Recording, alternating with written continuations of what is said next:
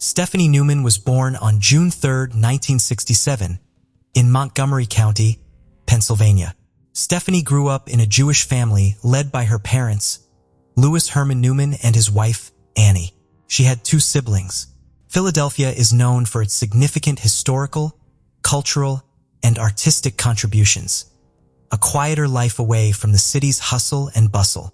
Stephanie was raised in Elkins Park, a suburb north of Philadelphia, where she quickly showed herself to be both beautiful and intelligent. At a young age, she began studying the Torah, the compilation of books that contain Jewish law and heritage, and she performed public readings, which require very specific intonations. Stephanie was active, extroverted, and sociable, never one to stay still, according to those close to her. At 16, she started working as a counselor at a girls' summer camp during her summer break. It was there she met Craig Rabinowitz, who worked at a nearby boys' camp. Craig, born on September 28, 1963, was 4 years older than Stephanie.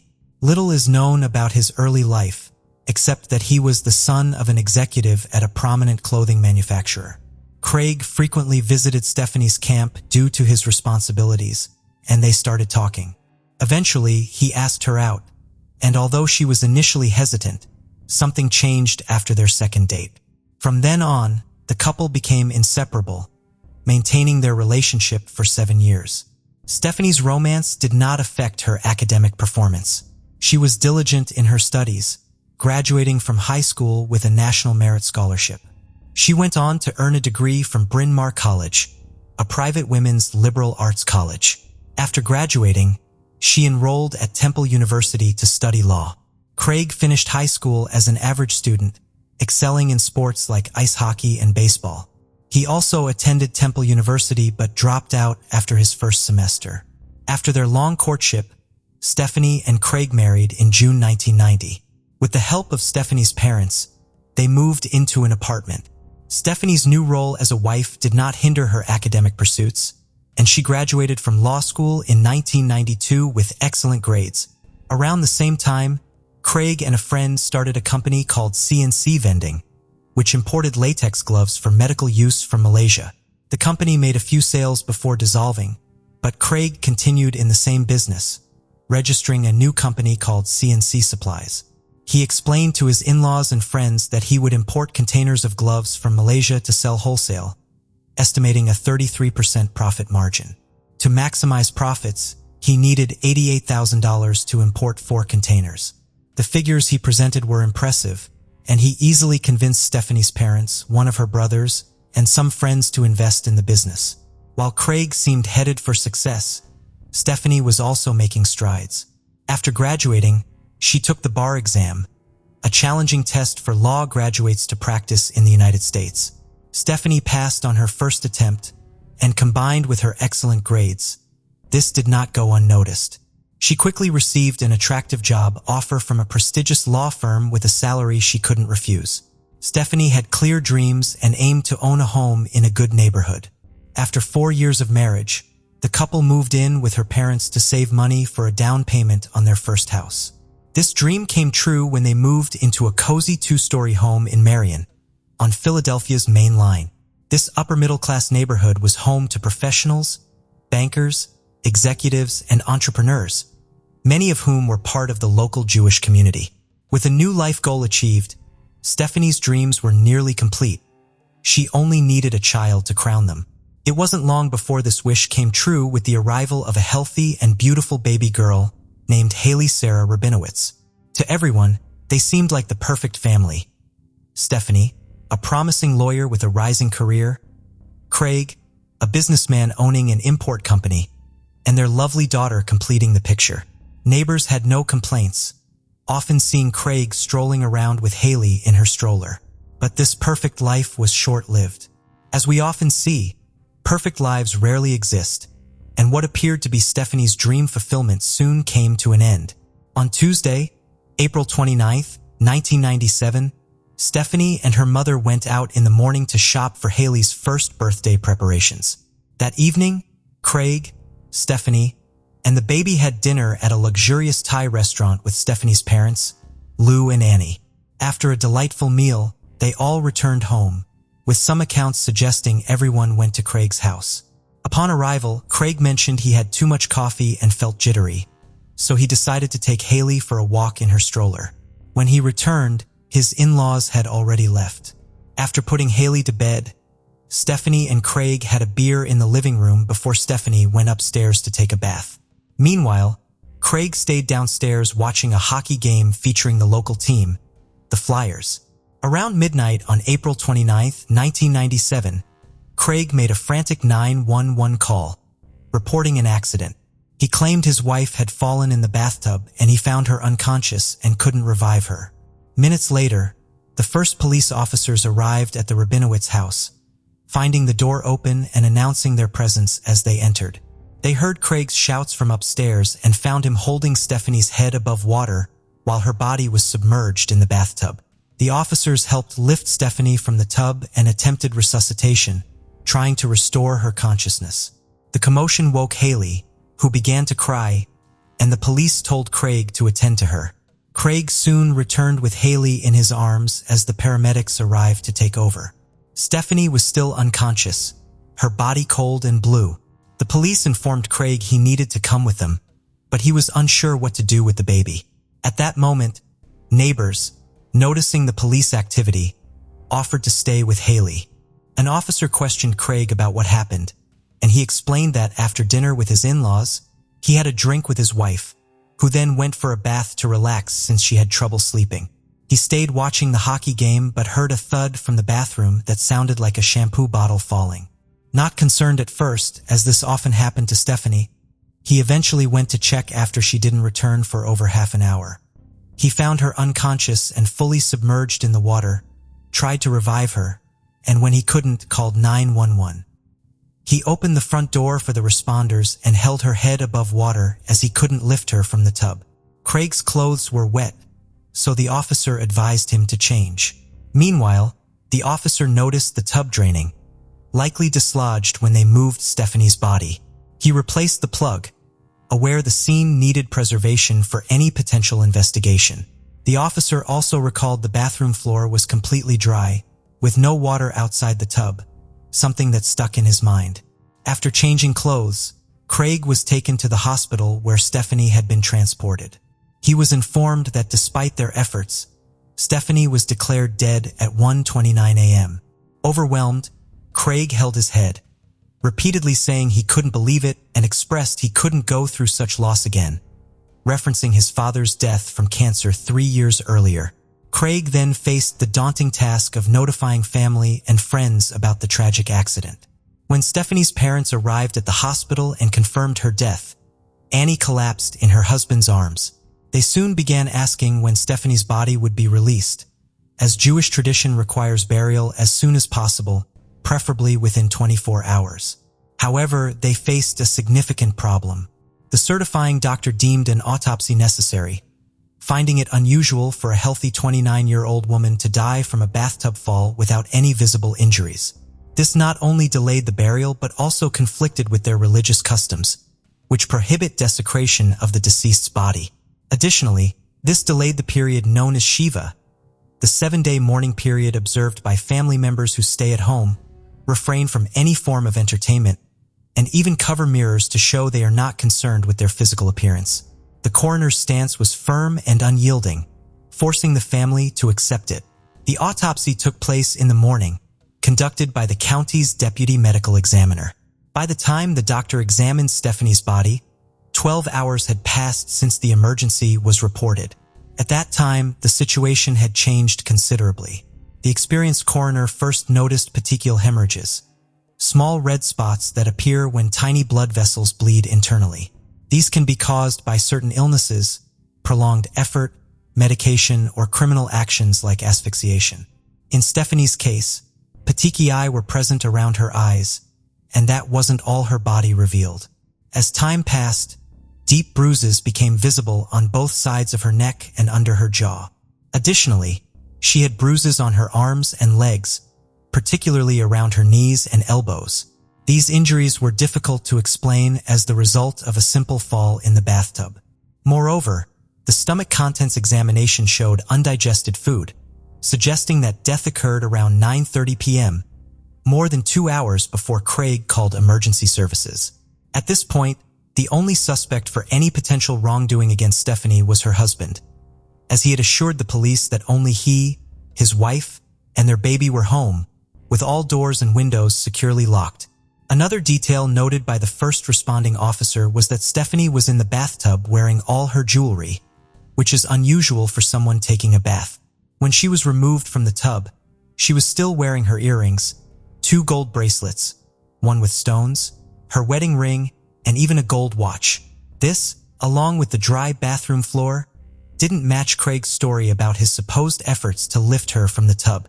The authorities quickly launched an investigation, re-inspecting the Rabinowitz residence and confirming nothing was stolen and there were no signs of forced entry. During this search, they found a bottle of zolpidem, a medication used for treating sleep problems. Craig stated that both he and his wife had been prescribed this medication due to their sleeping issues.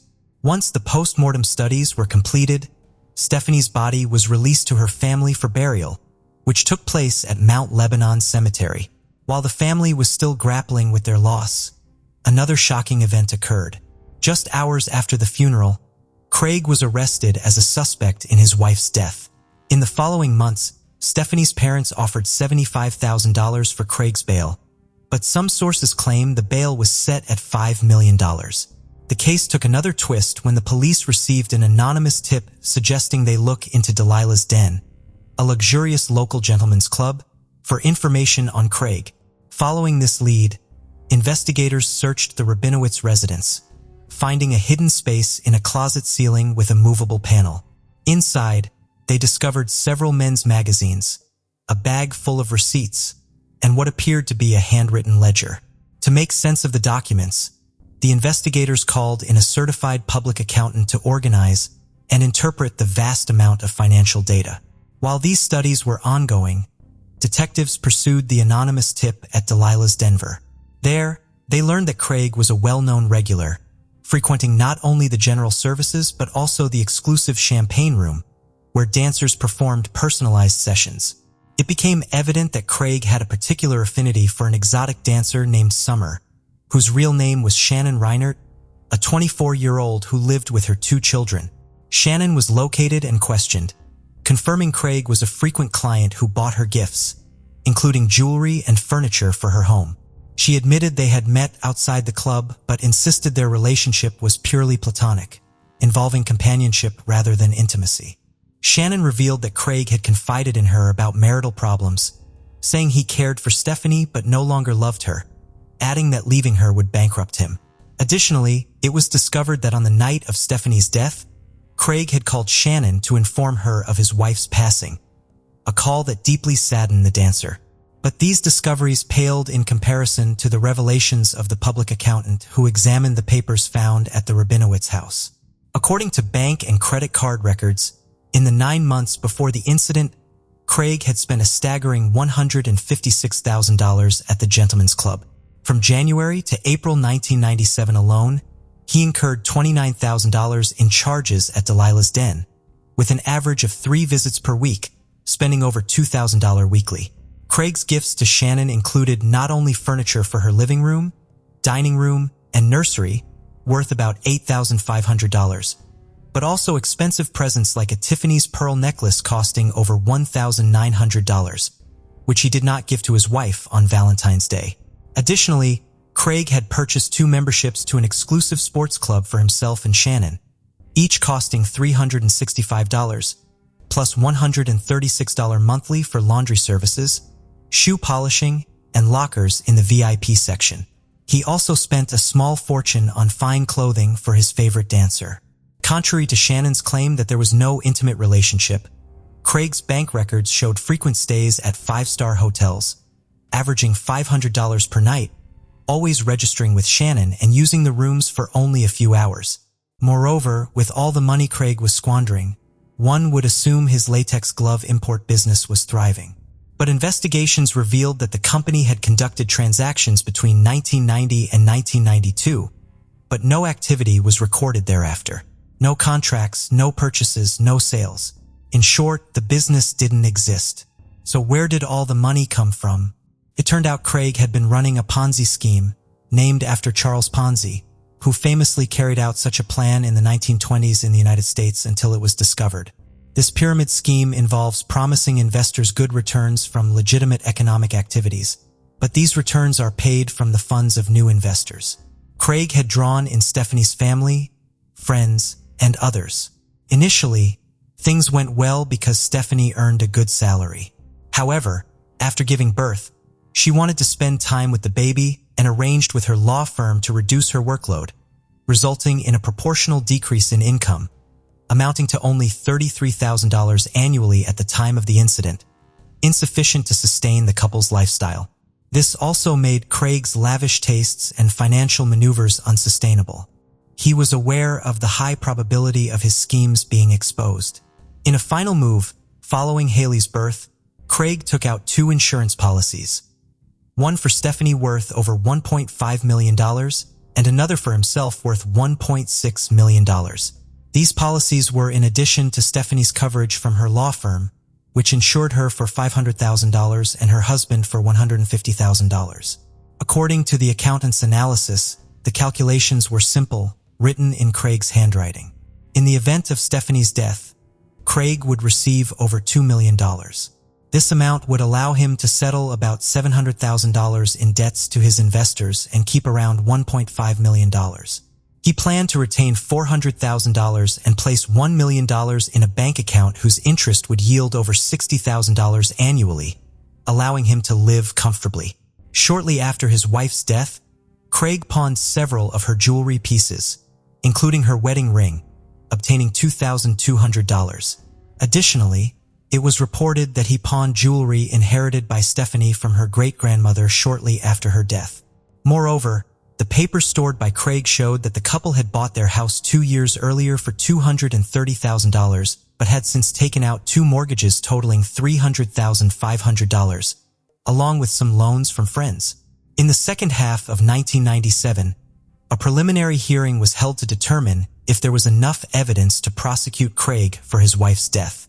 The case was presented by the first assistant district attorney, who explained the Ponzi scheme and how, at the time of the incident, Craig knew his lies were unsustainable. According to the prosecution, one theory was that Stephanie was sedated with a triple dose of Ambien, a medication prescribed only to Craig. Based on bruises found on Stephanie's right side, one hypothesis was that she died elsewhere in the house and was dragged up the stairs to be placed in the bathtub. Another possibility was that after administering an excessive dose of the sleep medication, Craig carried her to the bathroom to drown her in the tub once she fell asleep. He undressed the body, forgetting to remove the jewelry, and placed her in the water. Possibly, the contact with the water woke Stephanie, causing her to struggle, prompting her husband to strangle her. A process that likely took about 4.5 minutes. During the struggle, she likely injured her elbows and knees against the sides of the tub. The prosecutor revealed that a book about mortuary topics was found on Craig's nightstand, which stated that only 13% of deaths are subject to autopsy. This led him to believe that, coupled with religious considerations, the odds were in his favor, prompting him to take a calculated risk, not anticipating an unyielding coroner. It was also discovered that Craig planned to flee after his wife's funeral, as a suitcase with thousands of dollars in cash was found in the trunk of his car. Court documents revealed that years earlier, Craig had been detained during an investigation into a prostitution ring in Philadelphia but received immunity in exchange for his testimony in a 1993 trial, already married to Stephanie. Meanwhile, Craig's defense tried to bring up a supposed man who had knocked on a neighbor's door asking for directions. But the police confirmed that Craig was the only man at the Rabinowitz house, something he had himself affirmed, and there were no signs of forced entry. The calculations in Craig's handwritten ledger about what he would receive upon his wife's death and how he would spend it left no doubt that the act was premeditated. The revelations during this process left Stephanie's family and friends in shock. The attorney representing Stephanie's parents, Louis and Annie, read a statement saying they were overwhelmed by the information uncovered. They believed they knew Craig, but it was clear they had been deceived, just like everyone else he had spoken to. Friends and family thought he was a wonderful husband and father. They had even helped with nearly $100,000 for his so-called import business. The prosecution maintained that Craig's situation had reached a breaking point. His credit cards were maxed out, the house was overmortgaged, and friends and family expected returns from his non-existent business. Admitting the truth would mean his life was destroyed. Instead, ending his wife's life would allow him to clear his debts and fulfill his fantasy with Summer. Later, Craig's defense attempted to have the fraud and murder charges tried separately, but this was not accepted. The trial was set to begin on October 30th, 1997. When the trial date arrived, unfortunately, Louis, Stephanie's father, had passed away a month earlier and could not be present. On the first day of the hearing, everything changed. Craig pleaded guilty to killing his wife to obtain the insurance money. Shaking and sobbing, he claimed he decided to confess after a dream where his wife, father, and father-in-law approached him, placing their hands on his shoulders, telling him it was time to do the right thing. He added that he couldn't subject his family and his 17-month-old daughter to such a painful process. Before finishing his statement, he admitted that his life had become a sham, a counterfeit, and a fraud, and the hole he was digging grew deeper and deeper. What was right became wrong and vice versa. He added that his life was on a slippery, steep path and he had no excuses to offer. Following his statement, the judge sentenced Craig Rabinowitz, 34, to life imprisonment without the possibility of parole for the murder of his wife, Stephanie Rabinowitz. According to his prison records last updated on May 15, 2024, Craig remains incarcerated at the State Correctional Institution in Pennsylvania. In his mugshot taken in October 2022, at 58 years old and with a shaved head, he no longer looked as glamorous as in 1997. He is now 60 years old. Further details emerged during the investigations, such as the couple's return to Louis and Annie's home supposedly to save money for their dream house. In reality, they had been evicted from their apartment and were being sued for $6,000 plus legal fees, a debt Stephanie's parents eventually paid. Beyond the financial details lies the reality of Haley Sarah, who grew up with a father in prison and a deceased mother. She turned one the day her mother was buried and had to adjust to a new environment, new faces, and arms different from her mother's warm and loving embrace. Stephanie's maternal grandparents took care of Haley, and after her husband's death, Annie received family support to help shoulder the responsibility. Financial provisions were made for Haley's future. The funeral announcement requested contributions to an account in her name. Stephanie's law firm also established a trust fund for her. The house where the tragedy occurred, which became a site of curiosity for journalists and locals, sold easily in just 4 weeks for $225,000, only $5,000 less than they paid in 1995, but about $25,000 below market value due to its dark past. The sale proceeds were used entirely to pay off the mortgages on the property. In a twist of justice, Stephanie's life insurance money, which Craig had planned to use to solve his problems, was placed in a trust for Haley's future. A year after the incident, Philadelphia Weekly interviewed Craig in prison. He claimed Stephanie made him feel controlled and emasculated, describing her as overly orderly and rule-bound, while he preferred going with the flow, suggesting Stephanie was practically to blame for her own death. He also stated that if released, the first thing he would do is find Shannon. However, it seemed Shannon did not share his passion, as he reportedly wrote to her several times without receiving a response. Despite everything, it is clear that Stephanie was a wonderful, intelligent young woman who dreamed of marrying a good partner, having a home, and raising a baby. Yet Craig's selfishness, ambition, and lust turned these dreams into a nightmare, not just for Stephanie's loved ones, but also for their own daughter. The case of Athena Strand. Athena Strand was born on May 25, 2015 in the small town of Duncan, Oklahoma, USA. Her parents divorced and her father moved to Texas while Athena still lived with her mother in Oklahoma. Despite living far apart, her father kept in touch and visited her whenever possible. Sometimes her mother would bring Athena to see her father so they could spend time together. Both her parents remarried later and Athena had 2 younger sisters. Athena was a cheerful, sociable child. She loved to play and spend a lot of time outdoors. In the winter of 2022, when Athena was 7 years old, She temporarily left Oklahoma to live with her father in Texas until the New Year holidays ended. During this time, Athena attended a local elementary school. Her father's house was located in a remote rural area surrounded by forests and vast fields. Here, Athena had a great time exploring nature with her father and also built a good relationship with his new wife, Elizabeth. On November 30th, Athena returned home from school at around 4:15 p.m., just like every other day. She was home alone with her mother, Elizabeth, because her father and grandfather had gone hunting. That evening, Athena had an argument with Elizabeth. Athena finally felt upset and decided to go to her own room. Meanwhile, Elizabeth went to the kitchen to prepare dinner. After about 20 minutes, Elizabeth went to Athena's room to call her to dinner, but she was gone. She started searching the whole house, but couldn't find Athena anywhere. Elizabeth called the relative of her husband who lived nearby. Although Athena often visited the relatives, this time the relatives said that she was missing. Next, Elizabeth called her husband and told him about the situation. Her husband immediately asked her to contact the police and return home immediately. When she got home, Elizabeth called the 911 emergency number at around 640. Only 14 minutes later, the police arrived at her house. She explained the situation to the police and said that she thought Athena might have left home because of an argument between mother and child. Initially, the police seemed suspicious of Elizabeth because she had reported the child missing 40 minutes after discovering the incident. However, after listening to her description of the search around the house and contacting family members, they concluded that she might be telling the truth. The police immediately began searching the surrounding area. Although it was already dark, they still organized a search force within a radius of several kilometers around the house. They believed that the child might have gotten lost in the dark and needed urgent help.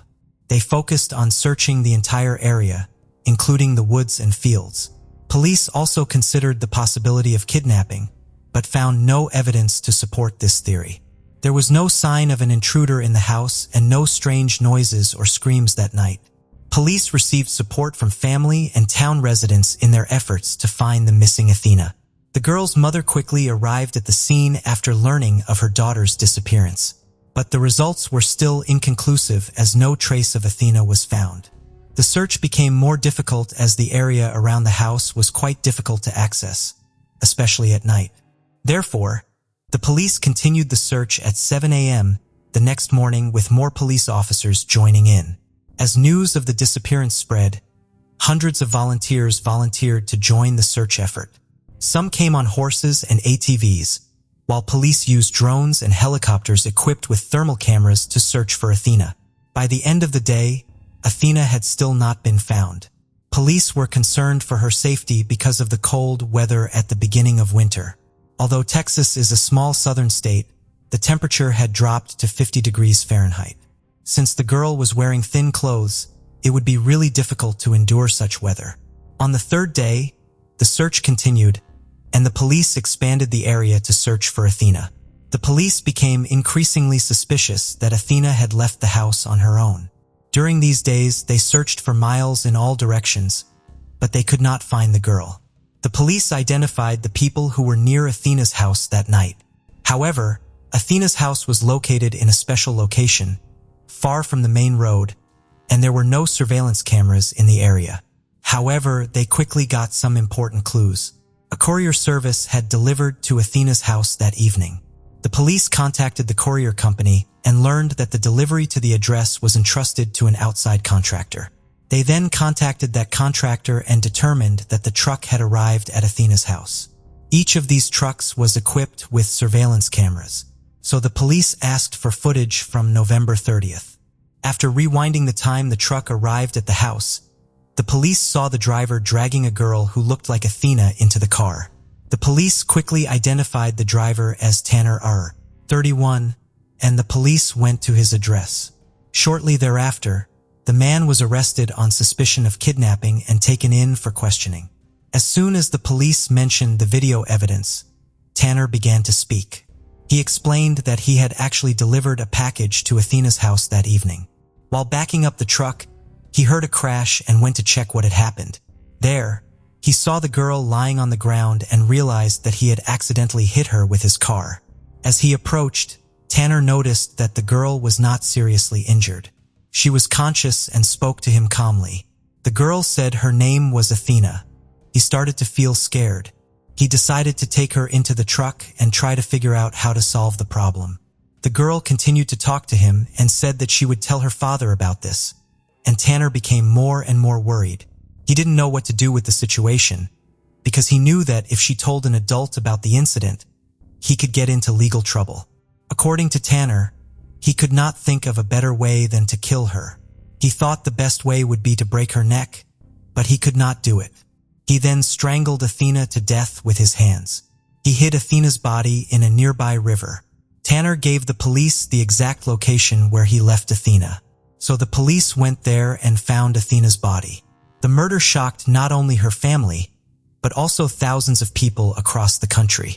All major media outlets reported the case, and many were horrified by the brutality. After the body was found, Tanner was charged with kidnapping and murder. While waiting for the medical examiner's report, the police scrutinized Tanner's identity, trying to better understand his motives. Tanner's account of the events did not seem plausible. According to Tanner, he lightly hit the girl with his heart valve, causing no serious injuries to her. However, Tanner was so depressed that he immediately decided to kill her, thinking that beating a child would cost him his job. Tanner's story seems very strange. Police found out that this man was engaged and had a 1-year-old child. In addition to delivering goods, he occasionally worked as an Uber driver. Tanner's daily life, he participated in performing in a band at several cafes in the nearby city of Fort Worth. On social media, he often posted photos with his son, snapshots during music performances, and other moments of his daily life. These images do not show that he was a cruel person. There is no information about his previous criminal record before his arrest. Police also found no indication that he might be a dangerous criminal. Meanwhile, Athena's parents filed a lawsuit against FedEx and the contracting company, accusing them of allowing Tanner to work. They called for higher standards for employee screening to prevent such crimes in the future. Police investigators said the package Tanner delivered that evening was a Christmas gift Athena's parents had ordered for her. It was a Barbie doll she had long wanted. However, when the results of the medical examination were released, the case became more complicated. Experts said Athena died within an hour of being kidnapped. Her body had suffered various degrees of injury, and the primary cause of her death was asphyxiation. Police then outlined a series of events that could have led to the incident. After an argument with her mother, Athena decided to go outside and stand in the yard. At this time, Tanner arrived to make a delivery and found her alone. According to this theory, he saw an opportunity to satisfy his lust. The area around Athena's house was quite isolated, and the police believe that Tanner may have tricked or deliberately attacked Athena to get her into the car without encountering any resistance. It is still unclear what happened next. There are two main possibilities that seem most plausible. First, Tanner may have planned to take Athena out of the house to carry out his evil intentions, but the girl started screaming or tried to escape. Fearing discovery, Tanner killed the girl and dumped her body in the river. Second, Tanner may have committed some kind of harassment against Athena that did not involve direct contact. In this case, medical experts would not find evidence of sexual assault. To learn more, police spent weeks digging into Tanner's past. They spoke to his relatives, friends, and acquaintances, looking for any signs that he might have been involved in other criminal activities. There was a major breakthrough in the investigation. The police found several people who said they had been assaulted by Tanner when they were children. However, the identities of these people have not been released to protect the investigation.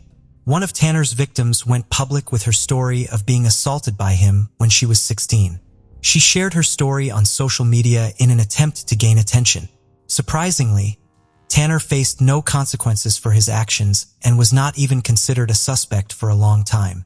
Sadly, the victim wrote that no one believed her during those years. However, after Tanner killed Athena, these allegations received more attention, exposing Tanner's true nature. Now Tanner will also face separate trials for 4 sexual assaults involving minors. In preparation for the trial, the government announced that they would seek the death penalty. Tanner himself has hired a lawyer to advise him to withdraw his confession and declare his innocence, but this is unlikely to help him avoid punishment, as the police have video footage from the truck as well as Tanner's testimony about the exact location of the body. We can only watch the trial unfold and wait for more details to become public. Hi everyone, thanks for returning. Let's unravel another perplexing mystery. The case of Elizabeth Nicole Forshee-Cyperta. Elizabeth was born on May 13, 1978 in Truckee, California. She lived with her parents and younger brother. When Elizabeth was 13, the Cyperta family moved across the street. Michael and Sally Cyperta had 2 young children and were struggling to balance work and family.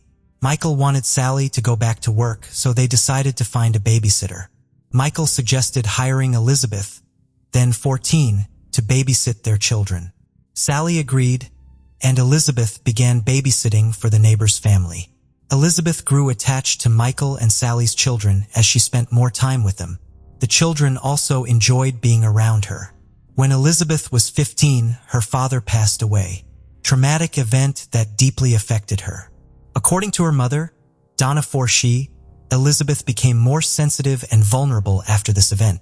She began to admire and grow closer to Michael Cyperta, seeing him as an ideal father figure. Elizabeth believes that Michael loves his children unconditionally and supports their interests. Elizabeth used to babysit Michael and Sally's children during the day. However, she started staying at their house until late at night. This continued for about 2 years. One day, Michael decided to move to Iowa with his family to be closer to his relatives. He invited Elizabeth to come along as a babysitter. Elizabeth's mother, Donna, strongly objected and tried to stop her daughter, even calling Child Protective Services to intervene. However, Donna's efforts were in vain. Elizabeth was too attached to Michael, Sally, and their 2 children. Although she was still in high school, she was determined to stick with her decision and move to Winfield, Iowa with Cyperta's family. After Elizabeth moved away, her mother Donna and her best friend Shannon Gerber maintained regular contact with her, either by phone or by weekly letters. Elizabeth graduated from high school in Iowa in May 1997. Donna attended her graduation and gave her daughter an emerald and diamond ring, which Elizabeth treasured.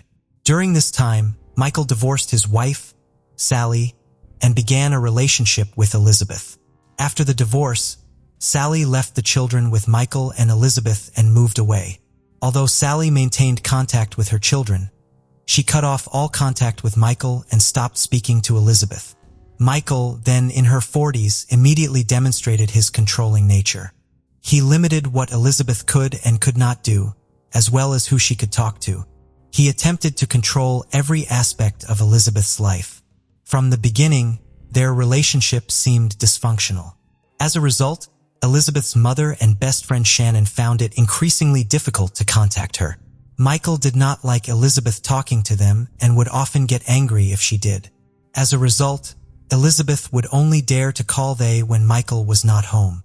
During this time, Elizabeth became friends with Harper Tracy through church. Harper noticed that Elizabeth had suffered 5 or 6 injuries during their friendship, including finger marks on her neck and bruises on her stomach. Harper's daughter, Sadie, who was about 7 years old, knew Michael's children through church and occasionally played at their home. Sadie remembers one time when she visited.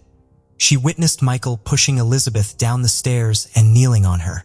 Harper also remembers Elizabeth arriving at church in a state of panic and fear after fleeing a violent argument with Michael.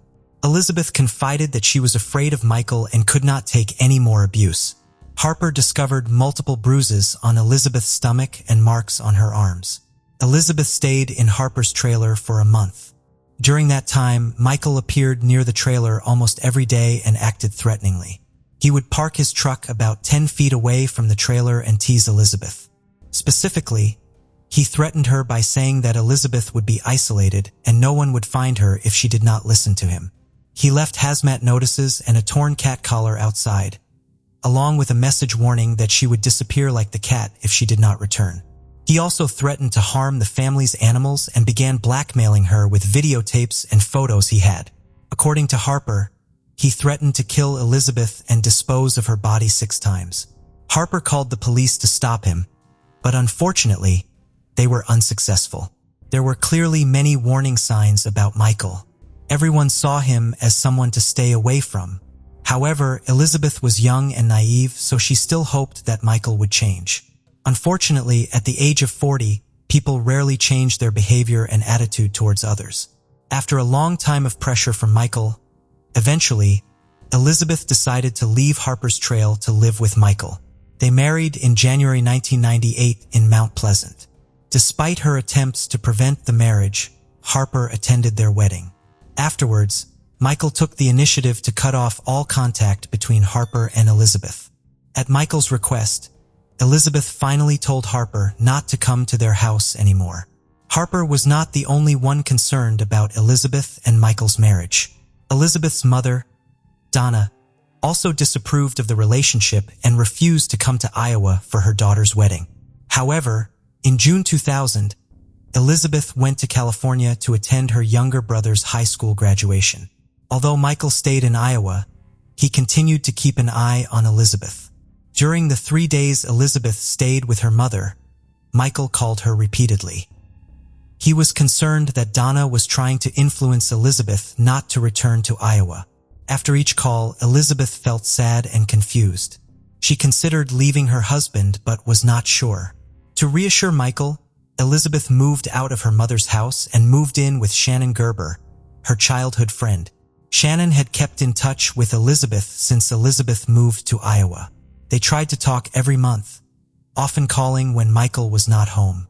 However, Elizabeth's move to live with her friend did not lessen Michael's anger. Instead, he began harassing Shannon by calling her repeatedly. Most of the calls were threatening. Shannon recalled Michael threatening Elizabeth.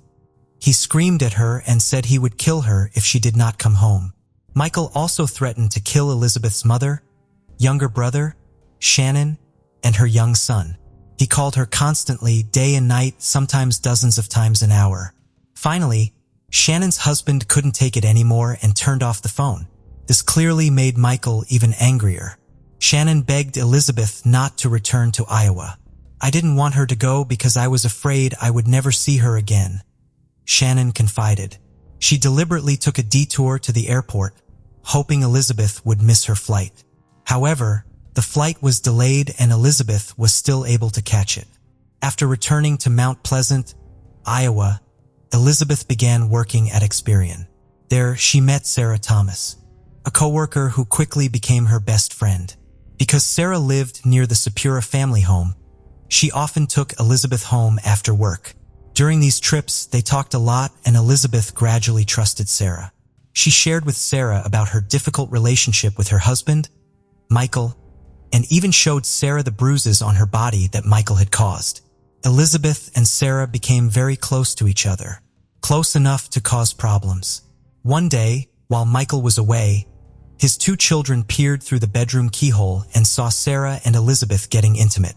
When Elizabeth discovered that the children had witnessed the scene, she hastily packed up and moved in with Sarah. When Sarah's girlfriend, Terry, went outside to walk the dog, Michael came over and asked her to call Sarah's work phone and ask Elizabeth to return home. He had a bottle of alcohol in his hand, and his children were following him and crying. Michael explained that his wife had left him. She was not answering his calls, and he did not know what to do. When Elizabeth and Sarah entered the apartment, they saw Michael and Terry waiting for them. Frightened, Elizabeth and Sarah left. Michael shouted at Terry to follow him. They got into the car and gave chase. The 2 couples met face to face in a nearby parking lot. Terry started fighting with Sarah because she felt betrayed. Elizabeth was sitting in the car at the time and was afraid to get out. Cursing, screaming, and threatening, Michael approached Elizabeth and dragged her out through the window of the car. During the struggle, Elizabeth suffered a lacerated rib and her shirt got torn. Sarah and Elizabeth fled to a nearby gas station where they reported the assault to the police. The state charged Michael with first-degree burglary and domestic abuse assault. The court approved the no-contact order protecting Elizabeth. Terry packed her things and left, so Elizabeth and Sarah started living together.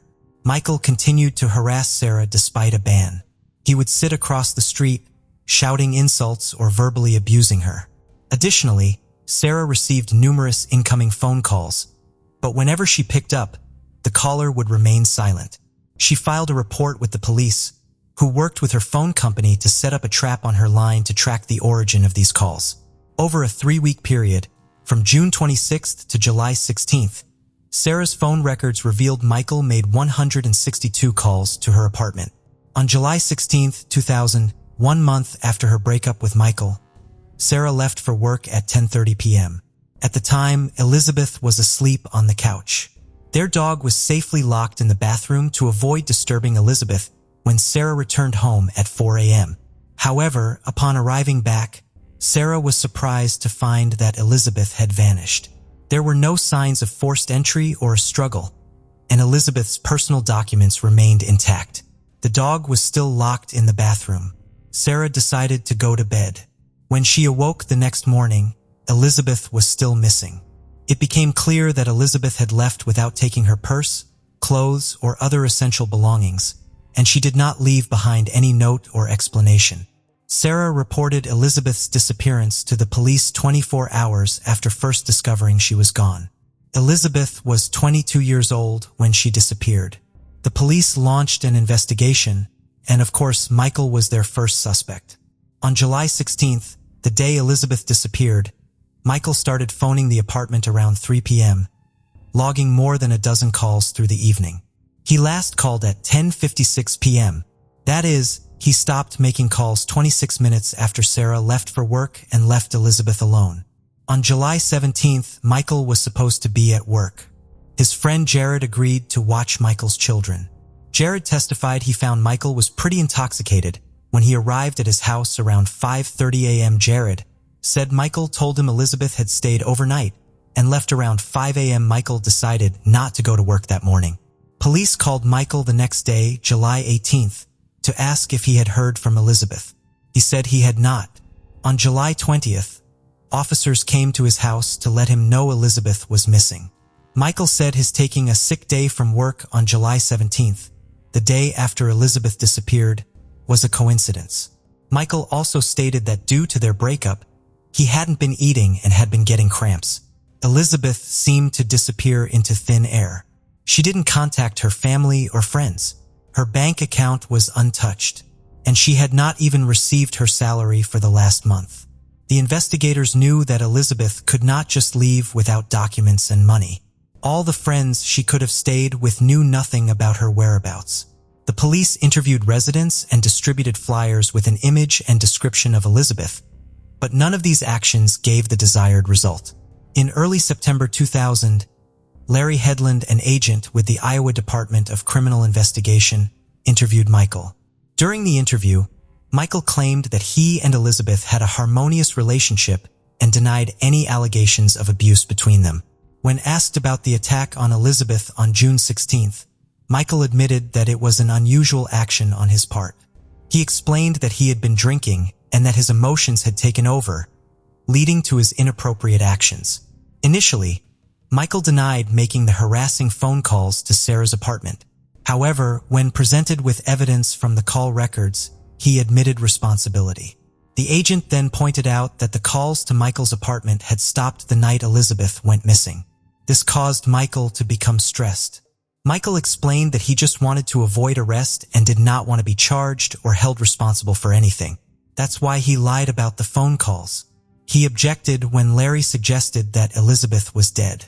After this interview, the police obtained a search warrant for Michael's home. In Michael's bedroom, the police found an unlocked safe. Inside or on top of the safe, an officer found a $2,000 gold pendant that Michael had given Elizabeth and a V-shaped diamond and emerald ring that she had received from her mother as a graduation gift. Elizabeth only removed the ring when she was showering or soaking in the tub. Otherwise, it was on her finger. In police photos taken after Michael attacked Elizabeth, the ring was still on her hand. Elizabeth had not been back to Michael's house since. So how did the ring end up in Michael's safe? When the police asked for an explanation, Michael said that Elizabeth must have left it behind when she moved out. However, officer pointed out that Elizabeth was still wearing the ring in a photo taken on June 16th, the day of the attack. Michael could not explain why the ring was in his bedroom. There are some suspicious points in Elizabeth's disappearance. Michael abruptly stopped contacting her on the day she disappeared, although the police only notified him 4 days later. This suggests that Michael may be hiding something. However, the police need concrete evidence to charge him. Time has passed so quickly that it is difficult to find clues. One possibility is that Elizabeth voluntarily went into hiding, but her family does not believe this. Although the case has been quiet for many years, her mother, Donna, has not lost hope that her daughter will return. Every year, she travels to Iowa, where Elizabeth used to live, to organize activities to raise awareness about her daughter's disappearance. In 2010, Donna rented a billboard with Elizabeth's picture and offered a $20,000 reward for any information about her daughter. Donna said she was concerned that something might have happened to her daughter, but she was hopeful that she would eventually be found.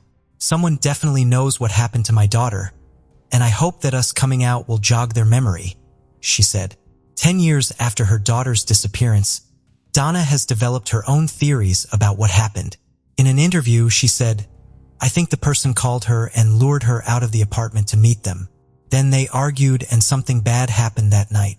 Despite the best efforts of the police and her family, Elizabeth's fate remains a mystery. Since her disappearance in 2000, investigators have searched 79 different locations but have not found Elizabeth's body. They entered her information into the National Crime Information Center's Missing Persons database. 17 years later, in 2017, the investigation was reopened. By this time, Michael Saperda had moved to Colorado. Police reviewed all the evidence and interviews. They discovered a key detail that had previously been overlooked. Jared, Michael's friend who was assigned to watch Michael's children on July 17, 2000, told police that when he arrived at Michael's house at 5:30 a.m., he found Michael quite drunk. According to Jared's testimony, Michael said that Elizabeth had stayed the night and left around 5 a.m. However, in previous interviews, Michael had never mentioned Elizabeth sleeping over at his house. More significantly, Elizabeth's jewelry was found in Michael's safe. Authorities decided to arrest Michael 17 years after Elizabeth went missing. Although her body was never found, investigators believe that Elizabeth was dead and that Michael was the culprit. In November 2017, Michael was arrested in Colorado and extradited to Iowa, where he was charged with first-degree murder in the death of his wife, Elizabeth. Donna said, "This is the best news we've had in 17 years. We've waited a long time and are so glad that he's finally been arrested." Michael later waived his right to a jury trial. The loss of key physical evidence, especially the victim's body, made it significantly more difficult for prosecutors to prove guilt. Without a body, forensic experts could not determine the cause of death, and the jury could not directly observe the victim's injuries or view crime scene photos. The defense argued that the prosecutor's goal was not to find the truth, but to convict Michael by looking for inconsistencies in witness testimony. Although the trial took place 18 years after the incident, the defense acknowledged during closing arguments that a body was not required to establish a homicide. However, Michael still challenged the state's evidence of Elizabeth's death. The district court concluded that the state had proven her death beyond a reasonable doubt. The court held that any theory that Elizabeth was still alive and could reappear at any time was unrealistic. The state presented evidence that Michael was the last person to speak to Elizabeth at 10:56 p.m. on July 16th, which he himself admitted. The district court noted Jared's testimony that Michael told Elizabeth to stay at his house that night. In addition, there were other suspicious circumstances. Michael unexpectedly left work on July 17th and did not call Elizabeth's apartment again, even though the police did not officially report her missing until July 20th. From this evidence, the state established that Michael's hatred of Elizabeth led to murder. Because Michael was controlling possessive of Elizabeth, it was highly likely that he intentionally caused her physical harm when she decided to leave him for someone else. The strained relationship between them was clear evidence of Michael's intentional intent to cause harm. The state presented evidence that Michael had repeatedly threatened to kill Elizabeth and dispose of her body so that no one would find it. From these repeated threats, the jury could conclude that Michael had intended to kill Elizabeth. The court reviewed the evidence and made a crucial decision. They discovered that Elizabeth had opened a new bank account just 9 days before her disappearance, but had not withdrawn her last paycheck. They concluded that she was dead. After carefully evaluating all the evidence, the court found that Michael was responsible for Elizabeth's death. On June 25, 2018, Michael Saperda, 58, was convicted of first-degree murder. On August 23, 2018, the court sentenced him to life in prison without parole and ordered him to pay $150,000 in restitution for Elizabeth's death. However, the story does not end there. In September 2020, the Iowa Court of Appeals changed Michael Saperda's conviction from first-degree murder to second-degree murder. Judge Mary Tabor, in a 30-page ruling, noted that while there was enough evidence to conclude that Elizabeth was dead and that Michael was responsible, the prosecutor failed to prove that Michael intended to kill Elizabeth. This led to the reduced charge. The case was particularly difficult because there was no body, weapon, or crime scene. Michael asked to be released or at least given a new trial. Ultimately, the court sentenced Michael Saperda to 50 years in prison, with the possibility of parole after 30 years. Robert William Fisher was born on April 13, 1961 in Brooklyn, New York. His father, William Fisher, worked as a banker while his mother, Jan Howell, was a homemaker. Robert was the eldest of 3 siblings, having 2 younger sisters with whom he shared a close bond, particularly with his youngest sister, with whom he was like best friends. In 1976, Robert faced a significant upheaval in his family when his parents divorced. His mother cited his father's controlling behavior as the primary reason for their separation. Unlike his sisters, Robert was deeply affected by the divorce. As the eldest, he had spent the most time with both parents together, making the split especially hard for him to understand and cope with. Fisher enlisted in the United States Navy and attempted to become part of the SEALs, but was not successful. He was an avid outdoorsman, hunter, and fisherman. Eventually, in 1987, he met Mary Cooper, who would become the love of his life. They got married and Robert began working various jobs, although he did not have a specific career path. At one point, he worked as a firefighter but had to quit due to a back injury. He later trained in other fields, including surgical catheters, and ultimately became a respiratory therapist. After marrying Mary, they settled in Scottsdale, Arizona, buying a house for $80,000 to start their family. Mary Cooper was a devoted homemaker and deeply religious, sharing her faith with Robert. Both were raised in Christian households and were active members of their church community. In 1991, their first daughter, Brittany, was born, followed by their son, Bobby. The Fishers were a close-knit family, raising their children with strong Christian values. Mary was known to be extremely loving and dedicated to her children, who were bright and excelled in school and sports. Brittany, in particular, stood out for her academic achievements and involvement in activities like gymnastics and soccer. But Robert was described as a cruel and distant control freak toward his family. He and his wife often argued about sex and money, with Mary taking a job she referred to as a security fund to her friends. Fisher once turned a garden hose on Mary for speaking out of turn. He was embarrassed that his son Bobby didn't enjoy hunting or fishing, and once tried to teach him and his daughter Brittany to swim by throwing them off a boat. Fisher imposed strict rules at home, insisting that the walls be painted only white and allowing only a few pictures to be hung. Several times, Mary's mother made special things, like quilts, but Mary was not allowed to hang them up. She had to store them in the closet. Despite these behaviors, Fisher tried to maintain an image as a devoted family man. However, the Fisher family's seemingly perfect life took a devastating turn in April 2001. On the morning of April 10, 2001, at around 8:30 a.m., emergency services began receiving multiple calls about a house fire in their neighborhood. The house in question belonged to the Fishers. Initially, it was believed that the family might have been inside, and the fire was possibly caused by a gas leak or a stove left on.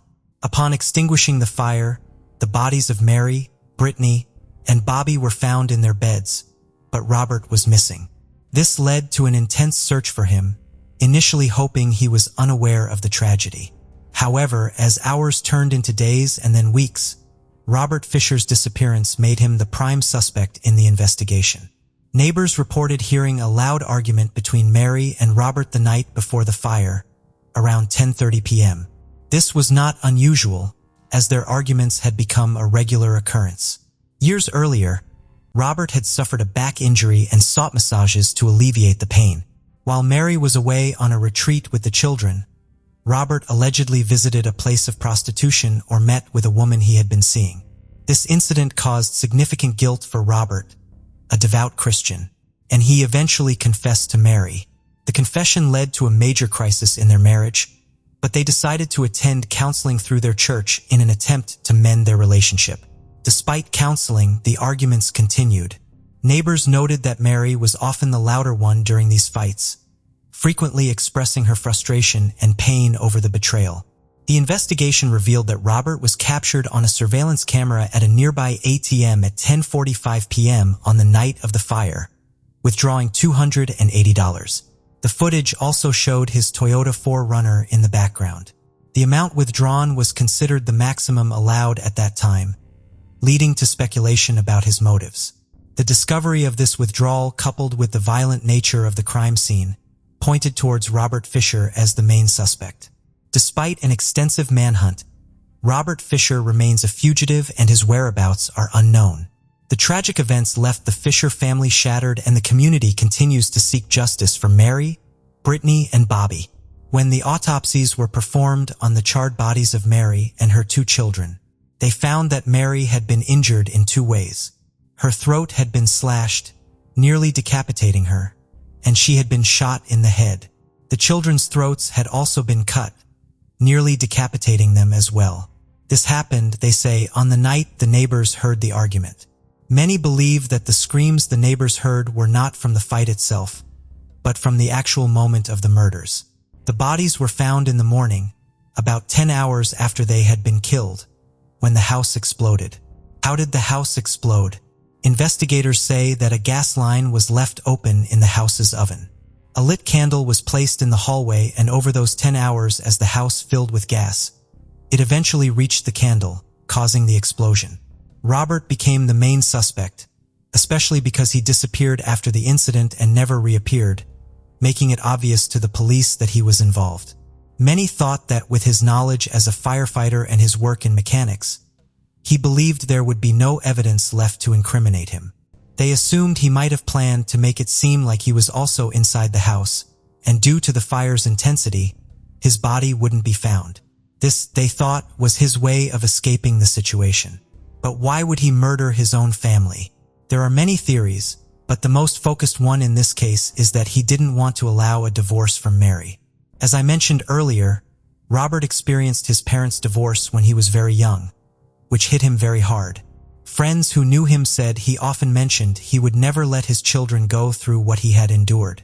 In the days leading up to the incident, Robert had been unfaithful to Mary, and although she forgave him once, he cheated again. Mary, realizing this, decided it was enough and sought a divorce. Some friends mentioned that just days before, Mary had explained her plans to divorce Robert and that she was determined to go through with it.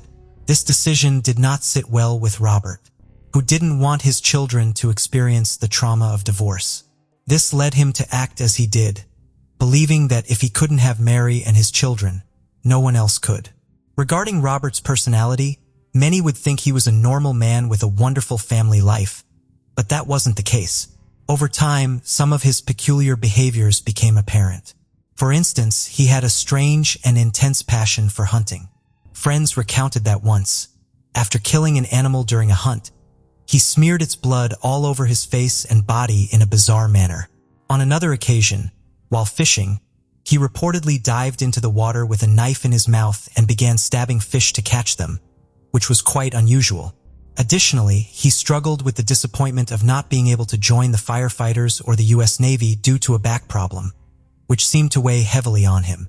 Moreover, those who knew him more intimately spoke of his controlling nature. Mary had confided in her mother-in-law that Robert's controlling behavior made her feel very strange and uncomfortable. His mother acknowledged that she had divorced Robert's father for similar reasons, as he had been equally controlling. There were also reports of Robert being extremely harsh with his children, pushing them to share his passion for hunting and forcing them to learn about and handle firearms. These behaviors painted a picture of a man with deep-seated issues, ultimately leading to the tragic events that unfolded. On one occasion, while hunting, he approached a family having a picnic and fired shots into the air to scare them. Several years before his wife and children were murdered, Fisher shot a stray pit bull.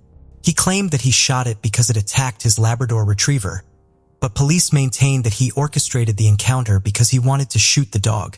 Fisher had been an active participant in the Scottsdale Baptist Church's men's ministry, but in contrast to Mary, had begun to withdraw from church activities a few months prior to the murders. According to some of Fisher's friends, Fisher spoke of committing suicide around 1998 when he despaired over the condition of his marriage. In 1998, the Fishers went to the senior pastor for marital counseling. Robert gradually distanced himself from the marriage counseling provided by the church, which contributed to the deterioration of his marriage.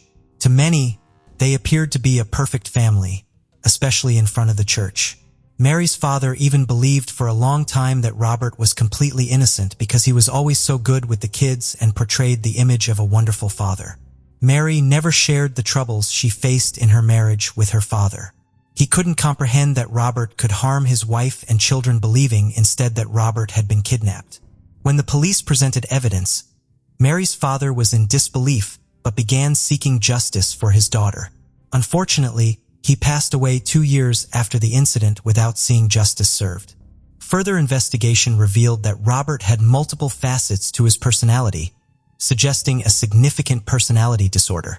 In some home videos, he is seen instructing his daughter to smile more, be very happy, then act scared and pull her hair. His behavior is peculiar, and at one point, he orders Mary to turn off the camera, looking at her harshly. In another disturbing video, he has his children parade around with firearms, almost pointing one at Mary to make her turn off the camera. These clues led the police to consider Robert Fisher the sole person of interest, eventually placing him on the FBI's 10 most wanted list.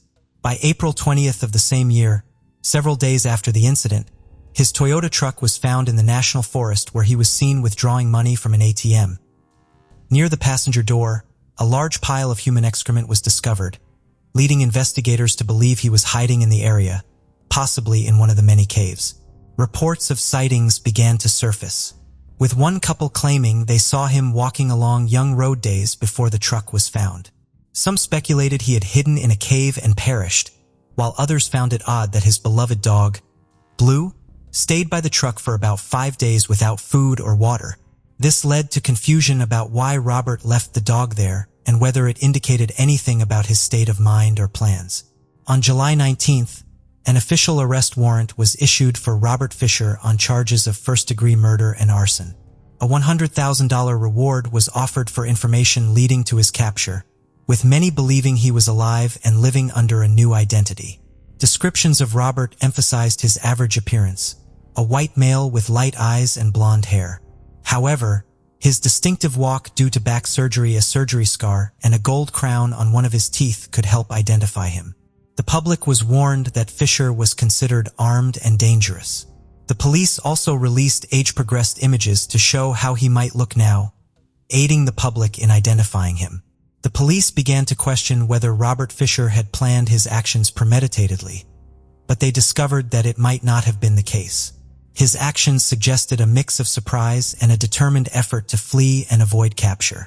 A truck driver reported helping a man who closely resembled Robert Fisher after the man's car broke down. Another testimony came from a woman who saw a man resembling Fisher. While she went to the bathroom, the man ordered a drink and stared at the fireplace for a long time. On the same night, another woman arrived at a hostel, asking for shelter because her boyfriend had just left her. The two women described the man similarly, raising suspicions that someone might have helped him escape, possibly a lover.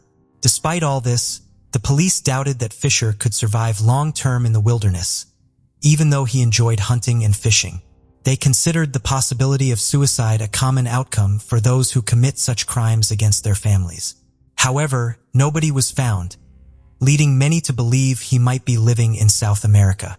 Some think he might be in Mexico, where he could live off cash without needing a credit card, while others suggest he might be in Brazil using his medical knowledge. In 2001, a man called a program called Most Wanted, claiming to be Robert Fisher, saying they would never find him. The police doubted the call's authenticity. In 2004, a man in Canada with a striking resemblance to Fisher was detained. When Robert's former neighbor saw him, he was convinced it was Fisher. The man had the same scar on his back and a missing gold tooth. However, fingerprint analysis proved it wasn't him. Despite these setbacks, the police continue to receive numerous sightings, but only a few have been somewhat credible. They urge anyone who sees someone resembling Robert Fisher to contact the authorities immediately, especially in Latin America, where he might be hiding. The case of Alexandra Morgan. Alexandra Morgan, known as Alexandra to friends and family, is a single mother of 2 children, aged 4 and 11. They live in Wilsley Pound, Cranbrook, Kent. Alexandra has lost contact with the children's father and has had to raise them on her own, which has not been easy. According to some sources, she works as a dog groomer. Alexandra is described as a dynamic and ambitious woman who is always looking after her children. She wants her children to have a better life and has worked hard to achieve it. On November 13, 2021, Alexandra met her parents and left her children in their care. She said she was going on a spa holiday with friends for 3 days. However, by November 17th, Alexandra had not returned to pick up her children as scheduled.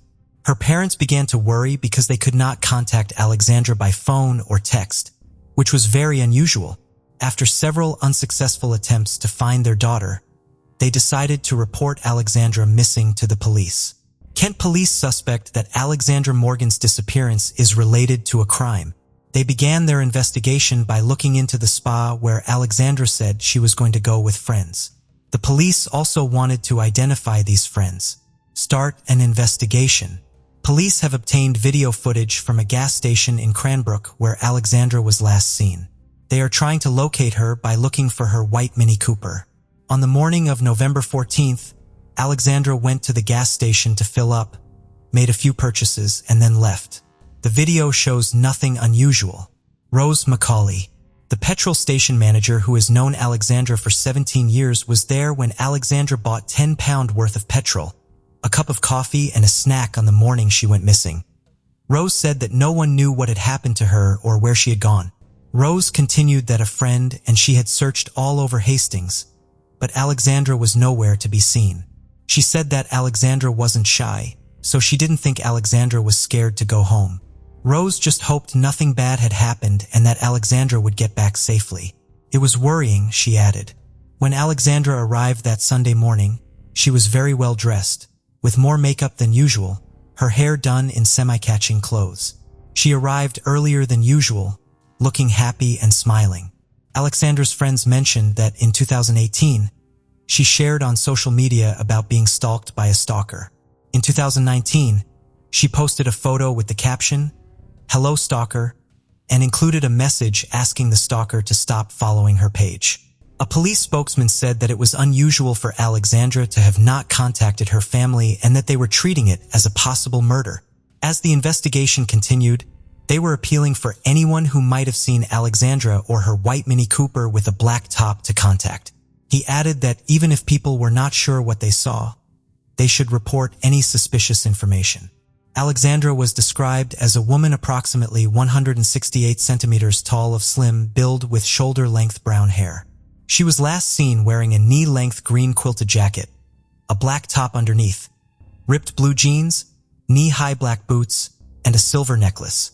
Usually, when someone goes missing, they don't leave any traces behind to help the police investigate. Many missing cases remain unsolved. However, Alexandra Morgan's case is different. She left behind the last digital traces that helped the police find clues to her fate. Not only that, these traces also revealed some shocking secrets. Further investigation helped the police find out more information about Alexandra. She wanted to improve her finances, so she started working as a call girl and advertised her services online without telling her family and friends. Women in this profession are among the most vulnerable. Everyone knows that they face risks because it is impossible to know in advance whether the next customer is normal or dangerous. This job is unsafe. According to the investigation, Alexandra had an appointment with a regular customer before she went missing. The police have arrested this man. On November 25, 2021, they arrested a 40-year-old man, Mark Brown, from St. Leonards-on-Sea on suspicion of murder. Mark Brown, a construction worker who is married with a son, his family were completely unaware of his secret life. Sussex police said that before Alexandra went missing, she had met Mark several times, and he had even bought her a Mini Cooper. Their first meeting took place on June 8, 2021, after Mark spotted her on an adult website. They met at her home in Sissinghurst, near Cranbrook, Kent. Things went well, and they continued to meet occasionally after that. The second meeting took place on June 21st, nearly 2 weeks later. This time, Alexandra went to Little Bridge Farm near Hastings, Kent, a property Mark rented to meet women and for other purposes. They met 7 more times in August and September. Alexandra did not realize she was falling into a trap. On October 23, 2021, Mark sent her a text message asking if she would like to engage in a risk-free business transaction. He made an offer that involved £100,000 for 35 days at a hotel he would protect, a new ID, a straight car, and money for shopping. Mark asked her to do some simple tasks, go out for a smoke, pack the money, and buy a few things. After receiving this offer, Alexandra did some online research, which showed that she wanted to improve her children's lives. She learned about the minimum deposit for buying a house in 2021. Alexandra also intended to use the money to start a business. She searched for information such as profits from opening a sunbed shop in the UK and taxes to pay on £100,000. These actions showed Alexandra's character and desire to improve her life. Alexandra lied to her parents that she was going to the spa with friends, but in fact she was planning to meet Mark at the farm. On the morning of November 14th, she left home and was recorded on CCTV buying petrol in Cranbrook at 7:20 a.m. She arrived at Little Bridge Farm at around 8 a.m. 3 days later, on November 17th, Mark drove Alexandra's car to Holmes Lane, St. Leonards, after replacing the real number plates with fake ones. The following day, November 18th, Alexandra's mother reported her daughter to the police because she had not picked her up and had stopped communicating. On November 23rd, police discovered CCTV footage of Alexandra's car following Mark's Jaguar to Little Bridge Farm. Kent police sealed off the entrance to the farm and interviewed Mark. He admitted meeting Alexandra, but claimed she had left after 45 minutes. Mark agreed to allow police to take his fingerprints and DNA. 2 days later, on November 25th, police arrested Mark as the prime suspect in Alexandra Morgan's disappearance. Before we get into what happened to Alexandra, we need to go back to when she met Mark Brown. At that time, Mark had a wife named Leah Ware.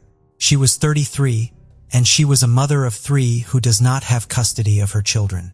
Leah first met Mark on March 25, 2018, through a prostitution website where she advertised her services.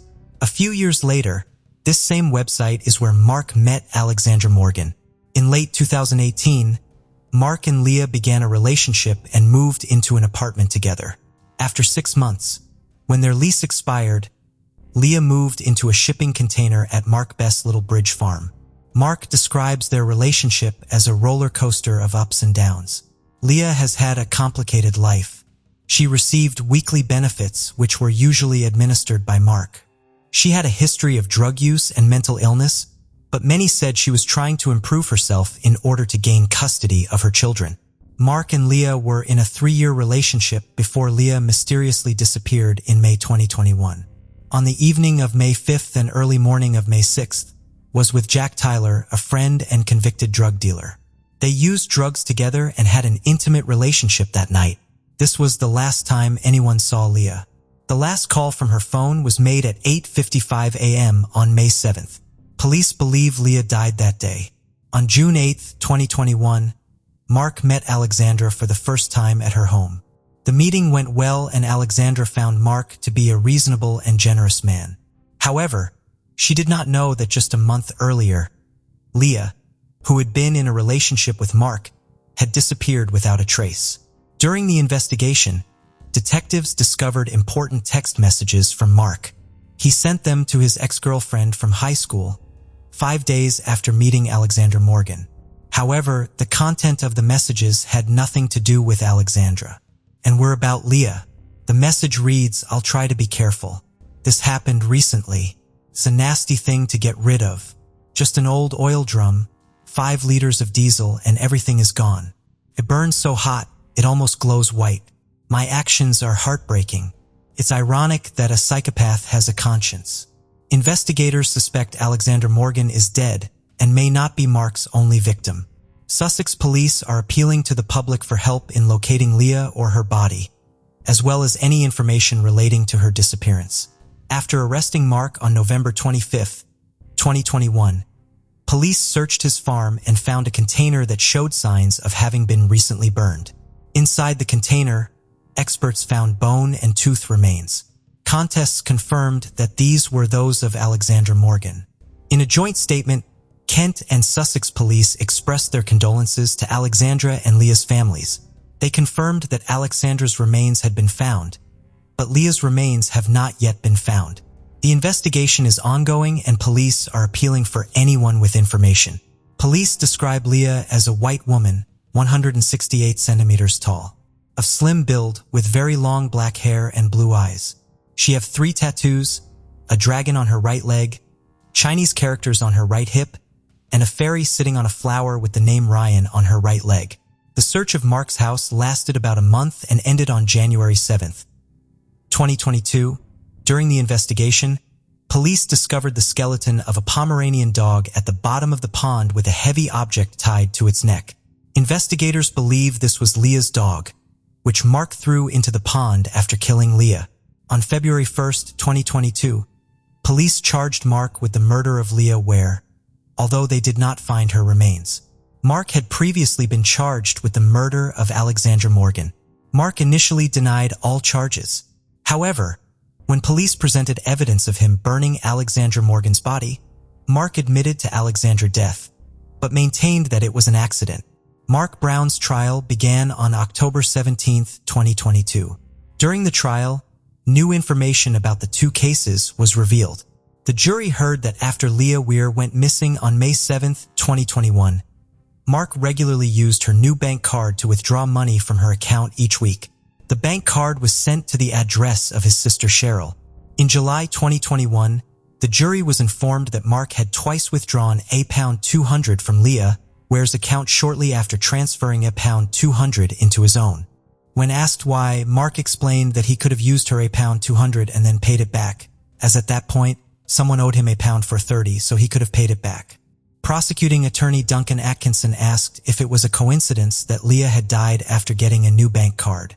A surprised Mark replied that he didn't understand what Duncan meant and that, as far as he knew, Leah was still alive. Duncan continued by asking if Mark was trying to take Ms. Leah's money and pointed out that Leah was in a place where money didn't mean anything. Mark was confused and said he didn't understand what Duncan was talking about at all, adding that it sounded like they were talking about 2 different people. During the trial for Alexandra Morgan's death, Mark maintained that it was an accident. He explained that Alexandra slipped and fell on a piece of equipment in the workshop he rented at Little Bridge Fawn, causing her to hit her head. When he rushed to her, he found Alexandra bleeding profusely.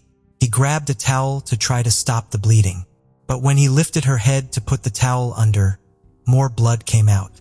Prosecuting attorney Duncan Atkinson objected to the defendant's testimony, stating that when the defendant first saw the victim lying on her back on the ground, there was a lot of blood around her head. This clearly showed that she was seriously injured and needed immediate help, especially medical attention.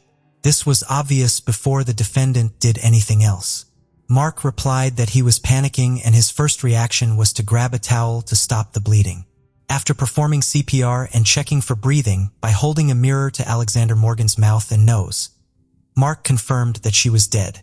Over the next 5 minutes, he did 3 things. He used his sweater to block the blood, he went outside to vomit, and he retrieved his phone to call 911.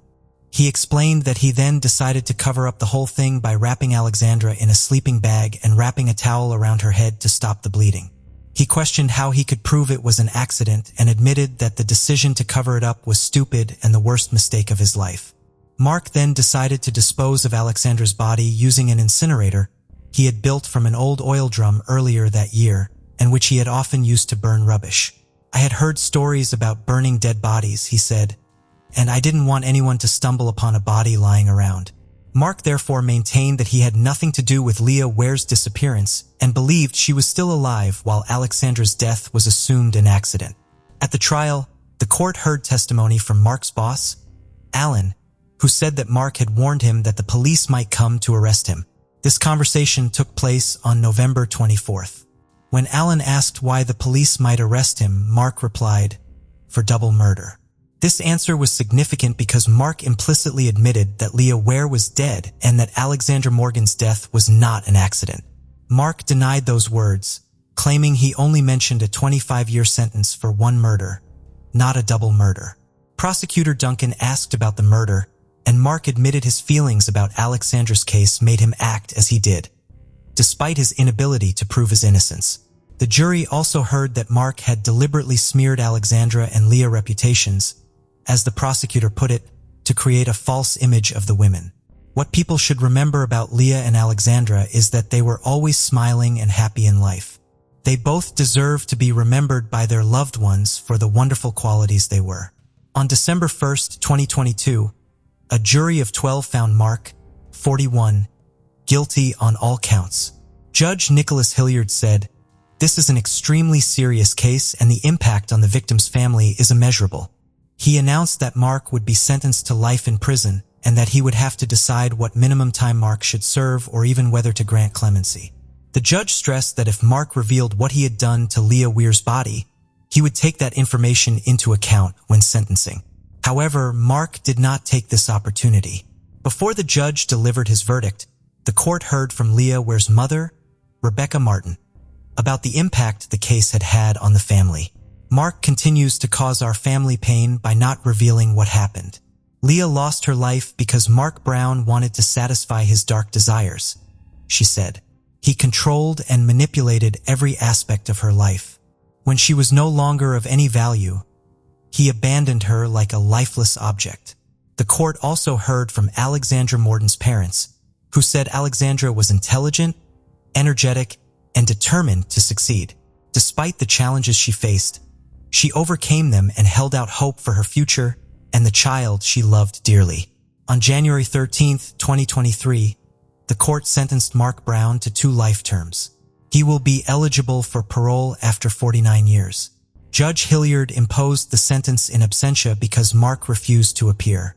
He said, "No sentence can ever measure the number of lives lost. Nothing can undo the defendant's actions. Cannot. His conscience is not troubled by what he has done." Case of the Blummel family. Roger Blummel, born January 17, 1965, was raised in a big, close-knit family with strong values. Even in high school, he was driven and ambitious. He worked in transportation and later discovered his talent in sales, where he excelled. Friends say he could sell anything to anyone, thanks to his kind, cheerful personality. He was always happy and loved making others smile. Roger enjoyed a fulfilling life and a strong bond with his family, but something was missing, a life partner. That all changed one day when he met the right person. Although the details of their meeting are unclear, a close friend recalled that Roger was immediately smitten with a young woman and confidently declared his intention to marry her by the end of the evening. The woman who caught his attention was Melissa. Born on January 1st, 1960, in Wichita, Melissa grew up in a loving family of 6 siblings, although she tragically lost a younger sister in infancy. Melissa was a kind, diligent, and helpful person who always put others before herself. She started her career as a bank cashier and worked her way up the ranks, earning promotions through her dedication, teamwork, and strong work ethic. Her career was marked by success, ultimately leading to her appointment as vice president of the bank. The first meeting of Roger and Melissa marked the start of a lifelong partnership between two kindred spirits, who tied the knot in 1991. On the surface, the Blumell family seemed to have it all. Melissa's rapid rise through the banking ranks, while Roger's charisma enabled him to successfully launch his own business venture. With a natural talent for bringing people together, Roger thrived on sharing good times with friends and spreading joy to those around him. In Melissa, he had found the ideal partner to share in his adventures. What's more, the couple's strong sense of social responsibility drove them to participate in and contribute to various charitable, sporting, and community-driven initiatives in their locality. The Blumell family had an idyllic life, but it lacked one thing: a child to bring laughter and joy. After years of trying to conceive, they decided to adopt. A social worker introduced them to Kesha, who was putting her two sons, Tony and Chris, up for adoption. The Blumell family wanted a closed adoption, but Kesha preferred an open one. In the end, the Blumell family approached one, and Tony and Chris became part of their family, starting a new life. Tony was amazed by daily dinners. The kids quickly adapted, thriving in elementary school and beyond. They excelled in high school, making diverse friends and starring in sports like wrestling and football. Tony's wrestling prowess earned him second place in a division competition, promising a bright future for the family. However, Tony's family life took a drastic turn for the worse during his senior year of high school. Until then, he had been a model child, but suddenly he became rebellious and constantly clashed with his parents, resentful that they favored his younger brother, Chris. He started drinking, breaking curfews, and even smoking marijuana, causing chaos at home and making it seem like all hope was lost for him to get back on track. Tony had always dreamed of joining the United States Air Force after graduating, but his new behavior ruined his chances. In 2013, he was arrested for a violent offense and then again for driving under the influence, which meant his record would prevent him from pursuing a career in military aviation. Tony's life spun out of control after these events. Lacking direction after high school, he shunned education and jobs, preferring to sleep in and get high on cannabis. Melissa lived in fear of his violent outbursts, and there was another secret the family didn't know. Since 2013, Kesha had contacted her biological sons on social media. Tony was excited to reconnect, but Chris seemed unreceptive. Kesha was devastated after giving them up, but relieved they were with a good family together. Reconnecting with Tony thrilled her, but she resented the family for allegedly turning Chris against her. Moreover, when Kesha learned about Tony's troubles with his adoptive parents, she saw an opportunity to reconnect with her son and swiftly extended an invitation for him to visit her. At the adoptive home, things worsened. Tony's rage boiled over, and he punched a hole in the wall. This was the last straw. The family realized they and Chris were no longer safe. After failed attempts to address Tony's behavior, Roger and Melissa made the tough decision to ask him to leave. He started by wandering aimlessly, but he soon understood he needed to take action to support himself financially. He got jobs at fast food restaurants, and to make some extra money, he also sold cannabis. Despite having no fixed address and sleeping at a different friend's place each night, he eventually fell in with a group of young people who were heavily into drug abuse. Amidst the despairing events, a lifeline emerged for Tony when Kesha extended an invitation for him to move to California and live with her. Tony seized the opportunity with eagerness, and the reunion took place in September 2013 at Kesha's California residence. Accompanied by his high school best friend, Braden, who had dropped out in his junior year to pursue a life of drug dealing, he arrived filled with hope, seeking Kesha's support, who was well-versed in the drug trade, to establish a large-scale marijuana operation in the area. They even discussed entering the medical cannabis market. The reality was that they had arrived to live in a small apartment, which had only one room. It is not hard to imagine that the situation in the place quickly became tense, particularly because Sean, Kesha's partner, had 2 jobs and was the only one bringing in money to cover the expenses for 5 people. Kesha only contributed a part of the social assistance she received for her daughter. Kesha, Tony, and Braden spent their days using drugs, and the woman's younger daughter was constantly under that bad influence. Sean reached a breaking point when she discovered Tony and Braden selling marijuana near her house. She told them to stop, citing the danger to her as the property owner. Then, she issued an ultimatum: get a job or leave the apartment. But instead of complying, the group banded together against her, eventually leaving for a nearby hotel for 2 weeks. However, without income, they couldn't afford the hotel bill. They didn't consider getting a decent job due to their financial struggles. Their initial plan was to head back to Kansas, possibly because Tony was familiar with the area from his drug dealings. After nearly a day of driving, they decided to stop in Arizona and spend the night at a hotel.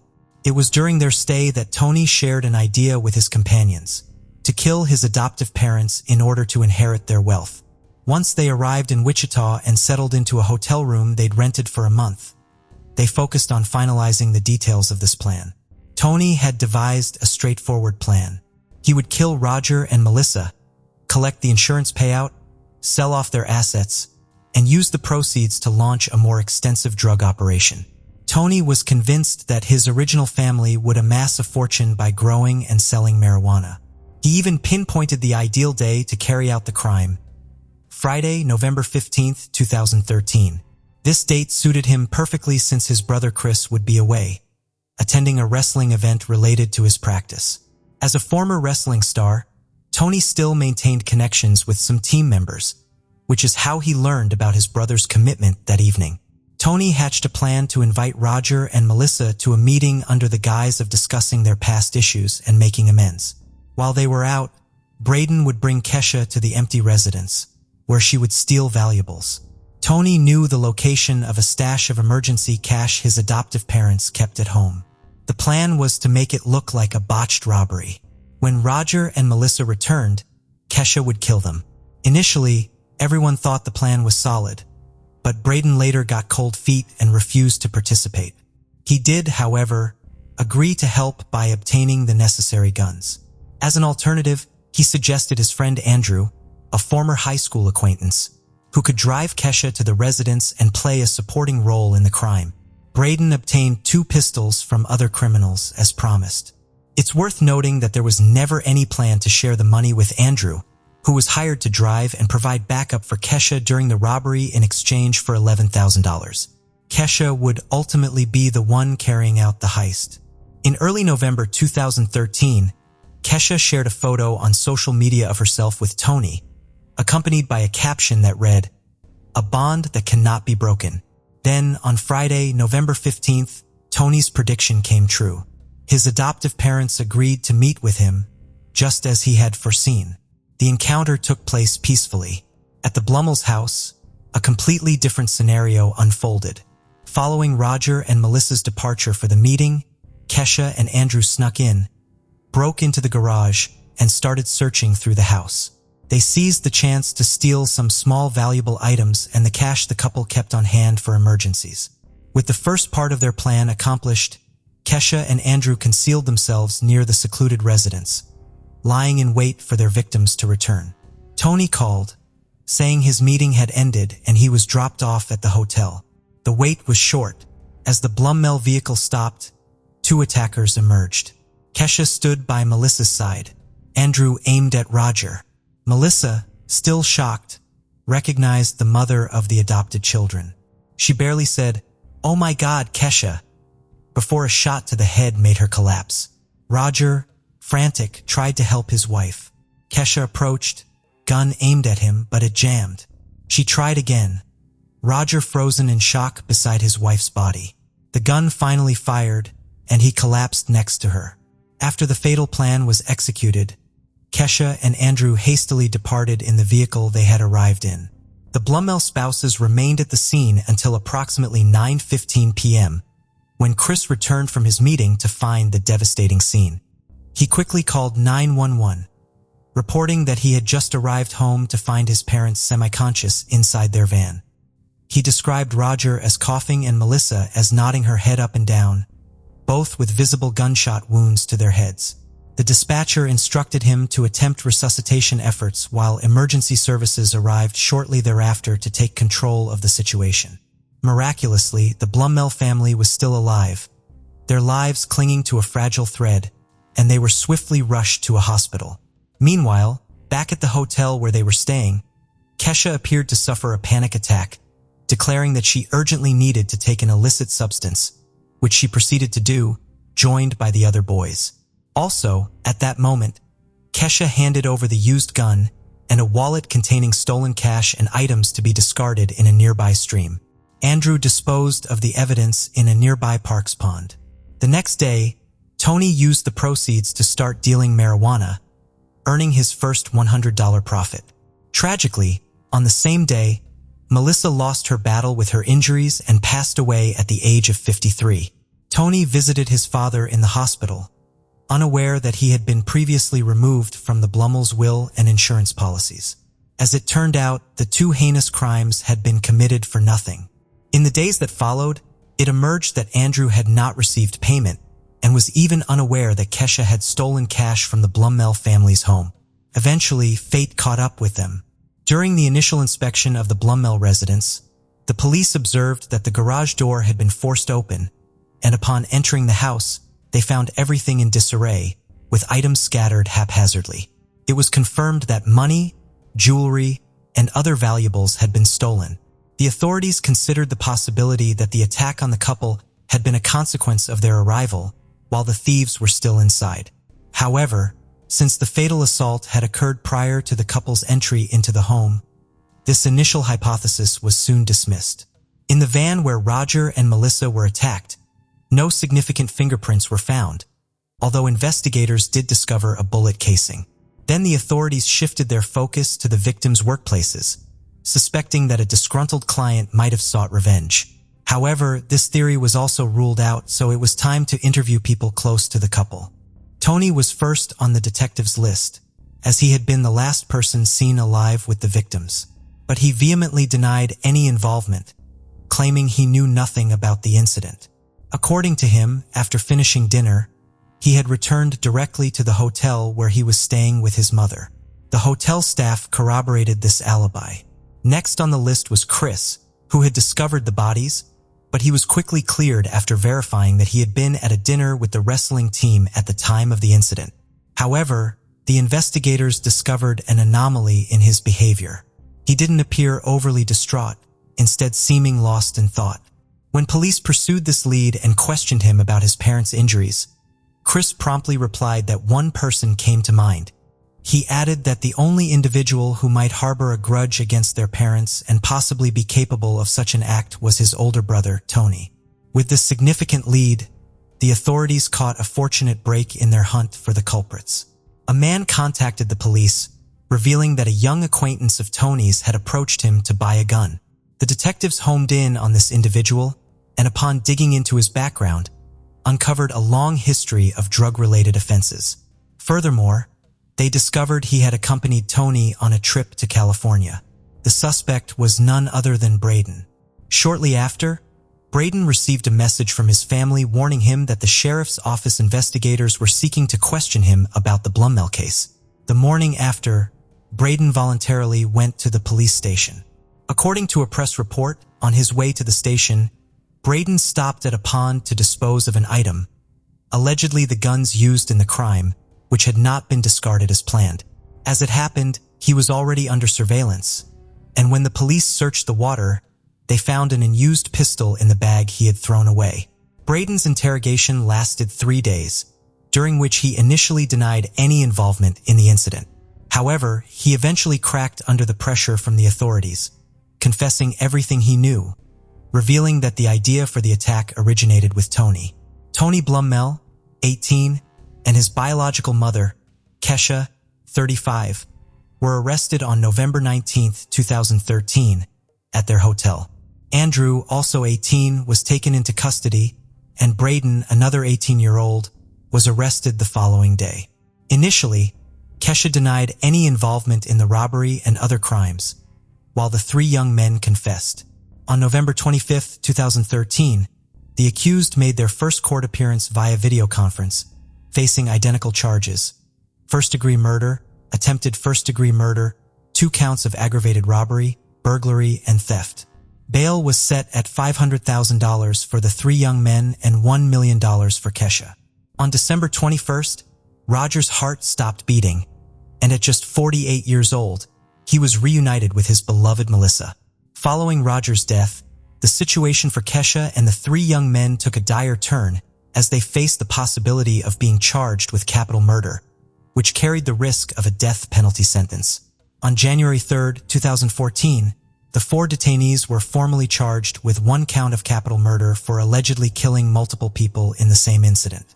Kesha also faced additional charges: 2 counts of aggravated robbery, 1 count of burglary, and 1 count of theft. The preliminary hearing took place on July 17th of that same year, by which time Braden had cut a deal with authorities, agreeing to become the prosecution's star witness in exchange for leniency in his sentence. In 2015, following a year of negotiations, Braden and 2 others implicated in the crime reached agreements with the prosecution. Under these agreements, the accused parties would not contest the charges brought against them, and in return, they would relinquish their right to appeal their sentences. In exchange, the prosecution agreed to refrain from pursuing the death penalty and to dismiss certain charges. In a series of separate hearings commencing mid-2015, each of the accused parties formally confirmed their intention to plead guilty. Kesha got life in prison without parole for capital murder, plus 10 years for aggravated robbery. Her sentences will run back to back. In court, she expressed regret and respect for the victim's family but denied involvement in the crime. She's still in a high-security prison today. Tony Blummel, known to all as Tony, received the same sentence as his mother. At the hearing, his Aunt Christina read a victim impact statement, thanking authorities for justice and mentioning the love Roger and Melissa had shown Tony. Tony listened in silence, tears welling up. Christina told him he'd chosen his path, and one day he might understand the consequences of those choices. Tony's now in a correctional facility with a record of many infractions. A week later, Andrew was found guilty of first and second-degree murder, sentenced to life and 155 months. Last, Braden, who'd made a deal with prosecutors, was guilty of second-degree murder, sentenced to 242 years. His first release chance is May 28, 2035, but he's had 71 disciplinary reports for bad behavior. The district attorney was satisfied with the case outcome. Despite waiving appeal rights, Kesha tried and failed. Undisputed, Roger and Melissa Blummel's lives ended tragically. Kesha's excess-driven life led to tragedy, sparked by a descendant rejecting her. For his part, Tony repaid the couple's love and care with resentment, envy, and violence, opting for an unjustifiable path of substance abuse that ultimately led him to commit a double crime. As a consequence, Kesha's younger daughter was forced to grow up in a foster home. In contrast, Chris Blummel, with the support of his family, managed to overcome the ordeal and build a fulfilling life. Nikki Allen was born in England during the 1980s, one of 4 daughters to Sharon Henderson. They lived in a low-income housing estate in the city of Sunderland, located in Time and Ware in the northeastern part of England. At 7 years old, Nikki spent her days with her 3 sisters, Stacy, 8, Sarah, 3, and Niam, 2. Sharon, despite being a loving mother, faced a series of unfortunate relationships. The father of Stacy and Nikki abandoned them, and her subsequent partner also left, failing to take responsibility for Sarah and Niam. Sharon had to work hard to provide for her children, as none of the fathers contributed to their upbringing. Fortunately, her father, who lived in the same building, was a supportive and loving grandfather. He helped Sharon with the girls whenever he could. Despite the challenges of single motherhood, Sharon ensured her daughters never lacked anything essential. Though their budget was tight, the love and dedication Sharon showed made their home a place of joy and warmth. The family cherished weekends and holidays like Christmas and Carnival, often taking outings in the eastern parts of the city. Mickey, like most children, was oblivious to their financial struggles, radiating happiness. Described as a lively and cheerful child with adventurous spirit, her brownish-red hair contrasted beautifully with her fair skin, complemented by her vibrant brown eyes and an infectious smile that made her stand out. On the evening of Wednesday, October 7, 1992, Nikki and her sisters were being looked after by their grandfather. Around 8:30 p.m., Nikki decided to go home, which was just a floor below in the same building. It was common for one of the older girls to head home first. Nikki knew the short route well, having traversed it many times without issue. That night, Sharon returned home to find Nikki missing. Initially, this didn't raise alarm as her other daughters, Stacy, Sarah, and Niam, had not arrived either. But when they returned without Nikki, Sharon called her father, who confirmed Nikki had left his apartment 10 minutes before her sisters. The building was a tight-knit community where everyone knew each other, and mutual support was a daily practice. Nikki was well-liked for her endearing nature. In growing worry, Sharon began knocking on neighbors' doors, asking if anyone had seen her daughter and calling everyone she knew to find Nikki. When no one could provide any information, Sharon's fear turned to dread. Nikki was missing. The community organized search parties to scour every corner of the building and its surroundings. The search went on through the night and into the early hours of the morning. Sharon's anxiety escalated into panic and desperation. As dawn broke on Thursday, October 8th, with no sign of Nikki, the family contacted the authorities. The police arrived and began a thorough search, questioning residents, Sharon, the grandfather, and anyone who might know something. A discovery that froze everyone's blood was made. Nikki's small shoes were found discarded at the entrance of an abandoned building not far from her home. With heavy hearts, neighbors and police entered the building, their dread growing with each step. The tension was palpable, likened to the calm before a storm. Inside, they found a dark, sticky stain on the floor, resembling dried blood. In the middle of it lay Nikki's lifeless body, a heartbreaking end to the frantic search. It was clear at first glance that Nikki had suffered a brutal attack. She sustained multiple wounds from a sharp weapon, and her head had been struck with a brick. The scene was heartbreaking. Nikki's fragile body lay in a pool of blood, utterly alone in an abandoned building. This moment marked the beginning of a relentless fight for justice for Nikki, a fight that she rightfully deserved. News of this horrific incident spread rapidly, shocking the entire city of Sunderland. The community was not only devastated because it involved a young, innocent child, but also because of the sheer brutality of the crime. The support for the family was overwhelming. Hundreds gathered to support Sharon and her family at the painful funeral.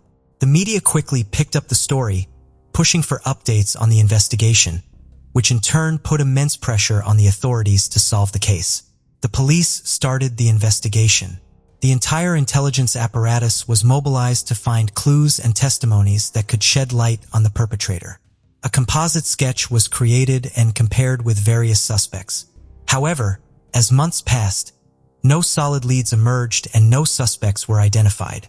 Despite the pain and anguish, Sharon did not give up.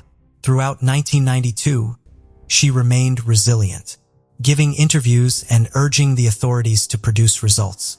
The detectives assured Sharon of their unwavering support and the commitment of the entire Sunderland police force to find the culprit and bring them to justice. But beyond the declarations and good intentions, the path to truth was fraught with obstacles and dead ends. Yet, Sharon clung to the hope that justice would eventually be served for the tragic loss of her beloved daughter. In late 1993, the investigation focused on George Heron, a young man who lived near Nikki's home. The evidence found at his residence was troubling. A knife matching the pattern of Nikki's wounds was discovered, along with blood stains on his shoes and clothes. George's sister provided crucial information, noting that on the night Nikki disappeared, George had spent an unusually long time in the bathroom. Although George initially denied leaving that night, for witnesses claimed to have seen him at nearby pubs buying Nikki's favorite chips. The police believe George used the snacks to lure Nikki to the abandoned building where she was killed. George insisted he was innocent, but he was detained as a suspect. After 3 days of intense interrogation, George confessed to Nikki's murder. This confession, though initially accepted, was later invalidated as it was obtained through coercion. All the evidence against him was circumstantial, but the police were confident they would secure a conviction. News of the arrest of the confessed killer was met with some relief, and the media quickly broadcast the development. Sharon felt a burden lifted, having spent an entire year desperately searching for her daughter's attacker, whom she described as a monster. The media detailed every aspect of the case against George, including his full name, residence, and image.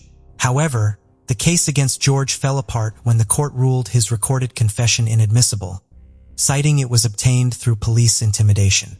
After a brief trial, it was concluded that there was no evidence proving George's involvement in the crime, and he was declared innocent of Nikki's murder.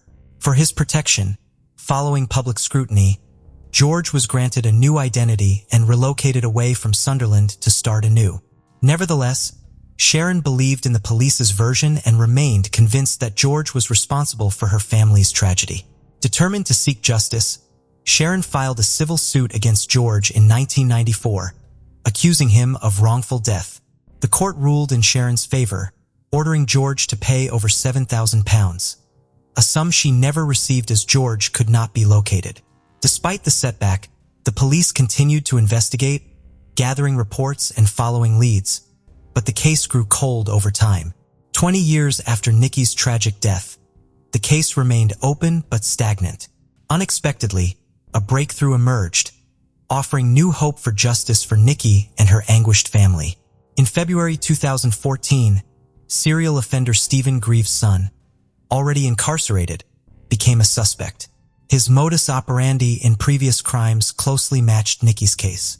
Stephen had a history of cooperating with authorities, confessing to unsolved crimes and providing valuable information on similar cases, making him a crucial resource for the investigators. However, this time, Stephen took a completely different approach. He declared his innocence and refused to cooperate with any aspect of the investigation. After decades of dead ends and false leads, hopes were pinned on the significant advancements in forensic technology of that era. Investigators conducted blood analyses to find evidence linking Stephen to Nikki's murder, but the results ultimately excluded him as a suspect. Once again, they were back to square one and had to start from scratch. This was disappointing news for the investigators and for Sharon, Nikki's mother, who had placed her hopes on this new lead. Despite the setback, Sharon didn't give in to despair. Committed to keeping her daughter's case in the public eye, she continued to give interviews to the media. Through her courageous persistence, she hoped to keep Nikki's memory alive and to maintain pressure on the authorities to fulfill their duty of ensuring justice for her little girl. As the 25th anniversary of Nikki's murder approached, Sharon made a public revelation that was both raw and heartbreaking. She admitted that she had not been a good mother to Stacy, Sarah, and Niam. She acknowledged that her other 3 daughters had grown up feeling neglected, accustomed to seeing their mother constantly dealing with the media and police, dedicating all her time and effort to keeping Nikki's case in the spotlight. Sharon's candid admission had a profound impact on the British public and sparked a wide-ranging debate about the struggles faced by those who suffer the tragic loss of a loved one and how it can affect other important areas of their lives. Moved by Sharon's public self-reproach and suffering, the community once again rallied around Nikki's case, demanding answers about the current state of the investigation and what was being done to find the culprit. The pressure on the authorities intensified and hopes for justice for Nikki were reignited. The media also got involved, emphasizing that the quest for truth and justice for Nikki was not just a legal battle, but also an emotional and exhausting ordeal for Sharon and her family. In May 2016, Sharon received a startling call from a woman claiming to have new information about Nikki's murder. This person, who had been 12 years old at the time of Nikki's disappearance and had been babysitting near the crime scene, shared her memories and possible leads with the police. In September of the same year, Sharon launched an online petition demanding a new, thorough investigation into Nikki's case. The petition quickly gained support, garnering hundreds of signatures in less than 24 hours, reflecting the public's interest in finding answers and justice for Nikki. However, the police and judicial system seemed to move at a frustratingly slow pace. Throughout 2017, Sharon continued to press the authorities. They assured her that they were still working on the case, even if no public updates were given.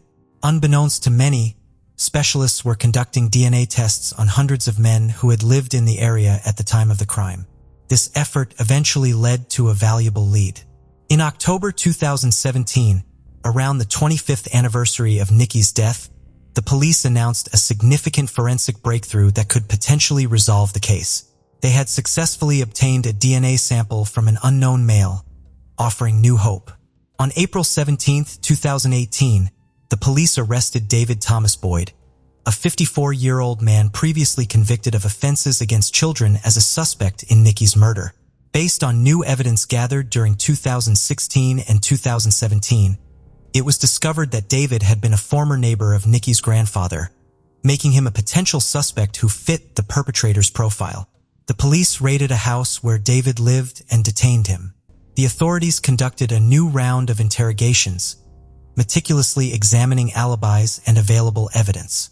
However, lacking solid evidence directly linking him to Nikki's murder, they had to release him pending further investigation.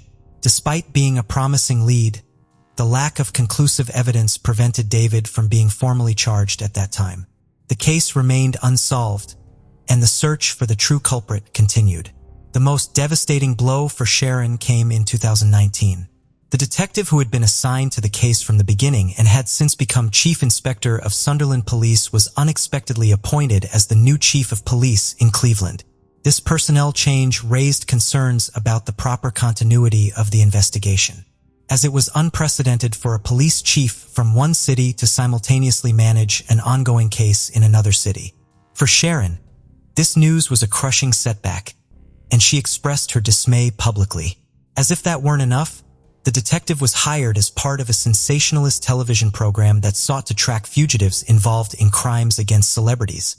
The scandal caused a national uproar, especially at a time when the reputation of the English police was under scrutiny due to various unfortunate events involving some law enforcement officers. Nevertheless, both the detective and the Sunderland Police Department issued a statement assuring that the investigation had not been halted and that they remained committed to finding Nikki's killer. Despite the obstacles and challenges, Sharon and the authorities' determination to achieve justice for Nikki remained unshaken. In April 2019, David was detained and interrogated once more about Nikki's case. However, the pandemic caused further delays, imposing limitations on judicial processes. Nonetheless, the police dedicated themselves to individually testing DNA samples from 839 men across the country related to the case or investigation, aiming to eliminate them as suspects. During 2020 and 2021, Sharon received new reports about potential leads and revelations from new witnesses who claimed to have unheard of information about the case. These new clues added to the previous efforts to uncover the truth that had remained elusive for the police, especially for Sharon, who was approaching 30 years of fighting for justice for her daughter. In January 2022, the police officially referred the case to the Crown Prosecution Service, thus transferring responsibility from Sunderland police detectives to a new administrative direction, placing the case in a bureaucratic limbo, much to Sharon's dismay. Fortunately, Sharon's fears were unfounded. In May 2022, there was a significant breakthrough when David was formally charged with Nikki's murder. He appeared before the court, pleaded not guilty, but was remanded in custody. On April 20th, 2023, the trial began. During the hearings, evidence against David was presented, including an animated video showing how he had dragged and disposed of Nikki's body. The prosecutor explicitly assured the jury that David was the true perpetrator of the fatal assault on Nikki. The trial continued with crucial testimonies and details about how David had lured Nikki to the site and committed the horrific acts. The prosecution presented evidence of David's DNA found on Nikki's clothing, which further strengthened the case against him. The prosecution alleged that David had taken Nikki to a wasteland by the River Ware, where he struck her on the head. They added that he had forced Nikki through an opening in a boarded-up window of the abandoned building, where he attacked her until she died. The autopsy revealed that Nikki had suffered a blunt force trauma to the head, likely rendering her unconscious before receiving the fatal stab wounds. The trial also revealed that David Boyd had been convicted in March 2000 for indecent assault on a girl in a Stockton park on April 8, 1999. He had also been convicted of public order offenses in 1986 when he approached 4 children and grabbed a 10-year-old girl.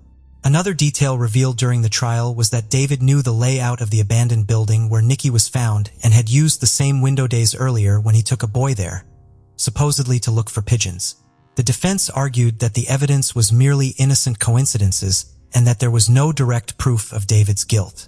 David concocted a story to explain the presence of his DNA on Nikki's clothing. He claimed he had spat from his balcony on the night of the incident, and Nikki might have touched a railing where his saliva landed, then wiped her hands on her clothes, transferring the DNA. The judge explained to the jury that the case was based on circumstantial evidence, but the evidence presented so far strongly pointed to David's guilt. On May 12, 2023, after just 2.5 hours of deliberation, the jury found David guilty of Nikki Allen's murder. The verdict was a huge relief for Sharon and a victory for justice after decades of relentless pursuit. The man who ended Nikki's life in dreams and caused immense pain to her family would finally face justice for his cruel actions. On a day that seemed unreachable for Sharon, she finally got the results she had long awaited after 31 long years. When the court delivered the verdict declaring the man guilty, the news was met with a mix of relief and emotion, and the courtroom erupted in applause. Outside the court, under torrential rain, Nikki's family shared tears, hugs, and kisses. Despite the celebrations, there was still discontent among the family regarding the way the police investigation was conducted. Despite the historic verdict, Sharon expressed her frustration over the long wait and the fact that the man had lived freely for years without deserving it. Nikki's older sister, Stacy, recalled seeing David several times near the buildings where they lived during their childhood. She mentioned that all the children distrusted him and described him as a very creepy figure. At the time of her statements, Stacy was 39 years old and shared the profound impact finding her sister's body had on the community, as well as the immense damage to their family. As candid as her mother about the devastating effects of losing Nikki, Stacy confessed to having behavioral problems and resorted to substance abuse and rave parties to escape the pain. However, she eventually found a path to recovery and redemption. She now works helping people with substance and alcohol dependencies overcome their struggles and is also a boxing coach. The long-awaited news came on May 23, 2023. David was sentenced to life imprisonment with a minimum term of 29 years before he could be eligible for parole, meaning he would only be able to apply for release on August 16, 2049. Following the verdict, the police issued an apology to 56-year-old Sharon for the failures in the original investigation and celebrated that Nikki's case was finally closed. After the news broke, Sharon spoke to BBC News about the 31 years of waiting for Nikki to receive justice. When asked about the police's apology, she said she did not accept it. She pointed out that she had repeatedly asked if they were considering David as a suspect, but was never listened to. She felt abandoned by the police all those years and stated that it took a forensic DNA breakthrough to finally capture David, who should have been on the police's radar from the beginning. Adding to her indignation was the fact that she learned about the conviction through the news. In response, the police stated that they had tried multiple times to contact Sharon, but could not reach her until after the media interviews. They assured that she would be given the opportunity to speak with a senior police official. Sharon responded that she preferred actions over words and urged the police to investigate other individuals she believed might be implicated in the crime. The official response to Sharon's new suspicions came swiftly. The investigator who had led the investigation since 1992 asserted that the police were confident David acted alone. She also expressed a desire to share information with Sharon to put her mind at ease. Indeed, the conviction of the guilty party provided some relief and closure to Nikki's family. However, Sharon said that a wound remained open in her heart. Nikki's story teaches us the importance of persevering until the truth is found. It also highlights the need to ensure that families who lose a loved one to violent crime receive adequate support throughout the often devastating process of seeking justice. Case of Adam Strong. Adam Strong was born in 1972 in Cornwall, Ontario, Canada. Very little is known about his family and upbringing. He never got married and didn't have any children. Strong worked at a local gas station and also as a security guard on a movie set. People who knew him described him as eccentric and arrogant, believing he was smarter than others. He enjoyed arguing and trying to prove his point until others agreed, but he wasn't typically aggressive. On September 11, 2017, a fisherman in Oshawa, Ontario, made a disturbing discovery in the city harbor. He found a badly disfigured and decomposed human torso floating in the water. The fisherman immediately reported his finding to the police, who retrieved the remains and sent them to forensics for analysis. Due to the body's severe decomposition, experts had a hard time identifying it. The torso was missing limbs and a head, and its internal organs were gone. The only clues about the victim were that she was a young woman between 18 and 25 years old. Her fingerprints, dental records, and distinguishing features couldn't be used for identification. A partial tattoo on her neck was visible, but its design was impossible to determine due to decomposition. As a result, a DNA analysis was the only remaining option, but no matches were found in the existing database. The police then began investigating cases of young women who had gone missing in recent months. In November 2017, nearly 2 months after the discovery, authorities identified the body as 18-year-old Rory Hatch, a high school student who had vanished in mid-August. She was several weeks pregnant at the time of her disappearance. Divers searched the harbor and nearby Lake Ontario shoreline, but no other body parts were found. The time and cause of death remained unknown. Experts examined the body and found numerous severe injuries inflicted while Rory was still alive, suggesting she had been tortured over a long period before her death. This discovery led to a major breakthrough in the investigation. For months later, an unexpected twist emerged. In December, the Wood family moved into a house at 19 McMillan Drive, Oshawa, where they noticed an unpleasant smell. Their downstairs neighbor, 45-year-old Adam Strong, assured them it was just a minor plumbing issue that he would fix soon. The neighbor tried to be friendly and polite, but there was something unsettling about him. When David's wife tried to welcome him with homemade cookies, he refused to let her enter his apartment, instead stepping out into the hallway and quickly closing the door behind him. In that brief moment, she caught a glimpse of his living space, which was in disarray, and was overwhelmed by the foul smell inside. Adam took the cookies, thanked the neighbor, and quickly excused himself. Later, when they crossed paths in the yard, he apologized for not inviting her in, explaining that he was about to start renovations and his apartment was not presentable at the time. Despite his polite demeanor, he seemed visibly nervous. As the Wood family settled into their new home, they tried to ignore the unbearable smell.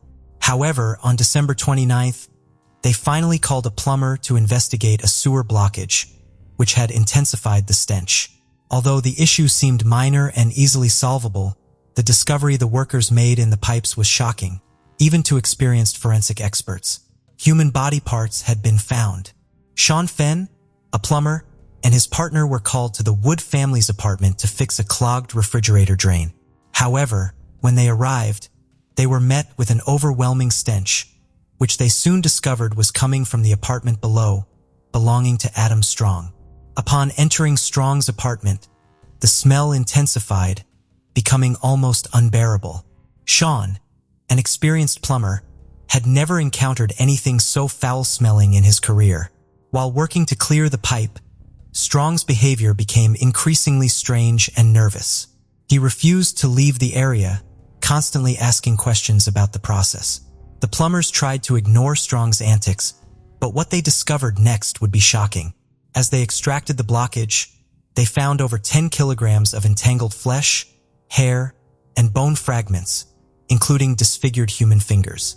Strong remained surprisingly calm, asking how the remains ended up in the pipe. Fenn immediately called the police, suspecting they had stumbled upon human remains in the pipes. When the police arrived, they confirmed the discovery of human flesh. Instead of denying the allegations, Strong calmly admitted that Rory Hatch's body parts were stuck in the pipe, with additional remains stored in his freezer. A search of the freezer revealed a severed head, limb fragments, and more, all packed in plastic bags.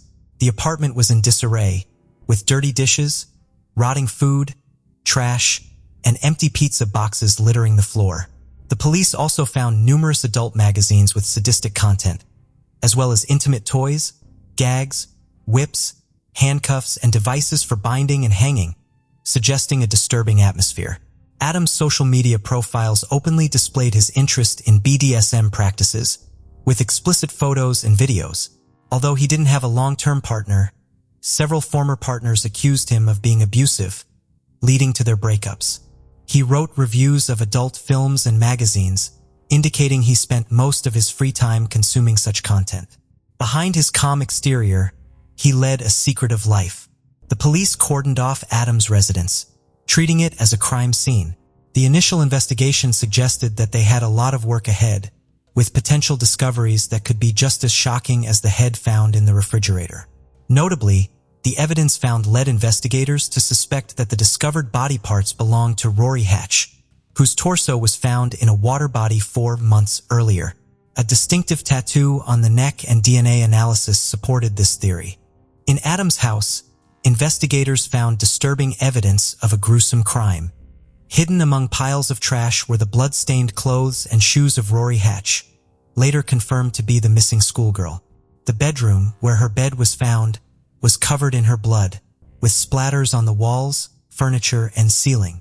A dissection table was found in the kitchen, suggesting that the suspect had dismembered and gutted the girl there. The entire area was contaminated with blood, skin particles, hair, and bone fragments.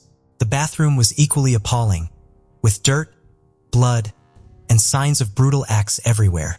It appeared that Adam had attempted to dispose of the body by flushing it down the toilet in parts, but when this failed, he tried to fix the blockage himself. A large collection of sharp weapons was also found in the house, likely used to dismember the girl's body. Rory Hatch was born in 1999 to a single mother, Shannon Dion. Despite her father's absence, Rory grew up in a loving environment, thanks to her mother and grandmother. Her family had a unique background, with her maternal grandfather founding a motorcycle club and being a skilled boxer with ties to the criminal underworld. Rory had a peaceful and carefree childhood, excelled in dance, and was an award-winning student.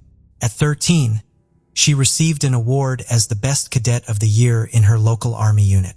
However, her life took a dramatic turn at 15 when she got introduced to drugs by a friend and became dependent. She began associating with questionable individuals, neglected her studies, and eventually stopped attending school altogether. For about a year, Rory's family tried to get her help for her addiction, but she would relapse every time. At 17, she ran away from home and turned to prostitution to support her drug habit. Then, her mother got her into a specialized program for teenagers with addictions, which forced her into treatment. This time, the efforts paid off and Rory was able to get back on track. She got a job, studied remotely, and eventually earned her high school diploma. She started planning for college and began a serious relationship with a boy named Anthony. In June 2017, Rory told her mother that she was pregnant and planned to keep the baby. However, Rory's mother didn't know that her daughter had started using drugs again. Rory met with Constable Christopher Crane at a shopping center in mid-August. He had been monitoring her for 18 months to keep her away from negative influences. During their meeting, Rory confessed that she had started using drugs again and lost her job a month prior, often exchanging sexual favors for money or drugs. Constable Crane was deeply disturbed by her revelation and promised to help. He stepped away to make an urgent call to arrange for her hospitalization. However, when he returned, Rory was gone, and the constable was unable to find her. The next day, Rory's mother and uncle took her to the hospital after finding her incoherent due to substance use. They left her in the emergency room queue and stepped out for about an hour. When they returned, they were shocked to discover that Rory had vanished. And sadly, she was never seen alive again. A review of hospital surveillance footage showed that Rory simply got up and left the hospital on her own. Her family reported her missing the next day, but despite an extensive search effort and widespread social media attention, no one was able to find her. It's likely that her addiction led her to seek out drugs at Strong's house, where she may have exchanged sexual favors for them. After Adam alerted the police to the location of the remaining body parts, an investigation was launched. Investigators expected him to cooperate, but instead, He became unresponsive and refused to answer questions at the police station. He remained calm and denied any wrongdoing. Because there was no direct evidence linking him to the girl's murder, Adam was only charged with desecrating a body. His lawyer's efforts to secure bail were unsuccessful, and he was held in jail awaiting trial. The investigators struggled to find an effective approach to questioning him, trying to elicit an emotional response that might provoke a confession. Strong was evasive when questioned about Rory's presence in his house and what he did to her, but openly discussed his fondness for bladed weapons and extensive knife collection. A thorough search of Adam's house uncovered a dirty hunting knife with dried skin fragments that appeared human in a hidden closet. Although the DNA from the knife didn't match Rory's, it belonged to another individual. It took several months to identify the owner of the DNA, but by July 2018, it was established that the traces on the weapon belonged to Candace Fitzpatrick, a woman who had vanished about 10 years prior. Candace Fitzpatrick shared similarities with Rory.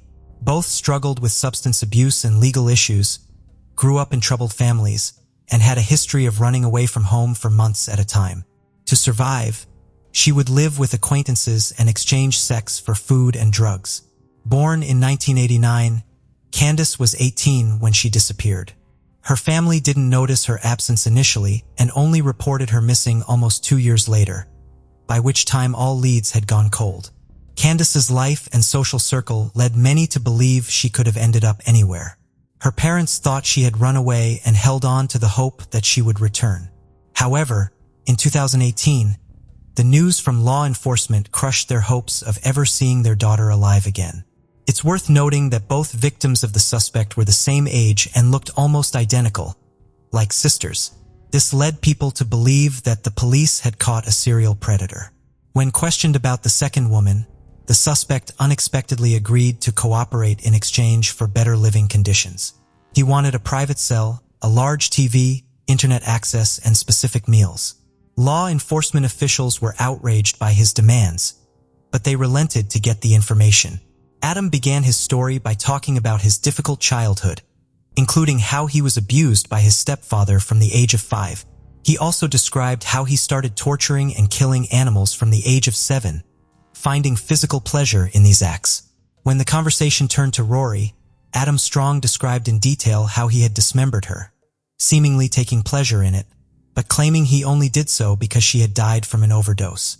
However, the police did not believe him, and he was unable to convince them of his story.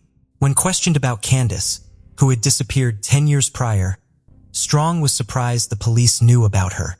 He tried to find out how they had discovered his secret, and when told about human flesh stuck to an old knife, he became somber and regretful for not taking better precautions to cover his tracks. Strong admitted to meeting Candace but denied killing her. However, the evidence gathered did not support his claim. In an attempt to gain sympathy, he inadvertently incriminated himself. The police informed him that Rory was pregnant at the time of her death, which Strong vehemently denied. The detectives realized that Strong would argue endlessly to prove his point, so they decided to provoke him into revealing more than he intended. They insisted that the victim was pregnant, and Strong, trying to prove otherwise, described in detail how he had examined Rory's reproductive organs and felt a pulsation, leading the police to believe that she might have still been alive during the attack. Later, Strong tried to deny everything, but his statements had been recorded on camera and were presented in court. He refused to disclose what he had done with Candace's body, and her remains were never found. The detectives were unable to learn about any other possible victims. During one of the last interrogations, Strong callously stated that he would like his condolences to be passed on to Rory's parents.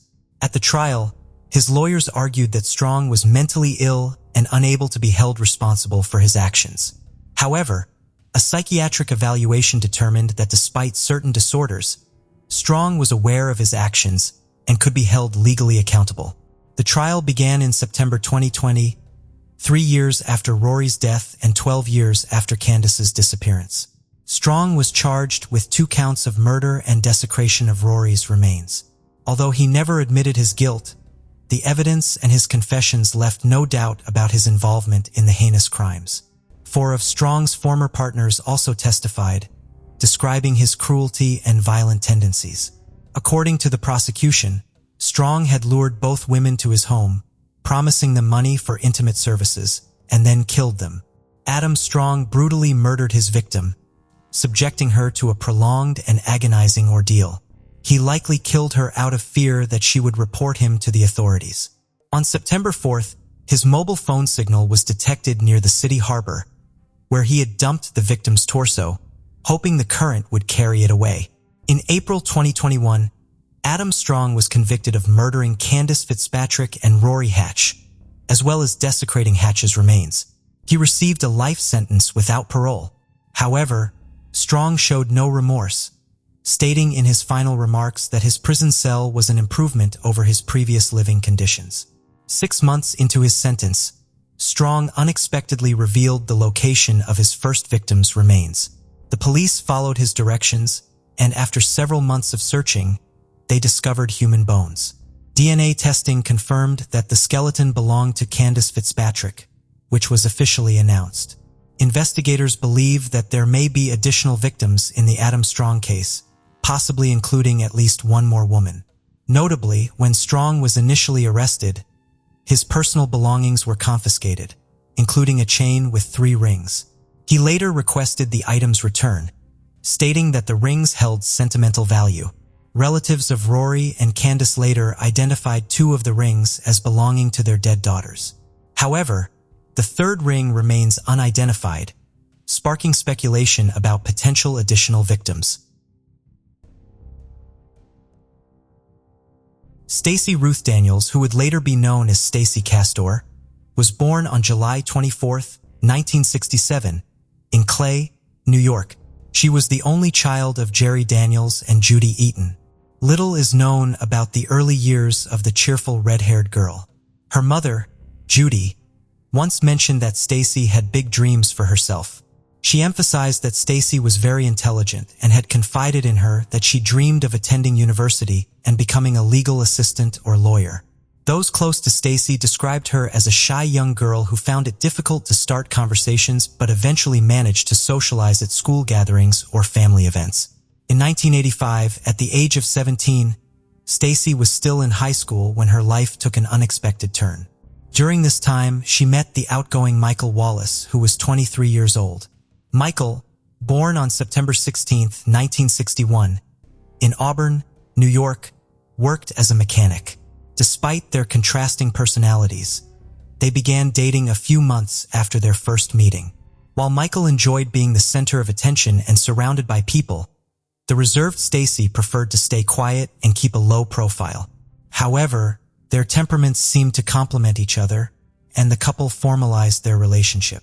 Stacey, excited, told her close friends that she fell in love with Michael within 5 minutes of meeting him and was certain she would become Mrs. Wallace. On April 7, 1987, Stacey's prediction came true. After 2 years of dating, the 20-year-old Stacey married the 25-year-old Michael. Judy recalled that her daughter was very happy after the wedding. A year later, in 1988, the Wallaces welcomed their first daughter, Ashley. Instead of bringing them closer, the birth of their daughter began to distance Michael and Stacey. Within a few months, problems between the couple became apparent. Stacey, a stay-at-home mom, relied solely on Michael's income, which created financial strain with the arrival of another mouth to feed. 3 years later, in 1991, the couple had their second daughter, Bree. Rather than bringing joy, the new baby did not improve the tense family atmosphere. Stacey began accusing Michael of favoring their younger daughter, creating a family divide with 2 sides. Michael was closer to Bree, while Stacey formed a stronger bond with Ashley. It is unclear if the sisters' relationship was affected by their parents' preferences. Ashley and Stacey started having a relationship that was more like best friends than mother and daughter, a fact they both were very proud of. In the following years, the arguments between Michael and Stacey became more frequent, making the situation unbearable and leading to their separation. Rumors soon spread about the reasons behind their breakup. Stacey accused Michael of drug and alcohol abuse, allegations that were never confirmed. Others suggested that both were having extramarital affairs, a theory that also remained unproven. Friends of the couple attributed the distance to Stacy starting to work as an ambulance driver at night, while Michael spent all day repairing vehicles. Despite both having jobs, their financial problems persisted. Although they were separated, Stacy and Michael had not finalized their divorce, possibly holding on to the hope that things might improve between them. By the winter of 1999, Michael Wallace's family stated that he was considering legalizing his separation from Stacy. Amidst this marital crisis and the cold weather, Michael began to experience health issues. What started as a simple earache quickly escalated into a much more severe illness. Ashley later recalled that during this time, her father had trouble walking and speaking. She remembered seeing him sitting in the dining room drinking coffee when he suddenly started vomiting. He then lay down on the bed and fell asleep as if nothing had happened. Michael's discomfort persisted, leading him to seek medical attention. He told the doctors he felt lethargic. His sister was the first to notice something was seriously wrong with Michael's health. She observed his alarming deterioration during the family's Christmas gathering that year. Rosemary noted that Michael was coughing a lot and looked very swollen. A few weeks after the holidays, on January 11, 2000, Michael was found unconscious on the family home's couch. He was rushed to the hospital, where he died hours after being admitted. Ashley, who was 11 at the time, remembered the last moment she saw her father alive. She said Michael was lying on the couch making funny faces. Suddenly, he raised his arm in the air, then put it down and his arm just fell. Michael Wallace was 38 years old when he died. The medical report stated that he had died of a heart attack. Those close to Michael found it strange. He was a young and healthy man, with his only recent medical visit being for an ear infection. His sister disagreed with the doctor's conclusion that Michael had died of cardiac arrest. She claimed that before his death, Michael's skin had turned a deep purple from his head to his chest. When she requested an autopsy, Stacy refused. The grieving widow said she did not doubt the doctor's diagnosis and expertise. Stacy's refusal for an autopsy seemed reasonable, and Michael's sister put her suspicions aside. Michael was eventually buried in the local cemetery. In the following months, Stacy received all of Michael's financial assets, including a $55,000 life insurance payout. However, misfortune seemed to follow Stacy. 2 years later, on February 26, 2002, her father was hospitalized with what appeared to be a minor lung condition. Jerry responded well to treatment, and the doctors decided to discharge him. However, a few days after leaving the hospital, he died suddenly. Witnesses stated that Jerry collapsed after a visit from his daughter, Stacy. The autopsy report on Jerry's body concluded that he had died of natural causes. As Jerry's sole heir, Stacy decided to cremate his remains. After these two close deaths, the attractive redhead was determined to rebuild her life. It wasn't long before Stacy found the perfect candidate to give love another chance. Through her boss, the widow and mother of 2 girls met a divorced man named David Castor. David was born on June 12, 1957, in Syracuse, New York. He was one of 4 children born to Philip and Joyce Castor. He spent his entire life in the Liverpool area, where he established his refrigeration company, Liverpool Heating, which he directed and operated. David was also a longtime member of a 4-wheeler club and the Snow Pals snowmobile club. Stacy and David quickly began a relationship, and after a few months of dating, they married on August 16, 2003. From that date, she started using her second husband's surname. Initially, the couple seemed happy, but behind closed doors, their relationship was becoming difficult. The story seemed to be repeating itself for Stacy. According to people close to the couple, Stacy was uncomfortable with the close bond her new husband had with his son, David Jr., and his mother, Janice Poisson, David's first wife. To make matters worse, David did not get along with his stepdaughters.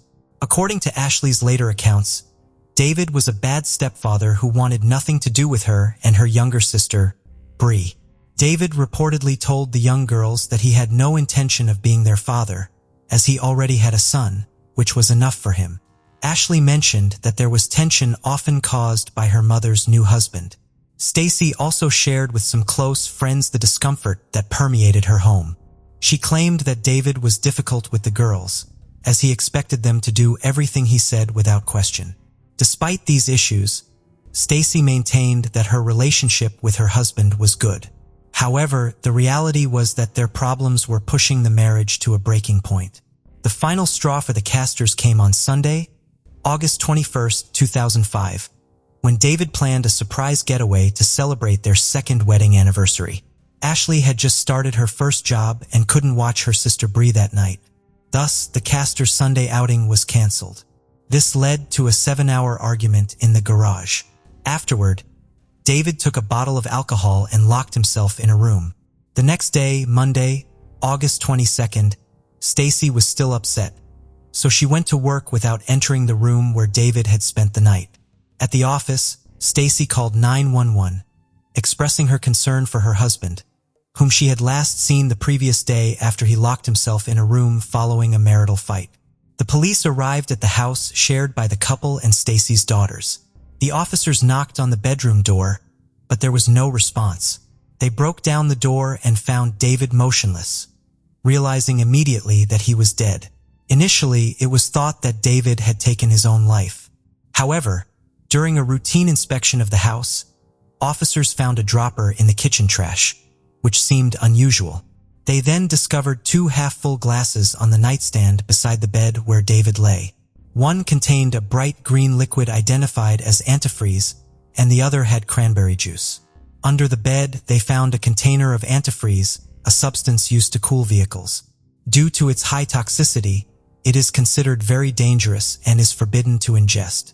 It has a sweet smell and taste that attracts animals and sometimes children, so it must be stored carefully and disposed of properly to prevent accidental poisoning. The main ingredient in most antifreezes is ethylene glycol, a deadly toxin that converts into oxalic acid in the body, which enters the kidneys and crystallizes.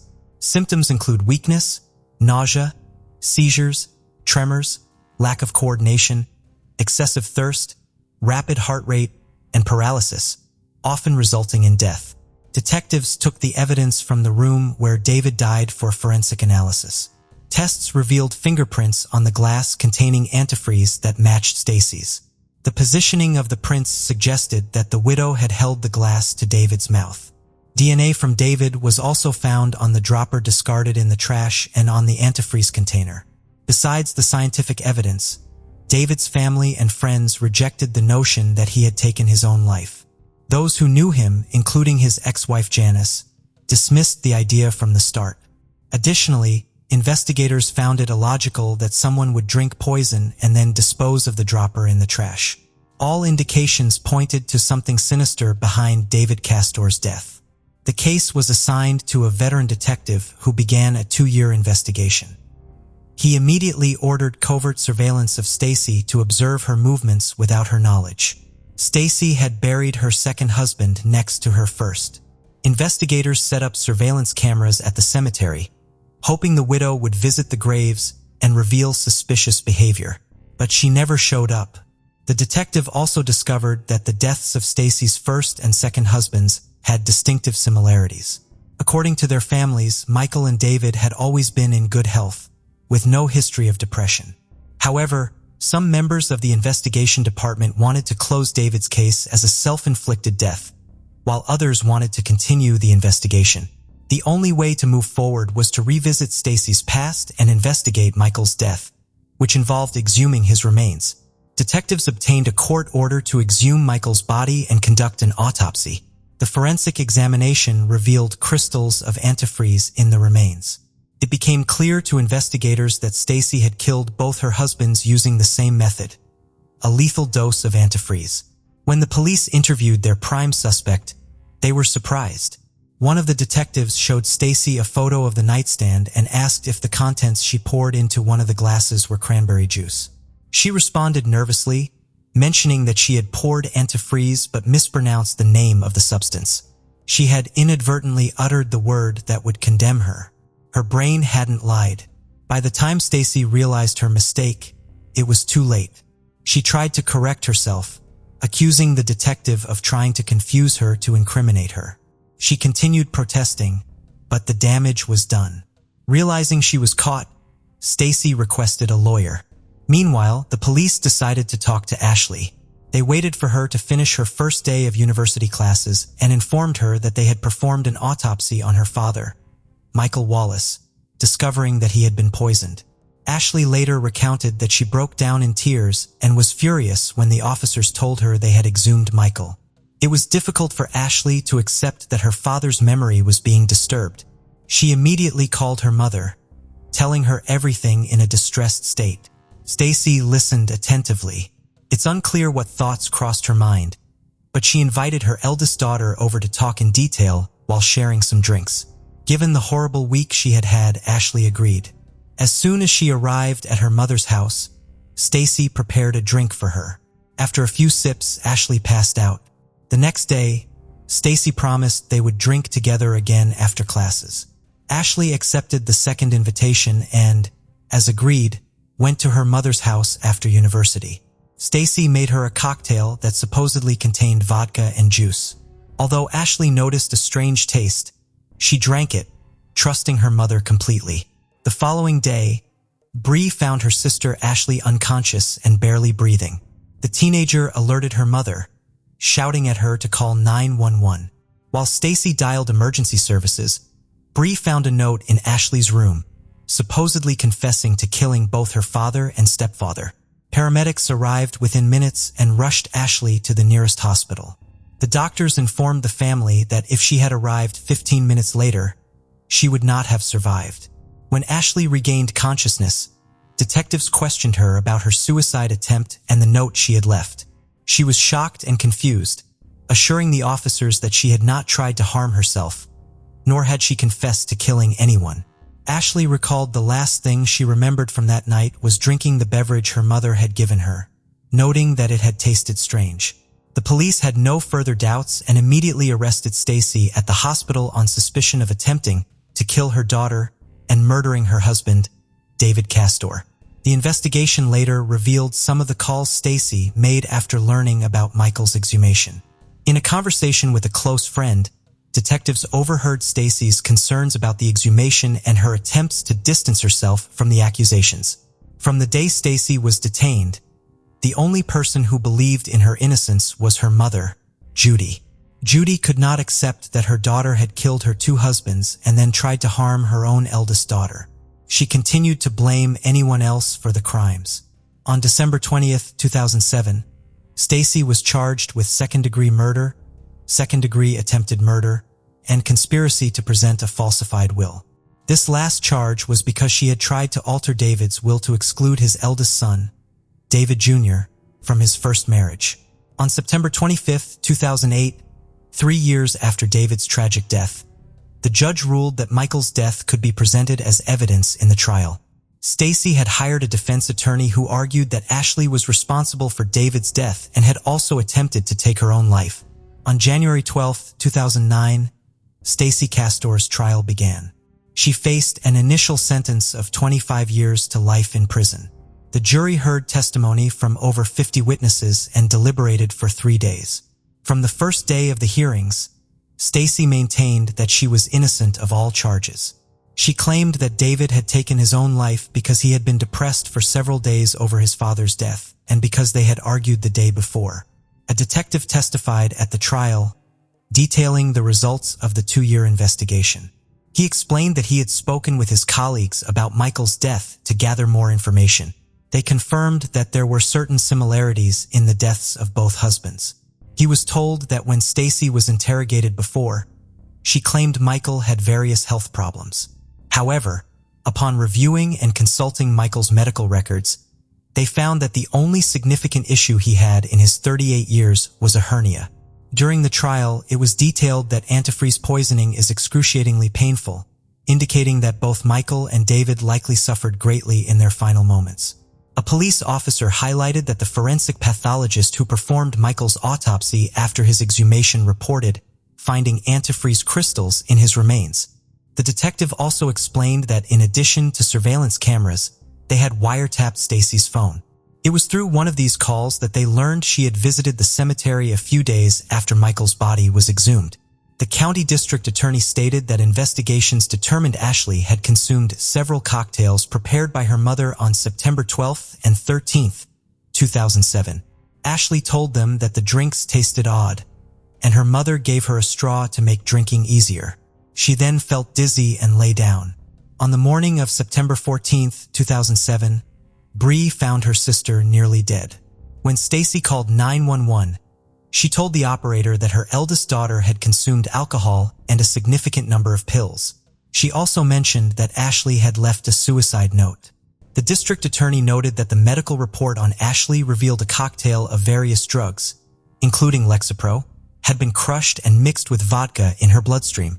The jury was also informed that during her initial interviews, Stacy mispronounced the word antifreeze, and when they analyzed the supposed suicide note written by Ashley, they noticed the chemical name was misspelled in the same way. This led them to suspect that Stacy had written the note herself. This suspicion was confirmed by forensic computer examinations, which found 2 drafts of the letter in Stacy's deleted files. These drafts were created at times when Ashley was at university, ruling out the possibility that she had written them. Despite all the testimonies and evidence against her, Stacy continued to assert her innocence. She claimed that her only brush with the law had been a speeding ticket when she was 18. However, the most revealing testimony was yet to come. The prosecution called Ashley to the stand, whose declaration was devastating. She said she could not imagine that her own flesh and blood was sitting just feet away, claiming she had tried to take her own life. In a heated cross-examination, the prosecutor confronted Stacy with recorded phone calls obtained from the wiretap, as well as evidence extracted from her computer. The jury deliberated for 4 days. Finally, on February 5, 2009, Stacy Castor, 41, was found guilty of second-degree murder for the death of her husband, David Castor, as well as the attempted murder of her daughter, Ashley Wallace, and the forgery of David's will. A month later, she was sentenced to 51 years in prison and was incarcerated at a correctional facility for women. She would be eligible for parole at age 88. Stacy had no further contact with her daughters from the moment she was arrested at the hospital where Ashley was admitted. Despite the verdict, she continued to assert her innocence. In May 2009, during an interview for ABC News, she expressed her disbelief upon hearing the verdict. She described looking around, sitting down, and waiting for the moment to leave the courtroom. Before the ABC News cameras, she insisted she had not killed Michael or David and had not attempted to harm her daughter, stating she would never admit to something she did not do. For the television report, the reporter also spoke with Ashley, who declared that she hated Stacy for ruining so many lives but still loved her because she was her mother. Stacy appealed the guilty verdict. Her defense attorney spent nearly 2 years searching for evidence pointing to a different killer. Stacy suggested it was easy to blame wives for crimes against their partners but claimed children were also capable of such acts, pointing to news stories as evidence. She remained adamant that the truth would come to light, the evidence would prove her innocence, and she would eventually return home. But none of this happened. Judy visited her daughter every month in prison, maintaining Stacy's innocence. She also ceased contact with her 2 granddaughters.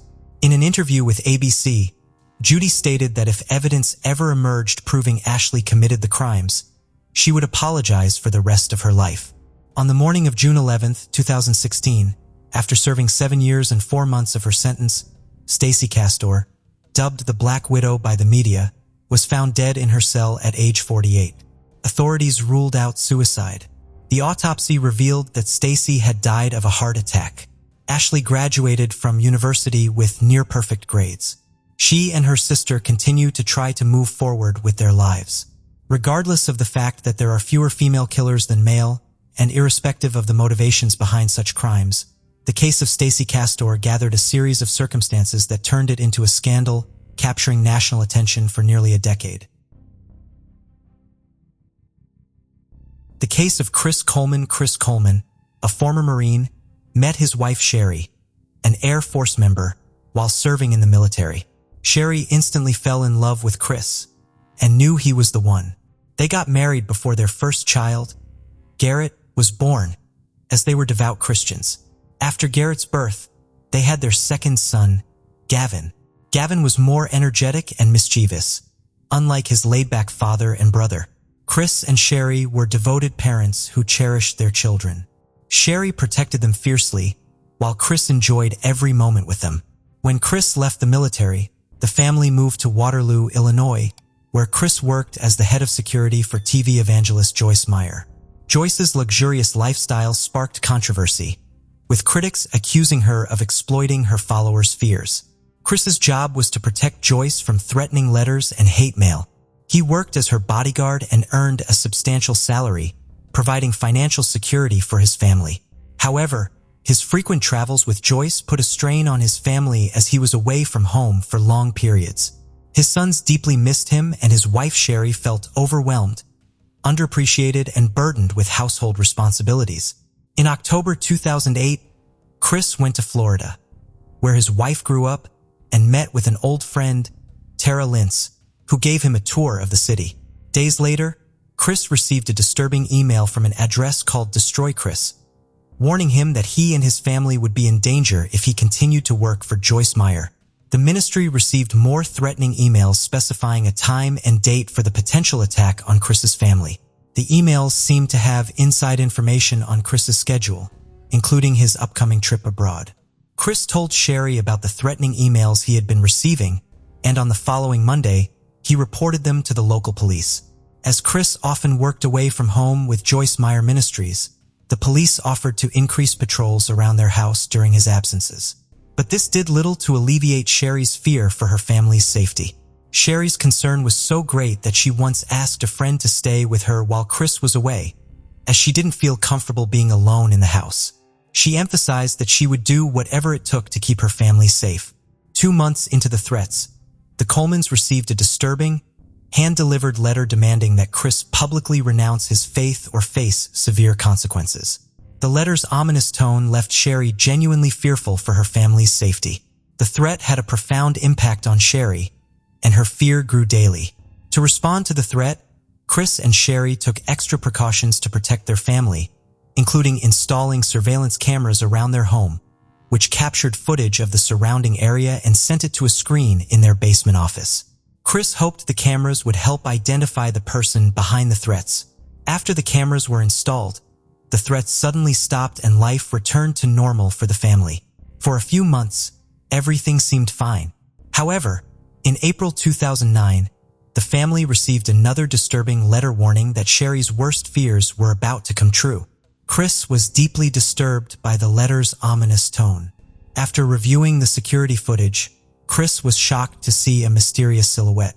Although the figure's identity remained unknown, its presence reignited Chris's concerns for his family's safety. The renewed sense of fear led to increased police efforts to protect the Coleman family. Detective Sergeant Justin Barlow from the Columbia Police Department took a particular interest in the case and offered to help the family.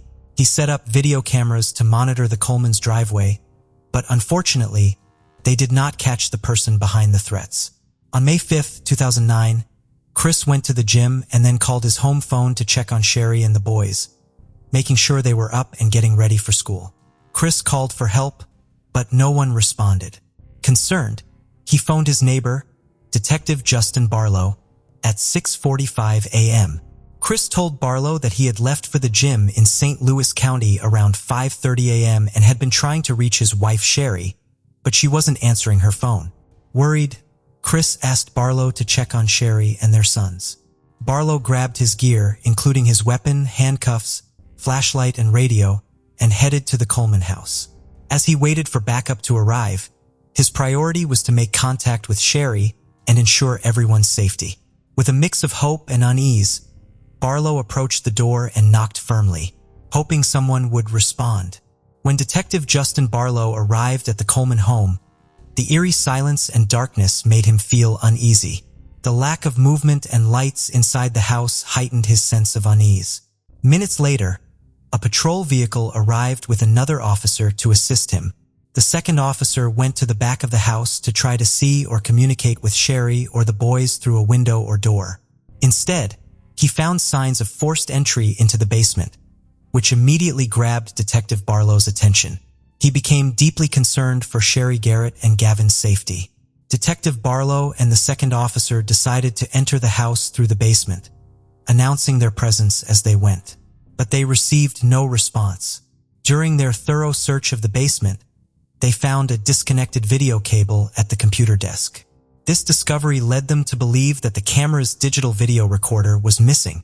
Detective Justin Barlow and the second officer searched the Coleman home from the basement up, noticing a strong smell of aerosol spray paint that grew stronger as they climbed the stairs.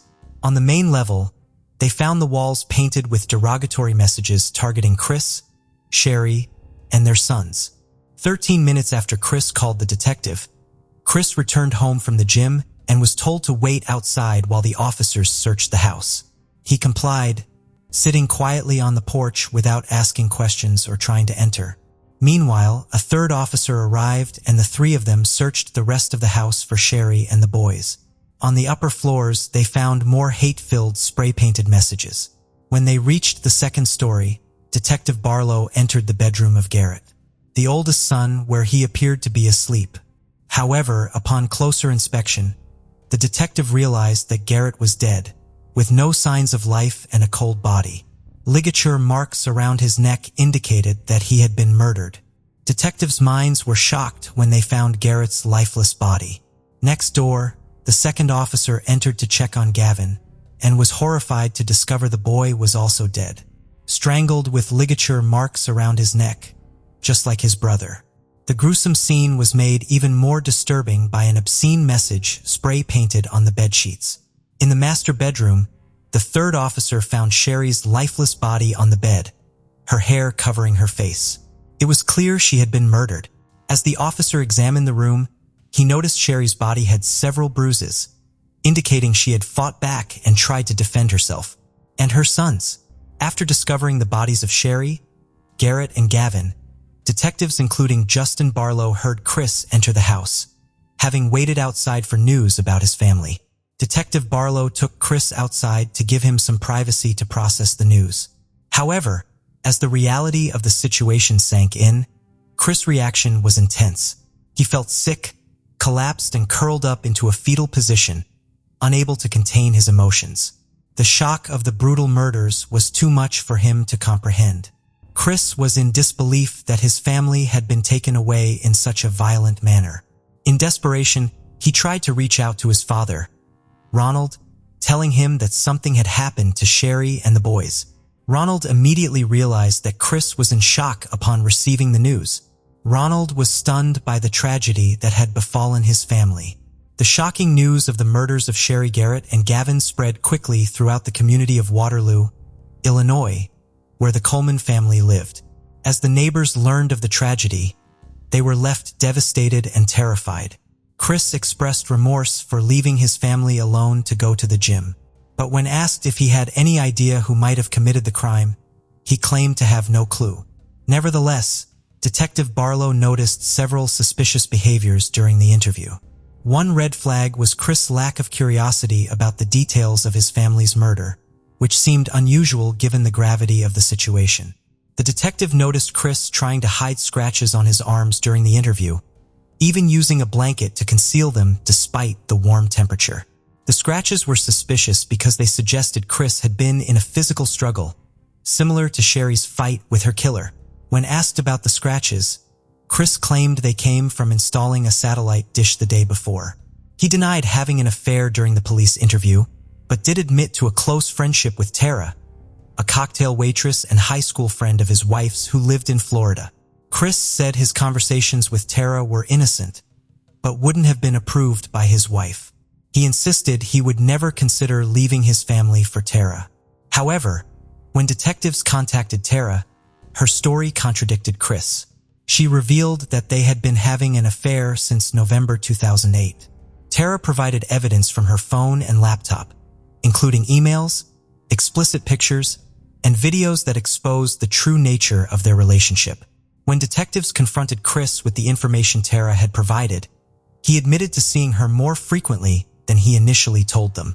Further investigation revealed that Chris and Tara had a secret arrangement to meet at locations where Chris worked for Joyce Meyer. They would sneak away together, often to exotic destinations like Hawaii, to spend time together without their family's knowledge. Although Chris claimed that his relationship with Tara was not an affair, detectives found evidence on Tara's phone and computer that suggested otherwise. Tara had marked a wedding to Chris on her calendar, as well as planned vacations with him, indicating that she believed Chris intended to leave his family for her. The detectives were suspicious of Chris because the evidence contradicted his claim that his relationship with Tara was casual. Chris' father, Ronald, was shocked to learn about the affair, but he firmly believed that it was unrelated to the murders of Chris' wife and son. According to Ronald, Chris was a gentle person who was not capable of such brutal crimes. Ronald described Chris as a quiet individual who showed no signs of violence.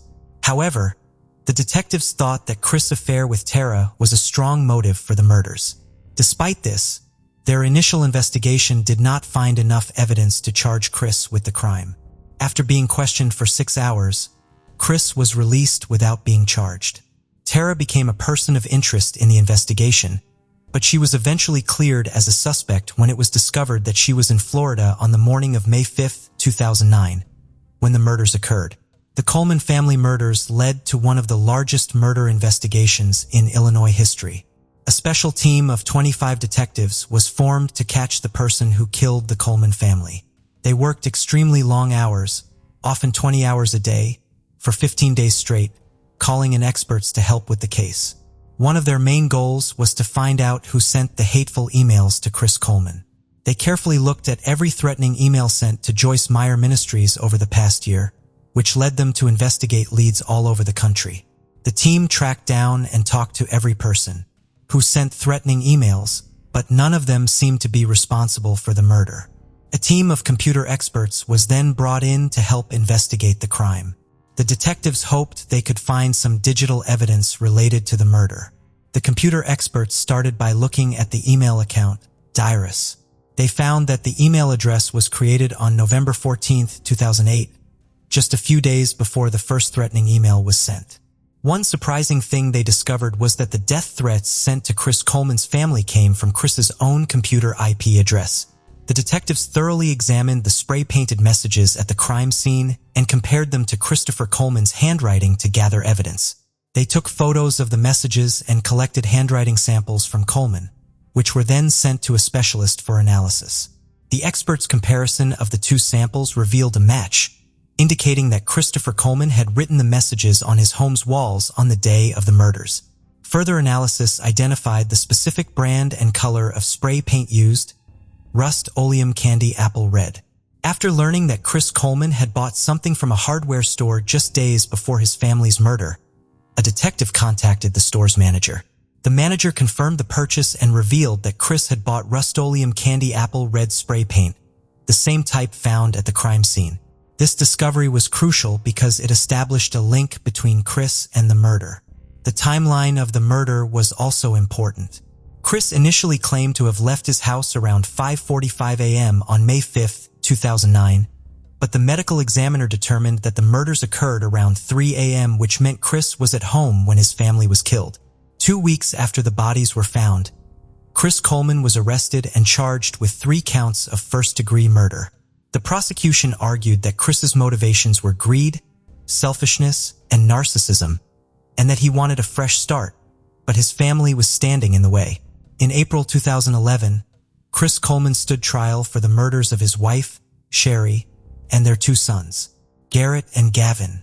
The prosecution argued that Chris killed his family to be with another woman, Tara, as he would lose his well-paying job with Joyce Meyer Ministries if he divorced Sherry, since the organization does not condone divorce. Chris's defense attorney claimed that an intruder entered the Coleman's home on May 5, 2009, and committed the murders. However, 2 years later, on the anniversary of the murders, Chris was found guilty and sentenced to life in prison without parole, despite being eligible for a death sentence. The judge's decision was influenced by the recent repeal of the death penalty in Illinois, which would take effect a few months later. Sherry's loved ones wanted to keep her, Garrett and Gavin's memory alive and decided to raise funds for victims of domestic violence, a cause close to their hearts. Chad Brandon Amelia was born on September 27, 1991 in Santa Clarita, a city located north of Los Angeles, California. His father, Sean Amelia, an Irish construction supervisor, and his mother, Michelle, separated when Chad was just 5 years old. Despite their separation, they worked hard to ensure Chad had a happy childhood. According to those close to him, Chad was a kind young man with a bright smile and boundless energy. He had a great sense of humor and was always responsible and dedicated. His friends saw him as the big brother of the group, always looking out for them without expecting anything in return. Chad developed a passion for American football at a young age and played throughout his teenage years. He continued playing while attending Chico State University, where he studied accounting and eventually graduated. After graduation, Chad moved to an apartment in Thousand Oaks, part of the greater Los Angeles area, taking his dog, Athena, with him. He shared the apartment with a young man named Vinny Oliveira. Alongside working at an accounting firm, Chad was studying to obtain his Certified Public Accountant (CPA) certificate. However, his busy days left him with insufficient sleep at night, leading him to develop a habit of using cannabis to help him sleep. According to Vinny, Chad was often intoxicated when seen at the apartment. Chad didn't hide this from others, and even his parents were aware of his cannabis use. Although they didn't approve, they didn't see it as the worst thing he could be doing. Sean explained in an interview that Chad never smoked when visiting him because he knew Sean disliked. Sean considered cannabis a dirty substance with a foul smell that changed Chad's personality and decreased his motivation and concentration. Little did Sean expect that Chad's addiction to cannabis would dramatically change his life, all because of a woman he barely knew. Bryn Spoucher was born on January 25, 1991 in Chicago, Illinois. From a very young age, Bryn faced serious health issues that required numerous surgeries and strong medications. These medical procedures and medications severely deteriorated her hearing. At 4 years old, she began using cochlear implants to hear better and also learned to read lips. Her medical condition made her feel isolated and different from others. Throughout her schooling, she was often the only student with hearing loss and would hide her hearing aids to fit in and avoid teasing. As she grew older, she decided to turn this aspect of herself that once embarrassed her into a strength. Bryn pursued a doctorate in audiology at the University of Washington School of Medicine, graduating in the 2010s. She excelled in her field, with one professor stating that out of the thousands of graduate students he had taught, Bryn stood out as brilliant and none could surpass her. In August 2017, at the age of 26, Bryn moved to Thousand Oaks and secured a job as an audiologist at UCLA Health, a health system comprising various medical centers, including the David Geffen School of Medicine at UCLA. For almost a year, she lived in a rental apartment that didn't allow pets, so she had to leave her Siberian Husky, Arya, with her family in Illinois. It wasn't until April 2018 that she found a place where she could bring her beloved canine companion. Having Arya by her side again significantly improved Bryn's daily life, as she had trained the dog as a service animal 2 years earlier when Arya was just a puppy. Bryn often took Arya for walks at Kenaho Creek, a popular park in Thousand Oaks. It was there, at her favorite spot, that she met Chad in late April 2018. According to her account, Chad was the one who initially approached her. On several occasions when their paths crossed, the 26-year-old Chad asked for her phone number, but she declined each time. Eventually, Chad handed her his business card so she could text him if she ever wanted to meet up. That's exactly what Bryn did, and soon they began an informal relationship. They would go out to eat or hang out with friends, and once, they shared a bottle of Irish whiskey while watching their dogs play in the park. Bryn was drawn to Chad's sarcastic humor, which contrasted with his kind and sweet personality. She expressed that although she wasn't sure they'd get along at first, she soon realized they fit together like puzzle pieces. On Sunday, May 27, 2018, the day before Memorial Day, Bryn went out drinking with some friends. Chad contacted her later, inviting her to visit. Around 10:30 p.m., the 27-year-old Bryn arrived at Chad's place with Arya. They spent time together, drinking a bit and chatting with Chad's roommate Vinny. Shortly after midnight, Chad took out his water pipe and loaded it with cannabis. He went out to the balcony to smoke alone, but Bryn soon joined him and asked for a hit. After inhaling, all she felt was a burning sensation in her throat, which made her cough. She told Chad that she had never had good experiences with cannabis, as she never felt its effects as others describe. Surprised, Chad loaded the pipe again with even more cannabis, encouraging her to try again to feel the effects. Bryn complied and smoked again. What happened next was so horrific it seemed like fiction. In the early hours of May 28th, the Thousand Oaks police responded to an emergency call made by Vinny. Something terrible was happening at the residence and they needed immediate help. When officers arrived, their body cameras captured the violent scene unfolding inside the apartment. Bryn had savagely attacked Chad with several sharp objects taken from the kitchen and then turned one on herself. The footage is so graphic it has not been released to the public. In an attempt to stop her, officers fired a taser 4 times, but Bryn seemed unaffected by the electric shocks. They then used their batons, striking her 9 times until she finally dropped the weapon. Bryn suffered 5 fractures in one arm and deep cuts on her neck, face, and right hand. She had also attacked her dog, Arya, who fortunately survived. Tragically, Chad was not as lucky. By the time police arrived, he was already lifeless on the floor with a total of 108 wounds across his body, as later revealed by the forensic report. Bryn was rushed to the hospital and immediately taken into surgery to save her life. The procedure was successful, and she was admitted to the same health center for recovery. Investigators wasted no time and questioned Bryn as soon as she regained consciousness, still intubated and unable to speak. She responded in writing, briefly recounting that she had told Chad she didn't want to smoke anymore, but he had forced her to do so. This response led detectives to believe that Bryn did not remember her actions, a revelation they decided to share with her a few days later. Once Bryn had sufficiently recovered from her injuries, she was arrested and charged with homicide. The aftermath of the incident impacted not only Bryn, but also her victim and their families. It was Chad's father, Sean, who had to break the tragic news to his ex-wife, Michelle. In an interview, the grieving father chose not to disclose how he delivered the news, as the memory was too painful to revisit. However, he did share that he requested the police allow him to personally inform Michelle, wanting to be there to console and support her. He recalled seeing the moment her soul shattered as he spoke the words. From that moment, Michelle fell into deep depression. Sean reflected that losing a child brings overwhelming guilt and makes one doubt if happiness is ever possible again. This was Michelle's experience compounded by her type 2 diabetes. After the funeral, she felt she had no right to smile. She refused to let loved ones take photos of her looking happy, believing it would be disrespectful to her mourning and her son. This mindset led her to neglect her health, ceasing her medical treatment. 18 months after Chad's death, Michelle passed away from severe cardiac dysfunction. Tragically, she did not live to see the conclusion of Bryn's trial. Though it's impossible to know, it's likely the delay between the last hearing and the sentencing of the person responsible for her son's death would have caused her even more pain.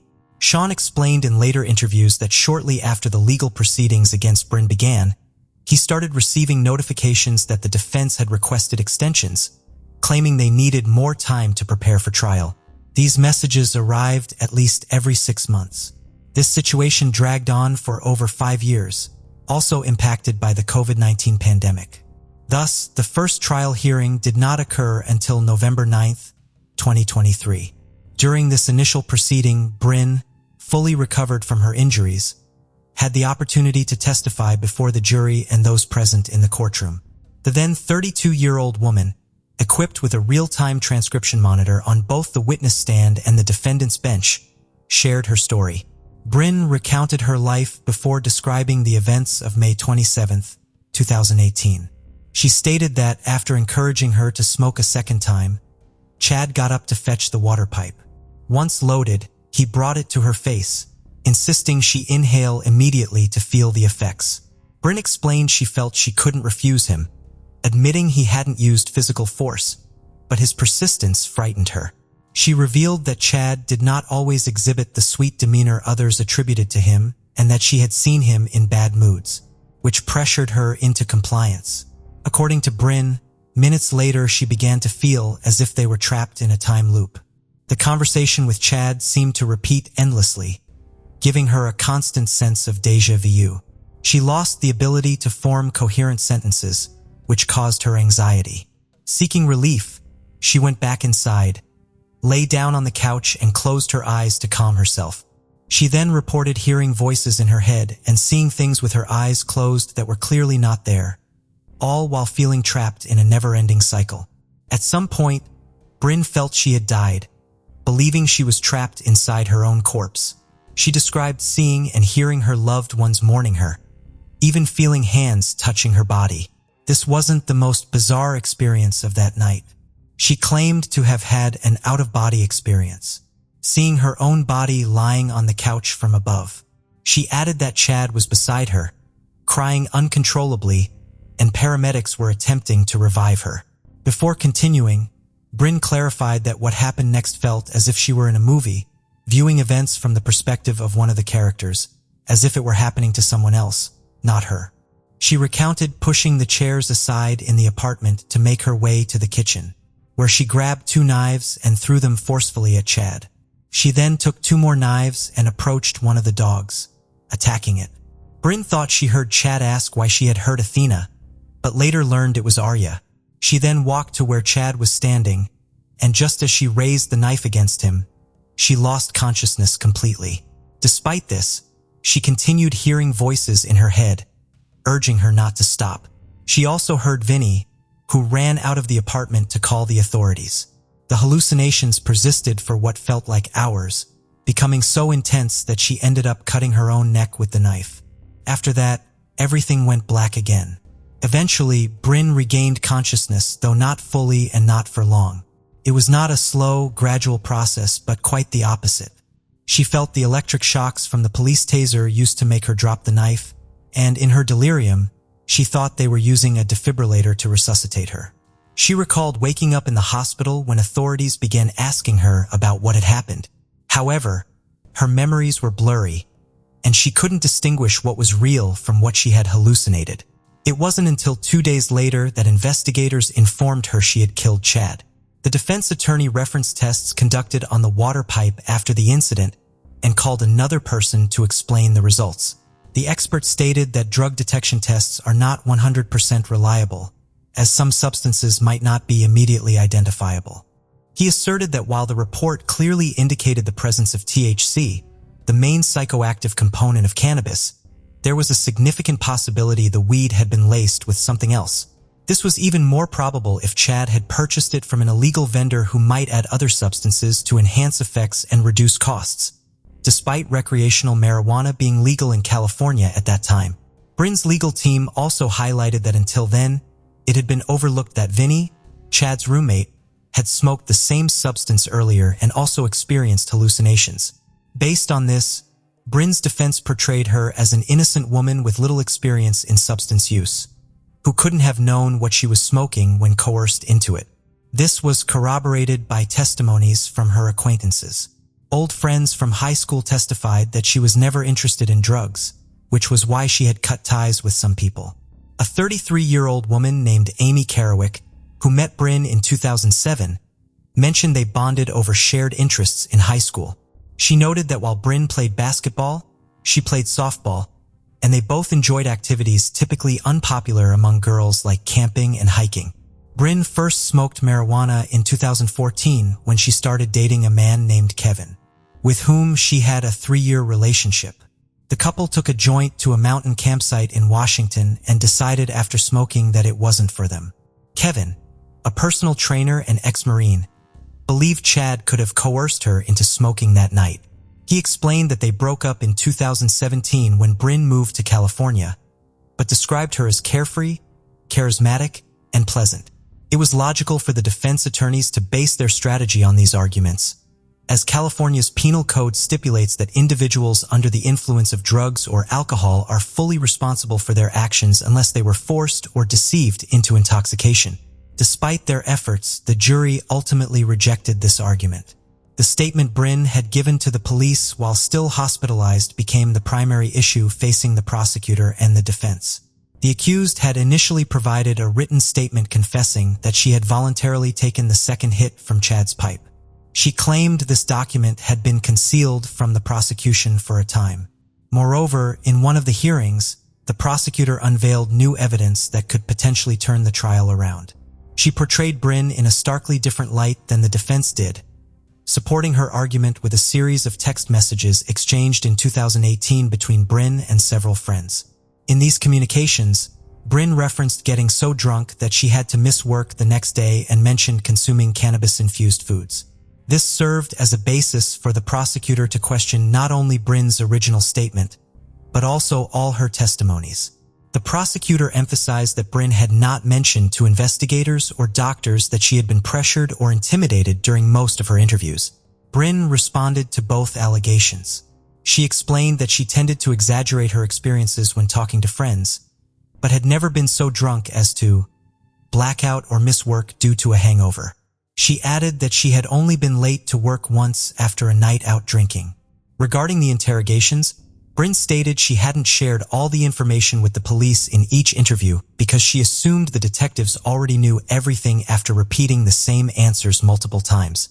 To counter the prosecution's claims, the defense hired mental health experts who determined that Bryn had not suffered from any mental illness, problems, or violent tendencies before the attack, suggesting that a marijuana-induced psychotic episode was the only explanation for her actions. This argument undermined the prosecutor's case, leading the jury to reduce the charge. On December 1, 2023, after 4 hours of deliberation, Bryn was found guilty of involuntary manslaughter instead of the initial charge of murder. The verdict was a shock to the victim's family and friends. On January 22, 2024, the day before the sentencing hearing, they gathered in front of the county government building, demanding a sentence fitting the severity of Bryn's crimes. On January 23, 2024, the courtroom was filled with spectators, journalists, and family members. The room was so crowded that staff had to place people in the jury box and even had some standing in the aisle. Amid sobs, Bryn took the stand one last time to apologize to Chad's family, especially his father, who had endured the ordeal without the support of Chad's mother. However, the most emotional moment of the hearing came when Chad's paternal grandmother read a statement she had written. The elderly woman addressed Bryn, expressing forgiveness for what she had done, adding that if she couldn't forgive her, God wouldn't forgive her either. After nearly 6 years of waiting, the judge sentenced Bryn to 2 years of probation instead of the 5 years in prison she faced after being found guilty in December 2023. As part of her punishment, she was required to complete 100 hours of community service to raise awareness about cannabis-induced psychosis. She was warned that violating the terms of her probation could result in imprisonment. Following the verdict, Sean criticized the judge for what he perceived as a biased decision influenced by the defendant's gender and race. He also expressed concern about the message this decision sent regarding marijuana use, feeling it gave consumers a green light to justify illegal actions. Lastly, he suggested that Bryn should be hospitalized for psychiatric evaluation to study her brain's unique chemistry, believing that the drug alone wasn't the sole cause of the alleged psychotic episode and hoping an investigation might clarify it. The prosecutor voiced her concerns about the precedent set by the judge's decision, describing the sentence as a mockery of the criminal justice system. She considered this case marked as involuntary manslaughter, one of the most atrocious and violent cases in her 29-year career seeking justice. The tragic end of Chad and the lenient sentence given to Bryn sparked a debate on recreational cannabis use. A famous forensic psychiatrist noted that the increasing acceptance of cannabis in society led to misinformation about its associated risks. He pointed to various studies showing a clear link between cannabis use and psychosis, though he admitted it doesn't occur in 100% of cases. As the legal system faced criticism for its handling of the case, society reflected on the risks associated with cannabis use, questioning whether marijuana is truly a catalyst for violence or merely a trigger among a broader set of circumstances or pre-existing medical conditions.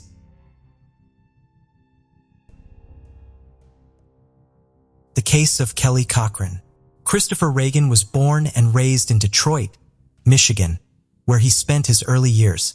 At the age of 20, he decided to serve his country and joined the military.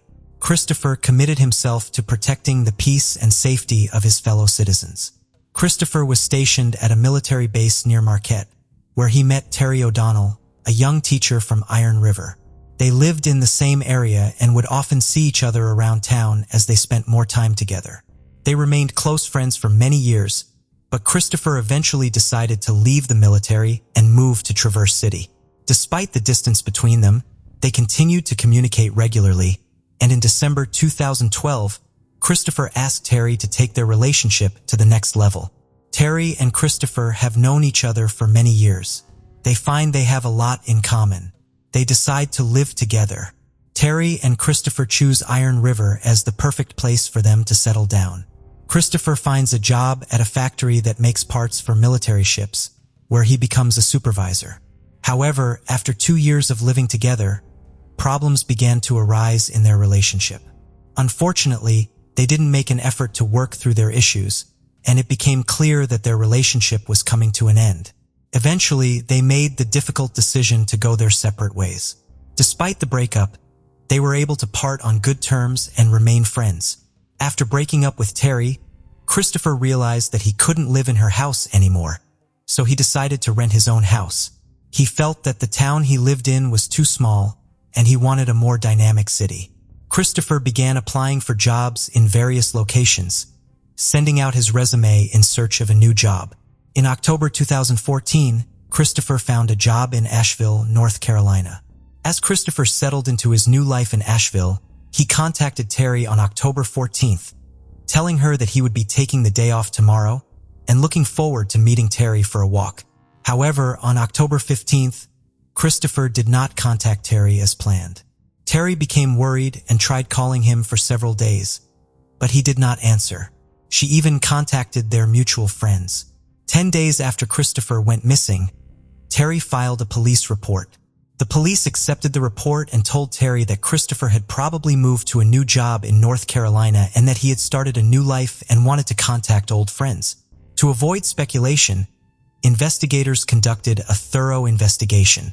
They identified Christopher's new workplace and contacted an employee to gather information.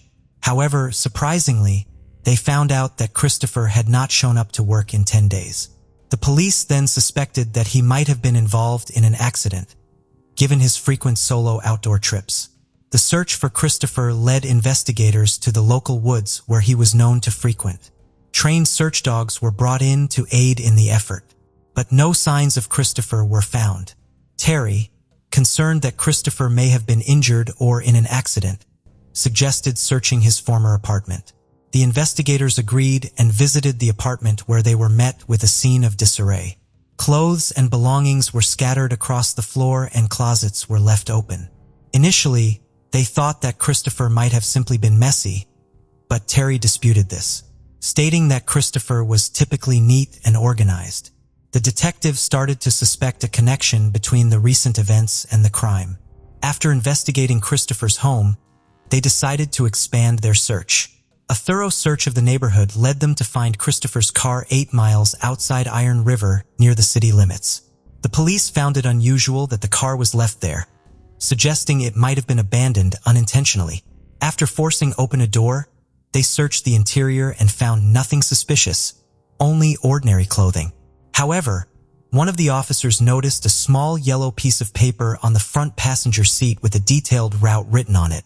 They decided to follow the route to see where it led. Although the paper did not specify an exact address, the directions were clear.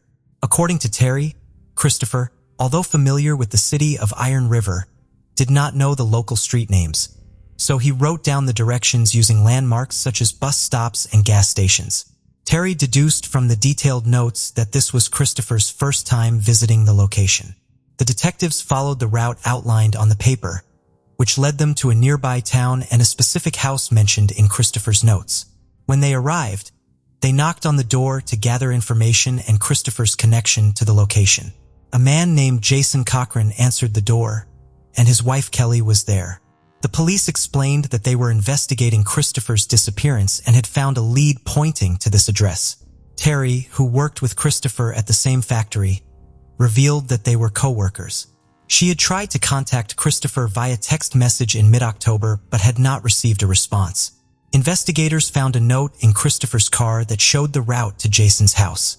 Although confused, Jason and Kelly agreed to cooperate with the investigation. After a short interrogation without any further clues, the detectives left Jason Cochran's house. Detectives then interviewed Christopher's co-workers at the factory. A supervisor shared that Christopher had been having an affair with Kelly Cochran, which was an open secret among employees. This revelation sparked interest, leading investigators to re-question that Jason and Kelly. During reinterrogation, Kelly confessed to her relationship with Christopher. However, she claimed that she could not reveal this information earlier because her husband Jason was present. According to Kelly, Jason agreed to her affair. However, Christopher's colleagues disputed Kelly's story. They claimed that Jason did not approve of Kelly's affair. When Jason was later brought in for questioning, he completely denied approving of Kelly's affair. His strong objection to Kelly's infidelity aroused suspicion and made him a suspect. The investigation into Christopher's disappearance was ongoing, but the lack of concrete evidence made it impossible to determine whether Kelly was involved. As a result, Kelly and Jason were released from the police station. The case remained unsolved for 5 months. In March 2015, a new investigator, Detective Jeremy Ogden from the Hobart Police Department, took over the case. Jeremy Ogden began by thoroughly examining the Jason Cochran family's background. Kelly and Jason had met in high school and started living together soon after graduation. They had distinct personalities. Kelly was outgoing, sociable, and talkative, while Jason was quiet and reserved. He rarely initiated conversations, only responding to questions asked of him. Despite their differences, they decided to get married. After the wedding, they started a business together, providing swimming pool maintenance services. The business was modest, but it provided a decent income for they. Jason handled most of the pool maintenance work, but the constant stress and physical strain took a toll on his health. He began to experience back problems and felt increasingly heavier every day. Eventually, he realized he could no longer continue running the business. Kelly then took over the responsibilities of running the business, hoping that Jason would soon recover and return to his duties. However, his condition continued to worsen, and medical treatments were not providing the desired relief. Searched for alternative ways to help her husband recover. During her search, Kelly discovered a plant that offered hope for Jason's recovery. However, the plant was banned in their home state, making it inaccessible to them. To access the treatment, Kelly and Jason decided to relocate to Michigan, specifically Iron River Township, in 2014. Jason consulted his doctor and received a prescription for pain medication. Around the same time, in early 2014, Jason's wife, Kelly Cochran, started working at a factory that manufactured parts for U.S. warships. Kelly and Jason moved to the area. Kelly and Jason worked at the same factory where Christopher Reagan worked. Christopher and Kelly found common topics of conversation and over time became close friends. This friendship was especially important to Christopher. After gathering evidence, prosecutors presented their case to a Michigan judge to obtain a search warrant for Kelly and Jason's home. The judge granted the warrant, and on March 6th, a team of investigators searched Kelly and Jason's home, carefully searching for any evidence related to Christopher's disappearance. The only significant discovery was a book written by Jason. He used a pseudonym in the world of video games. The title of the work was Ordinary, but its content was horrifying. In this dark and violent book, Jason described the murder of the person who had harmed him. After reading the book, the detectives noticed a character who bore an uncanny resemblance to Christopher. This raised suspicions about Jason, leading them to wonder if he had been inspired by the real-life crimes he had committed. 3 weeks later, a second search of Jason's home was conducted. The police hoped to find crucial evidence that had been missed in the first search. However, when they arrived at the Jason's home, they found it empty with no cars in sight. Repeated attempts to knock on the door went unanswered. It was later discovered that Kelly and Jason had fled the state shortly after the initial search, moving to Indiana.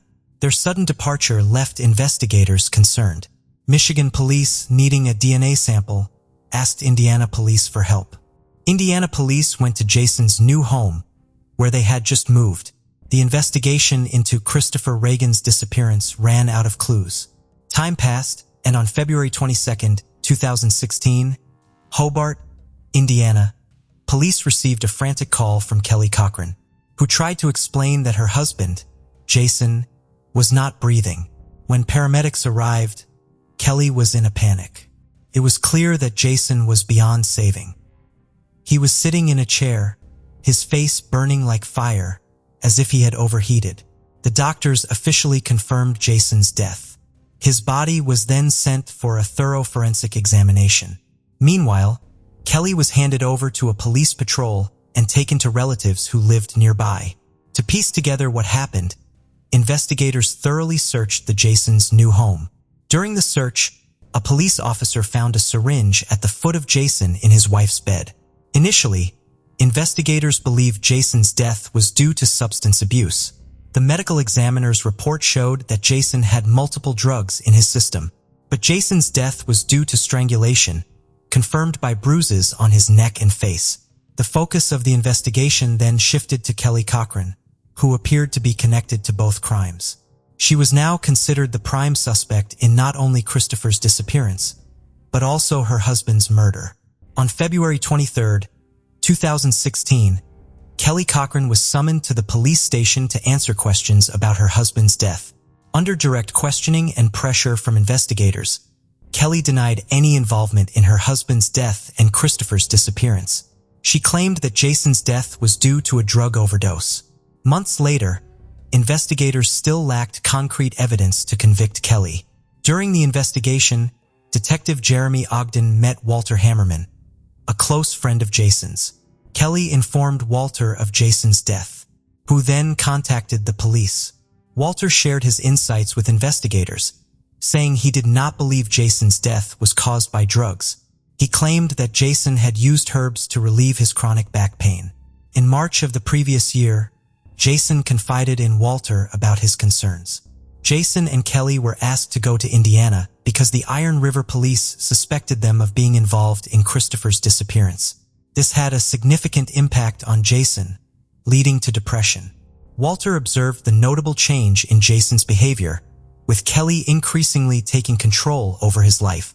Jason appeared to be constantly anxious, and he began to avoid social gatherings as soon as Kelly returned from work. As the investigation progressed, this information became a vital link. After the medical examiner determined that Jason had died from strangulation, Detective Ogden devised a plan to pressure Kelly into revealing the truth about Jason's death. Walter, Jason's friend, was used as bait to lure Kelly into a trap. On March 12, 2016, Walter, under police surveillance and equipped with a listening device, called Kelly. He told her that Jason had given him a letter containing important information before his death, with the condition that it be sent to the police if anything happened to him. However, Kelly surprisingly asked Walter to drop the idea, which caught both Walter and the police off guard. Despite this development, the detective still lacked direct evidence to build a case. In the weeks following her initial questioning, Kelly was subjected to multiple interrogations by investigators trying to uncover the truth. Despite their efforts, she continued to deny any wrongdoing. However, on April 26, 2016, it became apparent that Kelly Cochran had evaded the scrutiny of investigators and was on the loose. Detectives joined forces with police officers from Iron River and Hobart to launch a federal manhunt for Kelly Cochran. Walter Hammerman, who had cooperated with the police, was shocked and frightened by the news. He feared that Kelly might never be caught and could potentially harm him again. As the search for Kelly intensified, her phone went off, leading investigators to believe she was deliberately concealing her location. Kelly evaded police and fled to Wingo, Kentucky, over 6 hours away from Hobart. A detective notified the local authorities to exercise extreme caution if they found Kelly. Police in Wingo identified Kelly at her cousin's house on April 28th. Understanding that she posed a potential danger and was prone to attempting to escape, officers rapidly proceeded to the residence, avoiding advance warnings that afternoon and detaining Kelly on site. During the interview, Kelly revealed new details. that Kelly was deeply in love with Jason and wanted to leave the city life behind to start over with him. On October 13, 2015, Jason discovered Kelly's infidelity. Jason made a dark pact. The adulterer was obliged to kill his lover if the affair was exposed. Kelly claimed she had never taken this pact seriously, thinking it was just a joke.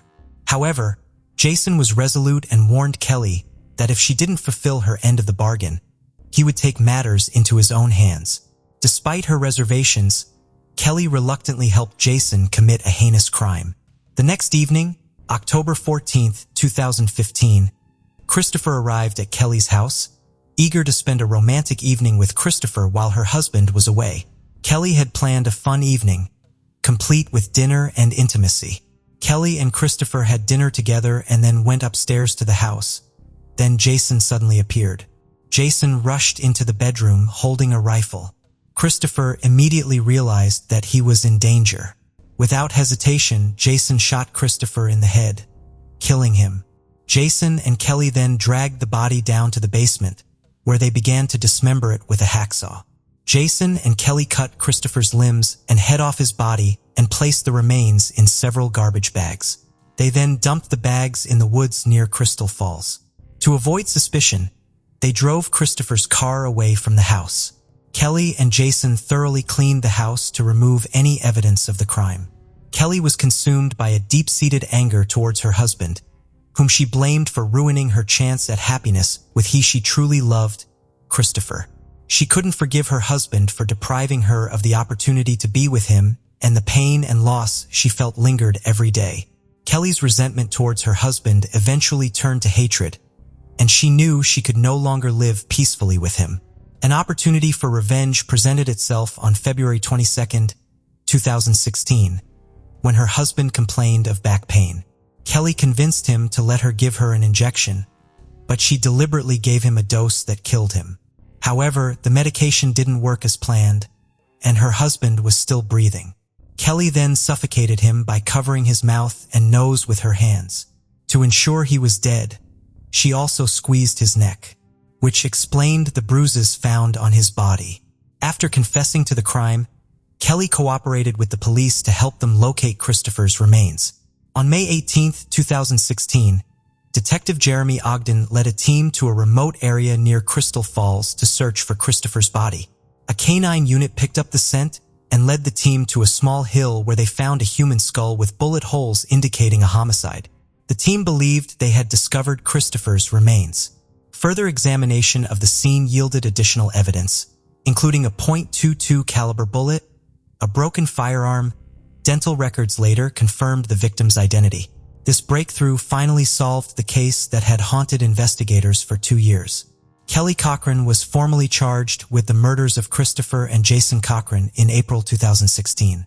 On February 13, 2017, Kelly was brought to court in Michigan to face charges. The prosecutor argued that Kelly was the mastermind behind the crime and that she had planned and executed.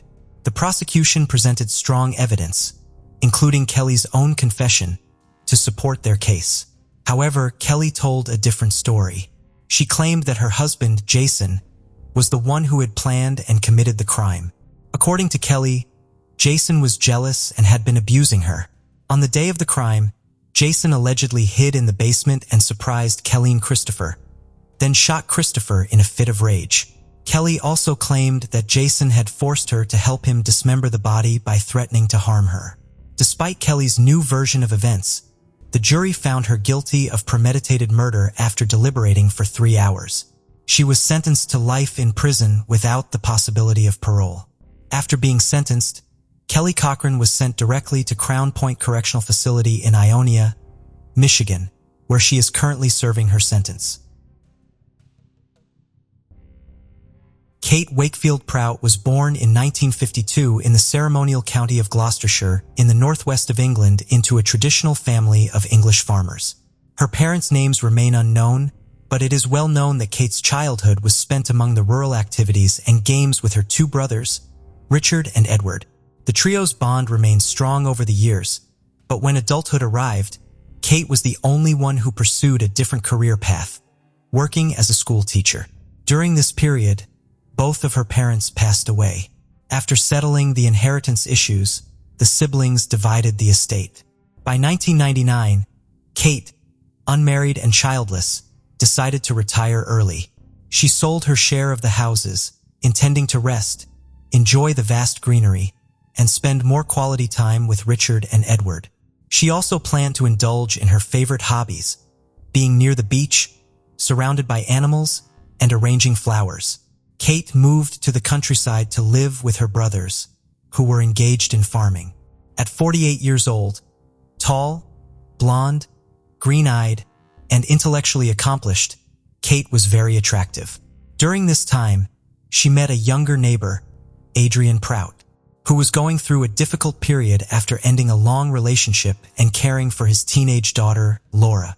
Edward allowed Adrian to temporarily live in a mobile home on their property. In gratitude, Adrian helped with the farm work, and Edward admired him for his business acumen and drive. Kate and Adrian quickly hit it off, fell in love, and got married in September 2000. They bought a lovely house together but sold it 4 years later when they received an excellent offer. With the proceeds, they realized a dream by purchasing 115 hectares on the outskirts of Red Marley, DeVito, a beautiful area. In 2004, the couple moved to Red Hill Farm in Red Marley, investing a significant amount of $1.2 million. Plan was for Adrian to manage the farm, continue his piping business, and organize pheasant hunting events which were highly prized by wealthy British landowners.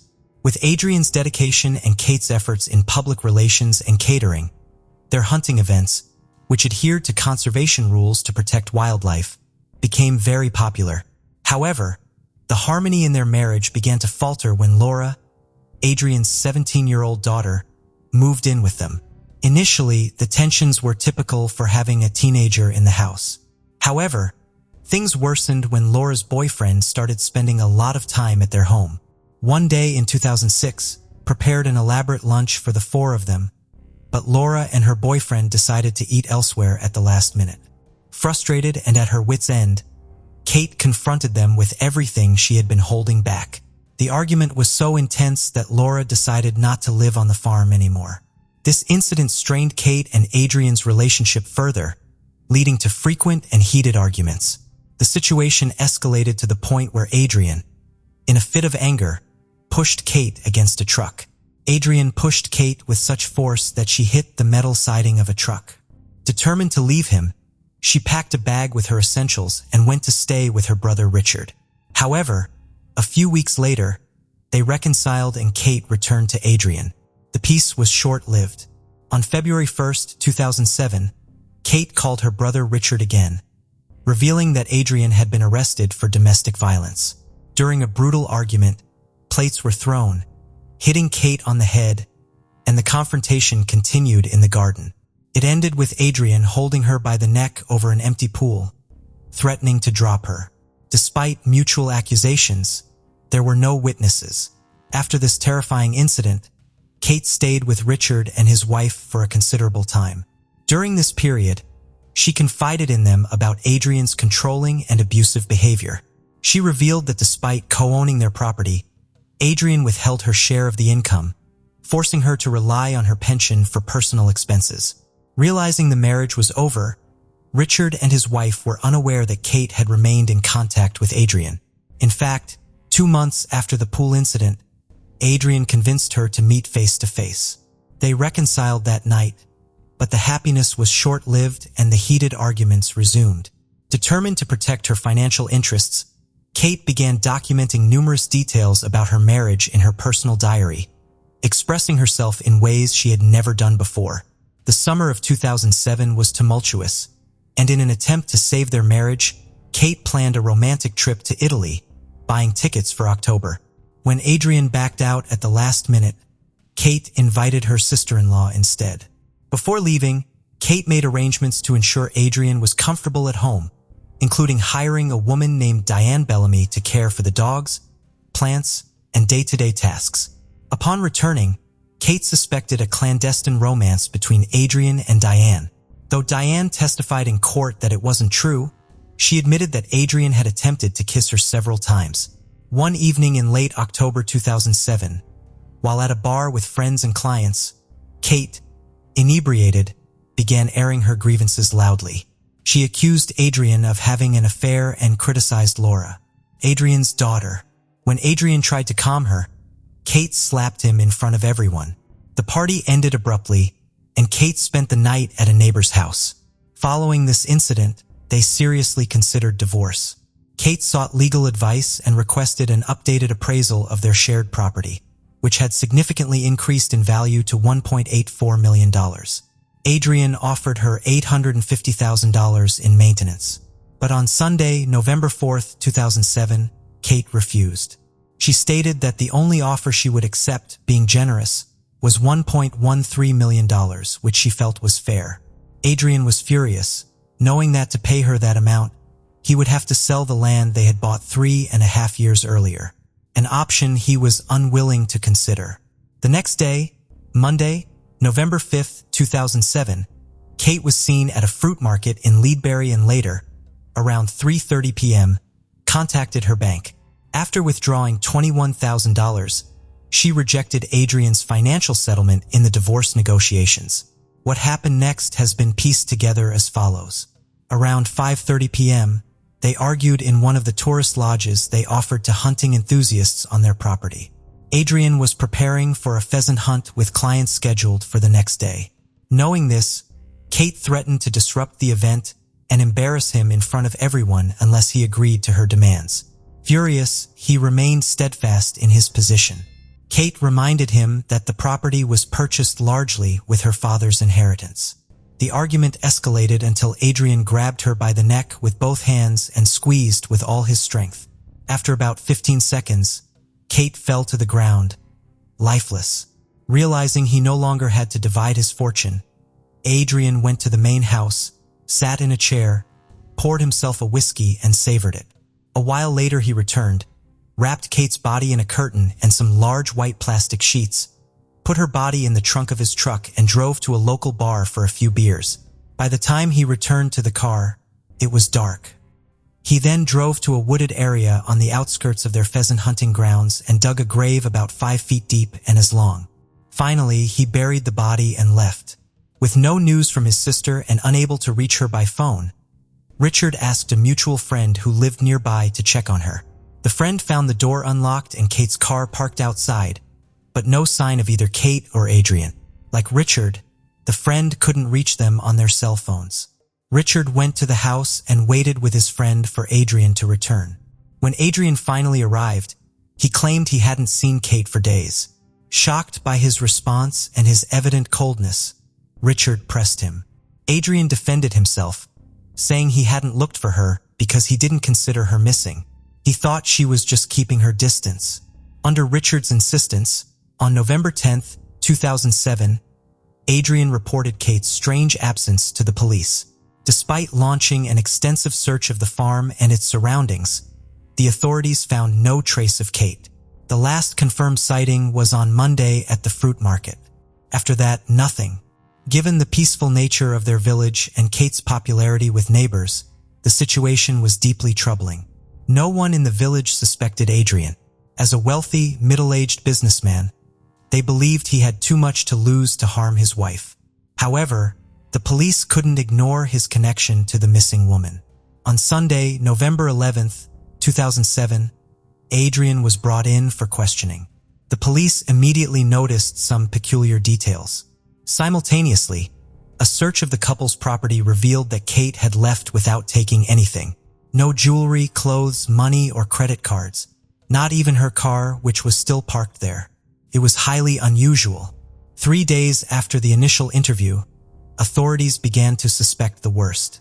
By then, they were considering several possibilities. The first was that Kate had left for some reason and after encountering harm, was unable to return or contact her family. The second was that she had left deliberately and didn't want to be found. The final, more sinister scenario was that a crime had occurred, either an abduction or something worse. This launched one of the largest search operations in Gloucestershire, involving over 60 officers. Additionally, the same trained dogs used in the search for missing British girl Madeleine McCann were deployed. Dozens of police officers combed the grounds while helicopters equipped with infrared cameras and tactical police divers scoured the ponds.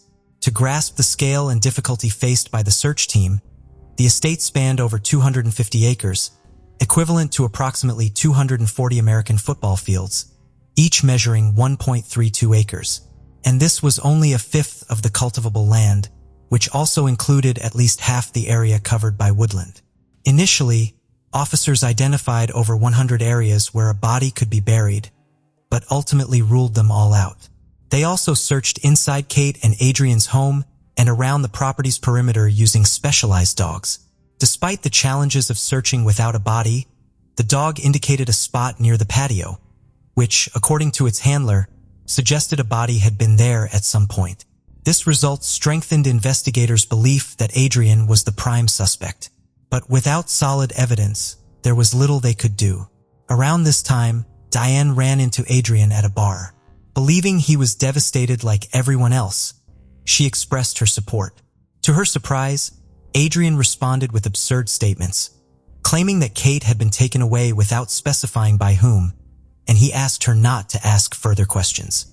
On November 27, 2007, Adrian was arrested and simultaneously a second search of the vast property was conducted using helicopters equipped with thermal sensors.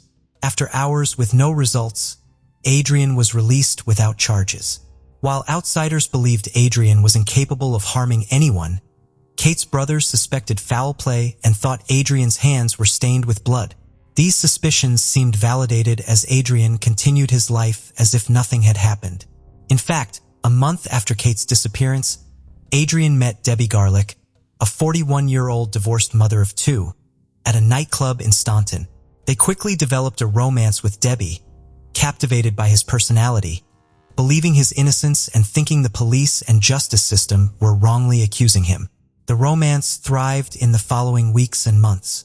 In early February 2008, Diane encountered Adrian again and noticed he seemed frightened.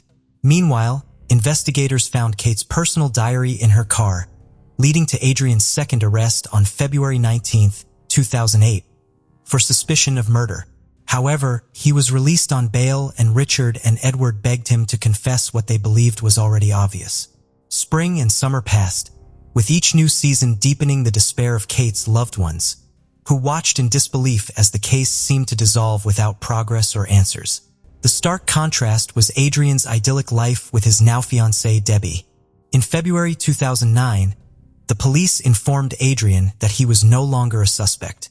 Elated, he convinced Debbie to move in with him at the property he had once shared with Kate. However, 3 weeks later, on March 10, 2009, the police knocked on the door to arrest Adrian once more. Although he was jailed for a month, he was again released on bail. Unbeknownst to him, the investigation continued quietly, and shortly after, Adrian was formally charged with the crime. This did not prevent his relationship with Debbie from progressing. Released on bail, they got engaged in June of that year, and by then, Debbie was pregnant. Their daughter was born on January 7, 2010, after a scheduled delivery. Despite the looming criminal charges and the ugly suspicions surrounding Adrian, they maintained the facade of a happy family, with Adrian portraying himself as a good father and husband. The trial began on January 21, 2010, with Adrian proclaiming his innocence. Debbie attended the hearings, bringing their weeks-old baby. One of the testimonies was from Diane, who clarified that despite Kate's suspicions, there had never been any relationship between her and Adrian. Diane recounted how Adrian had tried to seduce her and detailed his strange behavior after Kate's disappearance. By the end of the third week, in a remarkable effort, the investigation officers convinced the jury that all evidence pointed towards Adrian. Consequently, in February 2010, Adrian Prout was found guilty of murder and sentenced to life imprisonment with a minimum of 18 years behind bars. The verdict also prevented him from profiting from Kate's will, which she had made in his name. Despite the conviction, Adrian's family, friends, neighbors, and especially his fiancée, continued to believe in his innocence. They clung to the idea that without a body, there was no crime or valid accusation. Supporters rallied to free him. Laura, Adrian's eldest daughter, started a social media campaign, while Debbie's daughter from her first marriage did something similar, gathering nearly 500 signatures for his release. Debbie, holding their daughter, campaigned tirelessly and even offered a $14,000 reward for any information proving Adrian's innocence, money she had inherited from her father. Desperate to clear her partner's name, Debbie convinced Adrian to take a lie detector test. She challenged him, saying he had nothing to lose if he was innocent. Confident as always, Adrian agreed, believing he could outsmart the machine.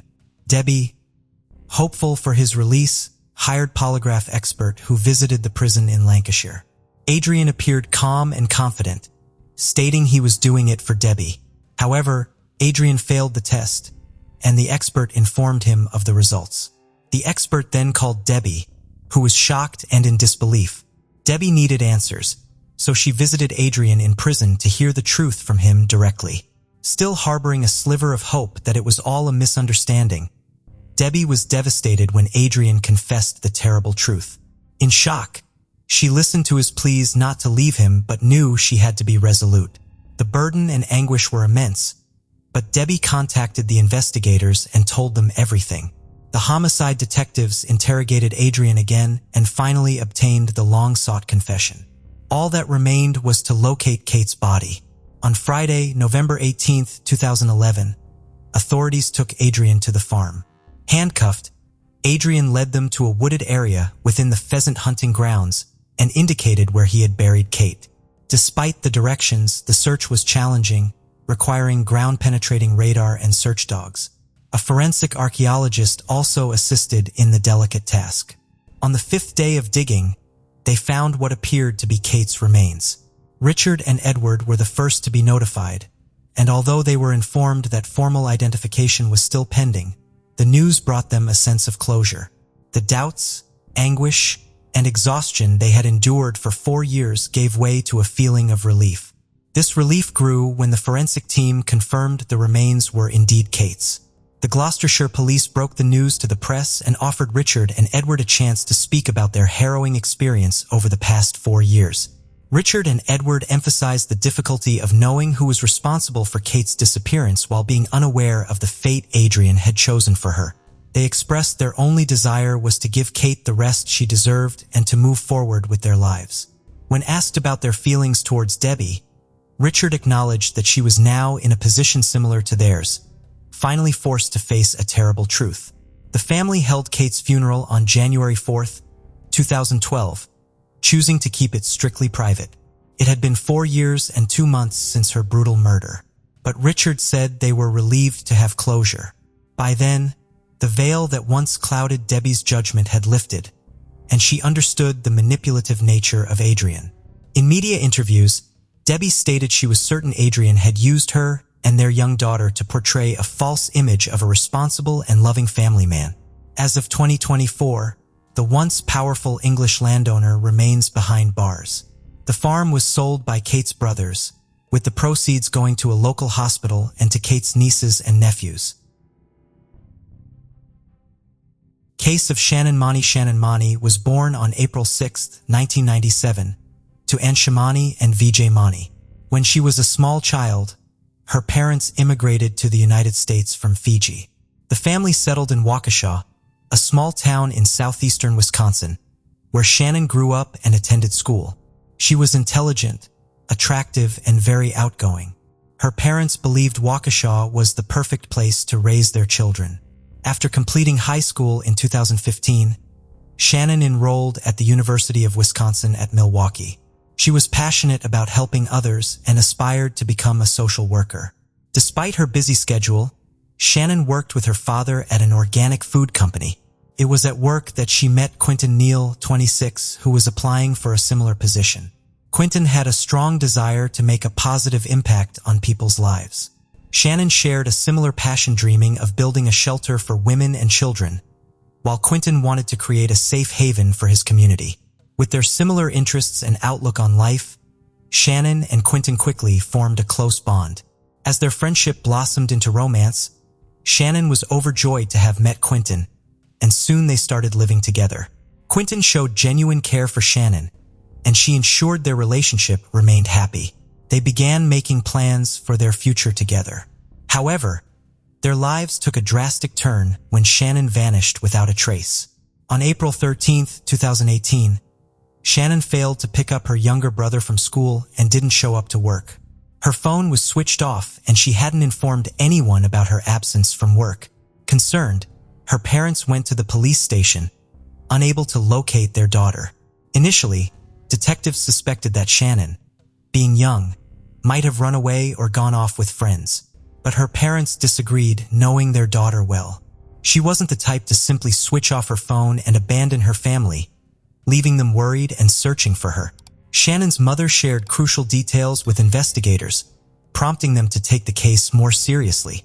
Shannon was 4 months pregnant when she vanished, which raised concerns since pregnant women rarely disappear without something bad happening to them. Furthermore, some of her belongings, including money and important documents, was still in her room, which was another alarming indication. Shannon's parents told investigators that the father of her child was 27-year-old Quentin Neal. However, when Quentin was contacted by phone, he claimed to have no knowledge of Shannon's whereabouts. According to Quentin, Shannon had been living with her parents, and he hadn't seen her at all that day. The investigators called Quentin again, asking him to come to the police station to answer some questions. Quentin appeared anxious, promising to arrive at the station immediately. When Shannon's parents were still present, Quentin told the investigators that the last time he had seen her was over 24 hours ago, when she left his house to pick up her little brother from school. They had only exchanged a few text messages since then and had not been in contact again. The investigators asked Quentin if he had any idea where Shannon might be, but he was unable to provide one.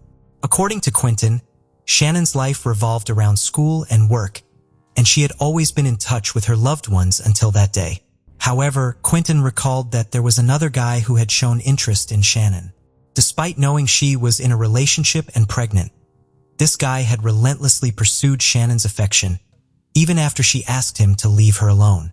The investigators instantly considered this guy a person of possible concern, as jealousy often leads to reckless behavior. The next day, police began questioning Shannon's friends to gather new information. They distributed details of the search for the young pregnant woman to all police stations in Wisconsin the same day.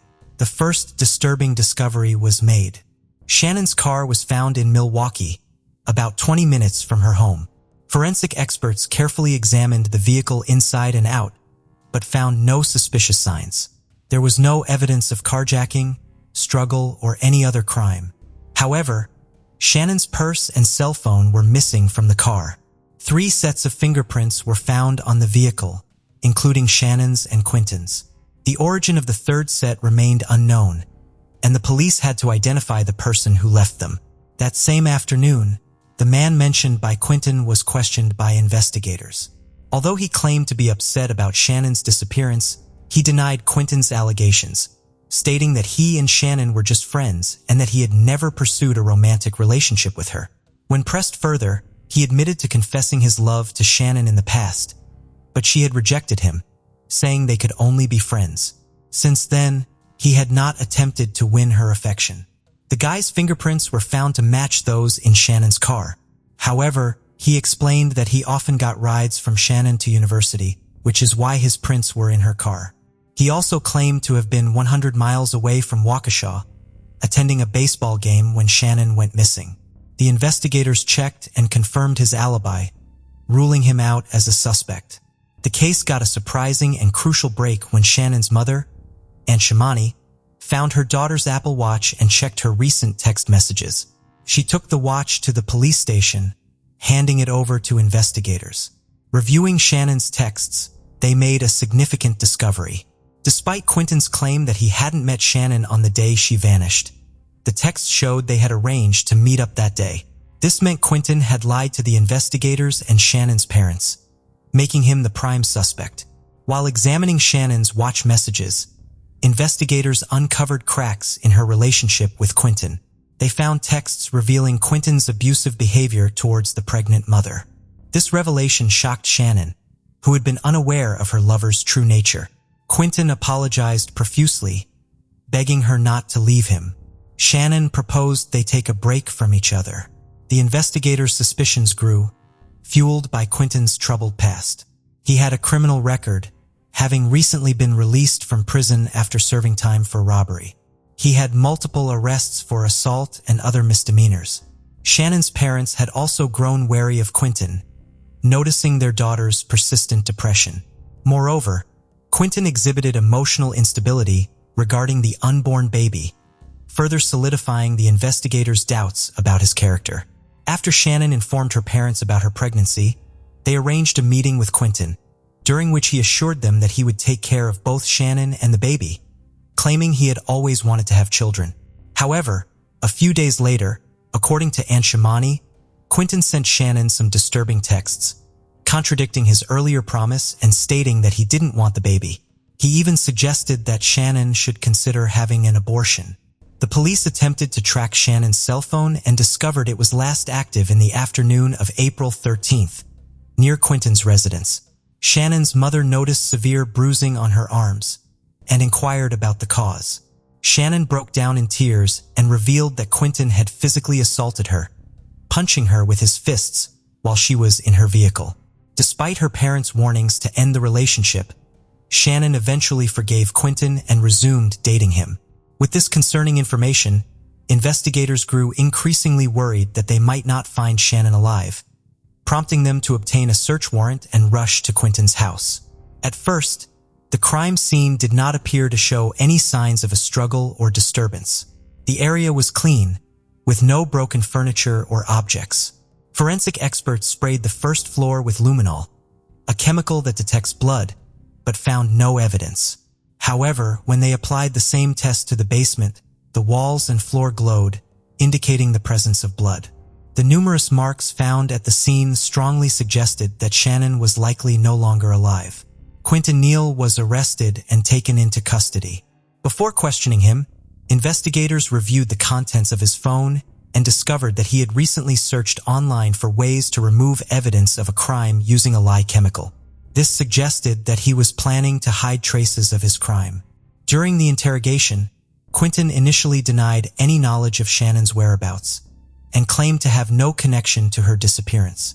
However, faced with solid evidence, he began to alter his story. Eventually, he agreed to confess to everything. Quentin claimed to have acted in self-defense when he took Shannon's life. He told investigators that Shannon had visited his house to discuss their future and their child. But the conversation escalated into an argument. According to Quentin, Shannon then entered the kitchen, grabbed a knife and a gun that were being kept for emergencies, and began threatening him. Quentin said he felt compelled to act quickly to protect himself, leading to a physical struggle that ended in Shannon's death. Quentin reiterated to the investigators that he had acted in self-defense, but they were skeptical due to the lack of defensive wounds on his body. Despite their doubts, they continued to listen to his account. Quentin said that, realizing the gravity of his actions, he panicked in the basement where the incident occurred. In an attempt to conceal the evidence, he used a large suitcase to hide the body. Quentin Neal led the police to a storage unit 6 miles from his home, where he had stashed a suitcase containing Shannon's body. When detectives opened the suitcase, they found Shannon's lifeless body, her wrists and ankles bound with duct tape, contradicting Quentin's claim of self-defense. Forensic examination revealed Shannon died from 2 gunshot wounds to the head and had additional knife wounds on her body.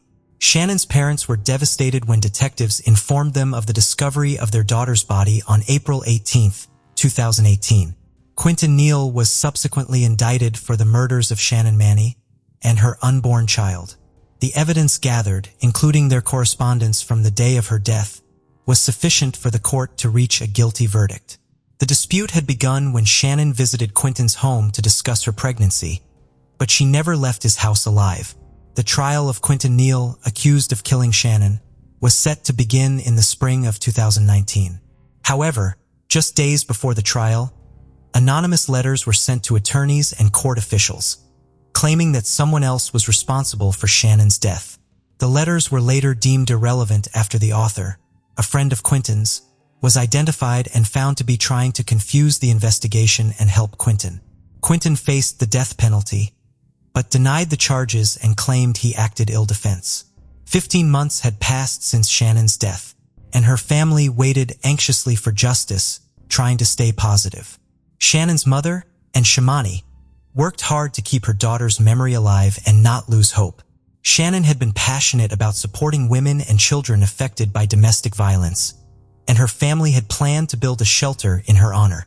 However, that dream was never realized, as Shannon herself became a victim of violence. On July 15, 2019, Quinton Neal reached a plea deal with investigators, admitting guilt in the deaths of Shannon and her child. As part of the deal, prosecutors dropped the death penalty. 2 days later, on July 17, 2019, the Milwaukee County Circuit Court sentenced the 28-year-old to 2 concurrent life sentences without parole eligibility, ensuring he will spend the rest of his life in prison.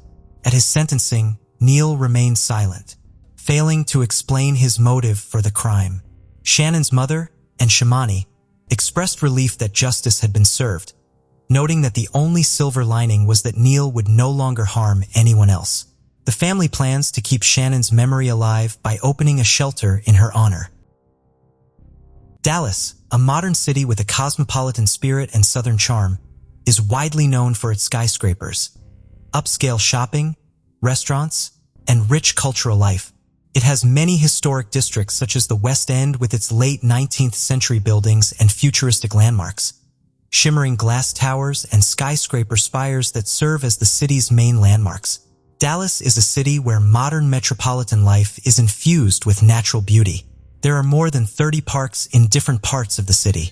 The Gable Park residential complex is located at the center of Dallas Cheek.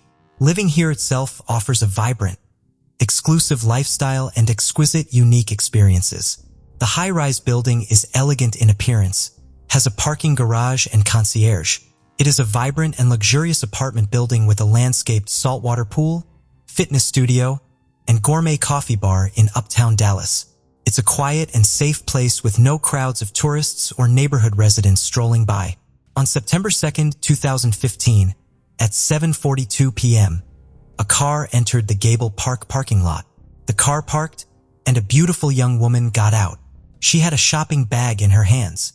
She slammed the door shut, stepped away from the car, and a minute later, 2 gunshots rang out.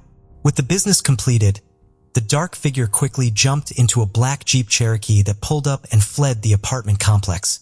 Local resident Hashim Saad, who was walking to the parking lot to pick up his car, saw the injured woman and called the emergency services. Officers arrived at the scene of the tragedy and found the injured woman. Unfortunately, she was already dead. The victim turned out to be 35-year-old Kendra Hatcher. Kendra K. Hatcher was born February 3, 1980, to Reagan Hatcher and Bonnie Gibson Jameson Colley in Springfield, Sangamon County, Illinois. Her parents divorced and her mother married Bruce Jameson. She was not an only child.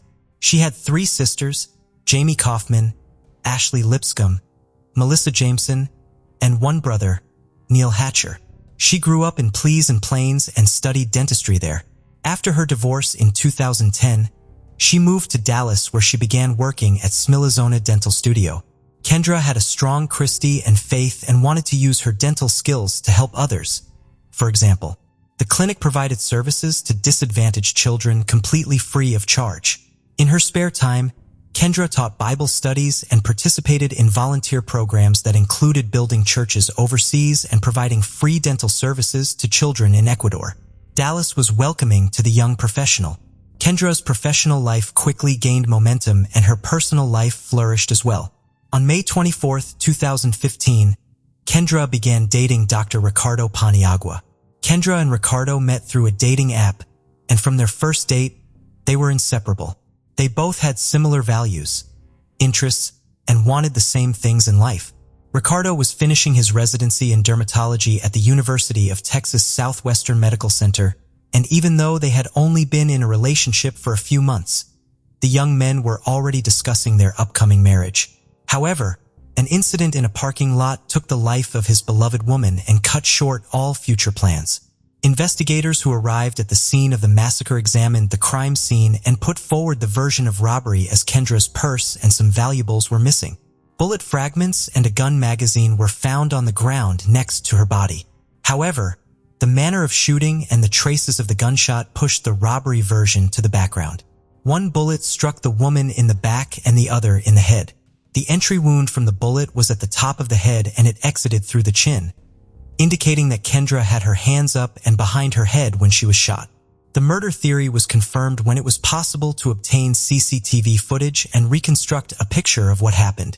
As a result, by the age of 13, he was struggling academically and had a fragile psyche. Once unable to bear such a life, Steinkind attempted to hang himself, but was fortunately stopped in time. Afterward, doctors diagnosed him with depression and hyperactivity. Bullied at school, he decided to stop attending. Over time, Jeremy fancied himself immortal and began frequenting websites of similar themes. His online profile was filled with topics like pain, self-harm, blood, and razor blades. No one knew about the couple's forbidden relationship except their friends, who found their love, to say the least, peculiar. Their communication would have remained a secret had the Richardsons not started monitoring their daughter's excessive internet use. Deborah and Mark discovered Jasmine was corresponding with strangers, alarming them as any parent would. Therefore, they decided to remove the computer from the girl's reach. Moreover, they were shocked to learn she had fallen for an adult man with dubious interests. His very nickname, Soul Eater, spoke volumes. Thus, Jasmine and Jeremy's relationship became forbidden. To help their daughter break free from this destructive relationship, Deborah and Mark sought a psychologist's help. They sincerely believed that counseling would benefit their parent-child relationship. To their delight, it did. Jasmine showed compliance and seemed to be returning to a normal life, promising that it was all in the past. She got her computer back. This became the Richardsons' last fateful decision, leading to their demise. Saturday, April 22, 2006. Preparing for bed, Mrs. Richardson heard a noise in the basement. Rats again, she thought. Descending, she turned on the light and saw a person in a ski mask. He stood opposite her, looking at her. Startled, she screamed. The stranger rushed at her, covering her mouth. His efforts were in vain. Deborah struggled and screamed louder. He stepped back, drew a knife and stabbed her in the chest, then again and again. Hearing his wife's screams, Mark rushed down, grabbing the first thing he could find, a screwdriver. He had been fixing an outlet that day and by sheer chance left a tool out. Entering the basement, he was met with a horrific scene. His wife lying in a pool of blood and someone standing next to her. Mark immediately attacked the intruder but received a stab wound to the stomach, followed by more stabs. As the searing pain subsided and his eyes began to close, Mr. Richardson quietly asked, "Why?" "Because your daughter wished it," the attacker replied. Upstairs, Tyler was the only one left. The boy sat on his bed in his pajamas, too frightened to move. The approaching footsteps grew louder, and the bedroom door opened. A few days before the murder, Jasmine was overjoyed. Her parents believed in her remorse, meaning they could now communicate again. Mobile phones were just becoming popular at that time, so the computer remained the only means of communication. As soon as Miss Richardson regained internet access, she immediately wrote to Jeremy. "It all starts with them disappearing and ends with us staying together," she told him. During the days when the young lady was visiting the psychologist, a terrible plan had formed in her head. It solidified over several days of punishment. Surprisingly, Steinka found it enticing but added that everything needed to be done creatively and with attention to detail. The couple understood that they could not be together as long as the Richardsons were alive. Later, Jasmine's friends recalled how often she spoke about her parents, particularly how much they annoyed her. Therefore, she wanted to end their lives. However, no one took Jasmine's words seriously. Saturday, April 22, 2006. Garrett headed across the street to his friend Tyler's house. The boy wanted to play. The weather was nice outside, despite being chilly. Such was the spring that year. When Garrett approached the house, he noticed the blinds were still closed. No one answered his knock on the door. Strange, he thought. The Richardsons should be home. Their car is parked in the driveway. It was on June 25, 2001 and charged with first-degree murder. After spending 6 months in custody, she was released on bail. The first trial soon commenced. The prosecution's main theory was the motive for the homicide. Hoping to see someone, the child curiously peeked into the living room window but saw no one. Then, Garrett decided to walk around to the back of the basement, where he often played with Tyler. Peeking through the window, he saw something strange on the floor. It appeared to be two silhouettes in a pool of blood. The boy informed his mother. Skeptical, she decided to check on the family across the street. They approached the house together. Garrett pointed to the window he had looked through earlier. The woman looked in and recoiled in horror. She immediately called emergency services. Something happened at the Richardsons. They seemed to be lying in the basement floor, all in blood, the neighbor reported. The police arrived promptly. Breaking down the front door, they descended to where Garrett and his mother had seen something. Entering the dark basement, the officers had difficulty recognizing the people lying on the ground. Their bodies were mutilated and bloodied, but there was no doubt. It was Mark and Deborah Richardson, and they were deceased. Blood was everywhere, on the floor, walls, even the ceiling. A bloody mess. No other way to describe what was before them. Later, the police searched the house. In the upstairs children's room, they found a small child. The boy lay in bed among toys, splattered with blood, with visible knife wounds. The child's throat had been deeply cut. Medicine Hat had never seen such horror. One officer said, "It will take me decades to forget what I saw today." After the house was searched, the police realized one family member was missing. The Richardsons' eldest daughter was gone. Officers worried she might be in danger. Everything indicated the attack occurred in the basement and the child's room. The rest of the house was undisturbed, and at first glance, nothing was missing. The state of the body suggested the crime occurred the previous night. Apparently, the perpetrator broke into the house and attacked the boy and his parents. Then what happened to Jasmine, and where was she? The police began to construct theories about what had happened. Perhaps by some stroke of luck, the girl was somewhere outside the home safe, or the perpetrator had abducted her and was now harming her, or maybe a ransom demand from relatives would come with time. However, as time passed, there were no clear answers. Soon detectives turned to the media requesting help in the search for the missing girl. They hoped Jasmine would make contact or someone would provide valuable information. Meanwhile, the investigation into the crime continued. Investigators interviewed relatives, friends, and colleagues about all aspects of the slain family's life. Did they have any adversaries or enemies capable of such a heinous act? However, the more the investigation progressed, the clearer it became. There was no reason to wish death upon anyone in the Richardson family. They were truly wonderful people, faithful spouses and loving parents, except for the eldest daughter. Officers learned that the girl had been causing quite a bit of trouble lately. Therefore, the tone of media announcements changed. This time, the investigation wanted to locate a person of interest. It was entirely possible that the girl knew details about the crime, or she might have been involved in it. Considering the suspect's age, the media could no longer publish her real name, as per Canadian law. Thus, news agencies began to refer to Jasmine Richardson as JR. After it became known about her relationship with Jeremy Stunink, the couple was declared wanted. Initially, the search for the young lovers began among their friends and acquaintances, thinking they might be hiding out with them. However, this lead proved to be a dead end for the police. But they did uncover something intriguing. A few hours after the crime, the young couple was spotted at a restaurant and at a party hosted by an acquaintance. Someone from their circle of friends mentioned that Jasmine appeared unchanged. There was no indication she had been abducted or was in a state of shock. She was drinking and having fun. When friends asked how they managed to escape from her parents, Jasmine laughed. "Jeremy and I just took care of them." "Yes," the boy agreed. "I carved them up like fish." The party guests laughed, thinking at a grim joke, unaware that the statement was true. The involvement in the crime was also confirmed by a comic found in Jasmine's school locker, where she detailed how she would deal with each of her family members, with her boyfriend as her accomplice. Photos of the suspects were distributed widely. It was only a matter of time before a citizen would step forward with information about their whereabouts.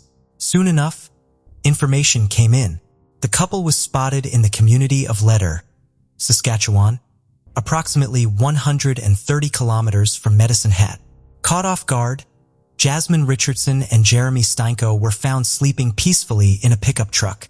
Without resistance, they were taken to the police station. Naturally, the couple was interrogated separately, starting with Jasmine. She shared that she was deeply in love with Steinko and he reciprocated her feelings. However, the difference in age and social status was a barrier between them. According to Jasmine, the Richardsons would never have accepted their relationship. Therefore, Jeremy committed the ultimate act of love. He ended her parents' lives, providing them the chance to be together. When detectives asked if Jasmine was involved in the crime, she said, "I wasn't home when the crimes occurred. I didn't know about what had happened. After I found out, I accepted it. I loved Jeremy very much, so I ran away with him." Detectives needed to determine who was the main instigator. Since breaking the suspects proved difficult, the investigation used a cunning strategy. They placed an informant in the cell with Jeremy, who skillfully extracted details that contradicted Jasmine's statements. Jeremy confessed to the informant that the plan to end her parents' lives was Jasmine's idea. Initially, he was not supportive, but agreed after they discovered the forbidden love and took away her computer. "I took care of Deborah and Mark Richardson, and Jasmine took care of her younger brother herself. She literally begged me to leave Tyler for her, though I was glad to settle scores with all of them," Jeremy cruelly revealed. After this confession, investigators confronted Miss Richardson with the recording. She had no choice but to confess to everything, admitting she stabbed her younger brother out of mercy, not wanting to leave him an orphan. Later, the couple shared their social media profiles and passwords with the investigation, which began to examine their correspondence. They had sent each other thousands of messages confirming Jeremy's statements indeed conceived the plan on her own. Steinka wrote that Jasmine was the only person who supported and approved of his tastes, replacing the society he felt alienated from. Fearing he would lose her, he helped realize the dreadful idea. "I want to slit their throats. They will regret what they have done, especially when I make sure they're gone. They'll pay for the insults. Finally, there will be silence. Their blood will be the payment." Jeremy supported his beloved. His friends also reported that just a few hours before the attack, they watched the 1994 film Natural Born Killers, which portrays a couple committing 9 heinous murders. This story inspired their friend, who said he wanted to enact a similar plan with his girlfriend. "I think it's the best love story of all time," Steinka said. With sufficient evidence at hand, the suspects were charged with 3 counts of homicide. The detectives pieced together the confessions of the accused, witness testimonies, and other case evidence to form a clear picture of the crime. Before the act, Jeremy was intoxicated. Jasmine led him into the house and guided him to the basement, where he attacked her mother. Deborah was the first to die, suffering 12 stab wounds across her body. The deepest wound pierced her chest, reaching 12 centimeters deep and striking her heart. In a rage, Jeremy mercilessly continued his assault on Mark, who sustained 24 wounds, 9 of which were in the back. Like his wife, the family patriarch bled out on the basement floor. Tyler Richardson was the last to die, while Steinka was dealing with the parents downstairs, inflicted 5 stab wounds on her younger brother upstairs. After Jeremy finished, he went upstairs to help his girlfriend with the child, coldly slashing the boy's throat as if carving a pumpkin. Afterward, Jeremy went home to wash off the blood, while Jasmine caught a taxi to a restaurant where the couple had agreed to meet. After discussing the night's events, they headed to a party. A friend of Jeremy's, Casey Lancaster, helped them dispose of the evidence and reach Saskatchewan. Words fail to describe the horror they created, using them to poison her husband, Gregory de Villiers, staging a suicide scene in their apartment, scattering his body with red rose petals. Case of Christian and Newsom. A new judge scheduled hearings for all 5 individuals involved in the students' tragic end. They embarked on their murderous spree with such ease and nonchalance as if driven by some otherworldly force. It is shocking that during interrogations and their time in custody, not a word of regret or remorse was uttered for their actions. While detained, they wrote letters to each other calling themselves legends and immortals. In one letter, Steinka proposed to Richardson, who joyfully accepted. Then, unexpectedly, their mad love began to fade like last year's snow. During the trial, they shifted the blame onto each other. In June 2007, Jasmine Richardson was the first to stand trial. She pleaded not guilty, claiming to have been in a zombie-like state and unable to act while Jeremy was killing her family. She also claimed she only wounded her younger brother, and it was Steinke who delivered the fatal blow. Jasmine insisted that their discussions about ending her parents' lives were purely hypothetical, but they appealed to Jeremy so much that he compelled her to turn them into reality.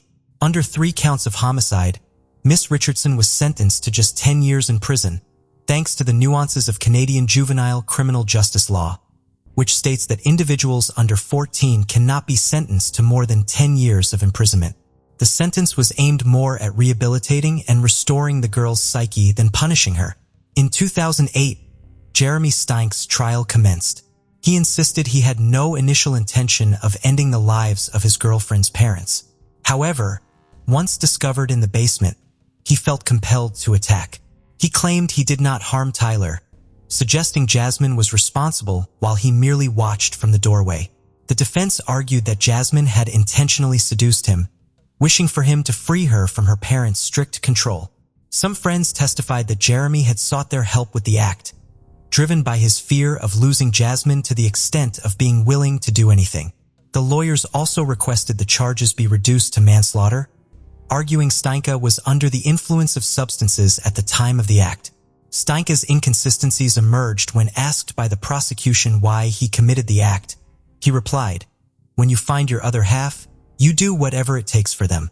Throughout the trial, he remained indifferent to the proceedings, but broke down when Jacqueline May, his mother, testified in his defense. She admitted to bearing significant guilt for his upbringing, as he was often attacked by her partners, subjected to beatings and rejection. Steinke was found guilty on 3 counts of first-degree homicide, receiving 3 life sentences. He would be eligible for parole no earlier than 25 years later, in 2033. Charges of complicity in the act against Casey Lancaster were dropped. In Medicine Hat Court, she was found guilty of obstruction of justice, sentenced to a year of house arrest, and prohibited from consuming drugs and alcohol. While in custody, Jeremy Steinke changed his name to Jackson May. Jasmine Richardson's 10-year sentence included 4 years in a psychiatric facility where she was diagnosed with conduct disorder and oppositional defiant disorder, indicative of a refusal to follow rules and socially unacceptable behavior, typically more associated with children than adults. This underscored her psychological immaturity and instability during her relationship with Steinke. In her final years under conditional community supervision and attending special programs, medical professionals reported her genuine remorse. After serving her full sentence, she was released in 2016. Apparently, Jasmine Richardson lives in Canada under an assumed name, her true identity still protected from media disclosure. Her return sparked significant public debate, with some arguing she deserved a second chance while others believed she warranted a harsher penalty. Nonetheless, the residents of Medicine Hat would prefer not to have Ms. Richardson as their neighbor again, given the brutality of her crime. Whether Jasmine has truly changed after spending her formative years in detention remains to be seen. Time will tell, and silently conceal. Sadly, the dead cannot speak. Jennifer's life was cut short in her prime. Regrettably, she realized too late an essential truth. Staying away from certain individuals and ceasing communication with them could mean saving oneself. Edward Theodore Gain was born on August 27, 1906, in La Crosse, Wisconsin. His father was an alcoholic and largely unemployed, while his mother was a bitter and bigoted religious fanatic. Between the drinking and the excessive Bible reading, Gain may have ended up with what a child psychiatrist today might call trauma triggers, or PTSD. Later in life, he became obsessed with accounts of cannibals and Nazis in pulp fiction magazines, showing a tendency to enjoy a very specific kind of violence. His heavy emotional attachment to his mother may have badly affected his social development and even caused him to murder his own brother Henry, which was later referred to by his biographers as the Cain and Abel aspect of his case. After his mother's death, his mental instability spiraled. His other crimes included the murder and grave robbing of middle-aged women who resembled his mother, as his intention was apparently to create some kind of a woman's suit so he could crawl into the skin of these women and become his own mother resurrected. A police search of his home after his capture, following a particularly brutal murder, that of a neighboring female of around the right age, revealed among other evidence a disturbing diagram of the human adult female as a deceased work in progress. The evidence included whole human bones and fragments, a wastebasket made of human skin covering several chair seats, skulls on his bedposts, some female skulls with the tops off, bowls made from human skulls, a corset made from a female torso, skin from shoulders to waist, leggings made from human leg skin, and masks made from the skin of female heads. Gain apparently made a great deal of headway in constructing either a new woman, Frankenstein assembly style, or reconstructing his dead mother before he was captured. Gain could not stand trial due to his clear mental incompetence and was instead confined to a mental health facility. Later on, he was judged competent to stand trial where he was found guilty of murder but also pronounced legally insane and consequently remanded to a psychiatric institution. He died at Mendota Mental Health Institute in 1984. Psych profile. Gain was diagnosed as having been a schizophrenic as well as a sexual psychopath. His mental illness stemmed from his love-hate relationship towards women, which later turned into a full-scale psychosis.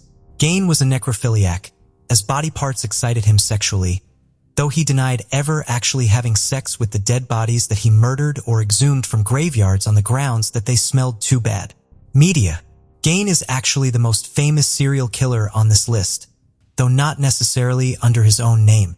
Due to the very specific and darkly grotesque nature of his crimes, Gain was the inspiration for several fictional serial killers, including Norman Bates, the killer from the movie Psycho by Alfred Hitchcock, Leatherface, a skin-wearing killer from the Texas Chainsaw Massacre, and Jamie Gumb, aka Buffalo Bill, a serial killer in The Silence of the Lambs. Herman Webster Mudgett, better known as Dr. Henry Howard Holmes or H. Holmes, was born on May 16, 1861 in Gilmanton, New Hampshire. He came from a modest farming family who were descendants of the original English immigrants to the area and also happened to be devout Methodists. As a young man, Mudgett trained as a surgeon at the University of Michigan. So how did this man end up becoming known as America's first serial killer?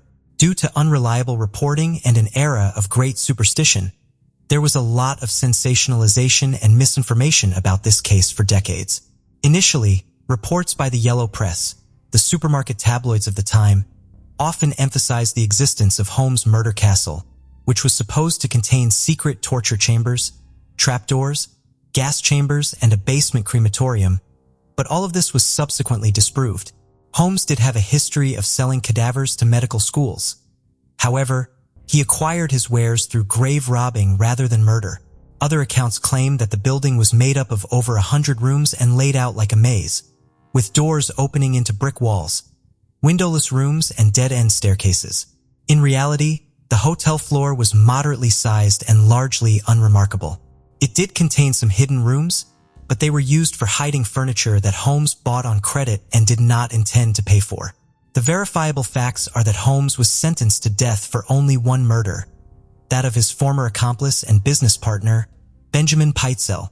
It is believed that he killed 3 of Benjamin Pitezel's children as well as 3 women he was engaged in sexual relationships with, the child of one of the said mistresses and the sister of another. Unlike most other serial killers, Holmes usually had a rational motive for his series of murders, usually for financial reasons or to prevent his own exposure and punishment. The grisly details along the way are what really elevate this case to the top tier of the annals of American horror. He apparently used a range of methods, including poison, chloroform, gas, and suspected bludgeoning. He hid the bodies pretty cleverly, in cellars and backyards. He constructed elaborate and overly emotional cover stories to dupe his unsuspecting victims. Several of his endeavors were actually financial fraud and misdemeanor crimes. So, as a talented con man and grifter, he himself was able to confuse the details of his exact crimes thoroughly. Historians now say that it was his own talent for tall tales, deception, and duplicity that led to his public reputation as America's first serial killer. On the other hand, he really did use some killing methods known only to medical professionals of the time. So the other title of the torture doctor is perhaps more appropriate for him. Holmes was executed in 1896. Before he died, he succeeded in thoroughly confusing the police, press, and public with wild and contradictory confessions of his own crimes. In some cases, he confessed to the murder of people who were verifiably still alive. At one point, he claimed to be possessed by Satan, which makes about as much sense as anything else that we know about him. Psych profile. Although this case largely predates the introduction of mental health evaluations into the United States criminal justice system, later generations of psychiatrists believe that Holmes may have been almost entirely unique in that he was psychopathic, extremely intelligent, charismatic enough to fool most others, creative in his various MOs, and prolific in his killing strategies. A study from Concordia University, St. Paul, posits that Holmes was a predator who viewed others as a means to his ends. His personality structure resembled that of a true psychopath, a remorseless and narcissistic person who controls others and lies repeatedly. All of this while being glib and charming. Media. There have been multiple books and depictions of Holmes in popular media across the last century. A few of the most famous are the 2006 episode of the U.S. television drama series Supernatural, where the ghost of H.H. Holmes returns to kidnap people. In 2017, the History Channel aired an 8-episode limited docu-series entitled American Ripper, in which Holmes' great-great-grandson, Jeff Mudgett, along with former CIA analyst Amaryllis Fox, investigated Holmes' life to try and prove that Holmes was also the infamous London serial killer Jack the Ripper. And as of 2019, an adaptation of Holmes' life called The Devil in the White City, with Martin Scorsese and Leonardo DiCaprio attached as executive producers, was said to be in development with Paramount TV and Hulu. This production appears to be on hiatus for now, but may well be revived later according to industry reports. Eileen Lee Carol Wuornos was born February 29, 1956, in Rochester, Michigan. Her father was a convicted child molester who later killed himself in prison. Wuornos' mother abandoned her and her brother when they were young, leaving them with her parents, Wuornos' grandparents, and their children. Wuornos' grandfather beat her, and her grandmother was an alcoholic. Eileen Wuornos became a teenage runaway, a prostitute, a pickpocket, and regular thief from pawn shops.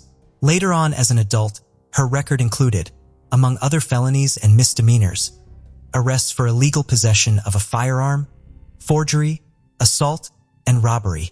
Her associates and law enforcement personnel would often describe her as erratic and easily angered. Her arrest records frequently noted that her attitude was poor. From late 1989 through late 1990, the bodies of 7 middle-aged white men were discovered in Central Florida. Eileen Wuornos had robbed all of the victims before shooting them to death and stealing their cars. Of all the other serial killers on this list, Eileen Wuornos is verifiably the most consistent, effective, and deadly killer of the group. As far as we know, she never left any survivors. Her victims were all of the same specific age and ethnic grouping and roughly the same area or highway territory. And the MO or modus operandi that she used was so similar in every case that as of today, Wuornos is considered a textbook case of a classic serial killer, repeating her murders with regular and pinpoint accuracy. Her victims included Richard Mallory, who was shot multiple times in the chest, David Spears, who was shot 6 times in the torso, Charles Carskadden, who was shot 9 times in the chest and stomach, Troy Burress, who died of 2 gunshots to the torso, Charles Dick Humphreys, who suffered multiple gunshots to the head and torso, Walter Antonio, who was shot 4 times in the back and head. In an interesting side note, the FBI profiler Robert K. Ressler briefly mentioned Eileen Wuornos in his autobiographical history of his 20 years with the FBI. Writing in 1992, he said he often does not discuss female serial killers because they tend to kill in sprees instead of in a sequential fashion. He said Wuornos was the sole exception known to him at the time. Her methods were successful enough that she might have evaded capture indefinitely if her girlfriend Tyria Moore hadn't snitched on Wuornos to the FBI to avoid her own criminal charges of complicity in the murders. Eileen Wuornos was executed in 2002 in Florida after 12 years of imprisonment on death row. Psych profile. According to the psychopath checklist, Wuornos was found to have a strongly psychopathic personality with a score of 32. The cutoff score for psychopath is 30 out of 40 in the United States. Wuornos was also diagnosed with other issues in prison, and it was officially determined that she had both borderline personality disorder and antisocial personality disorder. Media.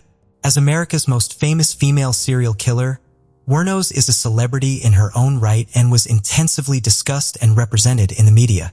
But her biggest moment in the spotlight came when she was portrayed by the South African-origin Hollywood star Charlize Theron in the movie Monster, released in 2003. Wuornos was reportedly disgusted with what she saw as her exploitation by the media without her permission, though she could hardly claim any copyright violation of her crimes against humanity. Theron, on the other hand, went on to win the Oscar for Best Actress for her stellar performance. Dean Corell was born on December 24, 1939, in Fort Wayne, Indiana. He was reportedly a loner growing up and was often trapped in conflict between two hostile parents who later went through a contentious divorce. After many years of working hard in the family business, which was a candy company, and including his years in the military where he first realized his own homosexual orientation, Corell's sense of personal relationships grew darker and more disturbed. Between 1970 and 1973, Dean Corell killed a minimum of 28 victims, which is to this day suspected to be a conservative estimate. It is possible that all the bodies could not be found, but according to the available evidence, all of his victims were males, aged 13 to 20, the majority of them in their mid-teens. Most of the victims were abducted from Houston Heights, which was then a low-income neighborhood northwest of downtown Houston. For most abductions, he was assisted by one or both of his teenage accomplices, David Owen Brooks and Elmer Wayne Henley. Several victims were friends of one or both of Corell's accomplices. Others were individuals with whom Corell had himself become acquainted prior to their abduction and murder. And two other victims, Billy Balch and Gregory Malleywinkle, were former employees of the Corell Candy Company. Corell's victims were usually lured into either one of the two vehicles that he owned, a Ford Econoline van or a 1969 Chevrolet Corvette that he is known to have purchased. The enticement was usually an offer of a party or a lift, and the victim would be driven to Corell's house. Once there, the youths would be given alcohol or other drugs until they passed out, tricked into donning handcuffs or simply grabbed by force. They were then stripped naked and tied to either Corell's bed or usually a plywood torture board, which was regularly hung on a wall. Once manacled, the victims would be sexually assaulted, beaten, tortured, and sometimes after several days, killed by strangulation or shooting with a .22 caliber pistol. Their bodies were then tied in plastic sheeting and buried in discreet locations nearby. In several instances, Corell forced his victims to either phone or write to their parents with explanations for their absence in an effort to soothe any of the parents' fears for their son's safety. He is also known to have retained keepsakes, usually keys, from his victims. He was often referred to as the Candyman or the Pied Piper due to his connection to his family firm, the Corell Candy Company.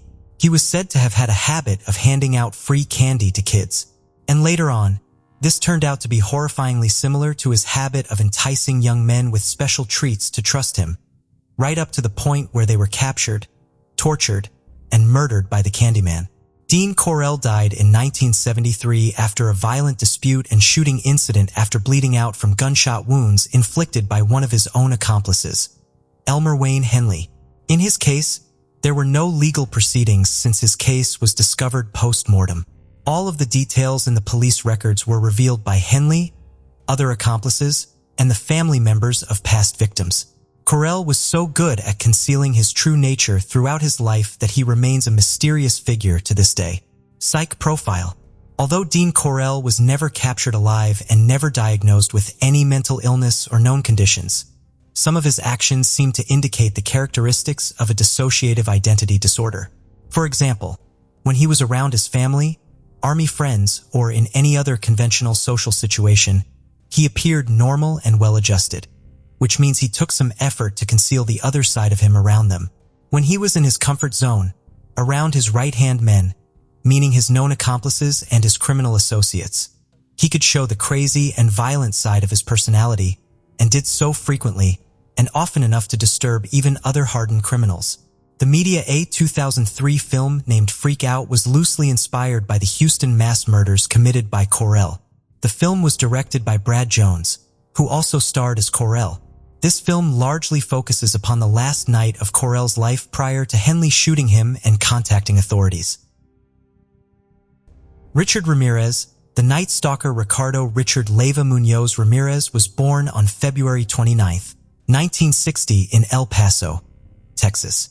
His father was an abusive alcoholic. His mother and his multiple siblings lived in terror of that abuse and domestic violence. And at an abnormally young age, Richard himself fell under the evil influence of his older cousin, Miguel Mike Ramirez, a decorated combat veteran who nonetheless had an extremely disturbing history as a serial killer and a rapist during his overseas tour of duty in the Vietnam War. Miguel used to show the young Richard Polaroid pictures of the multiple Vietnamese women who were his own targets. These graphic images of war crimes showed the women to be raped, dismembered, and murdered. Richard was fascinated rather than repulsed. Subsequently, his own highly publicized home invasion and murder spree across the greater Los Angeles area and later the San Francisco Bay Area over the course of 14 months featured a wide variety of weapons and different murder methods. These included handguns, various types of knives, a machete, a tire iron, and a claw hammer. Richard Ramirez was known to attack by punching, pistol whipping, and strangling many of his victims, both manually with his hands and in one instance with a ligature. He stomped at least one victim to death in her sleep and tortured another victim by shocking her with a live electrical cord. Ramirez apparently enjoyed degrading and humiliating his victims, especially those who survived his attacks or whom he explicitly decided not to kill, by forcing them to say that they loved Satan or telling them to swear on Satan if they wanted to live. It was during this period of intense terror that he inflicted on California residential communities that he became known as the Night Stalker in the national press. And on August 30th, 1985, Ramirez was recognized by members of the public as El Matador, or literally the killer, due to his prominence in news media reporting. A crowd of people chased him down in the street near Boyle Heights in LA and nearly beat him to death before police arrived. In 1989, Ramirez was convicted of 13 counts of murder, 5 attempted murders, 11 sexual assaults, and 14 burglaries, and sentenced to death in California's gas chamber. After filing multiple appeals, Ramirez was transferred for medical treatment of complications secondary to B-cell lymphoma to Marin General Hospital in Greenbury, California. He died there in 2013 without ever expressing any remorse for his actions. Psych profile psychiatrist Michael H. Stone describes Ramirez as a made psychopath as opposed to a born psychopath. This implies that the abuse and bad experiences he was subjected to at an early age and the unstable way he was raised led him to think that certain actions were normal, as that was the only norm he knew of. However, with the loss of his moral compass, Ramirez began to build up his own desire with the patterns of his killing and this new public spotlight he never had before, as he was being portrayed as a terrifying, anonymous celebrity predator actually encouraged him to execute more people as a means of gaining more attention. Media Richard Ramirez has been portrayed many times in the mass media due to the intensely scrutinized nature of his case. There are many movies and documentaries about him, including 2 depictions of him in the FX anthology series American Horror Story, in the 5th and 9th seasons respectively. Most recently, there was a 2021 documentary released by Netflix called Night Stalker: The Hunt for a Serial Killer, which features first-person interviews, archival footage, newly shot reenactments, and original photography related to the case. Case of Matthew Winkler, Secrets of a Religious Family. Sometimes the most horrible and unpredictable crimes are committed in seemingly perfect families. Of course, even in the most prosperous unit of society can come crisis, which will be unnoticed by others, but literally poison the lives of all members of the family and eventually lead to tragedy. The Winklers, in the town of Selmer, were considered by many to be a model family. The young pastor, his wife, and their 3 daughters looked happy, had everything they needed for a comfortable life, were healthy and successful, but in a quiet pool, as they say. In this case, many questions remained unanswered because we heard only one version of what happened, and the story itself became the subject of the book, Sex and Murder, Secrets of a Pastor. March 22, 2006, the small town of Selmer, Tennessee, shook the terrible news. A 31-year-old pastor named Matthew Winkler was brutally murdered in his own home, and his wife Mary and their 3 daughters, 8-year-old Patricia, 6-year-old Maria Eliza, and 1-year-old Brianna, disappeared without a trace. That day, the preacher of the Church of Christ did not show up for the evening service where he was supposed to attend with his family. This circumstance seemed strange and suspicious, because Matthew was always very responsible and could not miss the planned event without informing anyone. None of the family members also answered the phone, which was even more disturbing. Alarmed community members decided to go to the Winklers' residence to find out what had happened and if they needed help. From the outside, the house looked normal.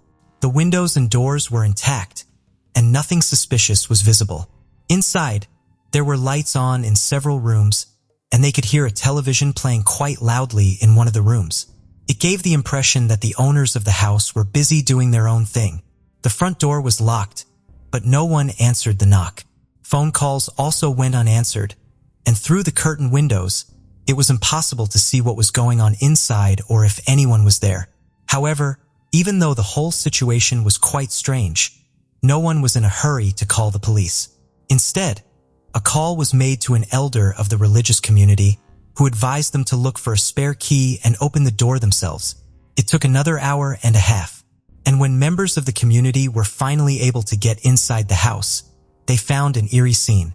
Everything in the house was in its place. There was no sign of intruders, but the owners were nowhere to be seen either.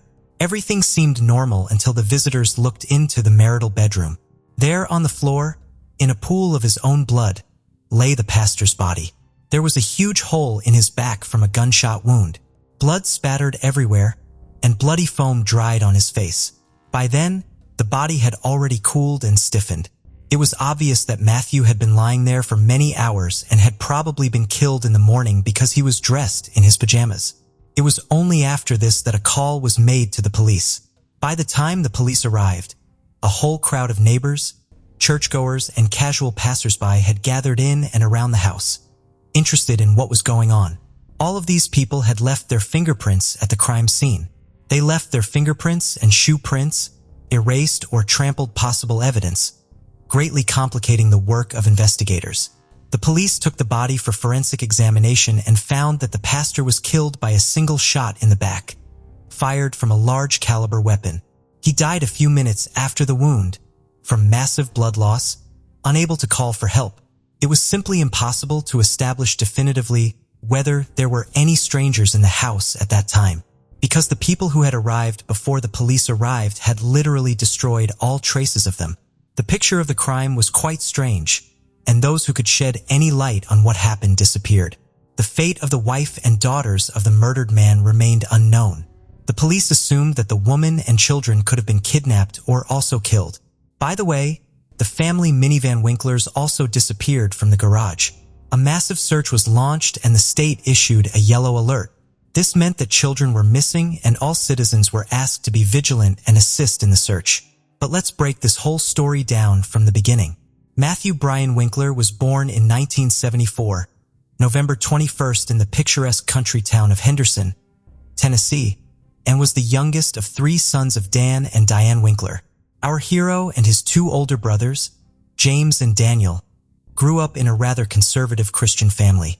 Their parents were very religious and brought up their sons in strictness and obedience. It is worth noting that Matthew became a minister of the church in the 5th generation. His father, great-uncle Michael, grandfather Wendell, great-grandfather Merlin Winkler, and great-great-grandfather Merlin Paul Winkler, Sr. were all preachers of the gospel at one time. The father, to top it all off, rammed the local preacher's school, and was a man respected and influential in his hometown.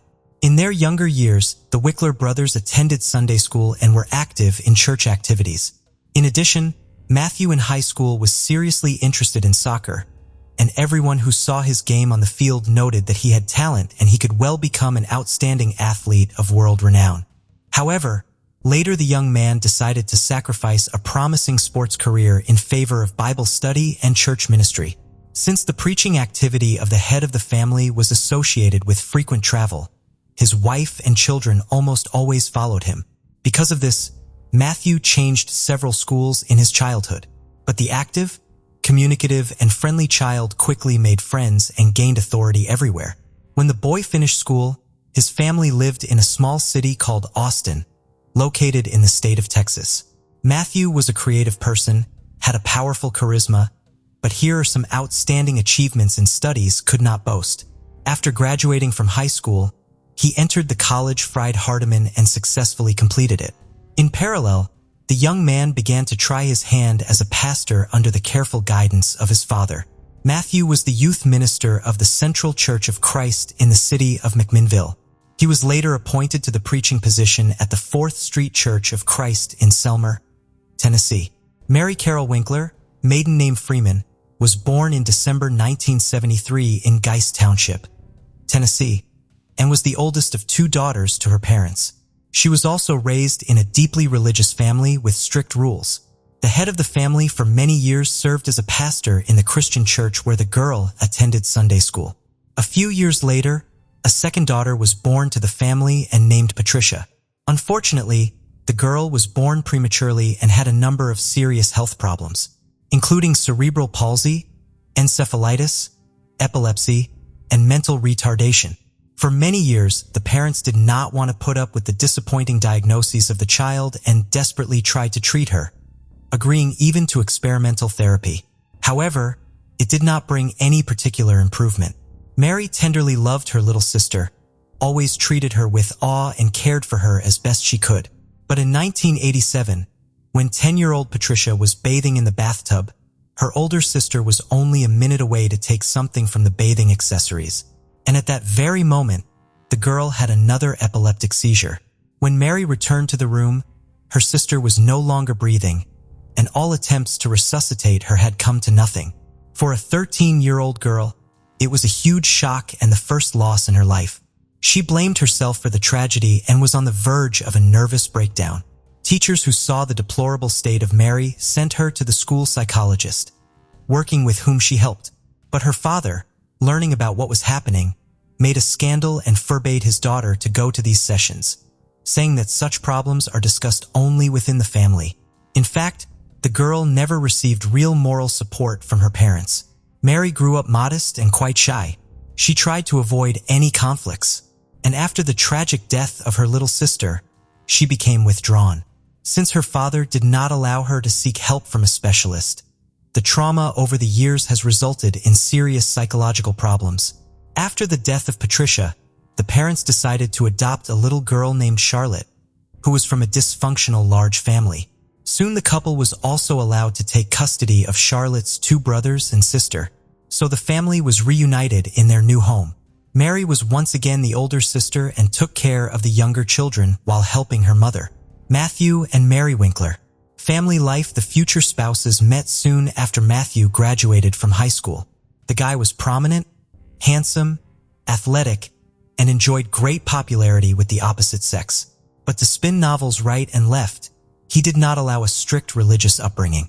The young people immediately developed a liking for each other, which quickly grew into love. For both of them, it was the first strong feeling in their lives, and after a couple of months they met each other's parents, and having received their blessing, began to plan a wedding. In April 1994, the lovers got married.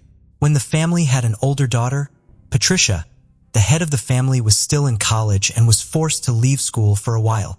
He took a job at a construction site, but long there did not last because he was not used to hard physical labor. During this period, for the first time made himself aware of the difficult character of Matthew. He was often angry with others, irritated at small things, and sometimes he could not control his anger. But Mary tried not to complain and not to tell anyone about what was happening in her family. A meek young woman brought up in the spirit of patriarchy obeyed her husband in everything. At first, the Winklers lived near the house of Mary's parents, so she was able to see them regularly. But soon Mrs. Freeman was diagnosed with cancer, which rapidly progressed. And in just a few months, she literally burned from the disease. It was another shock for Mary, and the care of her underage siblings now fell on her shoulders. The situation was further complicated by the fact that Mary was pregnant again at that time. But soon after the birth of their second daughter, the family moved to another city, where they bought their own small house. After the move, Mary was completely absorbed in the care of the baby and almost stopped communicating with her father, as well as with younger brothers and sisters, who were too demanding and constantly needed attention. In addition, the young mother began to suffer from severe postpartum depression. Everyone who was closely acquainted with the family Winkler noted some oddities in the character and behavior of Mary. The young woman was characterized as an introvert and even sociophobic. She did not communicate with anyone. It was difficult for her to make new acquaintances, much less friendships. She suffered from mood swings, was prone to melancholy, and any little thing could bring her to tears. While Matthew was building his career as a pastor, his wife became increasingly withdrawn. The situation became even more complicated when Mary once again became pregnant, and a few months later, she learned that the fetus had died in her womb. Such news strongly shook Mary, who was looking forward to the appearance of this child and very much dreamed of a large, friendly family.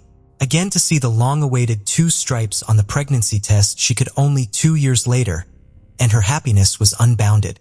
This time, hid her pregnancy for a long time, as if afraid of something. She did so until her situation became obvious. Once again, everyone began to talk about Mary's strange behavior and pathological reticence. The strange behavior of Mrs. Winkler was associated not only with a severe psychological trauma she suffered in childhood, but also with a very unhealthy environment within her own family, which only undermined her already unstable nervous system. The head of the family was a man of authority and demanded unconditional obedience. Despite the fact that in public the Winklers looked like an ideal married couple, where there was trust, mutual respect, and harmony, in reality, their neighbors have repeatedly heard how the husband shouted and snapped at his wife for no apparent reason. No one could even imagine that a respected pastor could raise a hand on his wife until one day Mary had a huge black eye. Despite the fact that she denied the fact of domestic violence and said that it was an accident, the city quickly spread rumors about the cruelty of a young preacher who beats the mother of his children. In addition, Matthew at some point developed an irresistible urge to experiment in bed. He offered his wife to diversify their intimate life with role-playing games, adult toys, and so on. But for Mary, brought up in strictness with conservative views, such was unacceptable. She strongly restricted her husband in this, which infuriated him, and he repeatedly tried to get what he wanted by force. One day, after another abuse in bed, Mary called her only close friend in tears and complained to her about the situation. The friend, who promised to keep her secret, immediately blobbed about everything, which provoked a new wave of rumors and gossip about the unacceptable behavior of the clergyman.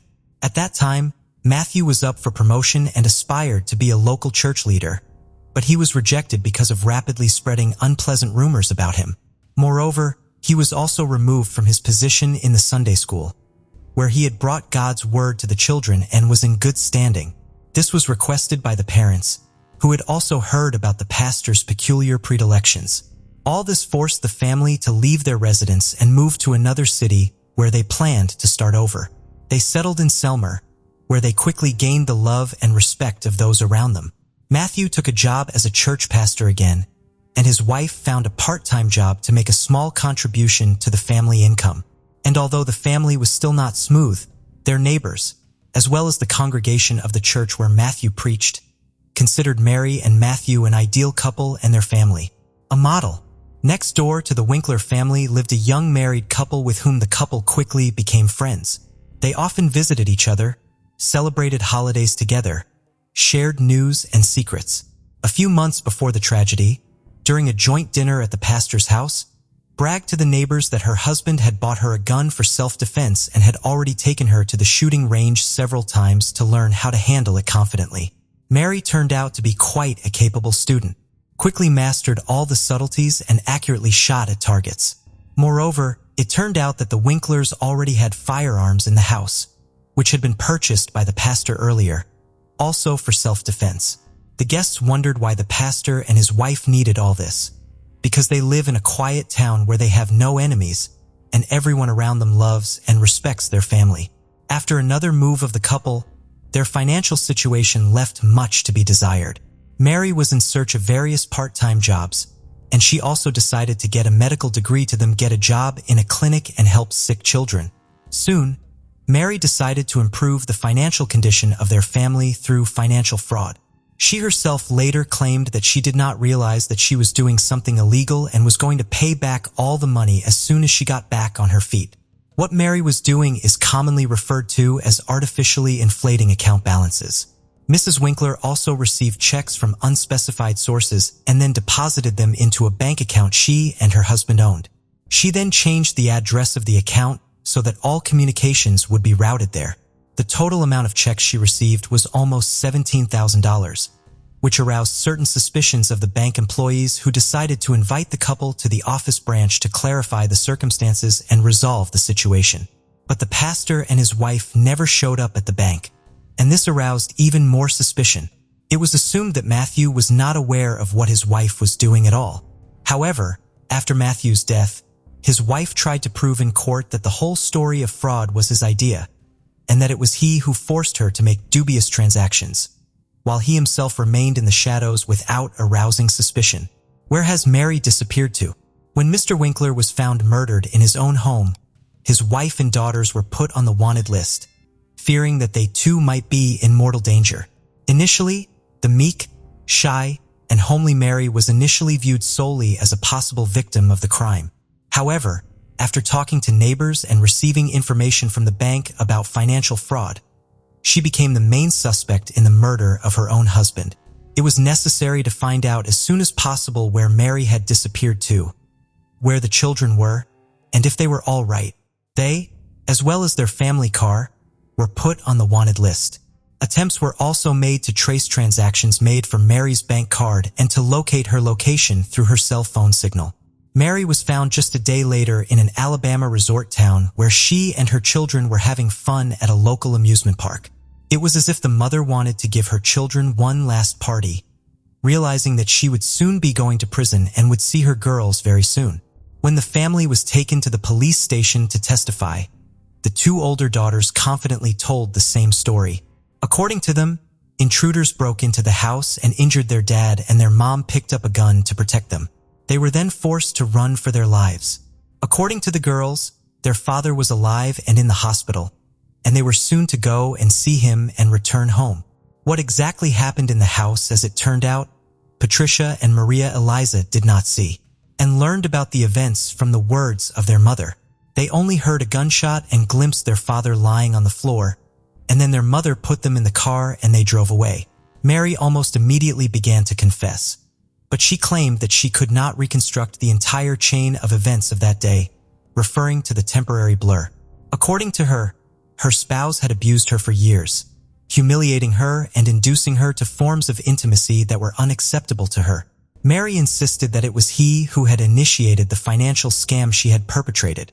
Matthew demanded total obedience, easily lost his temper, and once gave the will of his fists. This was confirmed by Matthew's secretary at his previous place of employment. The woman repeatedly witnessed how the pastor insulted his wife, who carefully brought him lunch to church, but he was always dissatisfied with something. The evening before the tragedy, there was another scandal in the family, because of which the spouses went to bed in separate rooms. Mary cried all night, and in the morning she did not realize how in her hands was a shotgun, which her husband kept loaded.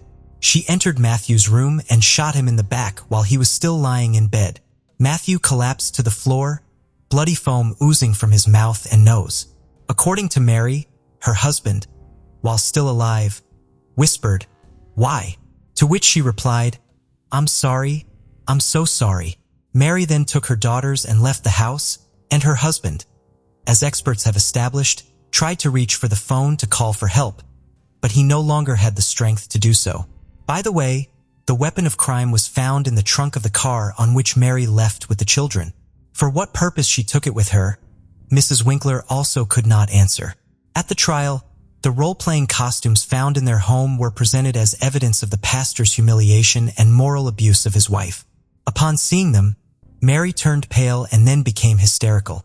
Despite the fact that she confused her testimony and told several different versions of what happened, the court agreed that she was the victim of a domestic tyrant, and the murder was the result of years of anger, resentment, and pain. However, this did not absolve Mary of responsibility for what she had done. In April 2007, the court delivered its final verdict in this complicated and confusing case. Mrs. Winkler was found guilty of involuntary manslaughter, but her mental state raised many questions. It was originally expected that the young woman would be sent to prison for at least 6 years, but in the end, she was given a sentence of less than 1 year. She spent 2 months of that sentence in a psychiatric hospital where experts were trying to determine whether she could regain custody of her children upon release. In the summer of 2008, Mary was given sole custody of her daughters, who all this time lived with their paternal grandparents. Matthew's parents were extremely upset by this circumstance. They believed that their daughter-in-law had deliberately killed their son and suffered virtually no punishment for it, and now their granddaughters were given full custody of her. However, all their numerous attempts to file appeals had failed. As for the fraud case, it never went to trial. The bank never filed formal charges, and the whole story was dropped. Baby Borden took an axe and gave her mother 40 whacks. When she saw what she had done, she gave her father 41. 92 2nd Street in Fall River, Massachusetts, August 4, 1892. The Borden family's maid, Bridget Sullivan, nicknamed Maggie, relaxed on her bed on a sunny day after washing the outer windows. When the clock ticked 11, she heard the city hall bell sound. The Borden daughter suddenly broke the hush. "Come down, Maggie. Come down quickly. Father is dead. Someone killed him inside." Maggie called the police. Andrew Borden's body was hacked almost beyond recognition. When the police arrived, they covered his body. Then they searched downstairs for evidence of an intruder. By that time, Adelaide Churchill, a neighbor who had come to comfort the Borden daughters, made a gruesome discovery on the 2nd floor of the Borden home. It was the body of Abby Borden, Borden's daughter's stepmother. Investigators discovered Abby's corpse cold, but Andrew's was found warm, implying that Abby was slain at least 90 minutes before her husband. The Fall River Herald revealed that news of the Borden homicides under the headline "Shocking Crime," a venerable citizen and his aged wife hacked to pieces in their home. It spread like wildfire and hundreds started pouring into 2nd Street, where for years Andrew J. Borden and his wife had lived in happiness. A Herald reporter who went to the crime scene described the deceased man's face as a wound 6 by 4 inches broad, had been created across the left temple as if it had been pounded with the dull point of an axe. The left eye had been pulled out and the nose had been trimmed to length. The man's clothes were drenched in blood and his face had been cut to pieces. Despite the gore, the room was in order and there were no traces of any altercation. According to the Fall River Herald, initial conjecture focused on a Portuguese laborer who had visited the Borden residence earlier in the morning and requested the wages owed him. Medical evidence revealed that Abby Borden was killed by a big guy who attacked the victim from behind. 2 days after the killings, newspapers began presenting evidence that Lizzie Borden, the younger than 33, was involved in her parents' Eli Benson employee at S.R. Smith's medicine shop in Fall River informed authorities that Lizzie went to the store the day before the murder and tried to buy prussic acid, a lethal poison. It seemed that Lizzie and her stepmother never got along amicably.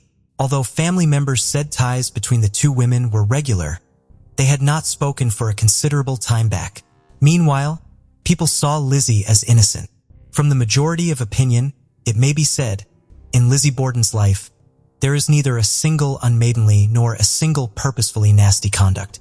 However, the lack of blood elsewhere except on the corpses of the victims and the police's inability to find any precise murder weapon led them to believe that someone within the Borden home perpetrated the killings. Moreover, since Lizzie's elder sister Emma was out of the house at the massacre, suspicion began to fall on her. Investigators wondered why Lizzie knew so little about her mother's whereabouts. They also considered Lizzie's claim that she was out in the rear barn searching for irons for a plant fishing trip, while implausible Andrew Borden was slain in the main room. The dusty floor of the barn loft where she claimed to have searched revealed no tracks, and the suffocating heat in the attic seemed unlikely to tempt anybody to spend more than few minutes looking for equipment that would not be used for days. Theories concerning a tile mail invader were questioned. One renowned physician stated that hacking is practically a sure evidence of a deed by a woman who is oblivious of what she is doing. In the courtroom above police headquarters on August 9th, an inquest into the Borden killings was convened. District Attorney Jose Anulton questioned Lizzie Borden, Bridget Sullivan, home visitor John Morse, and others before criminal magistrate Josiah Blaisdell. Lizzie offered unclear and inconsistent responses during her 4-hour assessment. The hearing was delayed 2 days later, and Police Chief Hilliard arrested Lizzie Borden. Lizzie pleaded not guilty to the allegations of murder the next day and was carried by rail car to the Taunton prison, 8 miles north of Fall River. Lizzie returned to a Fall River courthouse on August 22nd for her preliminary hearing. Judge Josiah Blaisdell ruled her probably guilty and ordered her to face a grand jury and possible charges for her parents. The grand jury convened in November. The jury reconvened after initially declining to deliver an indictment and hearing additional testimony from Alice Russell, a family acquaintance who remained with the 2 Borden sisters in the killings. Russell told grand jurors that she saw Lizzie Borden burn a blue garment in a kitchen fire because it was mirrored with old paint, as Lizzie described. The evidence, together with prior testimony from Bridget Sullivan, that Lizzie was wearing a blue dress on the morning of the killings, persuaded grand jurors to prosecute Lizzie for her parents. Russell's evidence also convinced the sisters to cut all relations with their old buddy. Lizzie Borden's trial began on June 5, 1893, at the New Bedford Courthouse before a 3-judge panel, a robust defense team, including former Massachusetts Governor George Robinson and Andrew Jennings, represented the defendant, while District Attorney Knowlton and Thomas Moody argued the case for the prosecution. Moody presented the state's case before a jury of 12 men. This cause of Andrew and Abby Borden were discovered when Moody inadvertently put Lizzie's blue gown on the prosecution table during his speech. According to a few sources, seeing her parents' calls sent Lizzie into a frenzy that lasted for many minutes, sending a rush of excitement through awestruck viewers and prompting actual irritation and discomfort to pierce the ranks of counsel. Lizzie sat behind the fan for most of Moody's 2-hour address, watching as the prosecution presented Lizzie as the only person with both the motivation and opportunity to commit the double murders, and then show the head of the axe that Lizzie used to murder her parents. The state's first witnesses testified about the events in and around the Borden residence on August 4, 1892. The most significant of these witnesses, 26-year-old Sullivan, testified that Lizzie was the only person she saw in the house when her parents were murdered. However, she gave the defense some solace when she said she had not seen any signs of Lizzie's rumored ugly relationship with her stepmother during her over 2 years of service to the family. She stated, "Everything was lovely. Lizzie and her mother were often talking." Other prosecution witnesses backed Sullivan's claim that Lizzie and her stepmother were getting along nicely. Sullivan also testified that Andrew and Abby Borden had stomach aches the day before the murder. Lizzie stated she was cleaning exterior windows during Abby's death. After Andrew Borden arrived home from his trip around town, Sullivan testified that she unlocked the door for him and then heard Lizzie's call for aid a few minutes after 11 o'clock. Several witnesses claimed to have seen Andrew Borden in the 2 hours leading up to his murder in various locations throughout town. On the morning of the killings, household visitor John Morse, 60, recounted eating breakfast in the Borden residence and then going to do chores. The following witnesses reported the events and conversations after the killings were discovered. Dr. C. Barry Bowen, the Borden family physician, related Lizzie's narrative about hunting for lead sinkers in the barn, and her belief that her father's problems with his tenants had anything to do with the killings. On cross-examination, C. Barry agreed with the defense that the morphine he administered for Lizzie may have contributed to some of her confusing and conflicting evidence at the inquest after the killings. Another significant witness, Adlai Churchill, recalls Lizzie wearing a bright blue dress with a diamond motif on her, but she didn't recall seeing any blood marks. Fall River assistant Marshal John Fleet remembers speaking with Lizzie immediately after the killings. When he named Abby Borden her mother, Lizzie corrected him. Lizzie said, "She was not my mother, sir. She was my stepmother. My mother died when I was a youngster. Alice Russell's testimony was once again the most powerful. Lizzie visited Russell the night before the murders, announcing that she would soon be leaving on vacation and feeling that something is hanging over me. I can't tell what it is. I feel worried something will happen. Lizzie sent to Russell after detailing her parents' severe stomach sickness, which she attributed to awful baker's bread. She wanted to go to sleep with one eye open half the time, for fear that someone may burn the home down or harm her father since he was so discourteous to others. Lizzie said to Russell, District Attorney Moody moved on to the Sunday after the killings and quizzed Russell about the clothing burning incident. I will burn this old thing up. It's covered with paint. Lizzie said to Russell when she asked what she would do with the blue outfit. During cross-examination, defense counsel George Robinson tried to imply that a guilty person attempting to remove damning evidence would not do it in such a public manner as Lizzie supposedly did. To Lizzie's testimony, Russell also mentioned a talk with Lizzie regarding a message she got from a messenger on the morning of the murders, summoning her to visit a sick acquaintance. Lizzie used the message to explain why she assumed her mother had left the house and didn't think to seek her when she found her father dead. The claimed message was never discovered after a thorough search of the Borden residence. According to Russell, she jokingly indicated to Lizzie that her mother may have destroyed the message. Yes, she must have, Lizzie said, according to Russell. Robinson's performance pleased reporters, with one remarking that the ex-governor is absolutely without rival as a cross-examiner in New York City. According to one trial reporter, Robinson appeared ready to turn more or less to his account practically every government witness.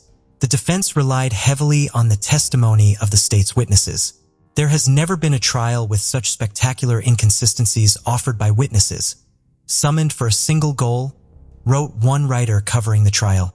The defense kept hammering on the prosecution's main witnesses' inconsistent testimony. The defense also questioned the prosecution's case. Where is the handle that allegedly broke off from the axe head that the state brought into court and claimed was part of the murder weapon? The government had no response. The defense also took advantage of the government's timeline, which allowed between 8 and 13 minutes between Andrew Borden's murder and Lizzie's call to Bridget Sullivan. Robinson attempted to portray the difficulty of washing blood of one's person, clothes, and murder weapon, then hiding the murder weapon, all within that short time frame. The three-judge panel ruling that Lizzie Borden's inquest testimony, which was riddled with inconsistencies and unconvincing assertions, could not be brought into evidence by the prosecution might have been the turning point in the trial. The courts found that Lizzie was effectively a prisoner accused of 2 murders at the coroner's inquiry. Her testimony at the inquest, given in the absence of her attorney, was not voluntary. The judges stated Lizzie should have been informed that she had the right to stay quiet under the Fifth Amendment. The justices dismissed the state's position that Lizzie was merely a suspect at the inquest, not a prisoner. Her statement should be included since it was more like denial than a confession. After a decisive setback, the prosecution arrested its case on June 14th. The prosecution wanted drugged Eli Benz to tell the jury about Lizzie Borden going to a Fall River drugstore the day before the murders and asking for 10 cents worth of prussic acid, a poison. The state attempted to prove the characteristics, properties, and applications of prussic acid through medical experts, drugists, furriers, and chemists with a jury, but it was dismissed. Each departed the courtroom with a palm leaf fan and cold water. After hearing the state's basic argument, the judges decided that the evidence should be omitted. The defense offered only a few witnesses. The night before the killings, Charles Gifford and Uriah Kirby saw a strange figure near the Borden residence at 11 o'clock. Dr. Benjamin Hanvey testified that at 10:30 a.m. on August 4th, he spotted a pale-faced young guy on the sidewalk near 92nd Street. A plumber and a gas fitter testified that they were in the Borden's barn loft a day or two before the killings, throwing doubt on police claims that Lizzie's alibi was questionable since the loft's dust seemed undisturbed. The defense's most anticipated witness was Lizzie's elder sister, Emma Borden. Lizzie and her father, according to Emma, had an excellent connection. She informed jurors that the gold ring found on Andrew Borden's little finger was given to him by Lizzie 10 or 15 years ago and that he treasured it, even as she acknowledged residual bitterness over her father's transfer of a Fall River home, which Emma referred to as grandfather's house. To Abby and her sister, Emma asserted that Lizzie and her stepmother had good ties. The defense thought Emma would testify that the Bordens had a habit of burning leftovers and bits of clothing, but the court deemed the testimony inadmissible. A.V. Jennings, arguing for the defense, said, "From beginning to finish, there is not a single shred of direct evidence against Lizzie A. Borden. There isn't a single drop of blood, and there isn't a single weapon they have linked to her." Governor Robinson, who spoke after Jennings, maintained that the crime had to have been done by a crazy or a demon, not by someone with his client's good background. He claimed that the state had failed to fulfill its burden of demonstrating guilt beyond a reasonable doubt. Furthermore, it was physically impossible for Lizzie to have done the crime within the timetable provided by the prosecution without the assistance of a Confederate. Robinson dismissed the argument that Lizzie killed her parents while stark nude to avoid having blood marks on her clothes, claiming that the killings may have been done by an intruder who slipped out of the home observed. Justice Dewey charged the jury after Josiah Knowlton's able summary of the prosecution's evidence.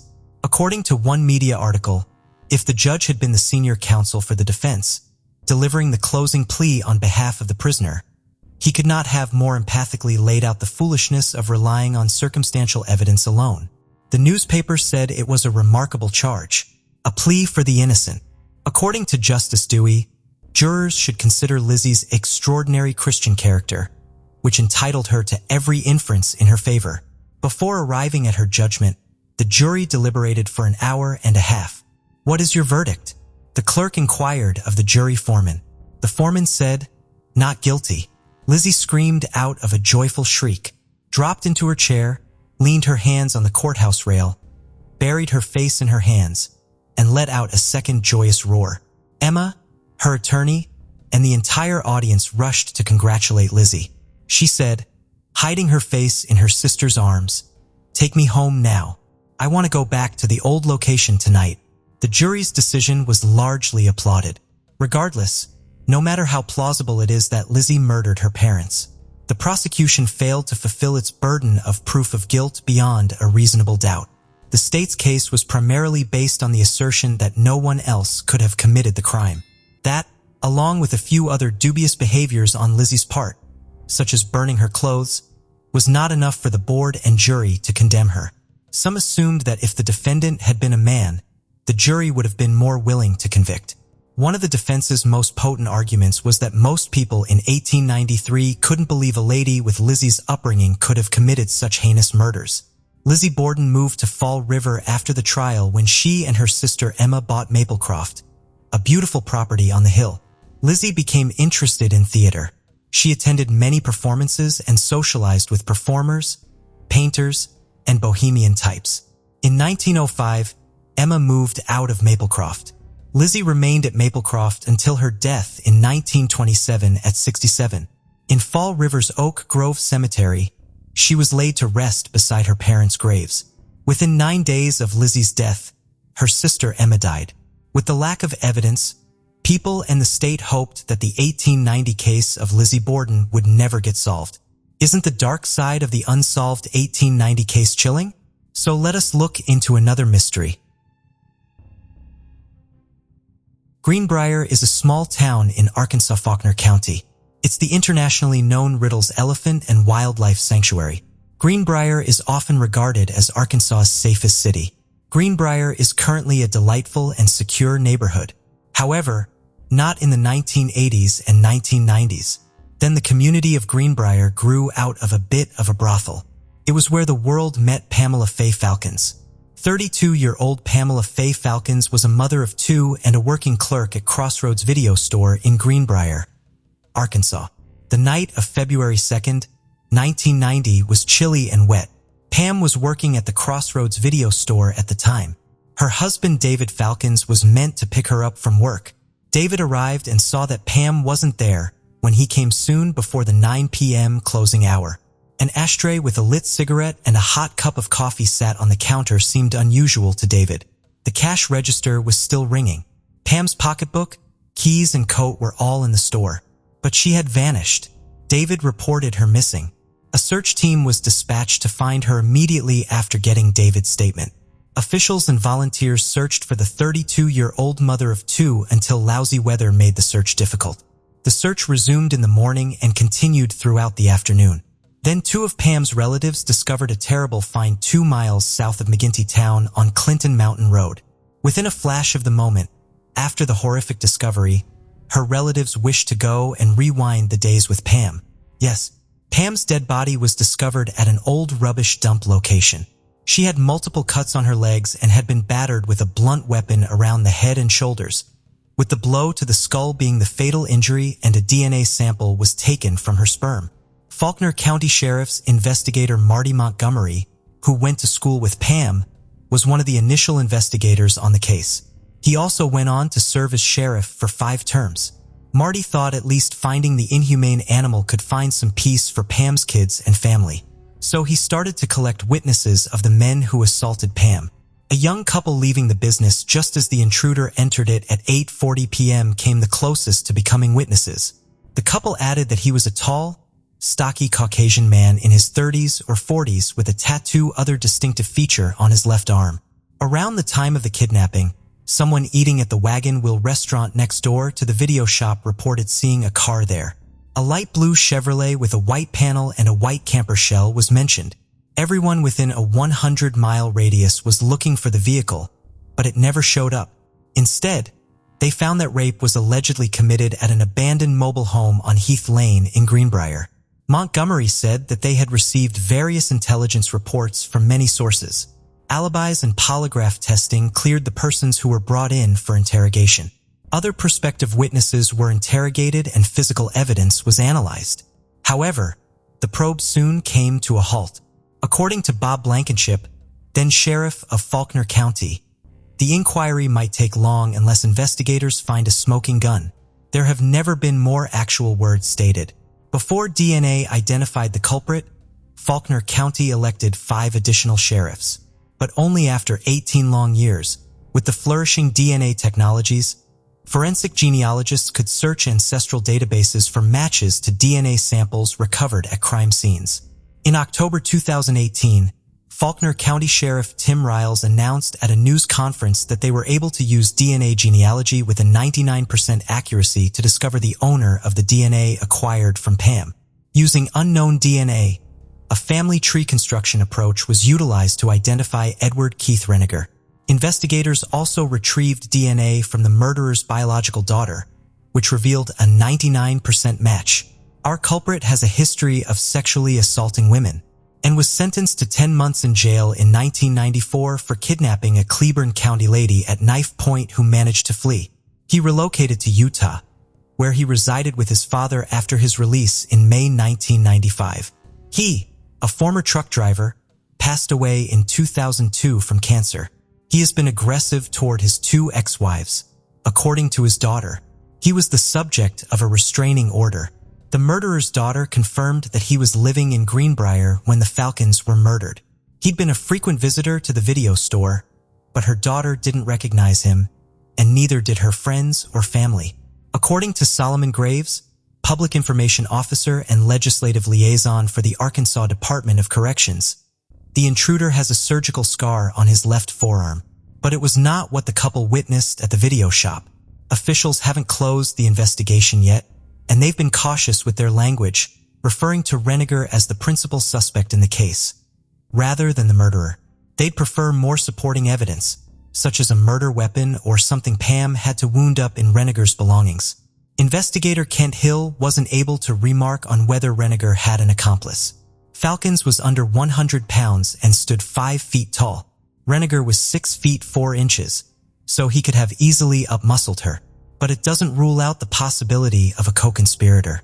Other concerns and perceptions persist. What had Reniger been up to throughout his years as a free man? Was Pam Falcons the only one who died? Or did Reniger get framed up? Is there anyone who knows how to fit all of the puzzle parts together? Reniger worked at Verco Manufacturing in Conway from 1988 to 1990 or 1991, and Sheriff Friles requested a public's aid in knowing more about him. After being released from prison, he went to welding school at the Spartan College of Aeronautics and Technology in Tulsa, Oklahoma. In Investigators Kent Hill and Johnny Fawkes are waiting for anyone who may have known Reniger or have information regarding his personal life, or those he was affiliated with. But he seems to have no friends, and also even his ex and wives are not aware in depth of his past.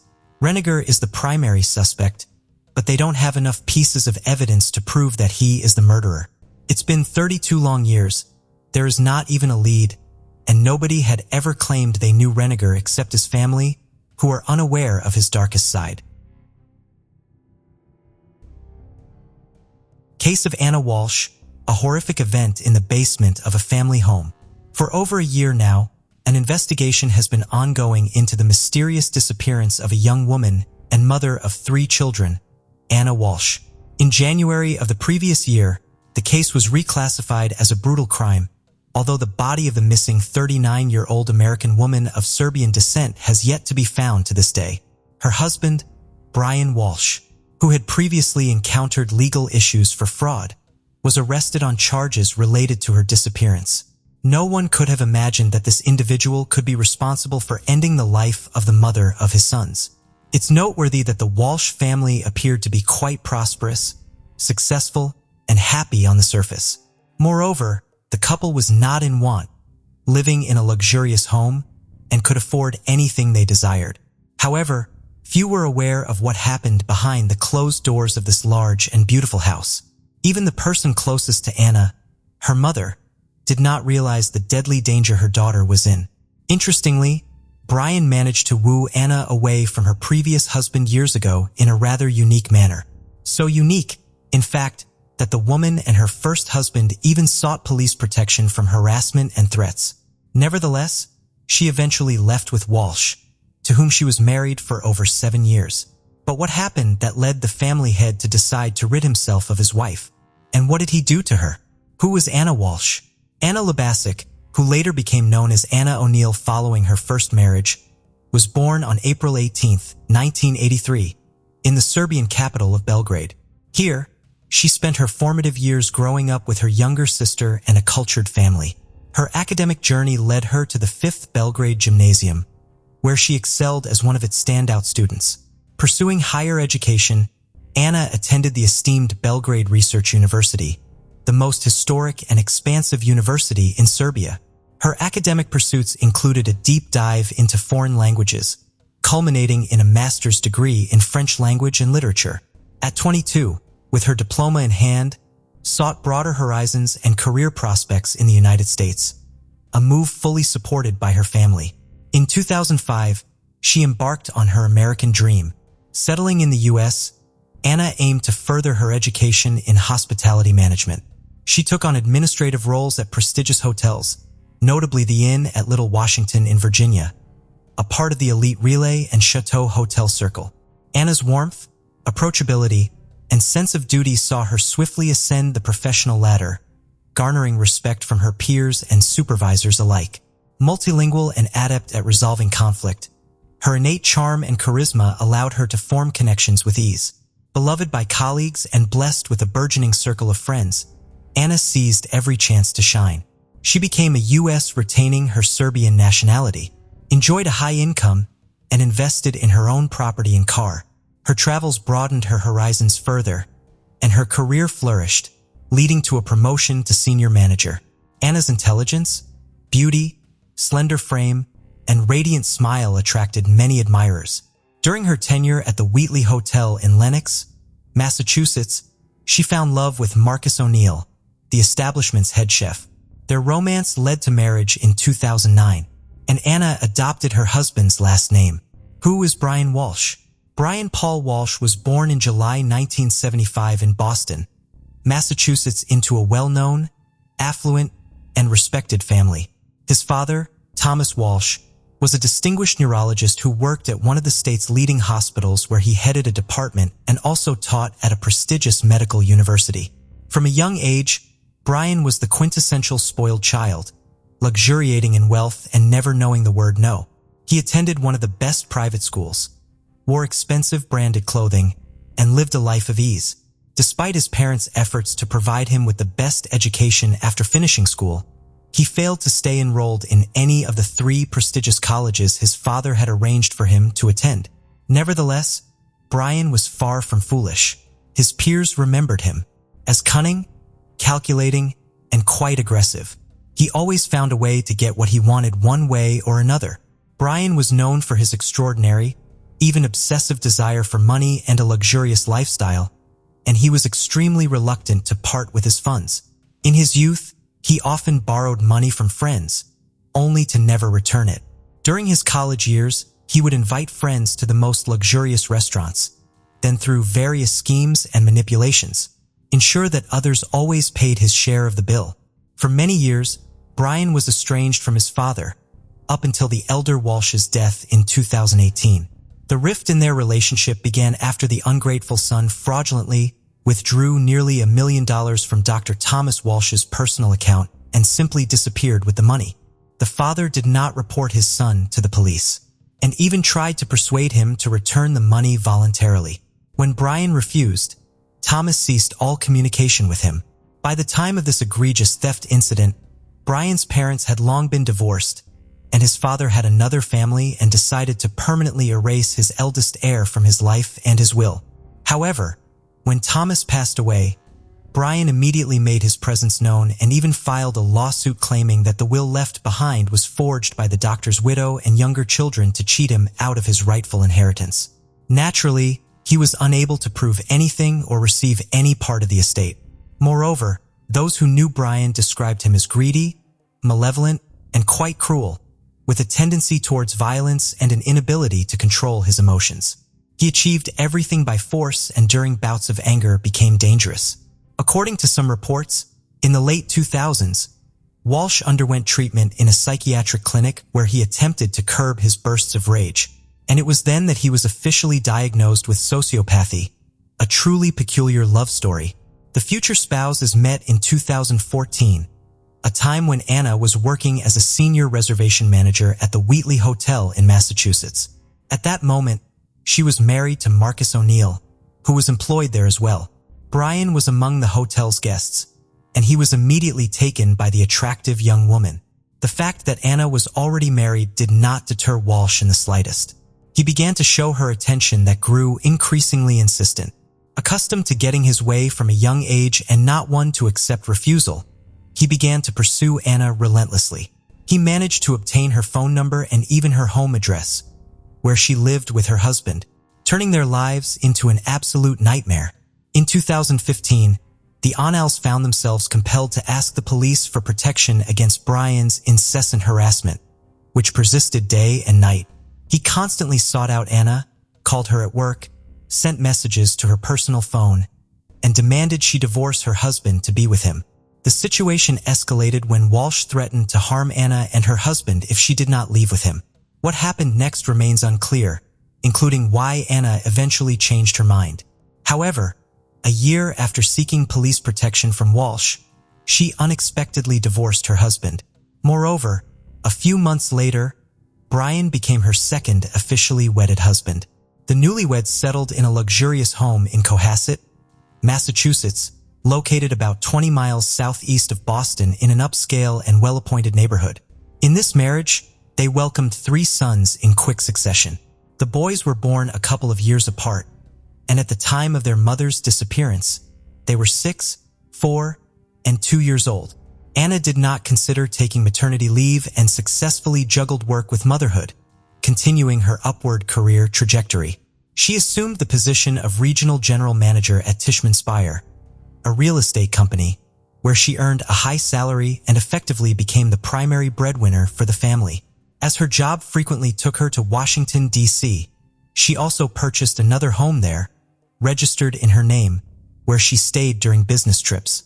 During these times, she relied on visiting nannies to help care for her children. The fraud case against Brian Walsh.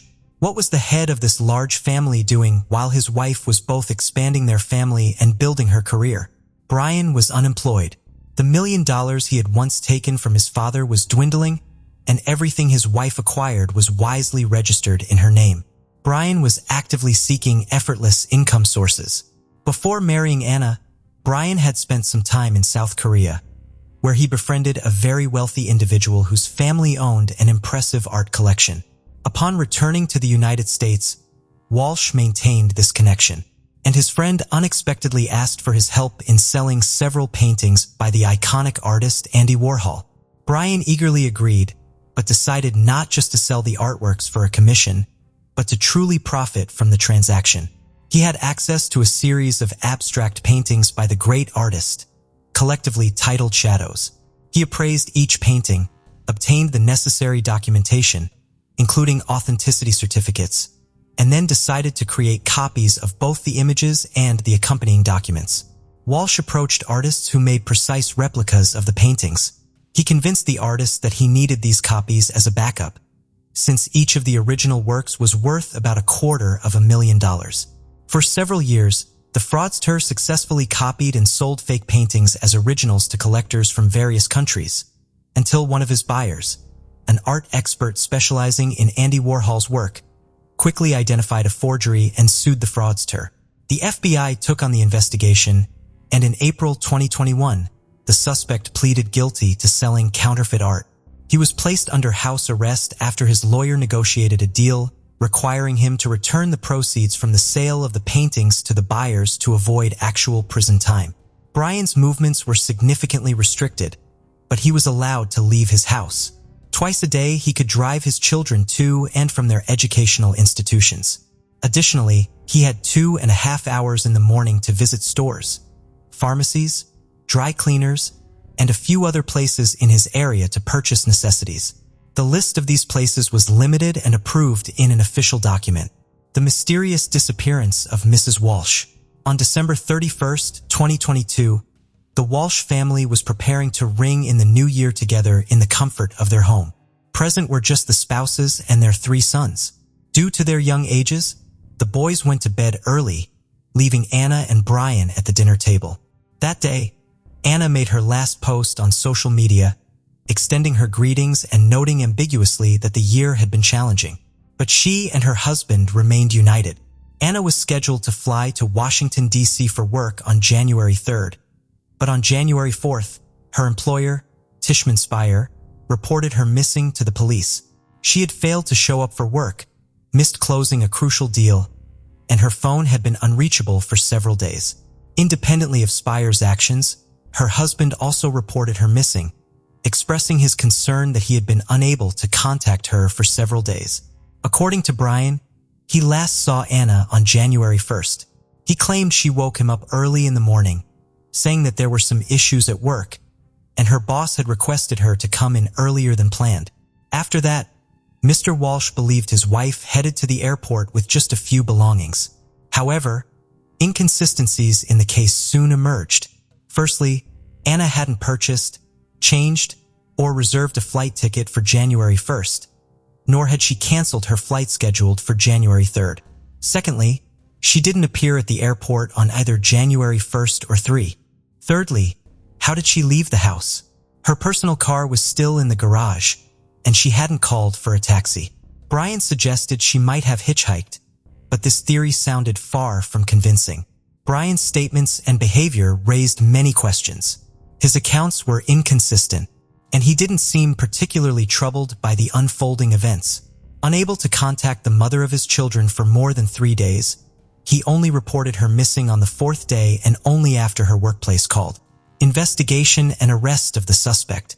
From the outset, Mr. Walsh was considered a primary suspect, yet law enforcement lacked sufficient grounds for his arrest or a warrant to search their family home. They conducted only a cursory inspection with the homeowner's permission, which yielded nothing. Brian claimed he had been living a normal life during those 3 days, visiting usual stores and tending to household chores. However, verifying his claims proved difficult. Whenever he left the house, he forgot his phone, which according to him, was often taken without permission by his older children to play games. On January 5th, the police made a public appeal through television, displaying a photo of Anna and requesting anyone with information about her whereabouts or fate to immediately contact law enforcement. Yet no witnesses came forward. The last time Anna was known to have made calls was to her mother and sister on December 31st, making her husband the last known person to have seen her. Surveillance camera footage from the neighborhood provided no leads. Anna was not captured on any cameras on the morning of January 1st, as if she had never left her home. On the contrary, her husband was recorded leaving and returning several times, but it was impossible to determine his destinations. Walsh's claim of a supermarket visit was debunked. His vehicle wasn't seen on any footage en route, nor was he spotted in the store. It wasn't until January 8th that Brian was arrested for providing false statements and taken in for questioning at the station while his home was finally searched. It was discovered that on January 1st, he had gone to a hardware store in a different area, not on the list of approved locations he could visit under house arrest conditions. There, he spent nearly $500 on a significant quantity of cleaning supplies, plastic sheeting, duct tape, a mop with a bucket, and utility rags. He paid in cash, presumably hoping his visit would go unnoticed. Horrifying discoveries in the family home. During the search, at first glance, nothing out of the ordinary or suspicious was found in the home. Everything was in its place, with no signs of struggle or bloodstains detected. However, when law enforcement descended into the basement, there was no longer any doubt. This was the scene of a gruesome crime. There, smeared bloodstains were visible everywhere, and among the old clutter, a bloodied knife and saw wrapped in towels were hidden. Previously, Walsh had admitted that on January 3rd, he visited his mother's home located on the other side of town. He claimed he had violated his house arrest conditions because his mother needed help with household tasks due to her deteriorating health. But after the grim discoveries in the basement, police suspected that on his way, the man could have disposed of evidence or parts of his deceased wife's body. All the trash bins in the area where the spouses lived, as well as along the route to his mother's house, were inspected. These searches yielded results, and in one of them, a kitchen hatchet with traces of dried blood and several blood-stained towels, similar to those found in the Walsh's basement, were discovered. Forensic analysis confirmed that the blood in the basement on the towels, knife, hatchet, and saw belonged to the missing Anna, dispelling any remaining doubts about her demise. Search history reveals chilling intent. Police seized a laptop belonging to Mr. Walsh, as well as a tablet owned by the couple's eldest son from the Walsh residence. The search history on these devices left investigators in disbelief. Weeks before his wife's disappearance, Brian was actively searching online for information about the most favorable states for divorce in terms of property division. He also sought information on whether he could lay claim to the second home in Washington, D.C., owned by Amma and registered solely in her name, thereby uncovering a possible motive for the crime. Regarding the tablet, the first query made around in the morning on January 1st was, how long does it take for a body to start decomposing? This was followed by nearly 24 searches on how to dispose of a body, how to clean up blood traces, how to dismember a body, whether a body could be identified if the teeth were removed, how long DNA traces last, and whether a person could be charged with a crime if the body was never found. All this information was searched on his young child's tablet, the child of the woman he mercilessly dealt with. By January 3rd, Brian was already searching how and when can someone inherit the property of a person who has disappeared. Clearly, he was confident he would evade punishment and was preparing to claim the inheritance. Charges and trial on January 18th, Brian was formally charged with the murder of his wife, despite the fact that her body or any remains had not been found. Prosecutors believe that on the night of January 1st, Brian intentionally or accidentally took his wife's life and then decided to dispose of her body by dismembering it in the basement of their home.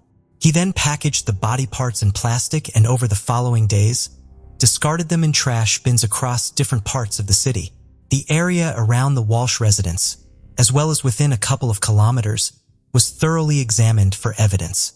Nearby wastelands, wooded areas, and bodies of water were also searched, but these efforts yielded no results. The defendant himself pleaded not guilty and refused to disclose what he had done with the body. Additionally, it was revealed that Anna had been feeling unhappy lately and had even considered divorcing her husband. She mentioned this several times during phone conversations with her mother and sister. The day before she disappeared, she called her mother asking her to fly from Serbia for a few days. However, Her mother apparently did not take her daughter's words seriously and decided to postpone her visit. The trial of Brian Walsh is ongoing. The accused is currently being held at the Norfolk Correctional Facility awaiting his next court date. Anna's mother has been following the investigation from her home as she has not traveled to the United States. The Serbian Ministry of Foreign Affairs has contacted the consulate in New York, which in turn has been in touch with the Norfolk District Attorney's Office to ensure that Anna's mother is timely informed about the investigation and hearings. As for the Walsh's 3 sons, they are now under state custody.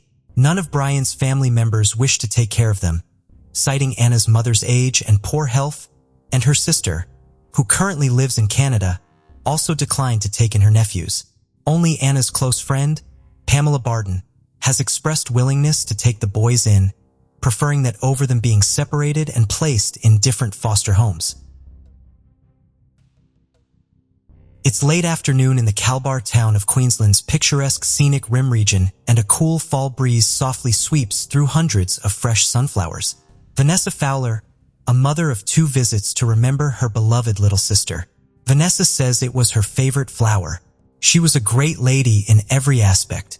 She was strong, resilient, and passionate. Vanessa is mourning the tragic murder of Alison Baden-Clay, her baby sister. What happened to her? Let us go into the investigation. Brisbane is the 3rd most populous city in Australia and is located in Queensland.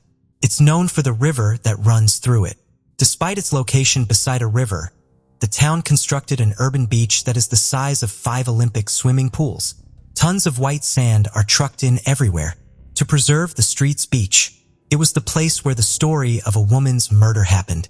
It was among the most high-profile homicide cases Queensland has ever seen. The tale of the Baden-Clay family from Brisbane was first shown on Australian television in 2012. On April 20th, 2012, Friday, Gerard Baden-Clay called authorities at about 7:12 a.m. to report his 43-year-old wife, Alison, missing. He said that Alison had gone for a walk in their wealthy Brookfield neighborhood early in the morning.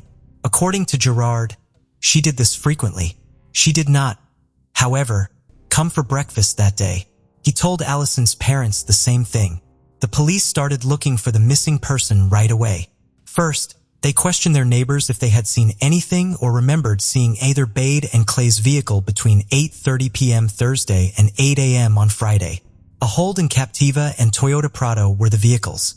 A search involving hundreds of volunteers along with the police began immediately. An extensive investigation, including aircraft and police on horseback, was conducted across the rough terrain.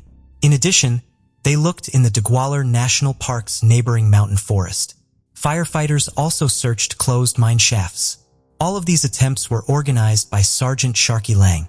According to Gerard, on April 23rd, police set up a mannequin in the Baden-Clay front yard, wearing the exact clothing Alison was last seen wearing.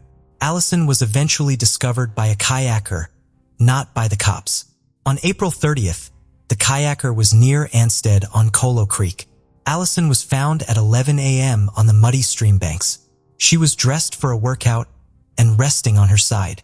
Her arms were stretched out and her decomposition was advanced. Her blue shirt was pulled over her head, giving the impression that she had been dragged. Dental records were used to verify Alison's identification. According to the autopsy, Alison would have left significant gouge wounds on the intruder's face since some remains were under her nails. Her family and friends were beyond devastated upon hearing the news. Alison was a pure soul. She was a quiet and composed woman. On July 1st, 1968, Alison June Dickey was born. She was the second daughter of Priscilla and Jeff Dickey's 3 children. Alison was raised in Red Bank, a working-class area. She began her lifelong love of ballet at the age of 4, and her biggest dream was to start her own ballet studio. Alison won the Miss Brisbane beauty pageant at 25 in 1994 and was around 5 feet 6 inches tall. She was also an impressive polyglot, with Japanese, Dutch, English, French, German, and Swedish being among her languages. Her friends had always considered her to be lucky and could not have imagined such disastrous things to happen to this Wonder Woman. She was an ambitious woman who was on her way to accomplishing her dreams, but unfortunately fate stopped her. The The family was beyond shattered and couldn't figure out who could have done it since Allison has no enemies. They didn't know how to convey the news to the three little souls waiting for their mommy to come back. Allison was the head of human resources at Flight Center Airport when she met Gerard Baden-Clay. He was based at their Toon Bowl office. On August 23, 1997, they married. Gerard Baden-Clay was born in Bournemouth, England. He moved to Australia when he was 10 years old with his parents and two younger siblings. He was the great-grandson of Robert Baden-Powell, the founder of the Boy Scouts of America. Gerard is around 6 feet tall, with a medium body and short brown hair. The couple moved back to England after their marriage but returned to Australia in 1999. Gerard and Allison were both employed with Century 21 real estate company in 2004 and had 3 lovely young daughters. Gerard Baden-Clay became the managing director of Century 21 real estate, after which he finally partnered with 2 others, with Gerard becoming in charge of their real estate company's finances. Toni McHugh was a client of Gerard's real estate firm in 2007. She was a married mother and ended up ending her 17-year-long marriage. A buddy of hers assisted her in obtaining employment with Remax Real Estate Company. This guy had been Gerard's business partner, and it was through him that he had met Toni. Toni worked hard and eventually became a special agent there. Authorities interviewed several people throughout the inquiry, including Toni, Gerard, and his business partners. They started putting the puzzle pieces together one by one. According to investigators, Allison's insurance was worth $800,000 to $950,000. Allison's estate was also handed to her parents. Her life insurance plans were included in this, which also ordered that her 2 insurance plans were ordered to be kept in trust. Investigators had also found that someone was working on collecting Allison's life insurance while her body was being autopsied. It was Gerard, and there they found some evident marks on his face, which were expected to be made by Allison. But these were just assumptions. There was not enough evidence to prove him as the murderer. Gerard was taken to court, where the Crown or prosecution said he sought to cash in on his wife's life insurance policy to pay off his debts. According to a forensic accountant, Gerard owed roughly $300,000 to various relatives and friends, while he barely had $70,000 in his bank account. Toni McHugh was brought into the scene. Toni McHugh had said that Gerard phoned her after his wife vanished and ordered her to be quiet. She also said that he did not have the financial means to divorce her. These shocking revelations meant that Gerard and Toni were having an affair with one another. Gerard had informed Toni that he intended to divorce his wife and marry her one day, and he often met Toni without his wedding band on. He confessed to Toni that he loved her and intended to divorce his wife for her. But he also stated multiple times that he couldn't leave Allison because she was depressed. Gerard had also set up a phony email account to contact Toni without Allison being aware during this time. Allison, according to Gerard, was monitoring his phone conversations and text messages and had even imposed a curfew on him. If Allison knew about the affair, she definitely would have been surprised because the pair was in the middle of marriage counseling and had no intention of splitting. 3 days before her abduction, the couple had attended a marriage therapy session. Gerard Baden-Clay liked to present himself as a devout middle-class spouse and parent. He was concerned about his social position and how others perceived him. The truth was completely different. Of course, Gerard had rekindled his romance with Toni McHugh. Gerard didn't appear to be working on his marriage, and he frequently publicly humiliated Allison. Gerard and Toni would be openly romantic toward one another at several work events they went together. He was also in debt to several friends and business acquaintances. Gerard admitted to his business partners that they were having financial problems at that point, which had surprised them because they had been having a great year and were unsure about where all of their money had gone. The business needed financial assistance, and all 3 partners agreed that any money leaving the company had to be signed. Gerard was no longer allowed to be the only one in charge of the capital. With Gerard Baden-Clay directly facing his partners, this barely lasted a few weeks. He didn't want to have to ask for their autographs constantly, and he repeatedly expressed his dissatisfaction with their lack of faith in him. Besides these incidences, Allison's diaries were introduced as evidence when the trial began on June 10, 2014. According to the journals, Jurors heard Allison's views on her marriage and hardships, and how she tried to make her marriage work despite Gerard's treachery. Allison found out about the affair 3.5 years later. Tony was sacked from Gerard's Century 21 business in October 2011, putting an end to the romance. According to the prosecutor, Gerard murdered Allison for financial gain. On his behalf, Gerard testified. His side of the story was that he lied about everything he said in the past, but that everything he claimed at the trial was proper. Gerard acknowledged Tony's 4-year affair during his trial. He also admitted having previous relationships. However, none of them mattered because they were irrelevant to him. The jury didn't believe Gerard, and on July 15th, he was found guilty and condemned to life in jail with the prospect of release after 15 years. Gerard's defense attorneys sought an appeal in August 2015 based on a new premise. They were now claiming that Gerard had killed Allison accidentally during an altercation, indicated an intention to charge my client with murder. He became scared and attempted to conceal the murder. On December 8th of that year, Gerard was successful in his appeal. Instead of being found guilty of murder, he was found guilty of manslaughter. Even though Gerard lied about how he got scratches on his face and sought to cover up Allison's death, the Court of Appeals found a reasonable inference that he was innocent of premeditated murder. The court dismissed the Crown's motive of financial gain. His marital problems were insufficient to warrant a murder conviction, and the prosecution erred by failing to introduce evidence excluding the possibility of accidental death. In July of 2016, the High Court, consisting of 5 justices, heard an appeal from Queensland prosecutors who argued against Baden Initial Clay's conviction being downgraded. The High Court probed the defense about the change in their case.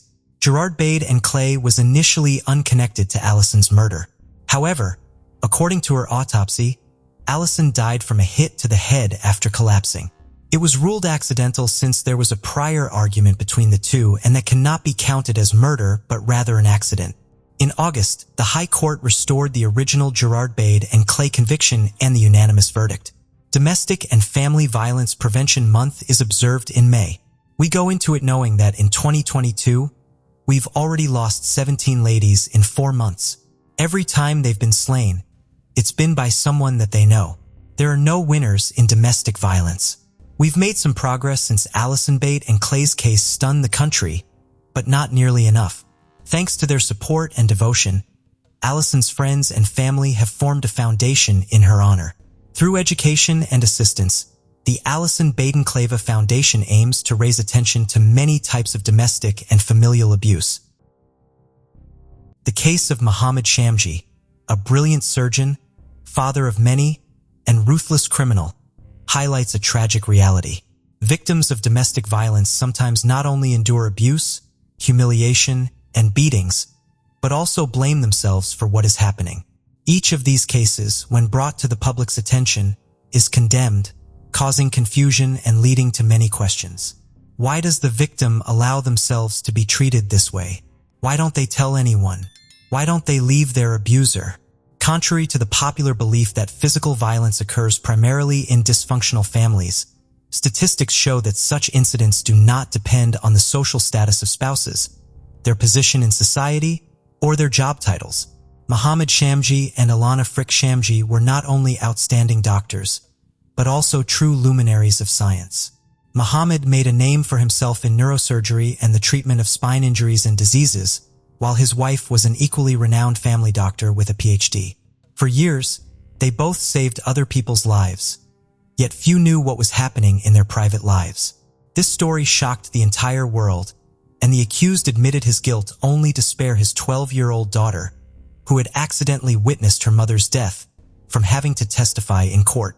Notably, shortly before the tragedy, Ilana had posted a photo of her husband in a kimono on social media, taken during one of his jiu-jitsu training sessions, with a joking comment that this doctor could not only heal but also break a neck. This post turned out to be prophetic. Ilana Frick, life before meeting Mohammed.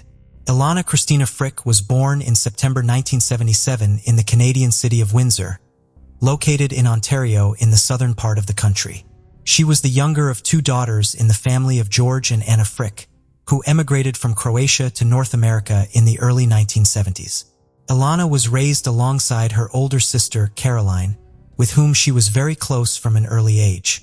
The birth of Ilana was seen as a miracle by her parents, as Anna had serious complications after her first pregnancy, and doctors had said she would never conceive again. Ilana's parents worked at a large car factory, striving to provide their daughters with everything they needed and to give them a good education. Both sisters were smart and did well in school, but Ilana stood out for her determination and passion for learning. She spent nearly all her free time reading books, and she also managed to attend a dance studio, practice gymnastics, and compete in track and field. During middle school, Ilana chose to work during summer breaks to help her family. She worked in cornfields and even then tried to manage her budget wisely. Ilana excelled in math and other sciences, and by high school, she had decided to pursue a career in medicine and become a doctor. She graduated from high school as the top student and enrolled in a prestigious medical university without issue. Around this time, she also began a romantic relationship with a man named Matthew Ryan, whom she had known since high school and who was now studying in the same department. Their student romance lasted until graduation, but afterward, Frick decided to go to Ottawa and continue her studies in the capital's university residency program. Her boyfriend settled for a job at a local hospital and didn't consider furthering his studies. Ilana's and Matthew's relationship continued long distance and lasted until nearly 2002. They even planned to marry, but eventually decided to remain friends. By then, Ilana was interning at one of the country's top clinics and aimed to earn a doctorate, while Matthew hadn't advanced in his career. Love at first sight. In February 2003, during a night shift at the hospital, Ilana went to the staff room and saw a new colleague who immediately caught her attention. The young man, Mohammed Shamji, was just a year older than Ilana and was doing his residency in the neurosurgery department. Mohammed came from a family of prominent doctors. He was born and raised in Ottawa in a family of the renowned surgeon Farid Shamji and his talented psychiatrist wife, Edith. Mohammed's older brother Ali was an experienced medical biophysicist. Both brothers graduated from Yale University, and Mohammed later returned to Canada to earn his doctorate from Western Ontario's Research University. Mohammed was also interested in the blonde, but initially, he made no effort to approach her. Ilana, however, fell for this tall, dark-skinned man at first sight and tried to attract his attention. Soon, Mohammed asked his colleagues for her number and sent her a message, and their relationship began to blossom. Ilana considered Mohammed a shy and modest man. He rarely took the initiative, felt uncomfortable on dates, jumped from topic to topic, or fell silent, appearing detached and introverted. Later, it turned out these oddities weren't due to shyness, but rather a lack of interest. Mohammed was already seeing another woman, but for some reason, he kept this from his infatuated colleague. When Frick discovered the existence of a rival, she resolved to win over Mohammed and become his one and only. Their relationship was rocky during the first year, with the couple breaking up 3 times before rekindling, mainly due to Ilana's persistence. Her parents were aware of this and urged her to leave Mohammed, but she stood firm, believing she had found her one true love. Ilana often pampered her lover with gifts, made surprises, and brought him home-cooked meals. Mohammed seemed to just let himself be loved, readily accepting everything but reciprocating only occasionally.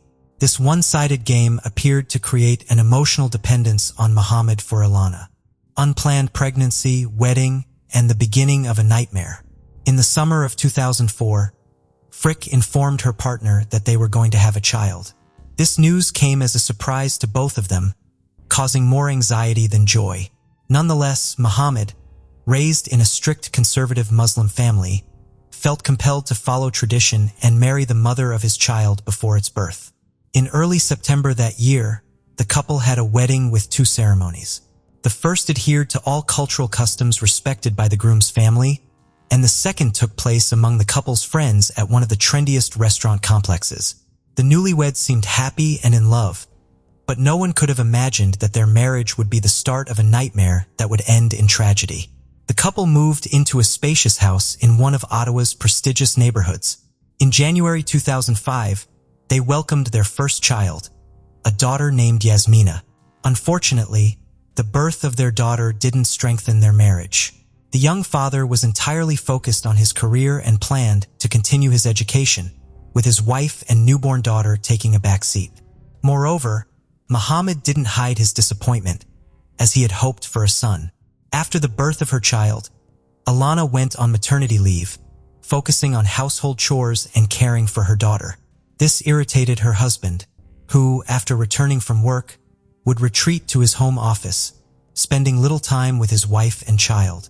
Over time, he became increasingly nervous and irritable, criticizing his wife's appearance, refusing to eat what she cooked, and calling her stupid and useless.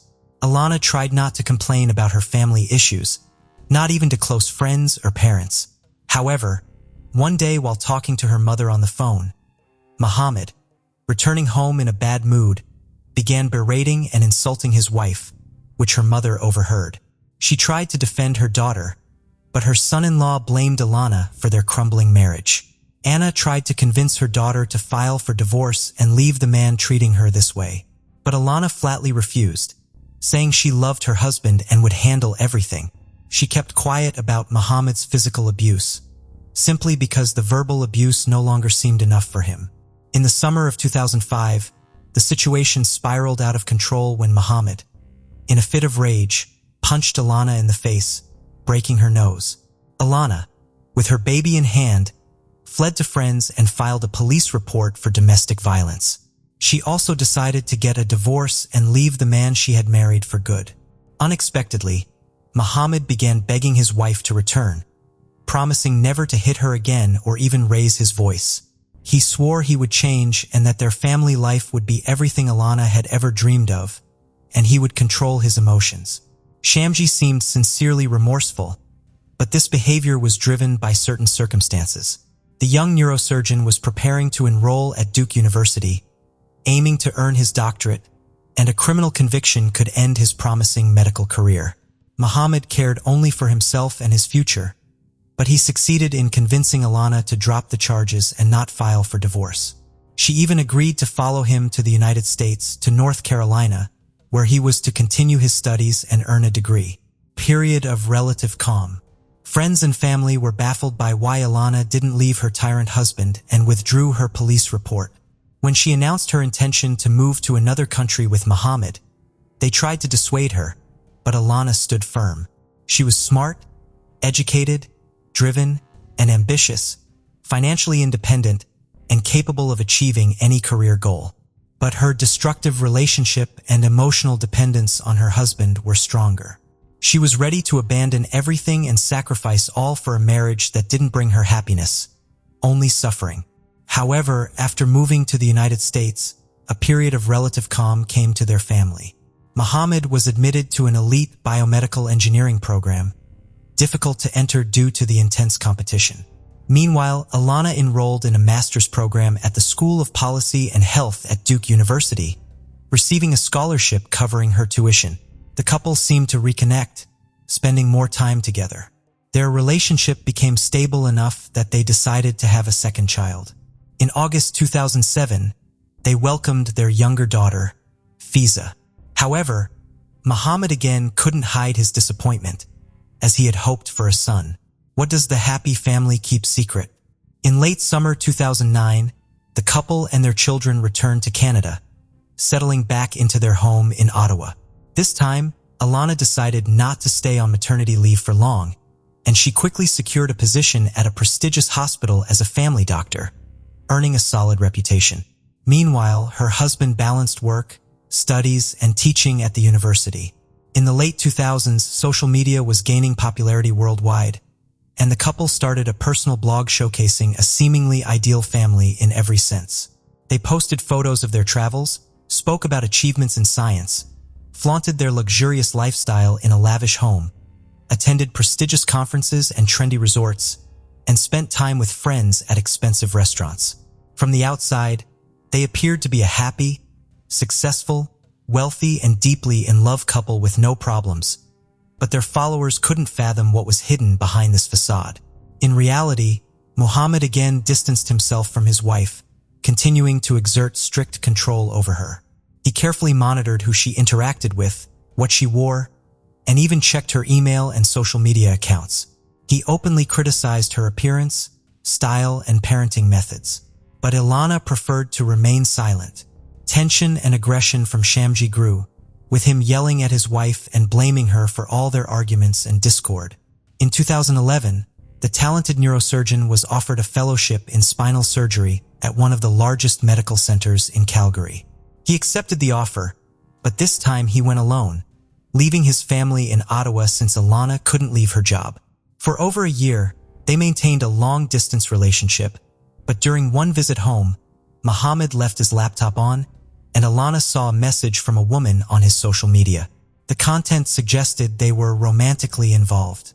When Ilana directly confronted Mohammed, he didn't deny it, admitting to having an affair.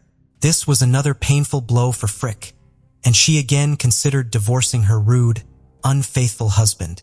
Her family was sure she wouldn't forgive him this time. Surprisingly, Ilana gave their family another last chance. Mohammed promised to end his affair and said they would start fresh in Toronto, where he had been offered a prestigious, well-paying job. Domestic violence and revenge affair. Shortly after moving, Mohammed expressed his continued desire for a son, suggesting they try again. Ilana agreed, thinking that having a third child might help solidify their family. In October 2013, they welcomed a long-awaited boy named Marius.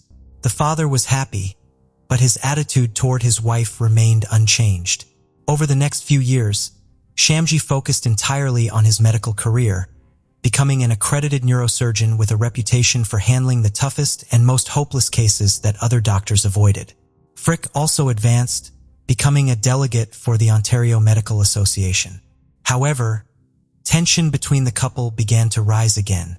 Mohammed didn't stop at rudeness and insults, but resumed hitting the mother of his children.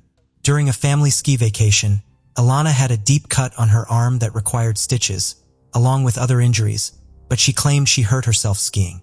After returning home, Ilana confided in her best friend that all the injuries were inflicted by her husband, following another argument over a newly discovered affair he had with a colleague. Ilana had overheard part of a phone conversation between Mohammed and his mistress, and when she asked him about it, he beat her. Her friend again suggested she divorce him, and when Ilana refused, joked that she should get a revenge affair. The women laughed, but the hurt wife might have thought it was a good way to get back at her cheating husband.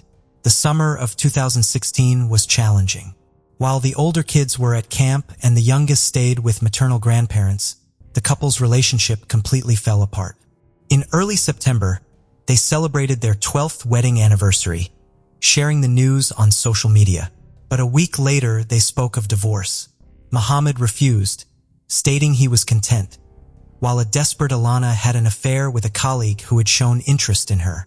She immersed herself in this new relationship, basking in the care and attention of another man, enjoying the long-forgotten feeling of being loved and desired. Did she run away with her lover, leaving her kids behind? On November 25, 2016, a heated argument broke out in the family when Ilana told her husband that divorce was inevitable.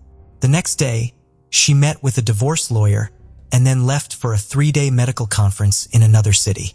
During this time, Mohammed sent her messages, pleading with her to reconsider and save the marriage, at least for the children. On November 30th, Ilana returned home and made her final phone call to her parents.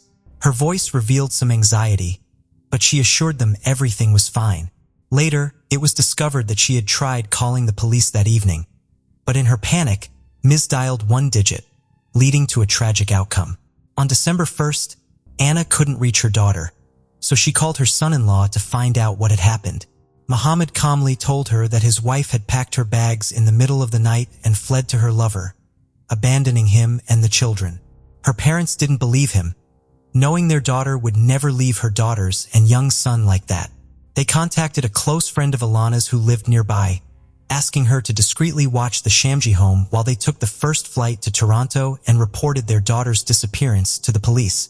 Ilana's friend reported that her car was still in the driveway, which only heightened the family's concern.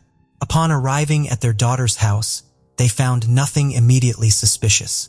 But Mohammed was agitated, saying they had called the police unnecessarily and insisting that Ilana was with her lover. He had already told the police this version when they visited earlier, following the report of Mrs. Frick Shamji's disappearance. Body in a suitcase. In the early morning hours of December 2nd, a man walking his dog along the river, about 24 miles from Shamji's home, saw a large suitcase at the base of the bridge. He was initially going to pass it by, but curiosity got the better of him, especially since the suitcase looked almost new. When he opened it, he was horrified to find the lifeless body of a blonde woman inside. He immediately notified the police, and the suitcase and body were sent to the medical examiner's office for identification and to determine the cause and circumstances of death. There were no issues with identification, as the criminal hadn't even bothered to remove the luggage tag from the suitcase from Alana's recent trip to a conference. Her parents confirmed her identity. The body had multiple abrasions and bruises, but the cause of death was mechanical asphyxiation and a broken neck. The woman was dressed in pajamas and had no shoes, and based on the position of her body, she had been placed in the suitcase immediately after her death. The young witness, Muhammad, was arrested that evening at a coffee shop where he was meeting with a lawyer. It was evident he was planning to leave the country, but he didn't have the chance. He was charged with first-degree murder, but the neurosurgeon denied any involvement. However, a horrific detail of the incident emerged. It turned out that the couple's eldest daughter, 12-year-old Yasmina, had accidentally witnessed her mother's assassination.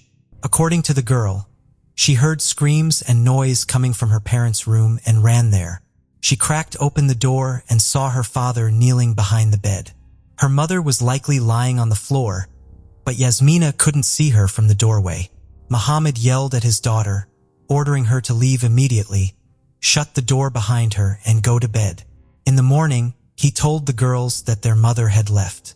Yasmina, despite her age, understood something terrible had happened, but couldn't imagine that her father had taken their mother's life. A confession, trial, and sentence. To spare his daughter from having to testify in court, the accused confessed and recounted what happened that dreadful evening. According to him, he and his wife argued about her infidelity and desire for a divorce. Muhammad claimed he didn't mean to harm Alana, but things escalated spontaneously. The argument turned physical, and she tried to call the police, but he knocked the phone from her hand. She began screaming, and Muhammad struck her multiple times in the face, then pinned her to the floor and strangled her with his hands. At this moment, their daughter walked in but couldn't see what was happening due to the bed. When Muhammad realized his wife wasn't breathing, he attempted to resuscitate her, but it was in vain, as in his rage, he had broken her neck. He then put her body in a large suitcase, loaded it into the trunk of his car, and drove around aimlessly for hours, unsure of what to do next. Upon reaching a small bridge over a river, he decided to throw the suitcase down, hoping the current would carry it away, making it impossible to find.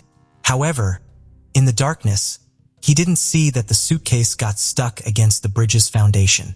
In fall 2017, while the trial of the criminal surgeon was underway, a new scandal erupted involving his father, Farid Shamji, who made disparaging remarks about his deceased daughter-in-law.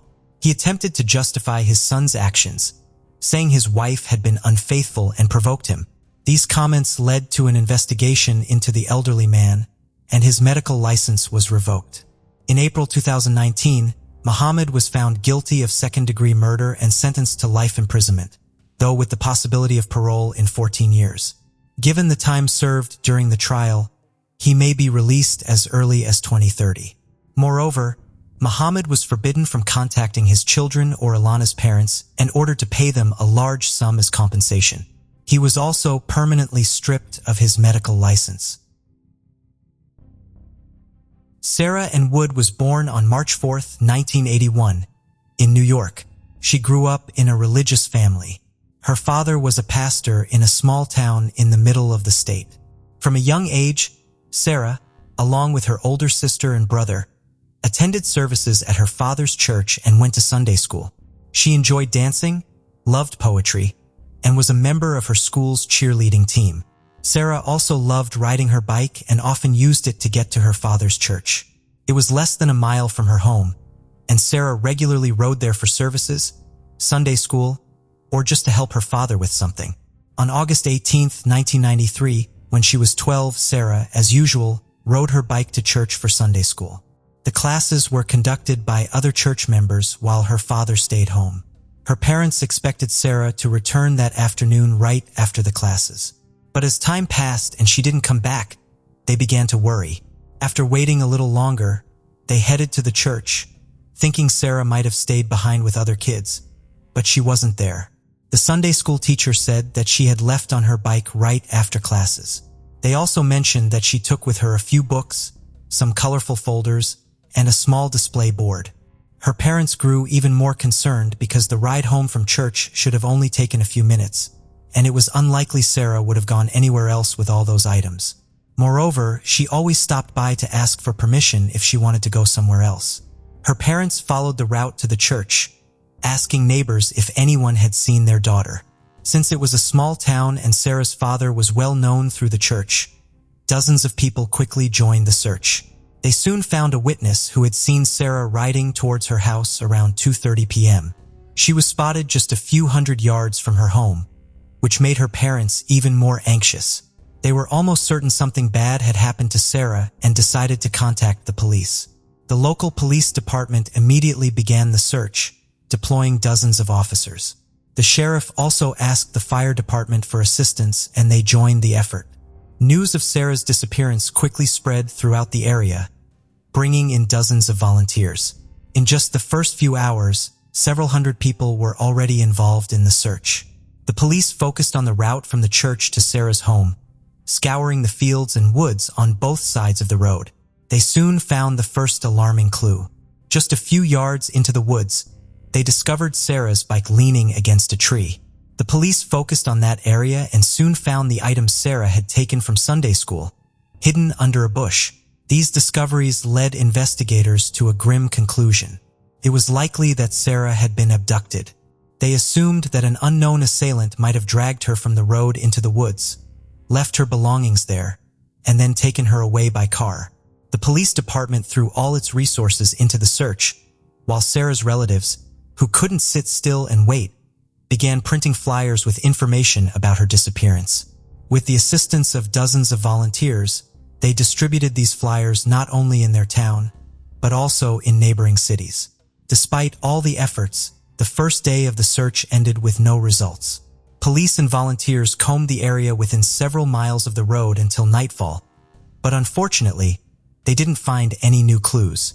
The search continued the next morning with even more people joining in.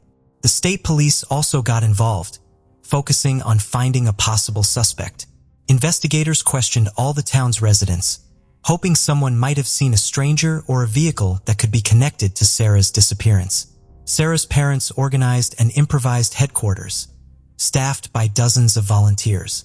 They printed and distributed flyers, while also trying to find witnesses or any leads that might bring them closer to finding Sarah. Local media soon began covering the case, and in the following days, news of Sarah's disappearance spread nationwide. The police received more than 1,000 tips and thoroughly checked each one, but they repeatedly hit dead ends. Concerned residents helped the parents raise a substantial $150,000 reward for any information about Sarah's whereabouts, but unfortunately, this also led nowhere. The active phase of the search continued for about a week, but eventually the police concluded that they were unlikely to find any valuable leads in the area. They continued to work on the case, now focusing on finding a potential suspect.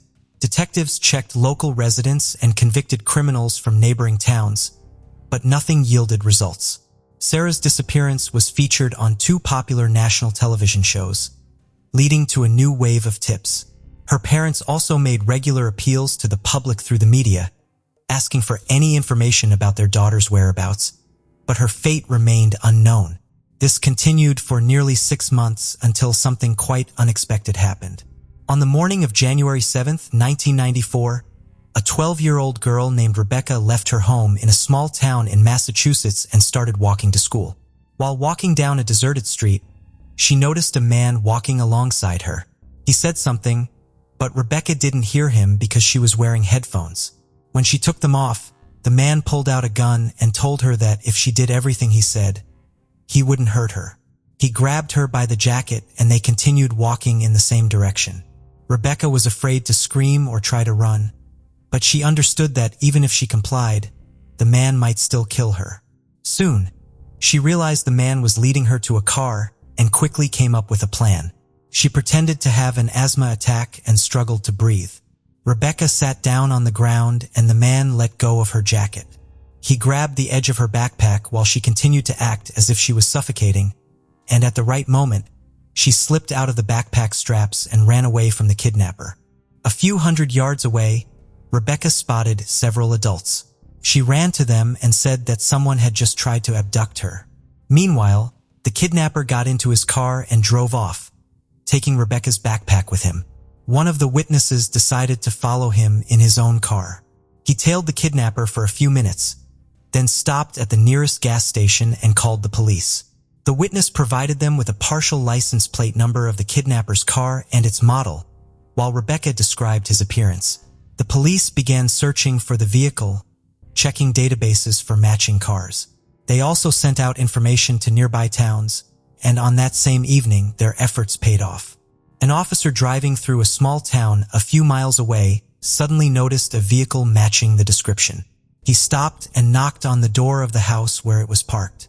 There were several people inside, and the officer asked who owned the pickup truck.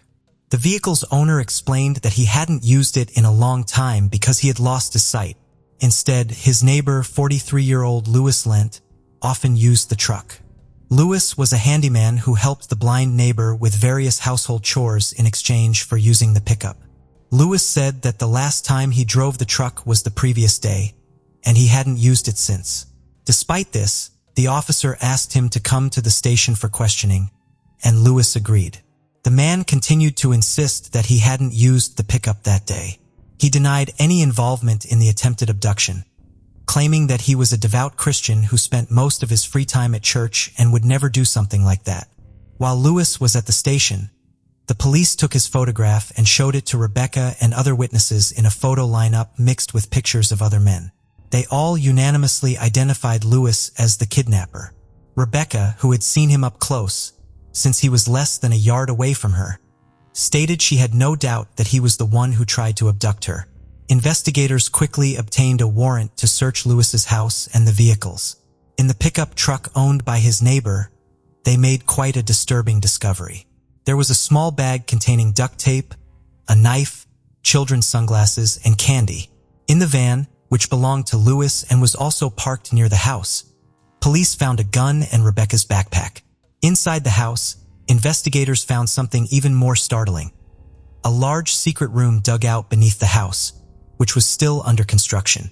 With all this evidence, the police arrested Louis for the attempted abduction. Initially, he continued to insist on his innocence, but pretty soon decided to confess to everything. He admitted that he traveled to Rebecca's town looking for a victim, bringing along his so-called kidnapping bag that he always kept in his car. Louis then explained the purpose of the secret room he was digging under his house, and his story shocked even the police. He revealed that he planned to turn it into a full-fledged bunker where he intended to hold kidnapped victims. Louis said he aimed to abduct 11 girls, aged 12 to 17, to satisfy his horrific fantasies. He added that until the room was finished, he didn't plan to keep his victims there long, intending to kill them within a few days. In Louis's house, the police also found a list of several names. Upon identifying these individuals, they realized all of them were children living not far from Louis's home. It appeared that Louis had been considering them as potential future victims once he completed the secret room. After his confession, Louis was placed in jail awaiting trial for attempted abduction. Investigators continued to visit him to gather additional information, and during one of these visits, he unexpectedly confessed to another crime. Louis revealed that 4 years prior, in October 1990, he was working as a janitor at a movie theater in the same town where he later attempted to kidnap Rebecca. On the evening of October 22nd, he left work and saw 12-year-old James Bernardo riding his bike near the parking lot. Louis immediately decided to abduct him with the intent of assaulting him. There were no witnesses in the parking lot, and he had a bag with his kidnapping kit in the van, the same one that police later found during the search. Lewis offered him $5 to help set up chairs in the movie theater, and James agreed. Lewis led him to the empty theater where he tied him up. He then drove his van closer to the entrance, dragged the boy and his bike inside, and took him to his home. He left the boy there and drove to a nearby lake to get rid of the bike. After throwing it into the water, Lewis returned home and attempted to assault the boy, but was unsuccessful, so he decided to dispose of the victim. He dragged him into his van and drove to a neighboring state, where he killed him and left the body in the forest. It was soon discovered by a hunter who reported it to the police. However, over the course of several years, detectives were unable to get closer to identifying the culprit. Now, comparing Lewis's statement with the case materials, they found that he provided a vast amount of facts and details about this crime that perfectly matched reality. After Lewis's confession, news about him spread quickly throughout the whole country. In just a few days, police realized they were dealing with a man who not only tried to abduct a girl and was building a secret bunker for other victims, but also confessed to a murder no one suspected him of. Investigators in New York, who were searching for Sarah Wood, also heard about Lewis's case. They looked into the details of Rebecca's abduction attempt and requested more information about Lewis himself. Before that, profilers had created a profile of Sarah's potential abductor, and Lewis seemed to fit it quite well. The investigators decided to talk to him and went to the prison. During the interrogation, he mentioned that he often traveled to the neighboring state because he had close relatives living there. Lewis also said that sometimes during these trips, he drove through small towns looking for victims, and on August 18, 1993, he noticed Sarah. According to him, she was walking along the road with her bike beside her. Lewis pulled up next to her, got out of the car, and used a gun to force her into the van. He tied her up, then dragged her belongings and bike a few yards off the road into the woods so they wouldn't be found too quickly. After that, he drove Sarah to the mountains, hundreds of miles from her home. He stopped in a remote area by a large lake, where he assaulted and killed her. Lewis dug a hole and buried her body. He also mentioned that he wasn't sure if she had actually died or was just unconscious while he was doing that. But for some reason, Lewis refused to disclose the exact burial location. However, like with his other victim, he provided detectives with a wealth of details, leaving no doubt that he was indeed responsible for this crime. Police began searching the area around the lake, involving hundreds of volunteers, park rangers, and even the military. However, they faced an obvious problem. Given the enormous size of the lake, even with such an impressive search team, it was practically impossible to cover the entire area. Moreover, months had passed since the burial, and the location could have become overgrown with grass. After several weeks of searching, they failed to find either the body or any evidence. Nevertheless, detailed testimony with precise details of the abduction was enough to charge Lewis with the murders of both Sarah and 12-year-old James. In January 1995, Lewis was sentenced to 17 to 20 years in prison for the attempted abduction of Rebecca. The following June, the trial for James's murder began, and Lewis pleaded guilty before the judge. He also told his lawyer that he wanted to confess to Sarah's murder immediately, but when he entered the courtroom and saw her parents, he suddenly changed his mind. However, just 9 days later, when he was brought into an empty courtroom, he finally admitted his guilt. Despite this, he continued to refuse to disclose the burial site, despite desperate pleas from Sarah's parents. Eventually, the prosecution offered him a deal. In exchange for information about Sarah's whereabouts, they promised him that he would serve his sentence not in a federal prison, but in a state one, as Lewis wanted. He agreed and began working with investigators. Lewis pointed out a specific area near the lake and even drew a rough map. The police also wanted to take him along on the search, but his lawyer advised against it. The police organized extensive searches in this area despite the snow and freezing temperatures. They used heavy equipment and the help of hundreds of volunteers, but all their efforts were in vain. They weren't able to find Sarah. Several months later, when autumn came, the police made another attempt, but once again, they were unsuccessful. Throughout this time, detectives tried to get more specific information from Lewis, but he refused to disclose the exact location or help the police find it. Eventually, the prosecution decided to revoke the deal, and on April 11, 1997, Lewis was sentenced to 25 years in prison. It was the maximum sentence the judge could impose without the discovery of the body, but he added that if such evidence were available, he would have certainly handed down a death sentence. During the trial, Lewis's lawyer attempted to mitigate the punishment in all three cases. He did not dispute his client's guilt, but argued that Lewis suffered from an unidentified mental disorder. According to him, Lewis heard voices in his head and claimed to have contacted aliens, but experts found no evidence of any mental disease. They concluded that he was probably just pretending in an attempt to avoid serious punishment.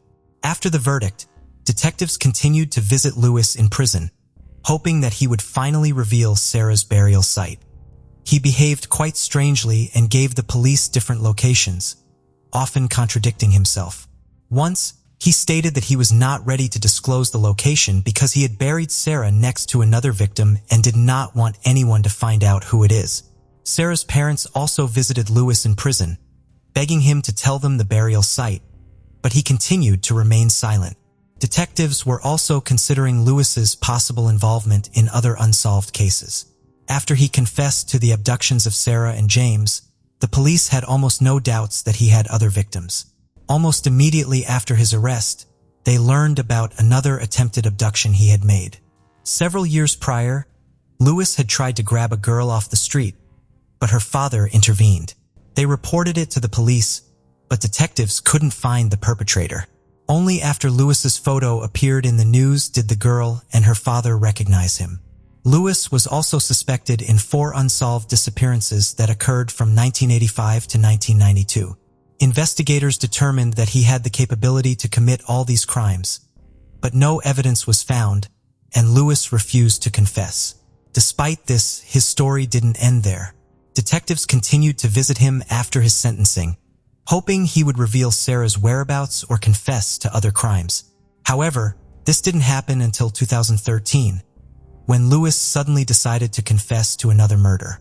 He confessed that he is responsible for one of the crimes he was suspected of. According to him, on November 6, 1992, he abducted a 16-year-old teenager with developmental disabilities who was riding a bike to his grandmother's house. Lewis said he forced the boy into his van, then killed him and dumped his body in a lake. Investigators confirmed his involvement based on his detailed description of the events, but official charges in the case have not been filed against him to this day. Right now, Lewis is 73 years old and he continues to serve his sentence for 2 murders and an attempted abduction.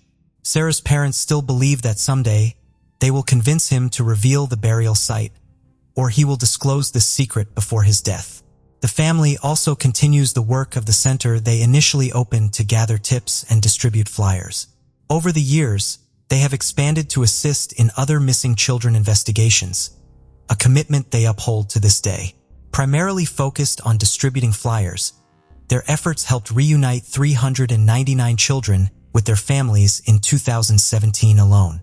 In memory of Sarah, her relatives also organize an annual bike ride. Initially attended by just a few people, over the years, the number of participants has grown steadily. Currently, several thousand people regularly participate in the event, also helping to raise significant funds to support efforts to find missing children. Police have no plans to give up the search for Sarah's burial site, regardless of Lewis's willingness to disclose this information. They intend to continue search operations in the areas he has indicated until they succeed in finding her. On December 20, 2017, a press conference was held during which Mark Perez, special agent in charge of the Florida Department of Law Enforcement, announced a breakthrough in the disappearance of Mike Williams, a Tallahassee real estate appraiser who was originally presumed to have drowned while duck hunting on Lake Seminole on December 16, 2000, and was eaten by alligators. "Being here now, I can tell you what happened to Mike Williams," Perez said. "Mike Williams did not drown in the lake. He wasn't eaten by alligators. He didn't leave town and leave his wife and 18-month-old daughter behind. He was murdered. In the interest of the investigation, we cannot yet release details, but I am happy to report that this morning investigators notified the Williams family of recent discoveries in the case.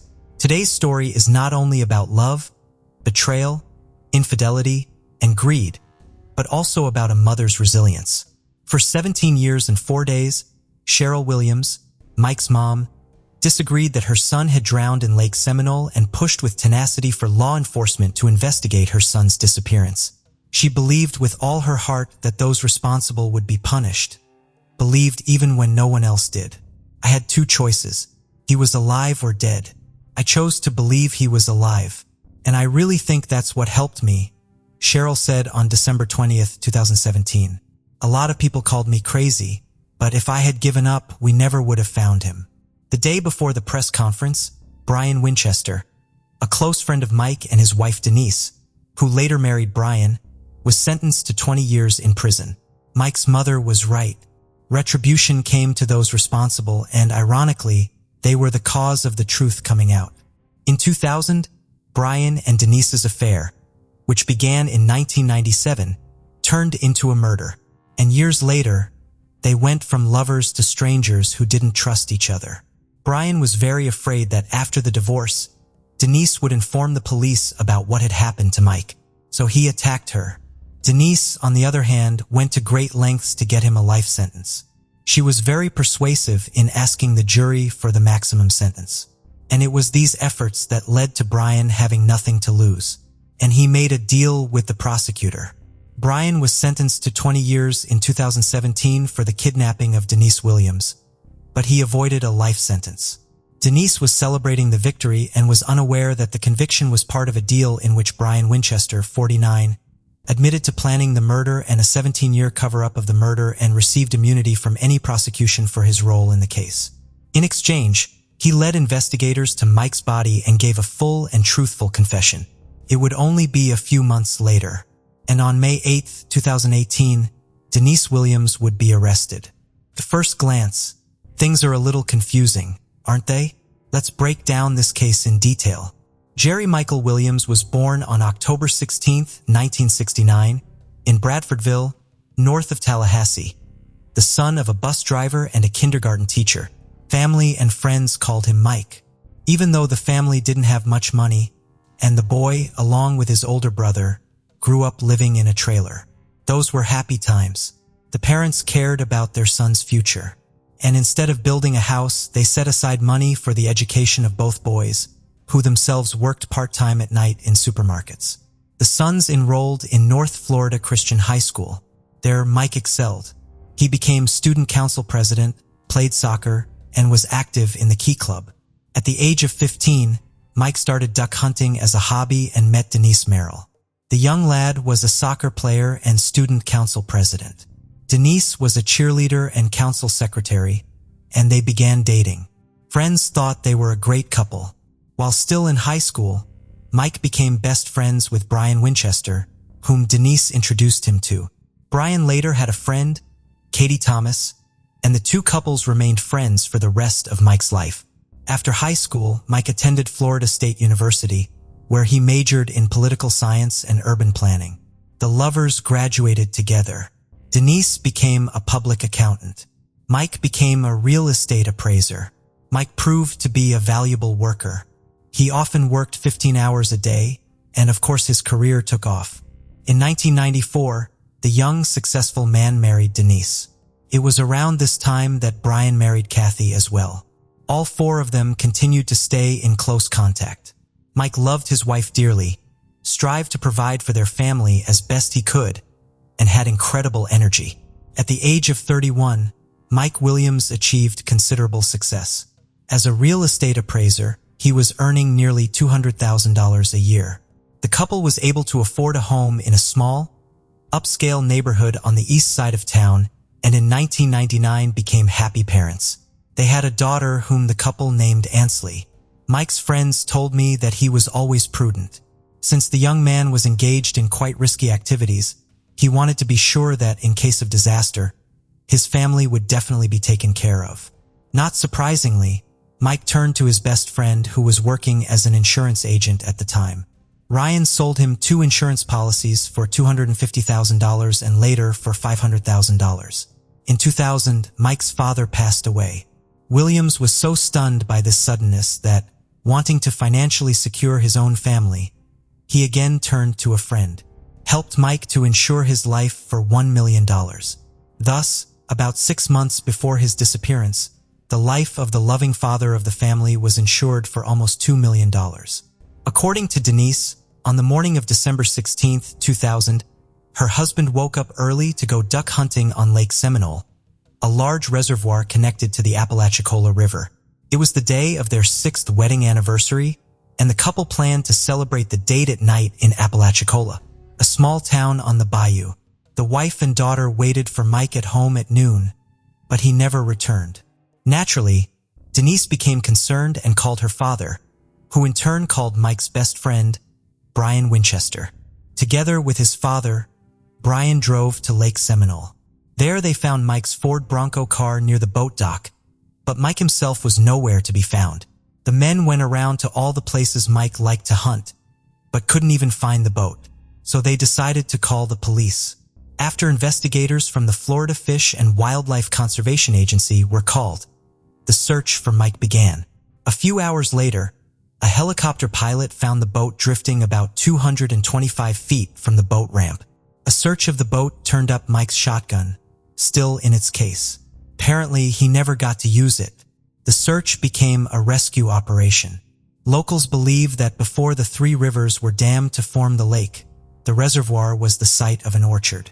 Thus, the lake got its name Stumpfield due to the many remaining stumps that protruded above and below the water level, requiring careful handling of any motorized boat in the area.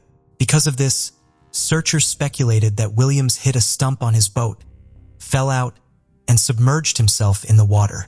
His wading boots filled with water, and he probably drowned when he couldn't get out. Several other agencies were called in to help, including a dive team from Montgomery, Alabama, and the Jackson County Sheriff's Office. But the extensive and methodical search yielded nothing. Mike was never located. A week passed and the rescue operation turned into a body search operation. Teams were given probe holes to probe the bottom of the lake, and dogs were brought to the site. 10 days into the search, volunteers found the camouflage patterned hunting hat that could not be linked to Williams. Officials with the Florida Fish and Wildlife Conservation Agency speculated that Mike had been eaten by alligators, which is why the body could not be found. There were actually quite a few alligators living in the lake. The Florida Department of Law Enforcement found no signs indicating a violent death and agreed with that theory. After 5 weeks, the search was called off. The day after the search was called off, Denise held a memorial service for Mike less than 2 months after the alleged accident. It seemed to everyone that Denise had come to terms with the loss of her husband, but Mike's mother had not. 6 months later, in June 2001, an angler discovered wading boots floating in the lake. Divers searched the lake area and retrieved a lightweight hunting jacket and flashlight from the bottom. In one of the jacket's pockets was a hunting license with Williams's name and signature. The find raised many questions. Neither the hunting jacket nor the boots had visible teeth marks indicative of an alligator attack. None of the items found showed signs of having been in the water for 6 months. The boots were not slimy and the flashlight still worked. However, a week later, Denise's attorney asked the court to declare Mike Williams dead. Based on the items found, he suggested that alligators and other aquatic life had swallowed the body whole. The motion was granted.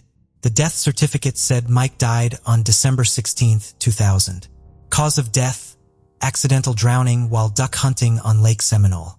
The body has yet to be recovered. This is how Mike Williams' story might have ended if not for Cheryl Williams, who refused to give up and continued to search for her son. "All I know is that I can't stop looking for him until I find him," she said. Cheryl's efforts seriously strained her relationship with her former sister-in-law. Denise demanded she stop searching and accept reality. She said, "I'm tired of seeing articles about Mike and his disappearance. I just want to move on with my life. If you keep pushing this investigation, you will never see your granddaughter again." Cheryl couldn't give up on her son, and Denise carried out her threat. If not for the mother's persistence, her son's story might have remained submerged at the bottom of a dark, algae-covered lake. It took Cheryl Williams 3 years to convince law enforcement officials to open an investigation into her young son's disappearance. "I made phone calls, put up signs about my missing son, wrote to the governor of Florida every day, compiled my notes into an evidence book, asked people to post on social media, and contacted reporters. Cheryl will tell you years later. The persistent mother contacted Matthew Oresco, an alligator expert. In his response, he explained that alligators do not feed during the cold winter months. Cold weather causes water temperatures to drop, so alligators don't feed in the winter. All they do is maintain their body temperature. 14 degrees is too cold for an alligator to be interested in food at all. Moreover, Oresco wrote that after an alligator kill, there is always forensic evidence left behind. Eventually, after 3 years, Cheryl Williams convinced law enforcement to drop the ridiculous alligator theory and launch an official investigation into her son's disappearance. The case was reopened because of little-known facts regarding alligators' eating habits, evidence gathered from interviews, and a little official data convinced investigators that Williams' death was no accident. My gut feeling is that Mike did not die in Lake Seminole. And that's the general consensus of all the law enforcement agencies working on this case, said Rami Austin, a former investigator with the 2nd District State's Attorney's Office who prosecuted Mike's case. The Florida Fish and Wildlife Conservation Agency initially took over the case because Williams was considered a missing hunter. Officers spent 735 hours searching a 10-acre section of the lake for the body, but didn't spend a minute looking for signs of wrongdoing. Jackson County Sheriff's deputies brought in to help with the search also did not consider other possibilities. Investigators interviewed everyone involved in the search and police officer, David Arnett, who was present at the scene that day. Years later said, "Some things immediately look strange. Williams didn't usually hunt alone. His truck was found in an undeveloped area from which he would have had to drag the boat over mud, not on the nearby concrete boat launch he usually used. A terrible storm that night should have pushed the boat to the east shore, but it was found on the west shore. The boat's motor wasn't running, but it was full of gasoline. If Mike had been driving the boat and fell out of it, it would have continued to float in circles until it ran out of gas." Unfortunately, law enforcement began to doubt too late that they were dealing with a simple drowning. The crime scene had already been trampled by numerous volunteers and searchers. A car that could have served as a clue was taken by the family without any verification. Potential witnesses were missed. Denise Williams and Brian Winchester became suspicious to investigators because they learned that Winchester had divorced his wife Kathy and married Denise. They also learned of Denise's unexpected financial gain of nearly $2 million from her late husband's life insurance policy. Detectives determined that it was Winchester who sold the policy to Mike. They also found it strange that Denise, as Mike's wife, did not want to have anything to do with the investigation and tried to prevent Cheryl's activity, even forbidding the grandmother to communicate with her granddaughter. In 2005, the newly married couple were called in for questioning, which gave nothing new to the investigation. Brian provided an alibi for the morning of the disappearance of Mike Williams. He said he was 60 miles from the lake, at home in bed, as his ex-wife Kathy could attest. He said he had intended to go hunting with his father-in-law in the morning, but overslept. Denise's interrogation also yielded no new leads. In 2008, the Florida Department of Law Enforcement announced that Mike's disappearance was not an accident, and they believe he was the victim of a crime. However, without sufficient evidence, they, alas, cannot prosecute. We have suspicions, but we need proof. Another investigation failed to find out her son's fate, but Cheryl Williams did not give up again. Her efforts led to the Discovery Cable Channel doing a story on Mike's disappearance and subsequent investigations in late 2011. By then, Cheryl had become disillusioned with the Florida Department of Law Enforcement, believing it was either incompetent or uninterested in solving the case. Beginning in 2012, Mike's mother wrote about 1 letter a day to the governor, Rick Scott, asking him to either assign the investigation to another agency or appoint a special prosecutor to do so. Cheryl sent 2,600 letters to the governor over 9 years. In 2012, Denise caught Brian cheating, and they broke up. The following year, Denise filed for divorce. After a few more years, an appraisal of the former family home was to take place, after which even property issues would no longer bind them. This event was a turning point in Mike's case. Brian didn't want a divorce. Denise didn't want to continue the relationship. They were constantly fighting, and the Williams investigation was poking fun at them. Brian would call Denise, and she stopped returning his calls. He couldn't handle the stress level. On August 5, 2016, the day a real estate appraisal was due as part of a court order, Denise left her home to drive to work at Florida State University. While talking to her sister on the phone, she saw someone climb over the back seat of her car. It turned out to be Winchester. Brian pressed a loaded gun against Denise's ribs and told her to drive straight ahead. He said he had to do that because she wasn't answering his calls. Denise tried to calm Brian down, agreed with everything he said, and promised to give him a chance to save their marriage. Brian believed it. Denise assured him that she wouldn't go to the police and report what he had just done, and Brian got out of the car. As he got out, he took the brown sheet, plastic sheeting, bleach sprayer, and tools with him. It became clear that Denise had miraculously escaped death. Denise called emergency services. Brian was quickly arrested and charged with kidnapping, which is a first-degree felony in Florida, and carries a life sentence as the maximum penalty. He was also charged with domestic violence and armed burglary. The court decided to keep Brian in custody without bail. Cheryl Williams expressed hope that this development will lead to the solving of her son's disappearance case. Brian is not going to let Denise run around alone with all that money, she told the New York Daily News. I pray that he will tell us what really happened. And Brian did tell, bargaining himself an extremely favorable deal with the prosecutor and avoiding a life sentence. At first, I think we were all doing really well, but I wasn't a good husband. Brian began his story. One day, I found a note in my first wife Kathy's purse and realized she was cheating on me. I wanted revenge. We often went to bars and concerts with Denise and Mike. I had been friends with Denise since high school. I was never really attracted to her. But after Kathy cheated on me, I started looking at other women differently. The affair between Brian and Denise began in October 1997. One time, drunken sex at a rock concert quickly escalated to frequent secret meetings. We started meeting at hotels during the workday. We met whenever we had the opportunity.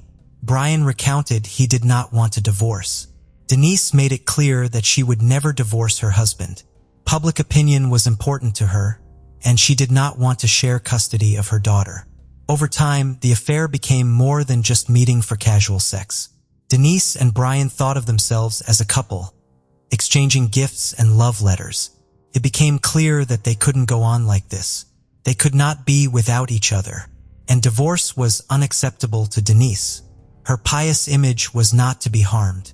Around this time, Mike almost died in a hunting accident. Brian saved him, and Denise suddenly saw a way out of the situation. After the deal with the prosecutor, Brian will reveal. The year 2000 prompted us to start talking about Mike and Kathy's death. Denise wanted it all on me, not her, and she wanted a scenario where it wasn't a murder, but an accident. She wanted death to be left up to God. That way she could live with it. After considering various options, Brian and Denise settled on a boating accident. In doing so, they timed the murder so that they could get the maximum possible payout on Mike's life insurance policy. They both realized that Mike had to be killed before one of the 3 policies expired at the end of December 2000. The plan was in place. Brian called his friend to go hunting. He said he'd found a great spot on the shores of Lake Seminole. Mike expected to go there with Brian and return home by noon to celebrate his anniversary with his wife. I told him that we were going to go to a special place and that he absolutely had to bring his wading boots with him. I had to make sure he took them with him because it was believed that if you fell overboard in wading boots, you would drown very quickly. The plan was to make death look like an accidental drowning. Once Brian and Mike were in the water, Brian pushed Mike out of the boat. But instead of sinking, he grabbed onto the stumps and began to wade through them to the shore. Brian panicked. I didn't know what to do. Mike started calling loudly for help. I didn't know how to get out of this situation. I had a shotgun. I was panicking, and I shot him in the head. I didn't think about what I was doing. Things didn't go according to plan, and I needed to cover up what happened. There was hardly any time left. I should have been back home by now and getting ready to go hunting with my father-in-law. No one knew I was at the lake with Mike, so I decided it would be best for me to drive home and pretend like I had overslept. I drove home and hoped that Kathy was still asleep. I entered the house as quietly as I could. Katie was asleep. My phone was on the floor. I went to bed, called my father-in-law, and apologized. Brian did everything he could to create an alibi for himself. Then he hid the body. Denise didn't know that Brian had shot Mike in the head and buried him. Brian tried to tell her, but she didn't want to listen. It was enough for her that her husband was gone. Denise wanted to go on living with the idea that it was God who kept him from swimming out and let him drown. According to Brian, they promised each other that neither of them would ever say anything. Denise and Brian justified what happened by saying that the main reason Mike was killed was because it was impossible for them to live together. We said the money was just the cherry on the cake, Brian would pronounce in court. Investigators learned that it was Brian who planted a hat, boots, flashlight, and license. First, he needed to keep searchers from leaving a lake, and afterwards he needed grounds to pronounce Mike dead so Denise could get insurance, since a recognition process usually takes about 5 years. The lovers managed it in just 7 months. Including Social Security and other benefits, Denise received about $2 million. On May 8, 2018, Denise Williams was charged with first-degree murder, conspiracy to commit murder, and accessory to a felony, which carried a life sentence. Denise pleaded not guilty to all 3 charges. In February 2019, she was sentenced to life in prison. 5 months later, Mike and Denise's daughter, Ansley, received all of her late father's assets and insurance money owed to Denise. In January 2020, Denise Williams appealed the conviction and life sentence. Her attorney argued before Florida's First District Court of Appeal that there was no evidence that she was involved in committing the murder. In November 2020, the murder conviction was overturned, but the 30-year sentence for conspiracy to commit murder was upheld. Denise is now in custody at the Florida Women's Reception Center. She will be 78 years old when she is released. Brian Winchester was transferred to Madison Correctional Institute in Florida to serve the remainder of his sentence. His current release date is set for July 30th, 2036. He will be 67 years old. Ansley, daughter of Mike and Denise, insists her mother is innocent and places the blame on Brian Winchester. She refused to speak to any media regarding the outcome of the case and her personal life. According to Cheryl and Nick, Ansley's uncle, they have not been able to connect with Ansley. Cheryl is very sorry that she has lost not only her son, but also her granddaughter. Tara Lynn Grant was born on June 22, 1972 in Michigan. She spent most of her childhood on a farm with her parents and sister. Tara loved being outdoors, riding horses, and helping her parents with other animals on the farm. In school, Tara was very active in sports. She was on the cheerleading and basketball teams and also played in the school band. After high school, Tara attended the University of Michigan, where she met a guy named Steven. They started dating and got married soon after her graduation. Tara, who earned a business degree, got a job at a large international company. Steven, on the other hand, planned to go into politics. He had been an assistant to a state senator during his time in university, but when the senator retired, Steven was left without a job. So he started working at a small toolmaking shop owned by his father. For years after their wedding, the couple had a daughter, and a few years later, a son. After their second child was born, the family bought a new house in a prestigious neighborhood in Macomb County, Michigan, right outside of Detroit. By then, Tara had made significant progress in her career, but it came with its drawbacks. She had to travel a lot for work, often flying to different states and countries, which meant she could only spend weekends at home with her family. Because of this, Steven took on most of the childcare responsibilities. His job at his father's company allowed him a flexible schedule, so he could spend more time with the kids. But it was still challenging for him to juggle work and childcare, so they decided to hire a full-time nanny. There is a special program that helps families find a nanny from another country who would live with them full-time and take care of the children. Thanks to her job, Tara could afford to hire such a nanny, and soon they found the right person. They hired a young woman from Germany, who quickly got along with their children and took on most of the childcare duties. Stephen, who got more free time, also started working part-time as a youth soccer coach. But despite the family's good financial situation, Tara's constant absence strained her relationship with Stephen. She was only home on weekends, and they began arguing more frequently because of it. Tara hoped that after her next promotion, she could adjust her schedule to spend more time at home. But until then, she was away on business trips almost every day. This went on until February 14, 2007, when something unexpected happened. On Valentine's Day, Stephen called the police and told them that Tara had been out of touch for 5 days, which was quite unusual. He explained that on the evening of February 9th, Tara returned from a business trip and told him she had to leave a day earlier this time, spending just 1 day with the family. This led to another argument between them, and Tara started packing her suitcase. A few minutes later, Stephen heard her talking on the phone, saying, "I'll be waiting at the end of the street," before she left the house and got into some dark-colored car. Since then, Tara hadn't been in touch and didn't answer any of his calls. The police's first question was why Stephen waited 5 days before reporting her disappearance. But Stephen said he initially didn't see any cause for concern. He thought Tara just went on her business trip early and wasn't answering his calls because of the argument. However, over the next few days, he started to worry because she hadn't been in touch for so long. Normally, when she was away, she'd call the kids who were only 3 and 7 years old, but not this time. On Monday, Tara's boss called him and said she hadn't shown up for a meeting. This was also very odd and meant she hadn't gone to work. Stephen called her relatives and told them what was happening, but they assumed Tara just needed time away from the constant arguments with him. She had told her parents several times that her relationship with Stephen was getting more and more problematic because of her job, and they argued quite often. So, her relatives thought she decided to take a break from Stephen and would soon come back home. As time went by, Tara still didn't show up, and she didn't answer any calls. Eventually, Stephen began to worry that something might have happened to her and decided to contact the police. As Stephen answered the police's questions, they noticed several suspicious scratches on him. Detectives asked if the argument with his wife had turned physical, but Stephen denied it.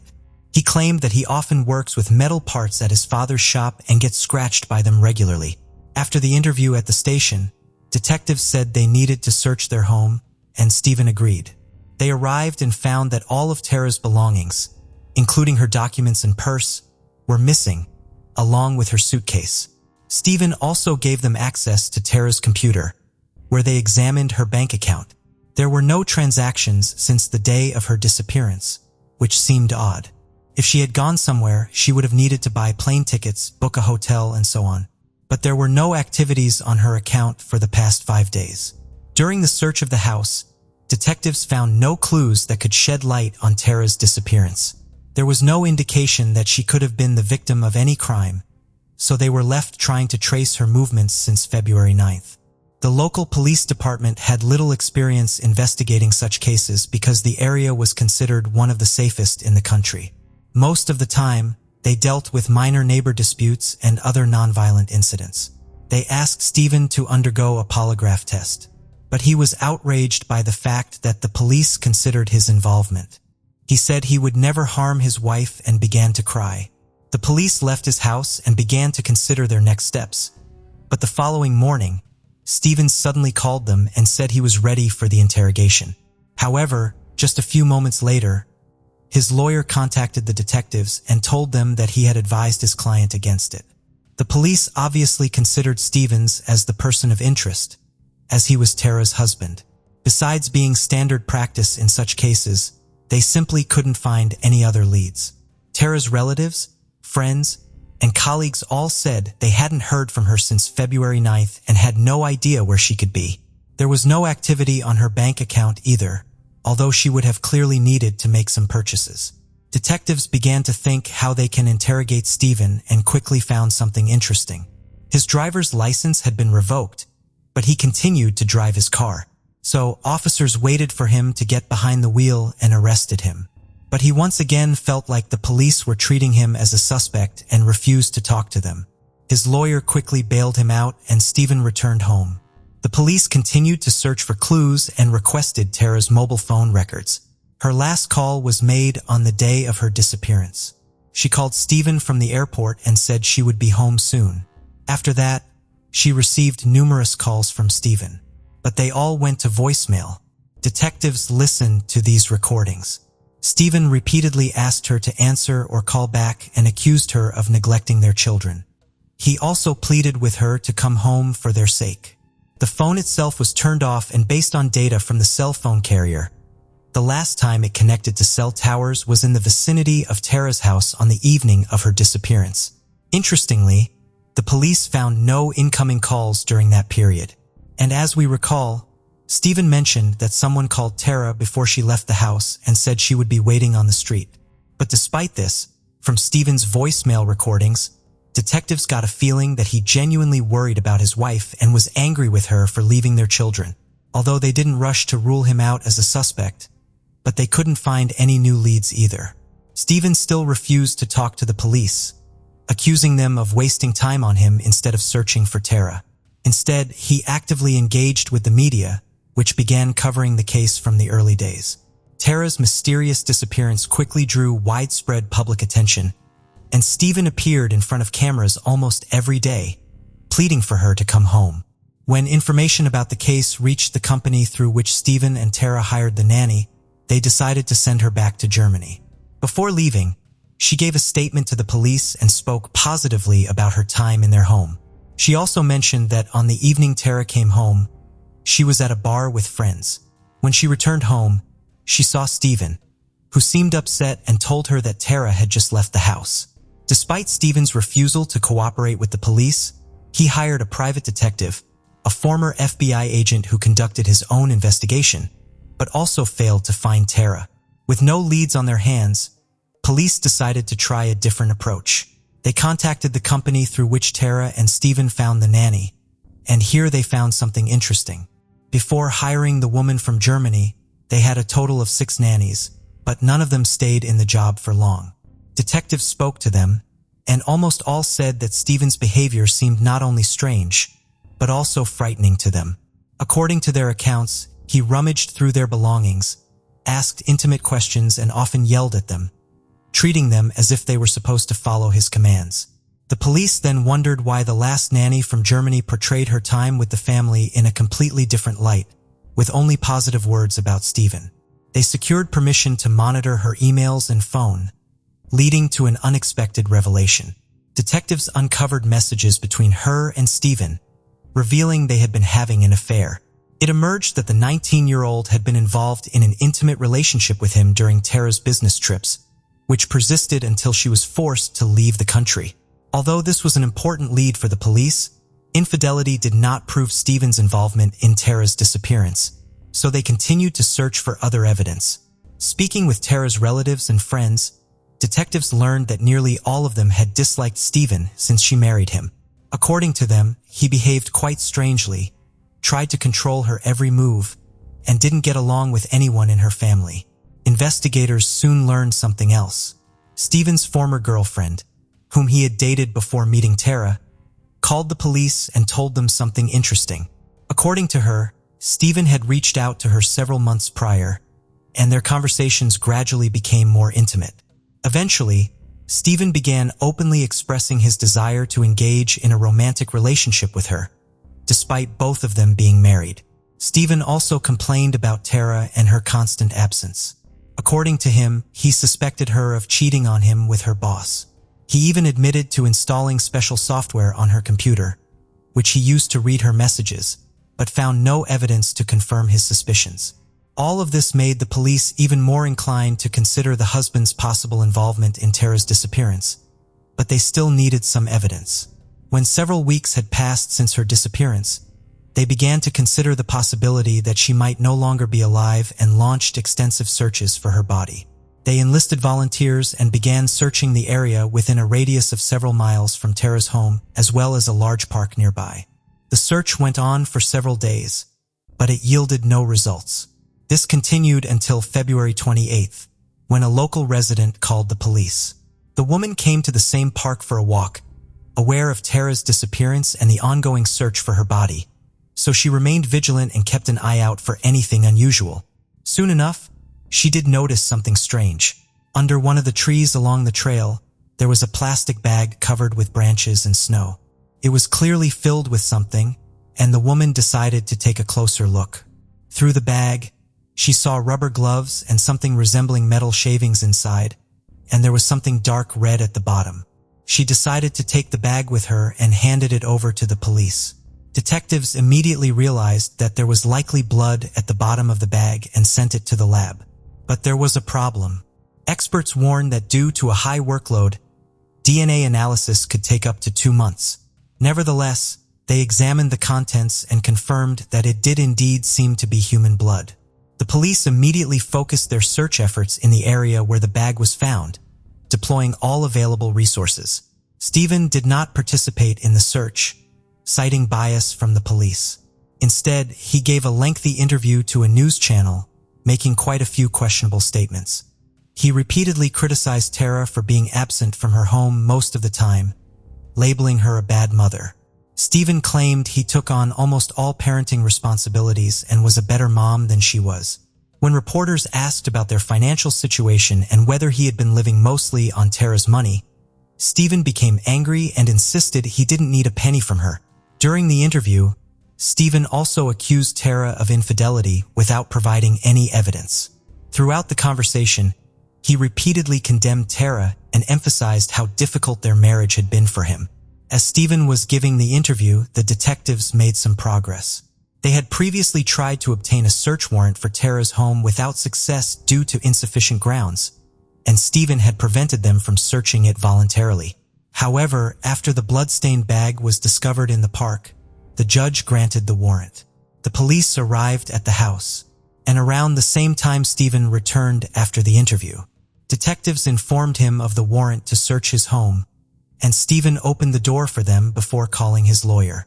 The lawyer inquired if his client was under arrest, and the police answered no. Stephen then said he would take his dog for a walk, fetched it from the house, and left, while the police began the search. They went through room by room, eventually reaching the garage. There, one of the detectives noticed a large green container with several plastic bags inside. Slitting one open, they found an unknown substance, along with what appeared to be women's clothing. Opening another bag, the officer realized with horror that it likely contained human remains. In total, there were 5 bags in the container, and the detectives quickly confirmed that they indeed contained the remains of a woman. The police realized that they had found Tara's body, and Stephen must be her murderer. However, Stephen had not returned, so the police immediately began searching for him. They feared he might flee or harm someone else, knowing he was likely going to prison anyway. Meanwhile, officers called in reinforcements for the park search, as only a portion of Tara's remains were found in the garage. Over 100 officers from neighboring districts were dispatched to assist, and their efforts quickly paid off. Several hundred yards from where the bag was discovered, they found another part of the body, and later they found the head. Due to the cold temperatures, the remains were well preserved, allowing detectives to confirm they belonged to Tara. They found several more body parts, and as night fell, the search was suspended until morning. All this time, detectives also tried to locate Stephen, but to no avail. They reached out to his friends, and one of them revealed that Stephen had called him informing about the search at his house and asked to pick him up from the street. Stephen's friend drove there and took him to his home. On the way, he noticed that Stephen behaved quite strangely. He seemed scared, his hands were shaking, and overall, it felt like Stephen was on the verge of a breakdown. When they arrived at the friend's house, Stephen said he wanted to see his children and asked to borrow the friend's car. At that time, Stephen's children were in another state under the care of his sister. The friend gave him his pickup and Stephen left. The police requested information about his phone and credit cards, allowing them to quickly determine his route. They saw that Stephen withdrew money several times on the way to the neighboring state and called his sister. So the police realized he was heading to his children and immediately set off in that direction. Then something unexpected happened. The police received a call from Germany from the very nanny with whom Stephen had had a romantic relationship. She told him that Stephen had just called her and confessed to killing Tara. According to him, they indeed had an argument that evening, and Stephen started yelling at her. Tara then slapped him in the face, and he flew into a rage. He pushed her, and Tara hit her head after falling on the floor, resulting in her death. The police no longer doubted Stephen's involvement, but they still needed to find him. For several hours, they searched the area along the highway leading to the neighboring state, and soon they discovered Stephen's friend's car. It was abandoned near the entrance to the national park, but Stephen himself was nowhere to be seen. The police headed to the park, and several hours later, thanks to thermal cameras, they finally found him. Stephen was lying under a tree, wearing only light clothing, and the officers realized he was on the brink of death from hypothermia. He was in an altered state, talking to trees and muttering incomprehensible phrases, so they quickly airlifted him to the hospital. Despite the fact that his body temperature dropped to just 88 degrees, doctors managed to save his life, although it took some time for him to fully recover. While he was in the hospital, he was charged with murder, and detectives handed the case over to the court. It's worth mentioning that on the same day, his lawyer refused to defend Stephen. When asked why, he vaguely replied, "I need to be able to look at myself in the mirror in the mornings." Stephen was assigned a new lawyer, and meanwhile, forensic experts examined Tara's remains. One of the most experienced pathologists in the country, who had worked on J.F. Kennedy and John Benet Ramsey cases, was appointed as the chief medical examiner. After studying the remains, he concluded that Stephen's version of events did not match reality. Stephen claimed Tara died from a head injury, but the actual cause of death turned out to be strangulation. When Stephen finally regained consciousness, detectives went to see him in the hospital, and he told them what really happened that evening. According to him, when Tara came home and said she had to leave a day earlier, they got into an argument and he started yelling at her. When she tried to leave the room, he grabbed her, and Tara hit him in the face. Enraged, Stephen struck back, then strangled her. He dragged her body from the second floor to the garage and placed Tara in the trunk of her car. At the same time, the nanny returned home, and Stephen told her that his wife had just left him. The next morning, he took the body to his father's workshop, making sure no other workers would be there. Stephen destroyed all of Tara's documents and personal belongings, then dismembered her body using a saw. He also mentioned that he vomited twice while doing all this, but he kept telling himself, "If you don't do this, you'll end up in prison for the rest of your days." Several hours later, he packed the remains into plastic bags, placed them in a container, and returned home, leaving the body in the car. For a few days, he'd been thinking how to dispose of the remains while creating an alibi for himself. He repeatedly called Tara and left messages on her voicemail, begging her to come home. One day, he took his children's snow sled and went to the park where the bags with the remains would later be found. There, he placed the container on the sled to take it away from the crowded areas and started pulling it up a hill. At some point, the rope slipped from his hands and the sled rolled down. The container overturned and the bags with the remains spilled out. Stephen picked them up, put the container back on the sled, and after a while buried the bags under the snow in remote areas before returning home. Several days later, when the police began searching for Tara, detectives announced they were starting a search operation in park. Stephen panicked. He remembered that one of the bags, the largest one, was hidden quite poorly, so he feared it would be found pretty quick. So he walked to the park, took a few bags, slung them over his shoulder, and carried it to his father's workshop, leaving it right on the roof. The day before his interview, he took the container from home, went to the workshop, retrieved the bags, and brought them back to his garage. To his surprise, the next day, the police obtained a search warrant for the house, where they found these bags in the container. After that, Stephen confessed that when his guilt became apparent, he had not planned to surrender alive. However, he couldn't carry out his plan and survived despite almost freezing to death. Throughout the conversation with the police, Stephen showed no signs of remorse. On the contrary, he often smiled and joked, even when describing how he disposed of the body. While Stephen awaited trial in prison, his children continued living with his sister. However, Tara's family wasn't happy with this arrangement. Stephen's sister continued to communicate with him, feeling sorry for him and even joked about Tara's murder. Eventually, Tara's relatives succeeded in having the children stay with Tara's sister, but Stephen's family still had the right to see them. The trial began in November 2007, and Stephen didn't deny his guilt. Nevertheless, his new lawyer tried to argue for a lighter sentence, explaining that Stephen committed the crime after many years of marital problems caused by his wife's frequent absence. During the trial, it also emerged that Stephen lied about Tara's plans to leave a day earlier. Her boss said Tara had no additional meetings scheduled and was supposed to start her work at the usual time. Tara's sister, who spoke with her shortly before the murder, confirmed this. At that time, told her she would be home all weekend, as usual. There was also no evidence to support the claim that Tara was cheating on her husband.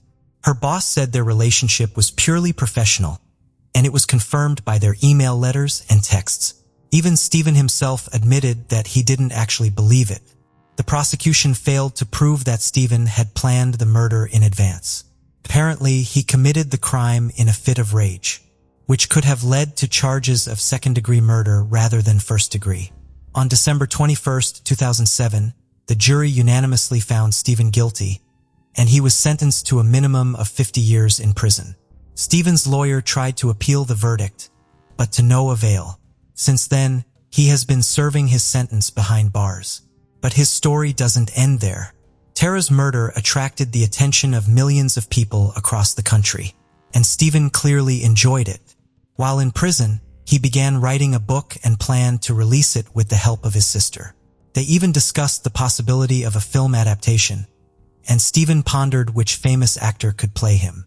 In 2008, something else came to light. Stephen's children told their aunt that they actually saw their father killing their mother. On that fateful evening, they came out of their room after hearing screams and witnessed the entire ordeal.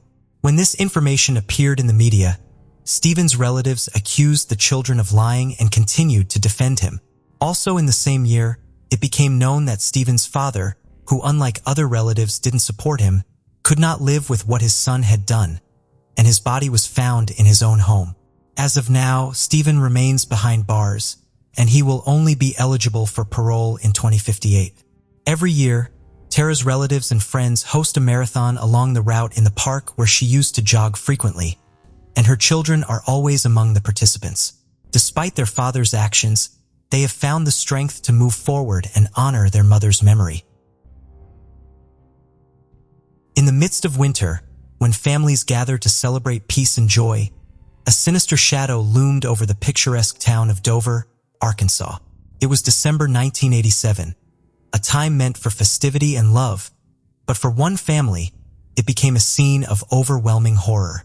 This is the chilling tale of the Christmas killer Ronald Gene Simmons, a man who transformed the season of giving into a time of unspeakable tragedy.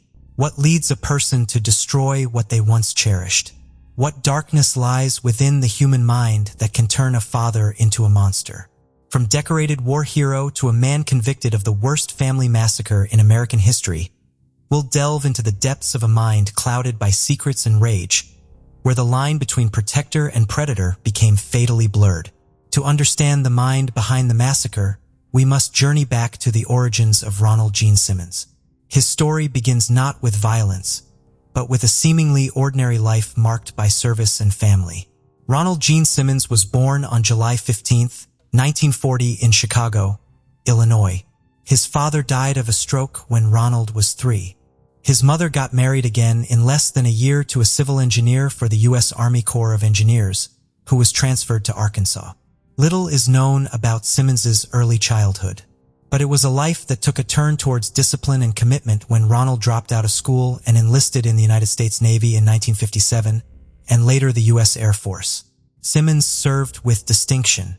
Over a 22-year career, he received several commendations, including the Bronze Star Medal, the Republic of Vietnam Gallantry Cross, and the Air Force Ribbon for excellent marksmanship. But behind the facade of a decorated military man, there were undercurrents of turmoil. Simmons married Rebecca Ulibarri in 1960 in New Mexico, and together they had 7 children. However, the veneer of a normal family life was shattered in 1981 when allegations emerged that Simmons had been assaulting his 15-year-old daughter, Sheila, and had fathered a child with her. Fearing prosecution, Simmons uprooted his family, moving them from New Mexico to a desolate 13-acre tract of land in Pope County, 6.5 miles north of Dover, Arkansas, known as Mockingbird Hill. This property, isolated and ringed with a makeshift fence up to 10 feet tall, became a fortress of sorts, a place where Simmons could exert total control. The residents didn't have a phone or indoor plumbing. But what was it that drove a man of discipline and service to the edge of such darkness? Was it the fear of losing control over his family, the desperation to conceal his illicit acts, or something deeper, a more sinister aspect of his psyche yet to be revealed? The facade of the family man began to crumble, revealing a tyrannical figure ruling his household with an iron fist. The family, once a symbol of joy and unity, became prisoners in their own home. This descent into tyranny was but a prelude to the horror that would unfold, unraveling the chilling transformation of Ronald Gene Simmons from a respected military man to one of the most notorious mass murderers in American history. In November 1979, Simmons retired from the Air Force and military service. He did some low-paying jobs in the nearby town of Russellville, Arkansas. He worked as an accounts receivable clerk at Woodline Motor Freight, but had to resign after multiple reports of inappropriate sexual advances. He worked for about a year and a half at a Sinclair Mini-Mart, but had to quit on December 18, 1987 because of low wages. Two of the elder children, Billy and Sheila, had moved out, got married, and started their own families. So by the time of the murders, there were only 7 people living in the house. The calm of the holiday season in 1987 was shattered in Dover, Arkansas, by a series of heinous crimes. Ronald Gene Simmons' descent into murderous madness began shortly before Christmas on December 22nd. The Simmons family home, once a haven of domestic life, turned into a chilling stage for an unthinkable act. Ronald Gene Simmons, armed with a .22 caliber pistol, commenced a killing spree that would become the worst family massacre in American history. His first victims were his wife, 46-year-old Rebecca, an eldest son, 26-year-old Ronald Jr., bludgeoned with a crowbar and shot, and he strangled Ronald Jr.'s daughter and his granddaughter, 3-year-old Barbara. Their demise was just the beginning. Simmons lay in wait for his other children, feigning a festive spirit, only to mercilessly end their lives, one by one. Later that day, the Dover school bus dropped off the younger kids for their Christmas break from school. In a macabre ritual, Simmons systematically strangled and drowned his younger children, displaying a level of brutality that defies comprehension. The youngest victims, mere toddlers, met a similar fate, their innocence stolen in the most atrocious way. Simmons told them he had gifts for each of them, which he wanted to give one at a time, then strangled them, and held under the water in a rain barrel. First to receive her gift was his eldest daughter, 17-year-old Loretta. His 3 other children, 14-year-old Eddie, 11-year-old Marianne, and 8-year-old Becky, were murdered in the same brutal manner. He then dumped the bodies in one of the cesspits he had made his children date days before. But the horror did not end there. On December 26th, as the rest of the world celebrated, Simmons' remaining family members arrived for a holiday date at unaware of the nightmare that awaited them. 23-year-old Simmons' son Billy, his 21-year-old daughter-in-law Renata, and their child were the next to fall victim to his unfathomable rage. Billy and Renata were both shot dead. Their bodies were left by the dining room table next to the decorated Christmas tree with unopened gifts and covered with their own coats and some bedding. Then their 20-month-old son Trey was strangled and drowned. The same fate befell his 24-year-old daughter, Sheila, her 33-year-old husband, Dennis, and their children. Simmons strangled his and Sheila's child, 6-year-old Sylvia, and finally, his 21-month-old grandson Michael. The bodies were meticulously laid out, a grim tableau that defied any sense of humanity. He then covered their bodies with coats. Sheila's body was laid on the dining room table and covered with Rebecca Simmons' best tablecloth. He wrapped the bodies of Trey and Michael in plastic sheeting, and they were left in abandoned cars behind the Simmons then embarked on a chillingly ordinary series of errands, his actions a stark contrast to the carnage he had just inflicted. He drove to a Sears store in Russellville to pick up Christmas gifts previously ordered for his family. That night, he went out for a drink at a local bar. When he returned home, he spent the night and the next day drinking beer and watching television surrounded by the dead bodies of his family.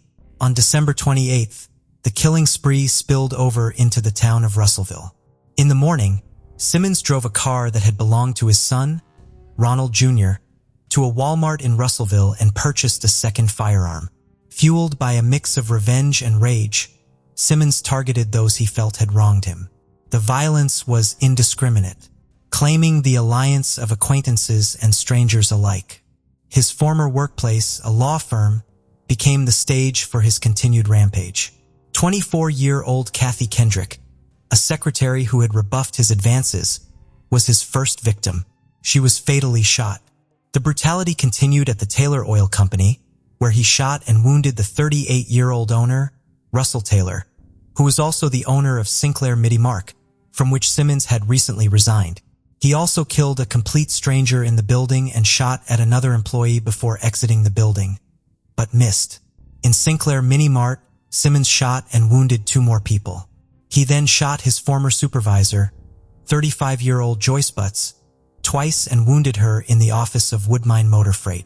She survived and testified later that Simmons had yelled at her during a previous argument about wages.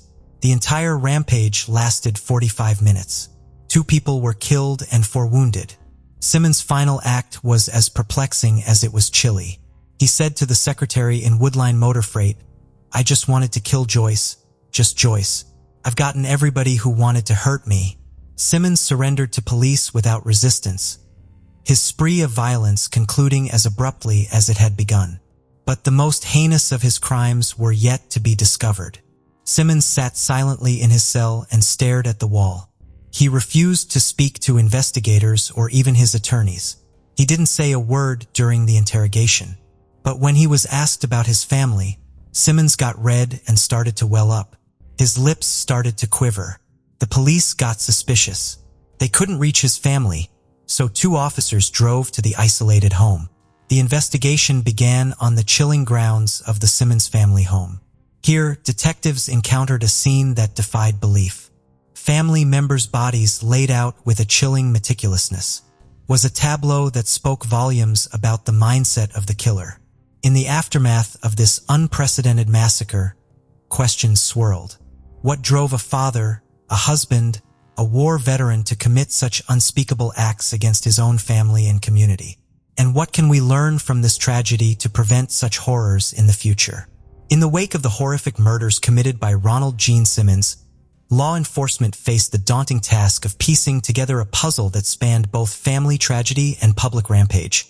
As the probe widened to include Simmons' subsequent attacks in Russellville, the challenge for investigators was to understand the connection between the family murders and the seemingly random acts of violence that followed. The evidence gathered was overwhelming. Firearms, witness testimonies, and Simmons' own actions painted a picture of a man who, after committing an unspeakable act against his own family, sought to extend his vengeance to those he perceived had wronged him in the wider community. In a case that stunned even seasoned investigators, the question wasn't just who had committed these crimes, but why.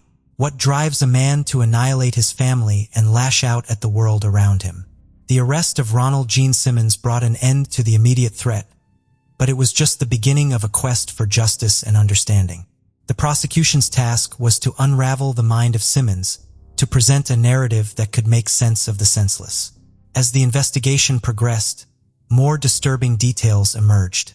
Allegations of abuse, control, and a life led under the tyranny of Simmons became the focus.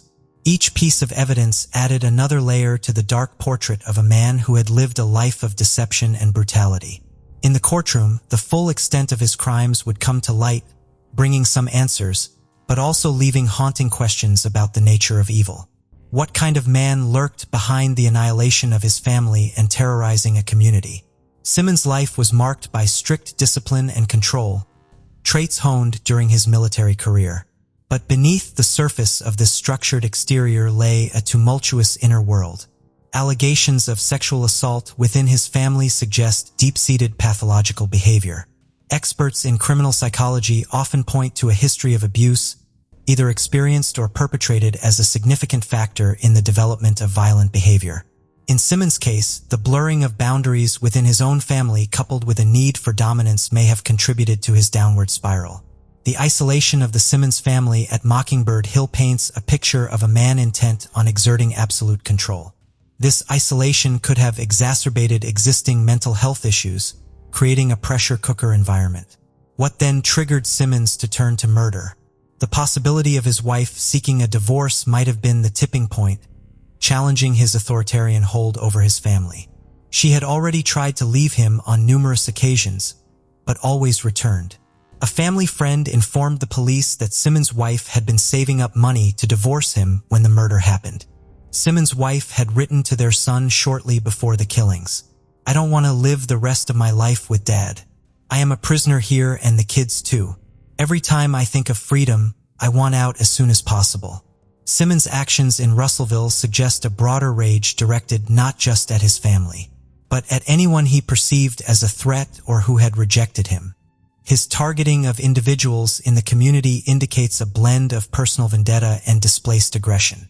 Yet the absence of any recorded mental illness diagnosis leaves us with more questions than answers.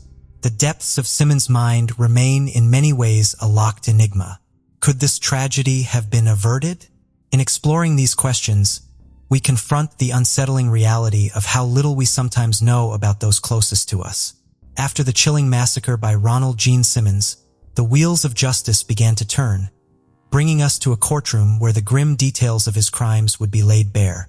After a psychiatric evaluation, it was determined that he was sane and capable to stand trial.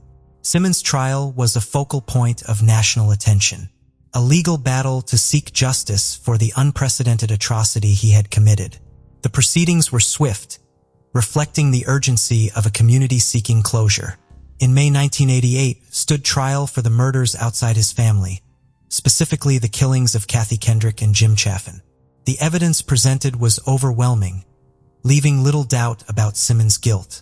Simmons, who had acted with such brutality, now faced the consequences of his actions in a court of law. His demeanor in court was reported as defiant, a stark contrast to the calculated coldness of his crimes. On May 12, 1988, the verdict was delivered. Ronald Gene Simmons was found guilty and sentenced to death by lethal injection, plus 147 years. Remarkably, Simmons himself requested that no appeal be made on his behalf, saying, "To those who oppose the death penalty, in my particular case, anything short of death would be cruel and unusual punishment." Because of this, he had to be separated from other prisoners on death row. His life was in danger as they believed Simmons' refusal to appeal his death sentence was jeopardizing their prospects of escaping their own executions. The second trial for the murders of his 14 family members began in February 1989. Here, the prosecution delved into the harrowing details of the family massacre, painting a picture of a man driven by control and rage. During the trial, a shocking moment unfolded. Lashed out in court, punching the prosecutor and attempting to seize a deputy's gun, an act that only outed to his infamy. This happened after Simmons' letter to his daughter Sheila was introduced, in which Simmons said, "You have destroyed me, and you have destroyed my trust in you. I will see you in hell," after she had disclosed that he was her child's father to the police. On February 10, 1989, was found guilty of 14 counts of capital murder. The judge, undeterred by Simmons' outburst, handed down another death sentence. This rapid succession from trial to sentence was unprecedented, reflecting the severity of the crimes. The execution warrant for Simmons was signed by Arkansas Governor and later President Bill Clinton on May 31, 1990.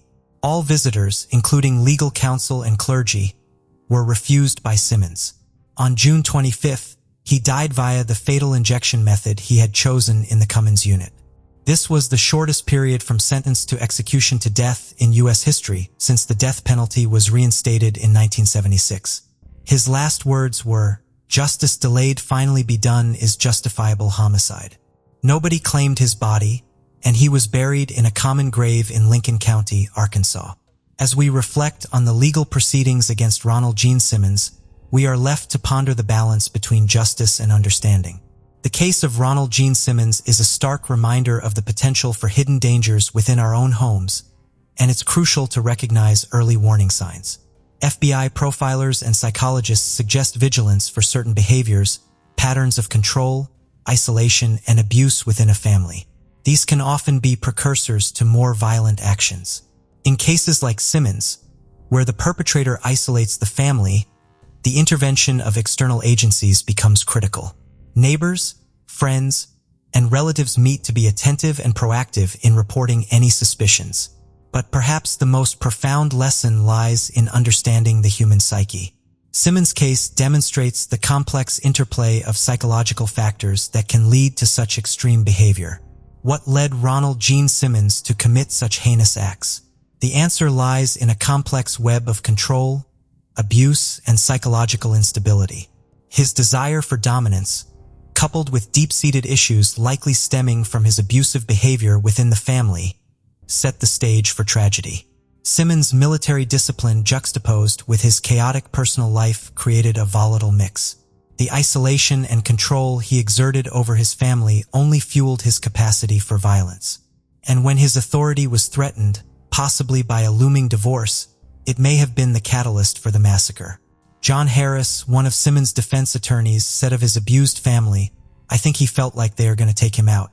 He's going to take them out first." I think that was his mindset. Could anything have been done to prevent the carnage? In hindsight, the warning signs were there: isolation, abuse, and a man teetering on the edge. Timely intervention could perhaps have altered this tragic course. Simmons' story is a grim reminder that behind closed doors, within seemingly normal families, the seeds of tragedy can grow unnoticed. People feared him even back then in New Mexico. They said he was strange, unfriendly, antisocial. He didn't have much to say. A friend of his daughter's said he had a beer in his hand all the time. He had one little room he would stay in all the time. It was dark and seemed spooky, and it stunk. Attorney John Harris also said that there was more than one person to blame. If authorities had successfully arrested him back in 1981 on the basis of his daughter's sexual assault, the murders likely wouldn't have happened. However, prosecutors at the time said they had dropped the charges at the family's request. Ronald Gene Simmons' Christmas week killing spree is the worst mass murder committed by a single person in Arkansas history. What were the underlying reasons that made Simmons annihilate his whole family that once formed the core of his identity?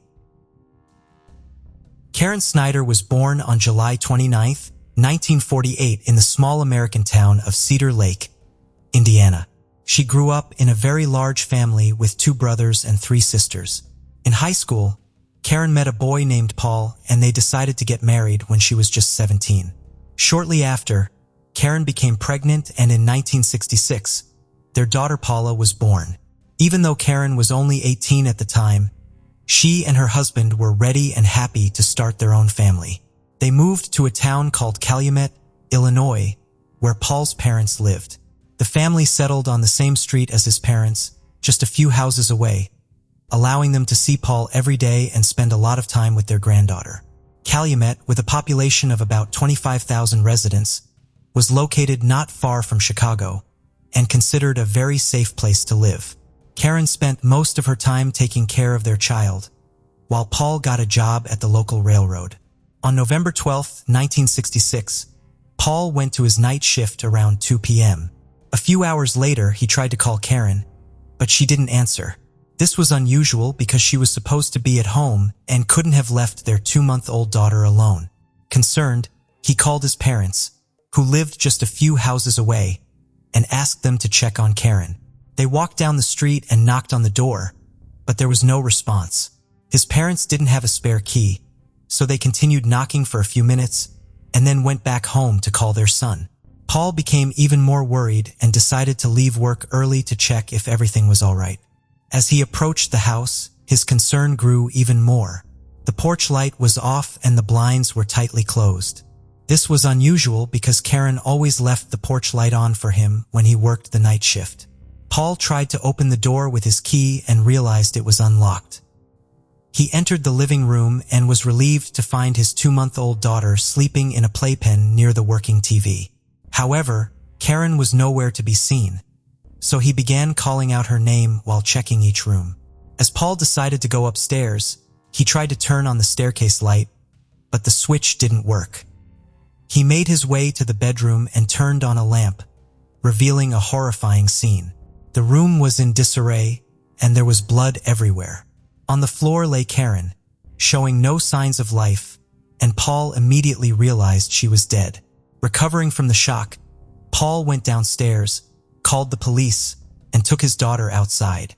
While he was waiting for the police and ambulance, his parents came out to the street and saw him crying and pleading for help. Paul's mother grabbed the flashlight and rushed into the house, hoping to help Karen. But as soon as she saw Karen's blood-covered body, she knew it was too late to save her. Soon after, the medics and police arrived.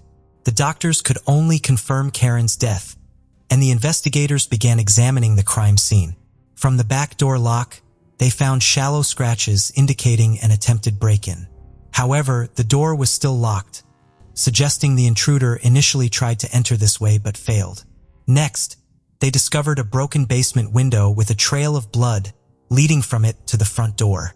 Investigators speculated that after failing to open the back door, the intruder tried to enter through the basement and cut themselves on the glass, evidenced by the blood on it. The fact that the intruder didn't enter through the basement but went to the front door suggests it was either unlocked or Karen opened it herself. In the living room, they found more blood indicating that the attack likely started there, catching Karen near her daughter's crib. The blood trail continued from the living room, up the stairs, down the hallway, and into the couple's bedroom where Karen's body was found. The bedroom was a chaotic scene, blood everywhere, and many items scattered and broken, indicating Karen fought back fiercely. There was a phone in the bedroom, but it had been ripped from the wall. Police believe Karen might have run there ahead of the intruder to call for help, but she couldn't. In those days, there wasn't a single emergency number like 911. Local police had their own number, so detectives thought she might have dialed incorrectly in her haste. Investigators also found a blood-covered light bulb on the floor, which had been unscrewed from the socket above the stairs. It seemed the intruder did this, though the reason was unclear. Perhaps he unscrewed it while following Karen upstairs, giving her a brief moment to try calling the police. In the downstairs bathroom, police discovered a pile of bloodied clothes and various items. Among them were a pair of pants, a bedsheet, and a washcloth. Detectives speculated that the killer used these items to wipe the blood off his hands and clothes. It appeared he also attempted to clean himself with the washcloth or possibly tried to use it to wipe blood off the floor to cover his tracks. However, given the amount of blood throughout the house, these efforts were clearly futile. After using these items, the killer threw them into the bathtub and fled the scene. This indicated to investigators that he remained in the house for some time after the murder, although they couldn't determine the exact period of time. Detectives began their investigation and quickly ruled out the possibility of a botched robbery. The only missing items were Karen's blue wallet, containing about $50, and one of the bedside lamps, which had no significant value. Medical examiners found 124 stab wounds on Karen's body, most concentrated in the chest area. Such brutality suggested the attacker had personal motives. Experts identified the likely weapon as a knife with a narrow blade, similar to a stiletto, but police couldn't find it inside the house or anywhere nearby. Karen was fully clothed and no signs of sexual assault were found, but investigators didn't rule out that the attacker might have had such a motive, but for some reason was unable to carry it out. The time of death was estimated between 4 and 6 p.m. Since Paul discovered her body around 11 p.m., the killer must have left the house several hours earlier. Detectives began their investigation by speaking with the victim's relatives and friends. According to Paul's mother, Karen had mentioned being afraid to live in that house and said she wanted to move to Indiana where her parents lived. However, she didn't specify the reasons for her fear, and investigators couldn't find any more information. Karen's neighbors also provided an interesting observation. Their dog, which usually barked at the slightest noise, remained quiet that evening. With no other leads, the police turned their focus to Karen's husband, Paul. In such crimes, the spouse is often the primary suspect, so they began investigating him. After analyzing the evidence from the house, Detectives concluded that the attempted break-in at the back door and the broken basement window might have been staged. The killer was likely someone familiar with Karen, but tried to make it appear as if a random intruder had committed the crime. This suggested that either Karen willingly opened the door to the killer or they had a key. Investigators began interrogating Paul while also trying to establish whether he had the opportunity to commit the crime. They considered the possibility that he might have killed Karen before leaving for his evening shift, as he had left home after lunch that day. They also checked whether he remained at work for the entire shift or if he had left at any point. Paul denied any involvement in the murder, but the police continued to view him as the prime suspect. With almost no evidence, they attempted to obtain a confession from him, repeatedly calling him in for questioning. But despite this pressure, Paul consistently maintained his innocence. Karen's funeral took place 6 days after the murder. Besides family and friends, detectives also attended the ceremony and soon noticed something weird. One of the pallbearers had a deep wound on his forehead and a bandaged hand. The police identified this man as James Barbier, a friend of both Paul and Karen. He worked with Paul at the railroad and had done some repairs in the house shortly before the murder. Karen knew James pretty well and might have opened the door for him. Investigators began looking into James and discovered that on the evening of the murder, he had gone to a local hospital with serious injuries to his hand and face, requiring stitches.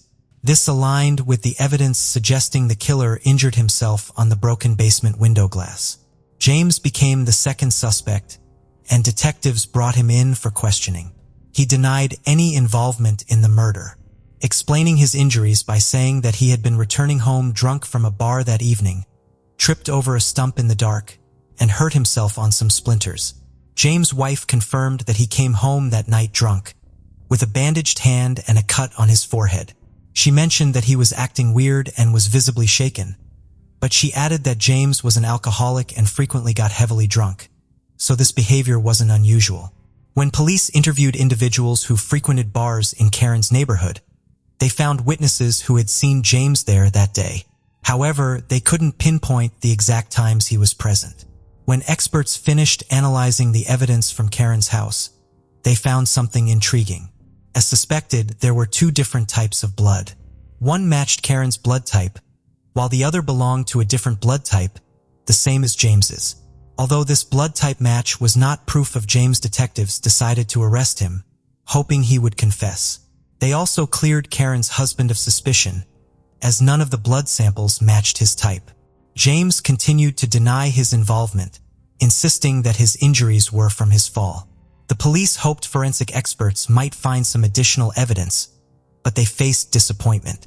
The fingerprints collected from the crime scene were smudged, and without DNA analysis, they couldn't make any progress with the blood evidence. Eventually, they had to release James and continued searching for new leads. Since then, investigators have looked into several other suspects and interviewed dozens of people, but the case remained unsolved for many years. Karen's murder forever changed their small town, once considered safe. Residents remembered the brutal crime for a long time and wondered who could have committed it. At the time, police did not reveal the identities of the suspects, including James, so only Karen's relatives and close friends knew of his potential involvement. In later interviews with reporters, they said they truly believed James was guilty, but without solid evidence, proving his involvement was simply impossible. Karen's father passed away in 1973, 7 years after the tragedy, and her mother died in 1977. Neither of them ever found out who killed their daughter. Paul eventually remarried, and his second wife helped raise Paula, essentially becoming the mother the girl never had the chance to remember. Her relatives decided not to tell her how her biological mother died, trying to shield the girl from the horrific details. Paula later recalled that when she started school, other kids teased her simply because her mother was dead. A few years later, understanding that she might hear the truth from others or come across news reports, her relatives finally told her what had happened to Karen. In 1989, at the age of 45, Paul passed away from health problems, never learning the truth either. For decades, there was no progress on the case. Paula occasionally gave interviews to journalists expressing her hope to bring the culprit to justice. and mentioning that she regularly contacted the local police department to ask about any new developments. But they always replied that there were no new leads and the case remained unsolved for many years. This continued until the end of 2022, when one day the police received a call. A 29-year-old man contacted the police department responsible for Karen's case, inquiring about any new developments. The man explained that he had known about this crime his whole life, as his grandmother talked about it since he was a kid. It turned out they were distant relatives of Karen's family, and the man was curious whether the police had made any progress in solving the mystery. He said that he had been reading newspaper clippings about the case at work and wondered if there were any modern technologies that could help solve it. And this prompted him to reach out to the police. To his surprise, the police department decided to reopen the investigation following his call. Naturally, none of the original detectives were still around, so a new team began reviewing all the available materials from scratch.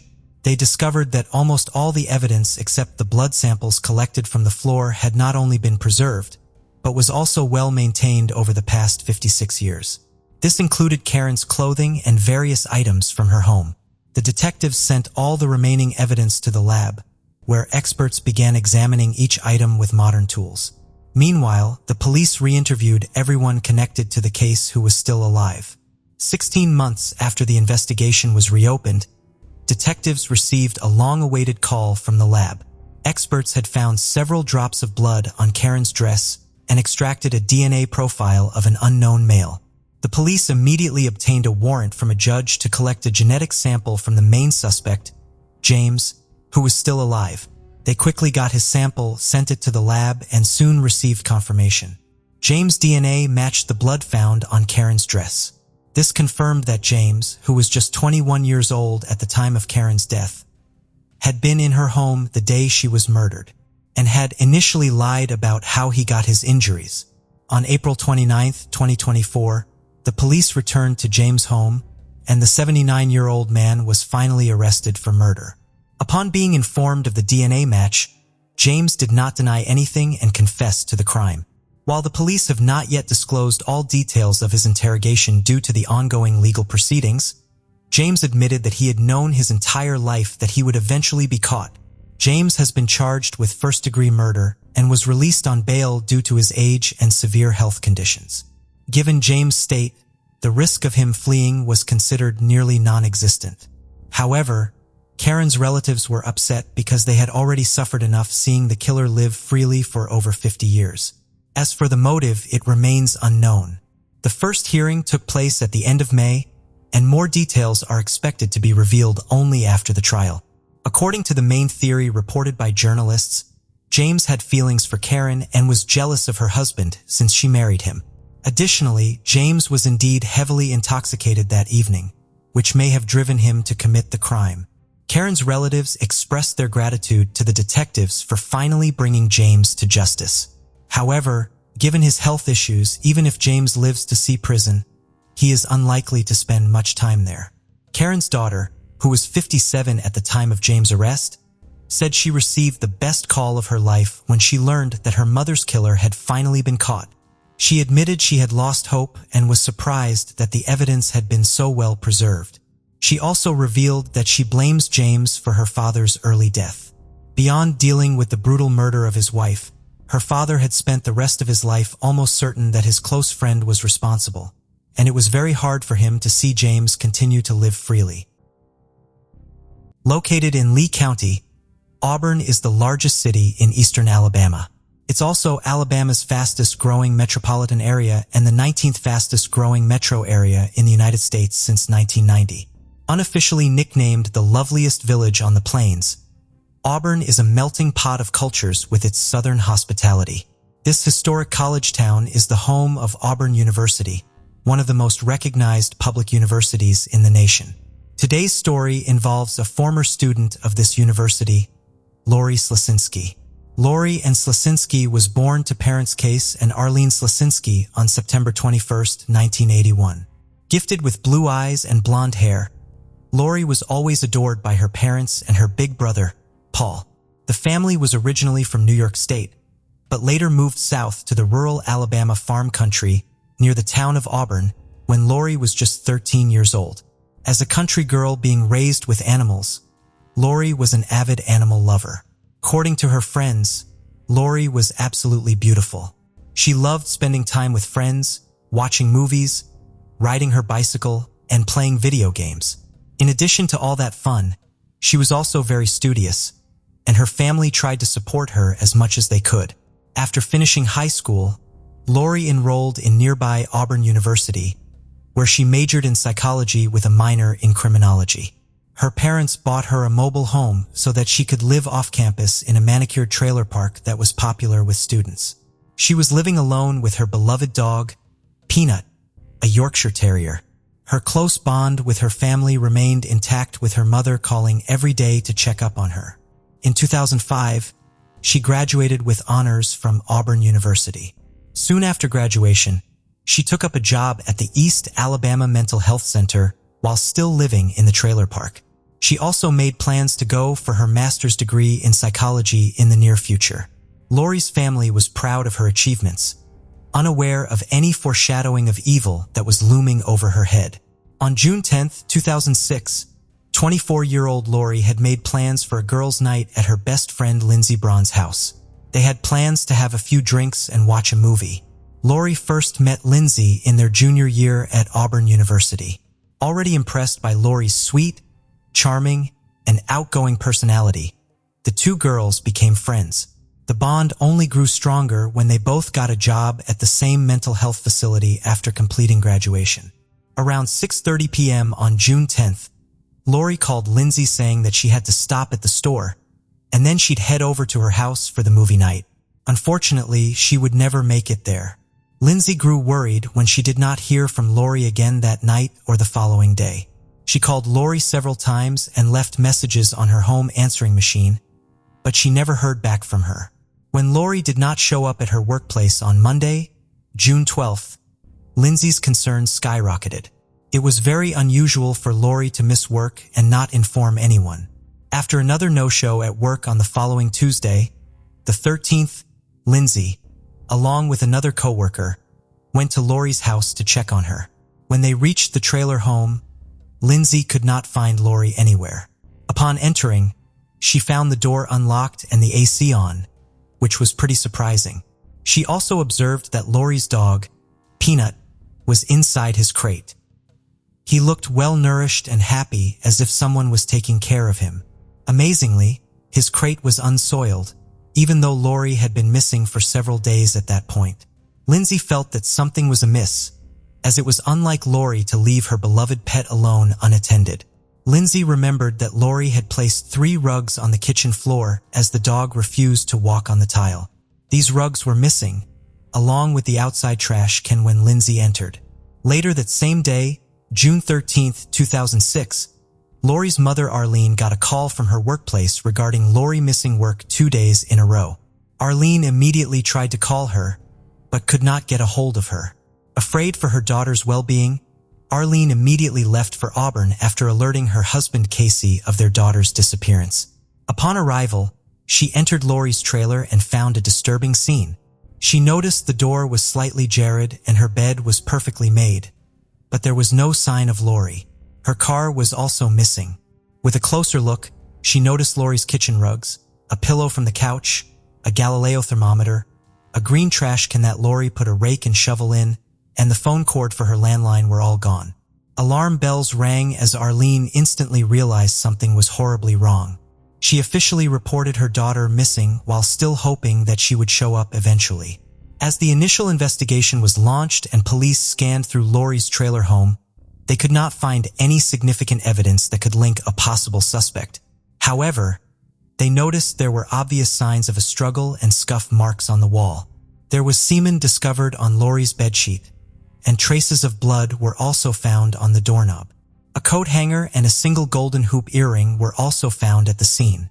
Police would soon recover surveillance footage from June 10, 2006, showing Lori stopping at an Alabama Walmart. That was the last known sighting of Lori, and nobody had any clue what happened to her after that. A tip would, however, soon come in later that afternoon. Arlene got a phone call from one of Lori's friends, 25-year-old Daryl Richard Ennis, who was commonly referred to as Rick. Rick told Arlene that he met Lori the day she went missing, and he thought she might have gone off to make a drug deal. Lori had met Rick Ennis at a bowling alley where he worked. She often hung out there when she was still a student. Arlene knew him because Lori invited him to spend Christmas with Lori's family in 2005. Lori felt bad for him having no family of his own. However, Arlene could not believe what Ennis was claiming. Despite her daughter's close friendship with him, she did not believe that Lori would ever be involved in drug dealing. She thought that he was simply lying through his teeth, but didn't have any clue as to why. Police were also given this information by Ennis himself, yet before they could act on it, a terrifying discovery was made. On June 14, 2006, 4 days after Lori's disappearance, at approximately 4:40 a.m., her car was found fully ablaze on an impasse near the bowling alley where Rick had previously been employed. From that point on, the investigation shifted from a missing persons case to a possible homicide. According to investigators, the fire destroyed any traces of evidence that would have possibly been found inside the car. However, Lori was not inside the vehicle at the time it was burnt. A hand-rolled cigarette was on the ground near the car. A gas can was also found close by in the woods. The incident horrified Lori's family, and they were almost certain now that something very bad had happened to her. Investigating the information Ennis provided to Arlene was their only clue at the time. When Ennis was brought in for questioning, he repeated the same story he told Arlene, only adding more details this time. Ennis claimed that he and Lori grew marijuana together. According to him, Lori might have gone off to sell her share of the weed they grew together. He also added that Lori could have been dealing with shady people. Police raided Lori's trailer. However, even after a thorough search, the police were unable to find any evidence of Lori dealing drugs. During the interview, investigators also took notice of several scratches on Rick's hands and arms, which he claimed came from his dog. More concerning things came to light when investigators talked to Lindsay. As per Lindsay's account, she had heard Rick Ennis speaking in the background when she and Lori last spoke on the phone the day she vanished. Since Ennis was known to be a friend of Lori, Lindsay did not think much of it at the time. Lindsay claimed that when she texted Rick inquiring about Lori's whereabouts, he said that she was fine when he left her. Lindsay also informed the investigators that before her disappearance, Lori had told her that Rick had written a love letter to her. His feelings for her were not reciprocated. Lindsay also claimed that Lori told her that she was not romantically attracted to Rick and was going to have a conversation about it with him. Later, investigators found out that Ennis told his friends about his letter and Lori's rejection. When police re-interviewed him to confront him with the new information they collected from Lindsay, he admitted meeting her hours before her disappearance, but insisted that Lori was perfectly fine and was preparing to go to the store when he left her house. However, investigators discovered several inconsistencies in his statement. Investigators began focusing on Rick Ennis as their prime suspect. Their suspicion only grew stronger after searching his car. Investigators found several items of interest, including a knife, some cleaning supplies, and handcuffs. With this evidence, investigators began digging through his past, but they were not expecting the twists they were going to be met with. Looking through the unimaginably dark past of Rick Ennis, investigators discovered that he had actually murdered his mother and stepfather when he was only 12 years of age. On March 3, 1993, just 10 months after their marriage, Ennis had beaten his mother, who was known as a sweet church-going lady, to death with a baseball bat after shooting her in the face in their trailer in North Montgomery, Alabama, where they lived. Ennis' stepfather, Eddie Joe Flowers, who was known as Elvis because of his sideburns and vibrant personality, was met with the same fate as his wife. After murdering his mother, Rick shot him in the face using a shotgun when Eddie came home from work. After the murder, Ennis drove the family car and crashed into a fence on the side of the highway. Alabama State Trooper John Clark stopped Ennis walking along the highway. When he asked him where his parents were, Ennis told them that he'd killed them. As Detective Clark searched the backpack the young boy was carrying, he found a kitchen knife and some ammunition for a 12-gauge shotgun, as well as for a .22 caliber. When asked why he killed his parents, the emotionless 12-year-old Ennis told the cops that he was mad that his parents planned to move. He said he didn't want to leave the school. For 2 days, investigators believed he lived with their bodies while continuing to go to school. He further confessed about his future plans to kill his 3 stepsisters, which further shocked the investigators at the time. Although his murders were nothing short of gruesome, due to his age, he could not be tried as an adult. As a minor at the time, he was sent to jail for 9 years for the double murder. After he was released, he moved to Auburn, where he had then met Lori Slasinski. After Lori's disappearance, Rick Ennis was the prime suspect in the case. However, in spite of Ennis' past and loads of circumstantial evidence, it was impossible to charge Ennis for Lori's murder without Lori's body or any direct evidence. Ennis left Auburn just weeks after his interview with detectives and moved elsewhere, finally ending up in Huntsville, Alabama in 2007. By then, though, Lori's case had gone cold. After moving to Huntsville, he soon moved in with a roommate, Abram Sissons. Abram noticed that Ennis brought kitchen rugs with him, which he claimed were a gift from Lori. He also told Abram that he was in love with a woman in Auburn who disappeared without a trace, but did not mention her name. Abram found nothing unusual in these conversations until he learned about Ennis' dark past.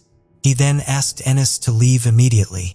Abram later claimed that when he returned to his apartment, it was completely trashed. However, the police recovered the rugs, one of which tested positive for Ennis's blood. Abram also claimed later that he saw a Galileo thermometer in Ennis's room before he moved in with him, the same kind that was missing from Lori's home. Sadly, the police could still not link Ennis to Lori's murder at this time.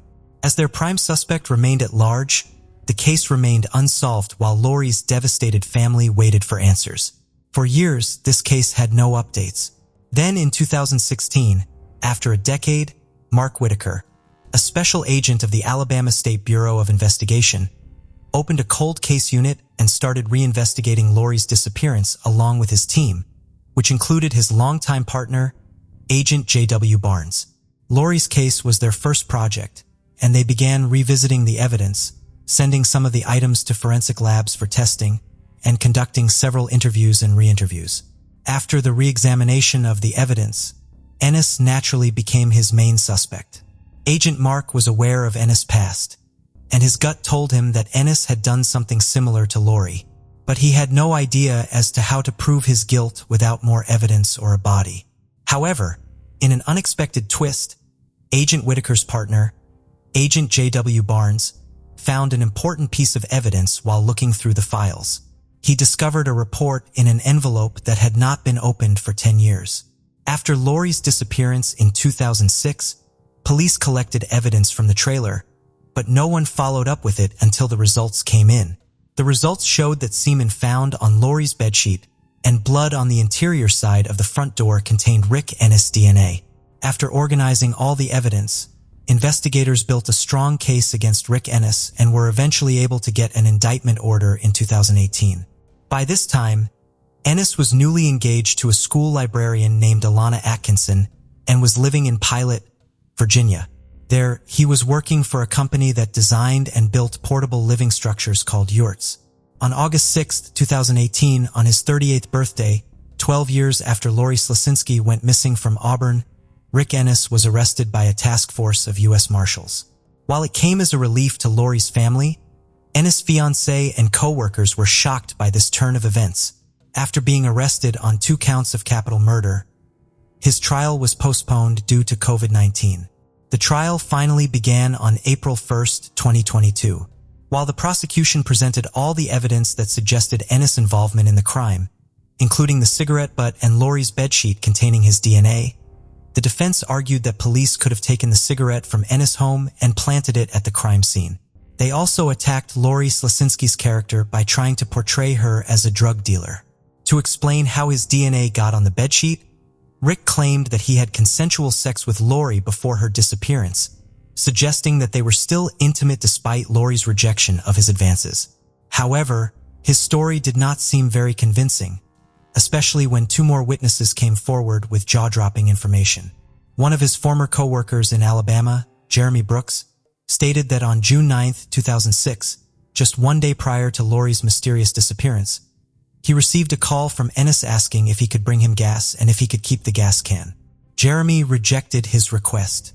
Later, after police found Lori's scorched car and a gas can, it matched the description of a gas can that was missing from the bowling alley where Ennis worked. Another of his former co-workers from South Carolina, Terry Booth, testified about the chilling experience he had with Ennis years prior. Terry remembered asking Ennis why he moved from Auburn. Ennis told him that he had to get rid of a body. Although he thought Ennis was just joking with him, the announcement of his arrest for Lori's murder proved otherwise. Although Rick Ennis continued to deny all allegations against him and maintained his innocence, jurors came up with a guilty verdict after 2 days of deliberation. He was facing the death penalty for the crime, but the DA agreed to take the death penalty off the table after consulting with Arlene. Arlene later said that she felt agreeing to a life without parole sentence for Rick Ennis would save her from years of potential appeal hearings, but would also ensure that Ennis would never be free. On April 14, 2022, he was sentenced to life without parole. He remains incarcerated in William E. Donaldson Correctional Facility in Bessemer, Alabama. For Arlene Slasinski, the outcome was bittersweet. With tears in her eyes, she shared that it meant she had to finally accept that Lori was never coming home, an incredible hope that a portion of her heart always clung to. Let us know in the comments section what your thoughts are on this tragic case. Do you think Rick Ennis will ever give up the location of Lori's remains? The Rodens were a large family from Ohio, United States. The patriarch, Christopher Roden, had been married to Dana Roden, with whom he had 3 children, Frankie, Hannah Mae, and Christopher Jr. By 2016, Christopher and Dana had separated, but lived on the same property located on Union Hill Road in the rural area of Pike in Ohio, which they owned. Christopher, a 40-year-old laborer, worked at the family's Big Bear Lake complex and lived in a trailer with his 38-year-old cousin, Gary. Dana, then 37, worked as a nursing assistant at a rehabilitation center and resided in a trailer 2 kilometers from her ex-husband with their younger children, who were then 19 and 16 years old. Hannah's 2-year-old daughter, Sophie, also spent most of her time with them. Later, Frankie, who was 20, moved with his fiancée to another nearby trailer. He had a 3-year-old son named Bentley from a previous relationship and a 6-month-old baby with his new partner, spending most of his time helping his father at the complex. The family was rounded out by Kenneth, Christopher's brother. Like the rest of his relatives, he was known for being hardworking, commuting daily to Columbus for work and living only 15 minutes away from the rest of his family. On April 18, 2016, the Roden family expanded with the arrival of Hannah's new daughter, whose father was unknown. Although it was speculated that the father could be Charlie, the brother of her sister-in-law, there was no certainty. Hannah had no interest in finding out, as she did not have a good relationship with Jake Wagner, Sophie's father. She preferred that the care of the new baby remained within the family as she worked as a nursing assistant and finished high school. The relationship within the Roden family was such that they even included Bobby Jo Manley, Dana's sister, in their lives. As she was unemployed, Christopher offered her work taking care of his animals, given the large size of his property. Bobby accepted, unaware that during one of those visits, she would encounter the most unimaginable scene possible. It was 7:53 a.m. on April 22, 2016, when Bobby entered the trailer as she did every day, quickly realizing the house was not empty. Inside, she found Christopher and Gary amidst a massive pool of blood. She immediately took out her cell phone and dialed emergency services, her voice breaking as she requested they come to 477 Union Hill Road. Then, as if on reflex, Bobby went to the homes of her other relatives, knocked on the door, but no one answered. Seconds later, little Bentley came out. Upon entering, Bobby was breathless at the sight. On the bed lay the lifeless bodies of Frank and his wife.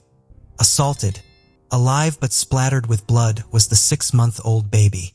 As the police were en route to the scene, another neighbor intercepted them, urging them to visit 2 other nearby locations, suspecting there would be more casualties. They were right. In the 3rd house, they found the bodies of Dana, Christopher Jr., and Hannah, also covered in blood. The only survivor from that home was the infant, just a few days old. By then, the news had spread like wildfire in the media. A cousin of the Rodens went to ensure Kenneth was safe. Sadly, he too had been shot. He called the police to report he had found the last body. By 1:26 p.m., all the victims had been accounted for. Christopher, Dana, Frankie, Hannah Roden, Christopher Jr., Hannah Hazel, the fiancé of Frankie, Kenneth, and Gary. The only survivors were the young children whom the murderers had spared and little Sophie, who by chance was at her father Jake's house. Examining the bodies, investigators were able to reconstruct the crime. Christopher had a defensive wound on his right arm, leading to the conclusion that he was awake when the assailants entered his home. He confronted the attackers, but was overwhelmed by 9 gunshots. Gary was hit by 5 shots. Dana received the same number in her head and neck, some executed even after she had perished, indicating the attackers had been particularly brutal with her. Christopher Jr. was shot 4 times in the head while sleeping, as was Frankie. Hannah Hazel was also murdered with 2 shots to the skull. Kenneth was the only one with a single shot. All the victims had died from multiple gunshots fired from close range, precisely in the same body part. Detectives estimated the assailants fired a total of 32 times, clearly using a silencer, as no one in the area heard the noises. Moreover, all had their hands covered with plastic bags, and autopsy reports showed at least one of the victims had 9 significant wounds.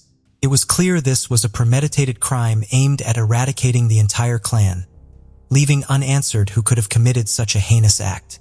Upon inspecting the scene, agents found 5 different types of bullet casings from Remington. However, they also found another unused bullet from a different model, confirming their suspicion that more than one attacker was involved in the crime. While the victim's blood was present in all the trailers, none of it matched the DNA of the perpetrators.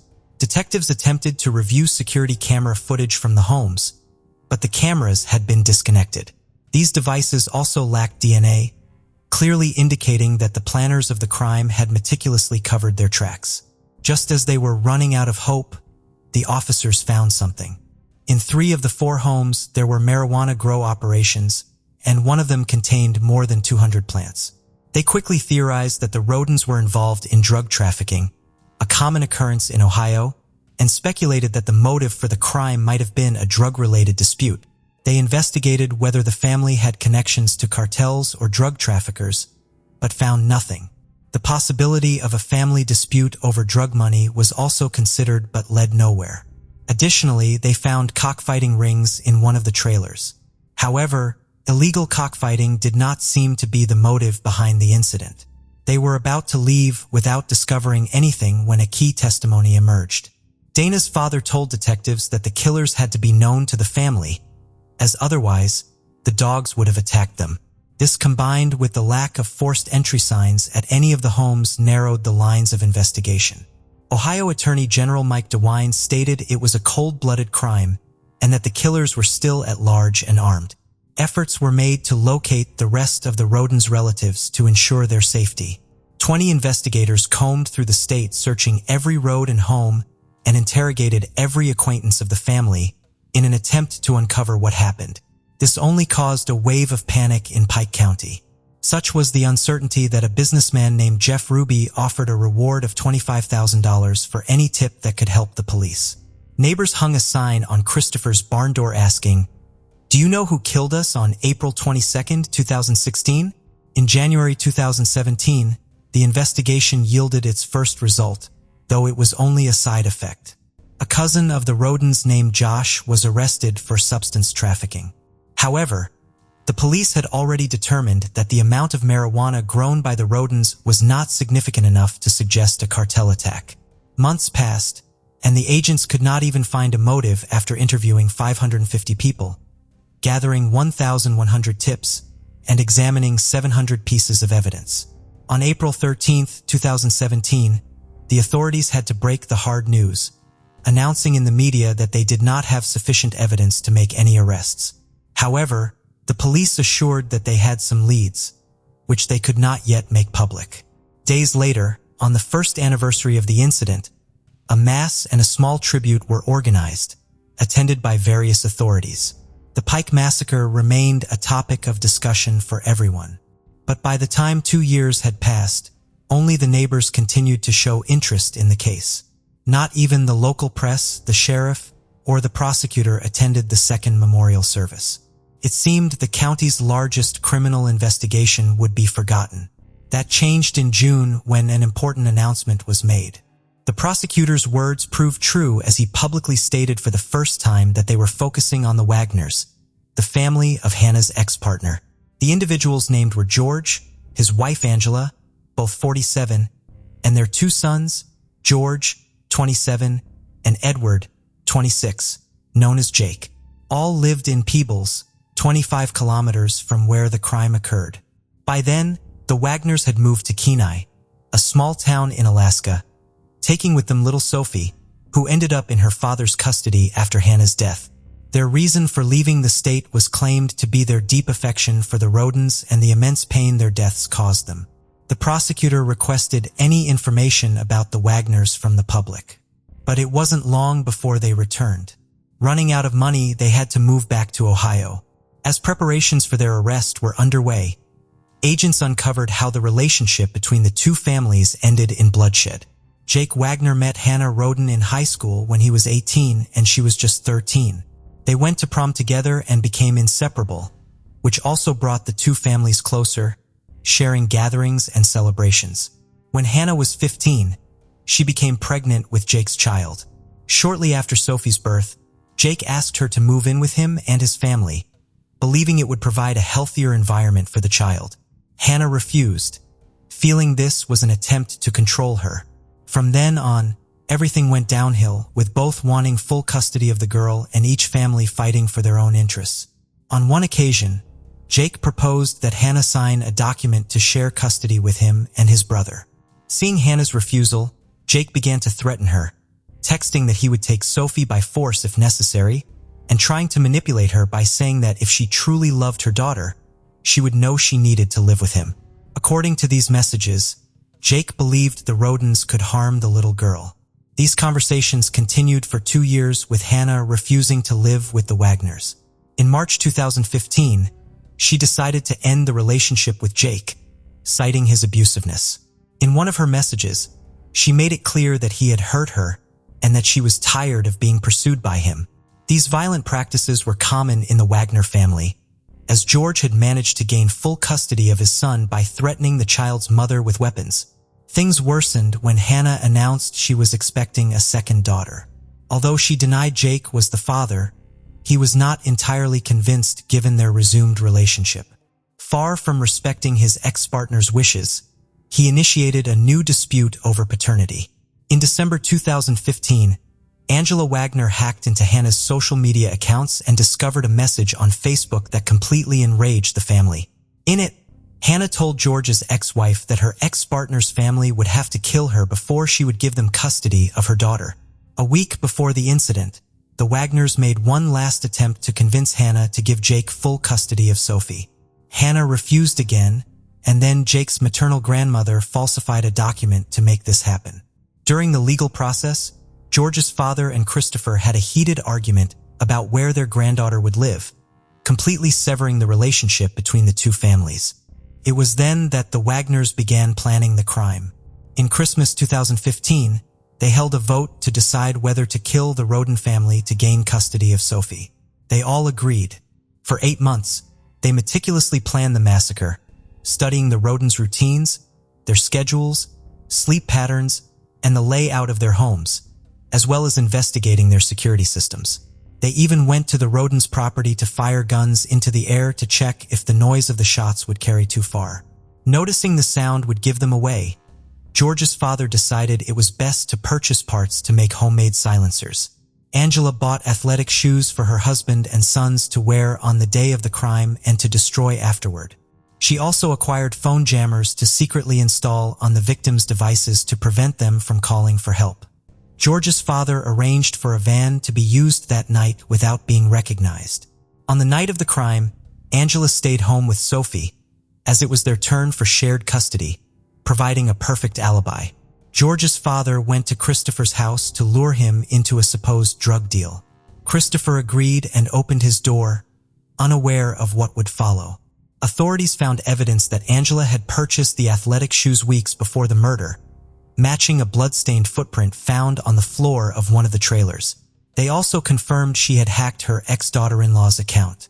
Inspecting the Wagners' electronic devices, agents found internet searches on parental custody, indicating a clear obsession with controlling the children. However, there also appeared to be a conflict between the two families over $3,000 for the purchase of a car. Although Angela was evidently the mastermind behind the plan, the agents were certain that Jake led the executions and that all members of the Wagner clan participated. On November 13, 2018, authorities announced the arrest of 6 individuals, the first 4 being George's father, Angela, George's son, and Jake. They were indicted by the Pike County Grand Jury on 22 counts, including 8 charges of aggravated murder, and pleaded not guilty to all charges. Jake was also charged with a sexual offense for engaging in sexual conduct with Hannah when she was 15 and he was 20. On the same day, 2 additional individuals were arrested. Though they had not participated in the murders, they were accused of perjury and obstructing justice. These were Angela's mother, Rita, 65, and George's mother, Frederica, 76. The charges against Frederica included lying about purchasing bulletproof vests for her son. Neither was sent to prison, but Frederica was monitored electronically with a GPS device. Furthermore, authorities disclosed the motive behind the crime: the custody battle over Sophie.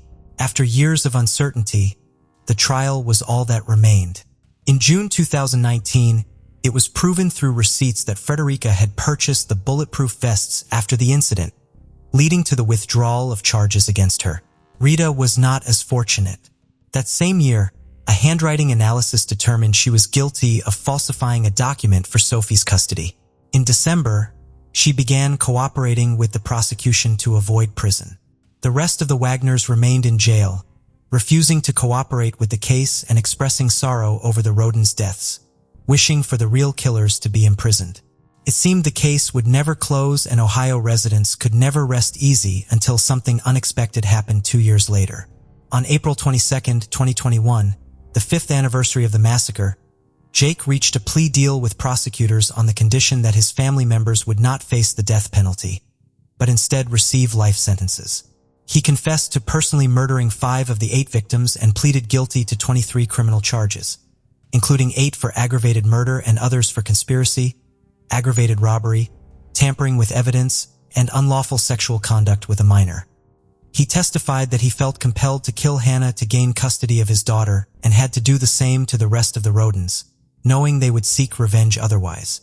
He expressed deep remorse and was sentenced to 8 consecutive life sentences without the possibility of parole. Following the trial, he agreed to cooperate with the prosecution in the cases against his parents and brother. Thanks to his cooperation, authorities found the van George's father had purchased for the crime and 3 firearms the family had attempted to cut up and incinerate. These were buried in buckets of cement and hidden behind the Wagner residence's barn. A specialist managed to reconstruct the fragments to prove that the casings matched those found at the Rodens' trailers. On September 10th of that year, Angela Wagner pleaded guilty to conspiracy to commit aggravated murder, burglary, and tampering with evidence, agreeing to testify against the remaining accused individuals. In exchange, prosecutors dropped the aggravated murder charges against her, and she was sentenced to 30 years in prison. Only those who continue to deny their involvement remain to be judged. The trial against George Wagner's son began on August 28, 2022. The prosecutor called the defendant's ex-partner to testify, who had distanced herself from the family fearing for her life. The prosecution argued that George was complicit in planning, executing, and covering up the murders. However, the young man denied having any knowledge of the crimes before, during, or after their commission, even stating that if his family had asked him to participate in such an act, he would have never agreed. After 3 months, he was found guilty of all 22 charges, including the 8 charges of aggravated murder, and was sentenced to life in prison without the possibility of parole. In addition to a consecutive sentence of 121 years for firearm possession, George's father was still awaiting his trial, which would not occur until February 2024. If found guilty of the same 22 charges as his son, he would face a similar fate. Despite the entire family being convicted, he continues to claim his innocence. The surviving children were placed in the care of distant relatives. Out of respect for their privacy, their whereabouts cannot be disclosed, but it is known that they are happy and safe. When asked about his father, Bentley says he is fixing cars in heaven with Jesus. The Wagners' goal was to gain custody of Sophie, claiming they would take better care of her, but in reality, they deprived her of her own mother, uncles, and grandparents. The hope is that she grows up far from her father's family, in an environment where violence is never a means to an end. The name of Velma Barfield forever changed the narrative of crime and punishment in the United States. Her life story reads like a tragedy that challenges our perception of evil. Known to many as the death row grandma, she became the first woman executed by lethal injection in the United States, the first woman to be executed after the death penalty's reinstatement in 1976, and also the first woman executed since 1962. But how did a wife, mother, and grandmother, once cherished and loved by those who knew her, transform into one of the most notorious figures in criminal history? Born in a time of economic despair, in the shadow of the Great Depression, Velma Margie Barfield came into the world on October 29, 1932, in Eastover, North Carolina, but was raised near Fayetteville. The second of 9 children, she witnessed a constant battle against poverty from an early age. In rural North Carolina, where life was governed by the rising and setting of the sun, Velma's family toiled on their small tobacco and cotton farm. Velma's father, Murphy Bullard, was a man worn down by the hardships of farm life. His temper was as volatile as the weather that dictated their fortunes. Velma claimed he was physically and sexually abusive to her and her sisters. However, other relatives disputed this. Velma's mother, Lily Bullard, bore the brunt of her husband's frustrations. In their world, love was a luxury they could hardly afford, leaving Velma and her siblings to navigate a childhood marked by emotional absence and the ever-present threat of violence. At a young age, Velma observed the financial differences between herself and her peers. That's when her first criminal activity started. She initially took small amounts of cash from her father to buy little things that she saw her classmates enjoying. Her petty thefts escalated to taking $80 from an elderly neighbor. When her father discovered that, he beat her severely, and Velma stopped stealing for the remainder of her childhood. Raised in a Christian household, young Velma found solace in the pages of her Bible, clinging to faith in the turmoil of her home life. This early introduction to religion was a constant amidst chaos. Yet, as she transitioned to adolescence, the psychological scars left by her upbringing would shape the woman she would later become. The world around was convulsed by World War II. The war, though distant, exacerbated the hardships faced by her family and deepened the fractures within. Velma, like many of her generation, was forced to grow up quickly. Her dreams and aspirations were often overshadowed by the pressing needs of survival and duty to family. Yet it was during this time that her resilience and tenacity began to shine through, qualities that would define her in both commendable and tragic ways. As Velma stepped into early adulthood, her desire for a life beyond the confines of her home grew stronger. She dreamed of escape. At the age of 17, she dropped out of school. The search for love and stability led Velma into the arms of Thomas Burke, a union that promised freedom, but instead brought new hardships. By 19, she had 2 children, a son, Ron, and a daughter, Kim. The family lived happily in Parkton, North Carolina for over 15 years. Velma's life with Thomas seemed a hard-earned escape from the poverty and violence of her childhood. Everything changed in 1965 when Thomas got into a serious car crash and suffered head injuries. To cope with the intense pain and headaches caused by his injuries, he became a heavy drinker and drug user. His struggle with alcohol mirrored the demons of Velma's father, reigniting the traumas of her past. The cycle of abuse and neglect she vowed never to repeat began to encroach upon her own family. It was during these turbulent years that Velma's resilience was put to the ultimate test. The pressures of an unhappy marriage, the responsibilities of motherhood, and the patterns of her past weighed heavily on her soul. Velma started a job at a textile factory but soon had to quit due to health problems. She underwent an urgent hysterectomy, which left her feeling insecure about her femininity. After the surgery, she suffered from debilitating back pain and turned to prescription drugs.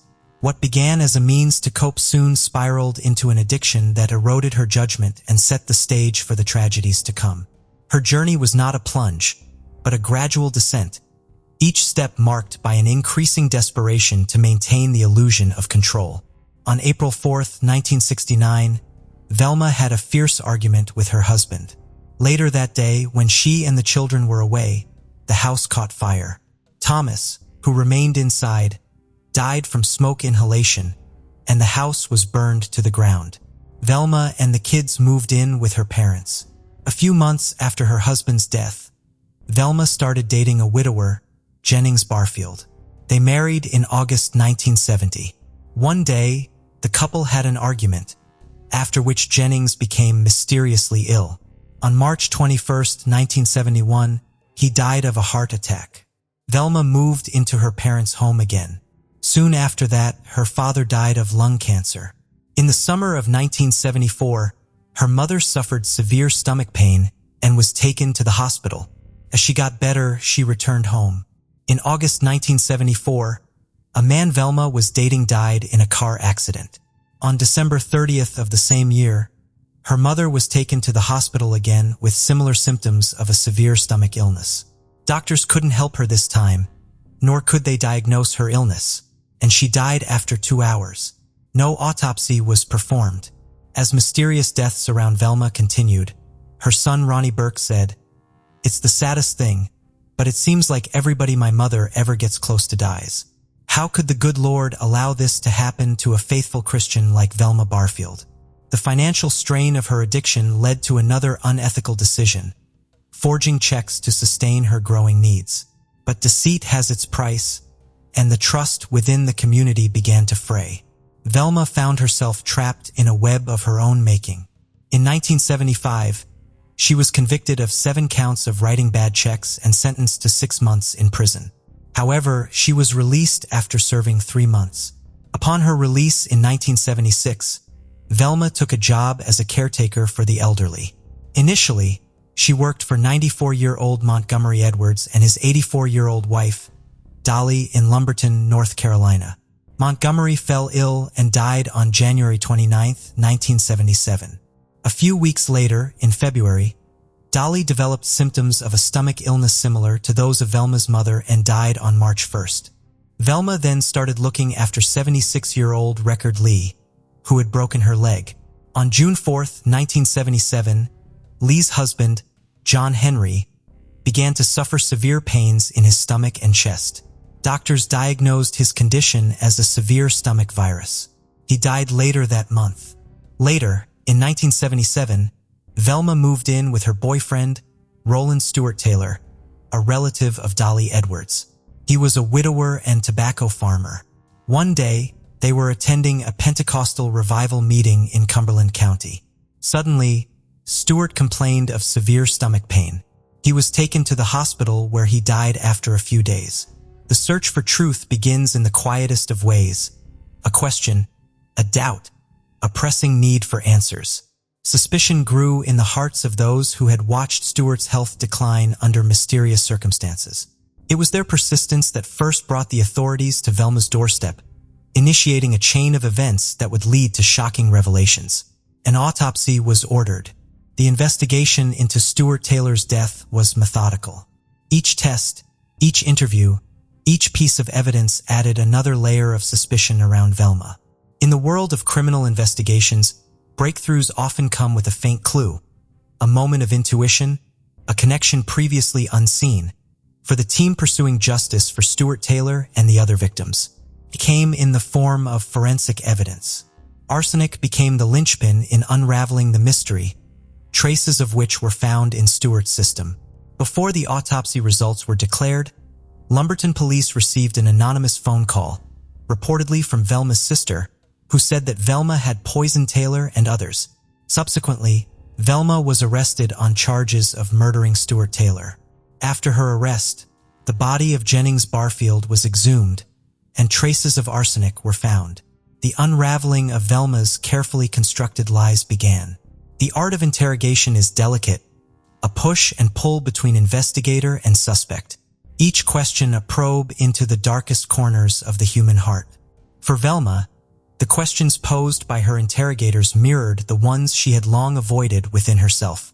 It was in this room, under the weight of evidence and the scrutiny of the law, that the wall she had built to separate her actions from her conscience could no longer hold as the truth clawed its way to the surface. In search of solace, Velma turned to a spiritual advisor. It was in this desperate hope for redemption that she found the strength to confront her past. For her, the path to confession was a journey back to her soul. With a voice tinged with regret, Velma began to speak. A torrent of truths long dammed by fear, shame, and denial flowed forth. Her confession became a source of deep, lasting pain for her own family, who were unwittingly caught in her web of deceit. The woman they loved and the horrible crimes she committed were now inseparably linked, challenging their notions of forgiveness and the very foundations of their understanding of right and wrong. She confessed to poisoning Montgomery and Dolly Edwards, John Henry Lee, her mother, Lillian, and her boyfriend, Stuart Taylor. Despite the fact that arsenic was found in Jennings Barfield's body, Velma denied killing him. The motive for the murders was stealing money from her victims to support her clandestine addiction to prescription drugs. She had also taken out a loan in her mother's name. Each of her tragic choices, made under the influence of pain, had a devastating impact on her destiny and the people around her. Faced with the threat of exposure, Velma took a step that irrevocably altered the course of her life. The path from one crime to another can often be a slippery slope. She found herself repeating the unthinkable. Every time, Velma went to her victims' funerals and seemed to sincerely mourn their loss. The burden of her secret pushed her further into isolation. Yet the resilient human psyche, adept at self-preservation, often takes refuge in justification to shield itself from the unbearable truth and finds ways to rationalize even the darkest deeds. Every time Velma stole money from her victims, then poisoned them as they got suspicious. To the outside world, she remained a devout churchgoer, a seemingly caring nurse, and a loving family member.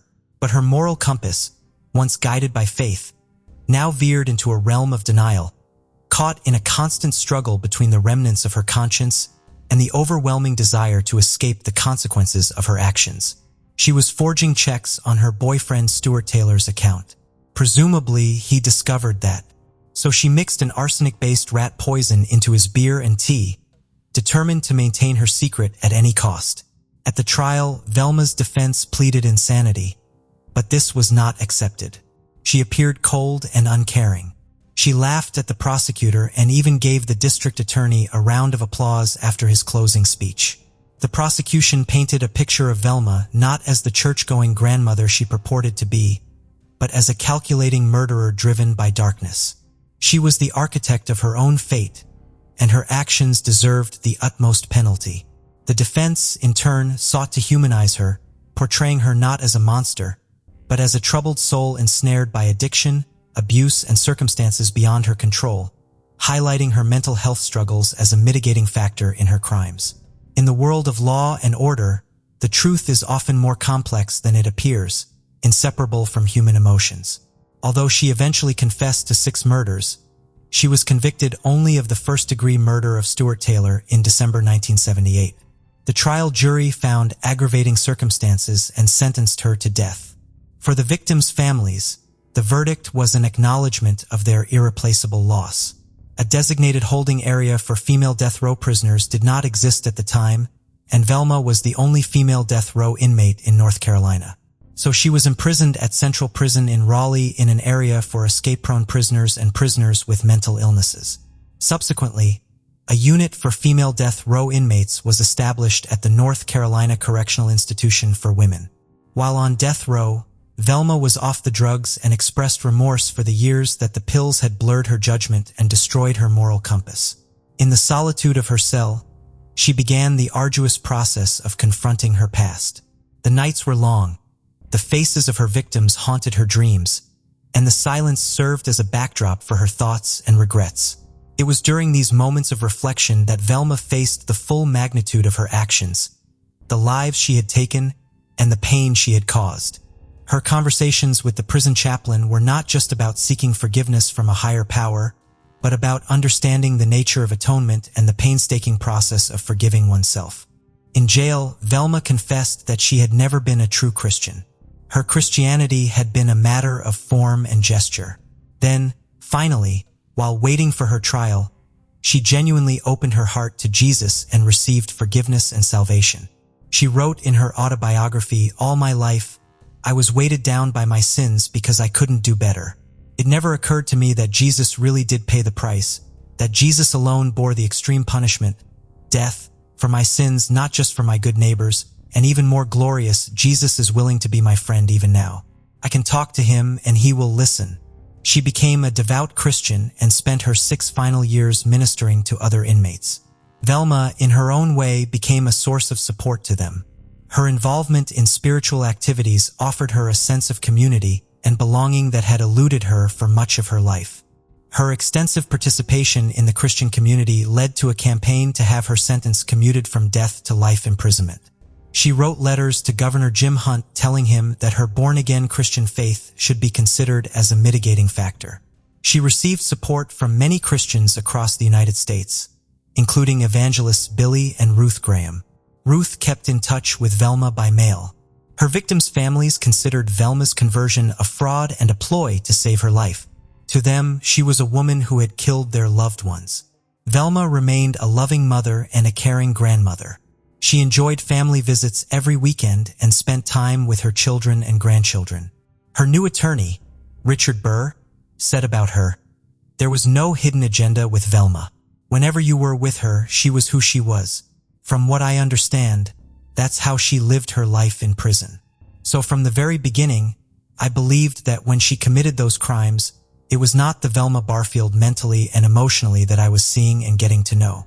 Burr believed that Velma's pretrial evaluations were inadequate, so he turned to psychiatrist Selwyn Rose. Dr. Rose evaluated Velma in 1980 and testified in the state court. He said that she suffered from 3 disorders, a multiple prescription drug abuse disorder, an underlying personality disorder, and depression. However, Dr. Rose never felt as if he had put together a complete picture of Velma.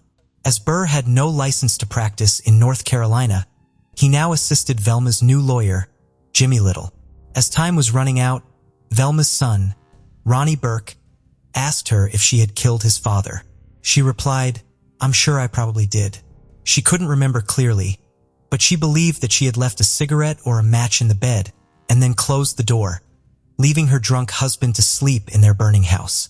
She also admitted to the pastor who helped her right woman on death row that she had murdered Jennings Barfield.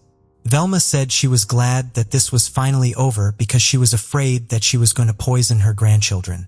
She didn't know why she did it, but she did it, and it was not something she could stop.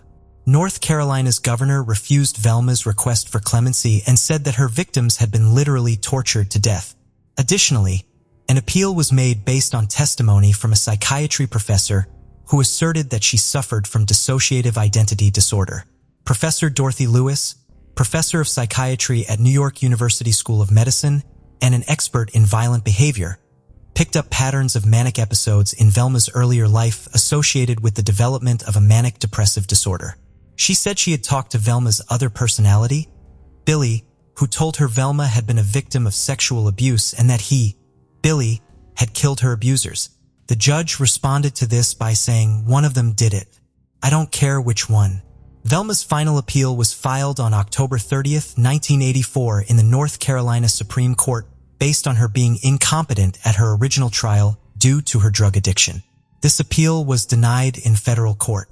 She told her attorney, Jimmy Little, to drop all appeals the day before she was executed, explaining that she wanted to die with as much dignity as the state of North Carolina will allow.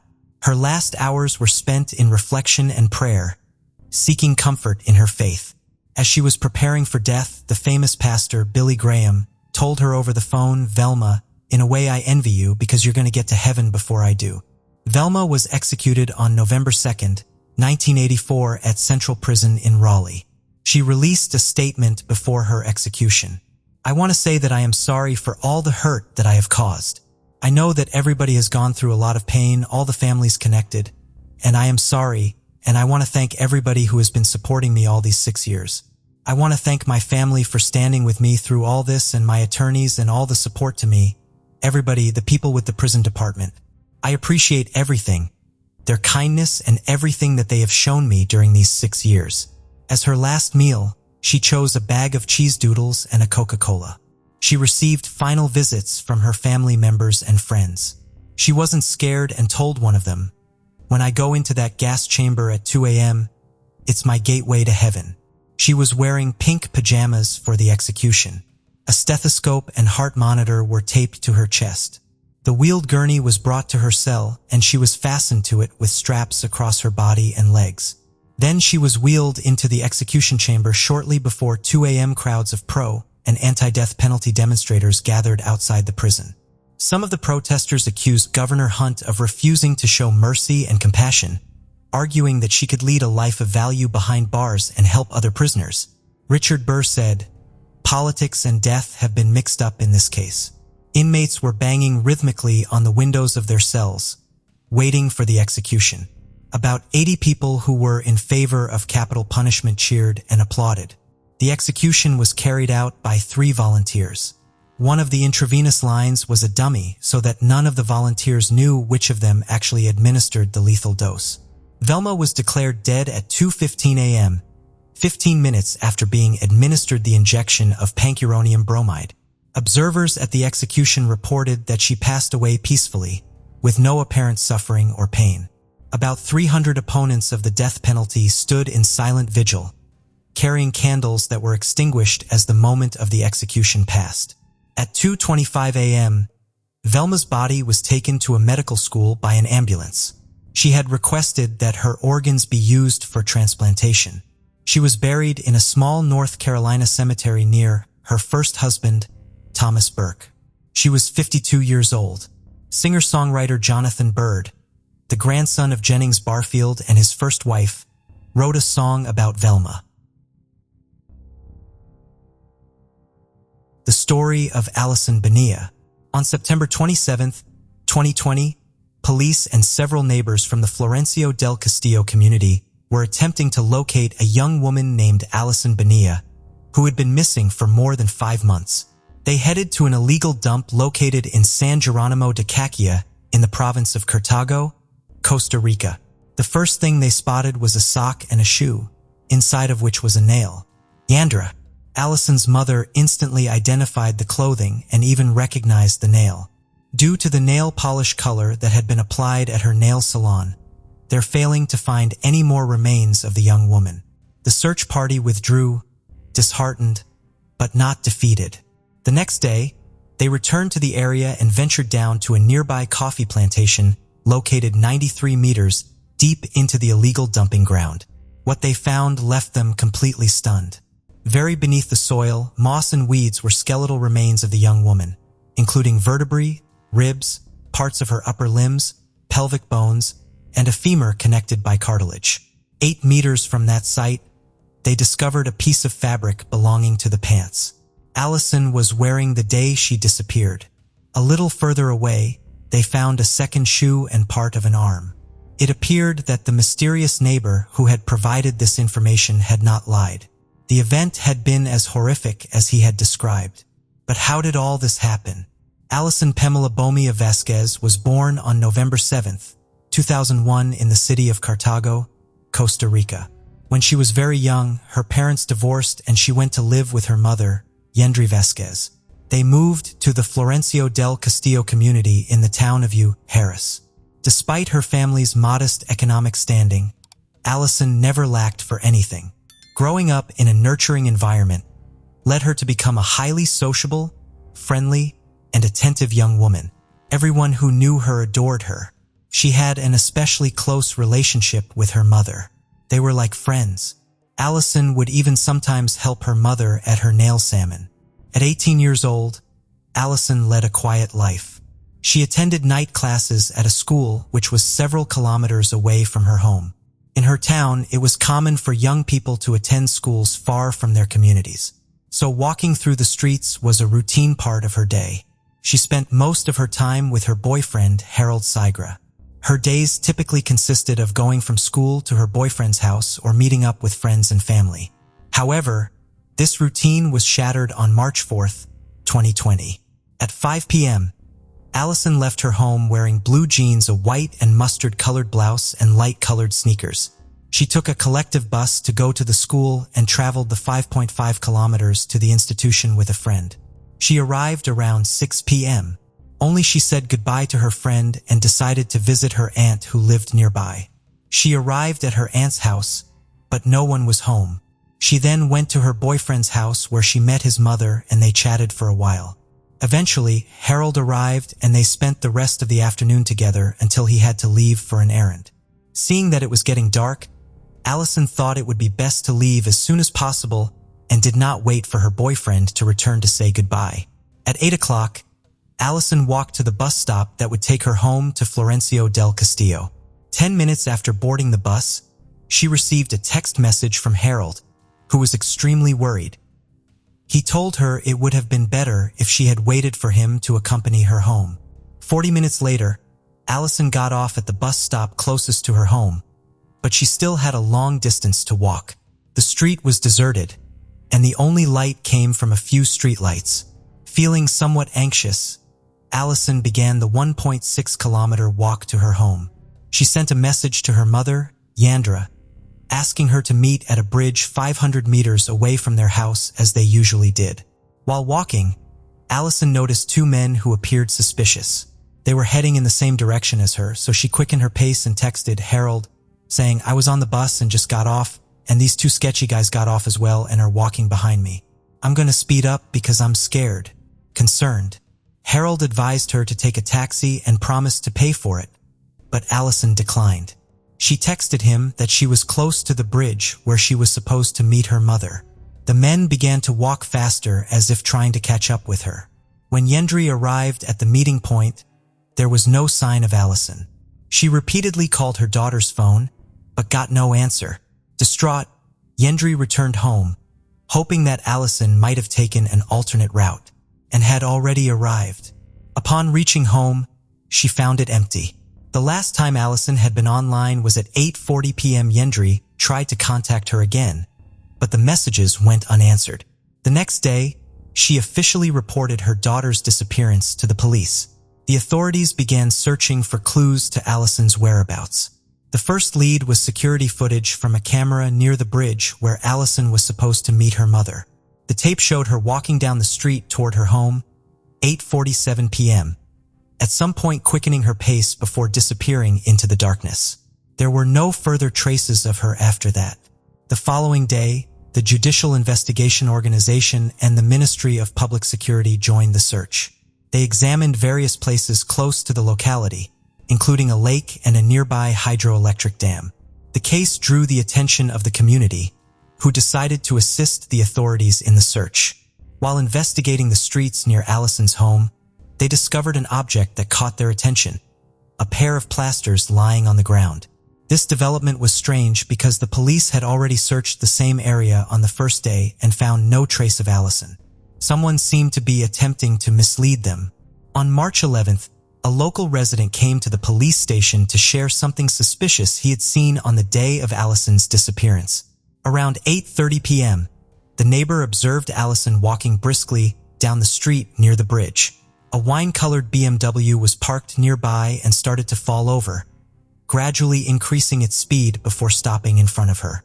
Allison spoke for a few seconds with the person inside the car and then got in. The car then sped away at high speed. Upon hearing the neighbor's account, the police took immediate action to locate the vehicle. They searched all the houses near Allison's residence. On March 25th, they found the car in one of these homes. On March 29th, the Judicial Investigation Organization announced that they had seized the car for DNA testing. They also revealed that an investigation was underway against the car's owner, a man named Nelson Sanchez Urania. The The 28-year-old man was known in the neighborhood for being extremely reclusive. He hardly spoke to anyone, and when he did, he was not friendly. Locals said he came from a somewhat strange family about which not much was known. One even speculated that he was involved with regional gangs. While the police continued to gather evidence to warrant the arrest of Sanchez Urania, now the prime suspect in Allison's disappearance, another significant event occurred. On April 4th, an employee of a store near the area found Allison's identification card. This was the second item belonging to Allison that had mysteriously appeared. The search continued, with authorities believing they were getting closer to discovering Allison's whereabouts. On April 17th, the police confirmed that they have found significant clues related to Allison's disappearance in the seized car, although they did not disclose any further details. On May 1st, the Costa Rican Red Cross joined the search efforts for Allison. Despite more people joining the search team, her body still remained missing. In the following months, the police focused on investigating the prime suspect and gathering enough evidence to charge him.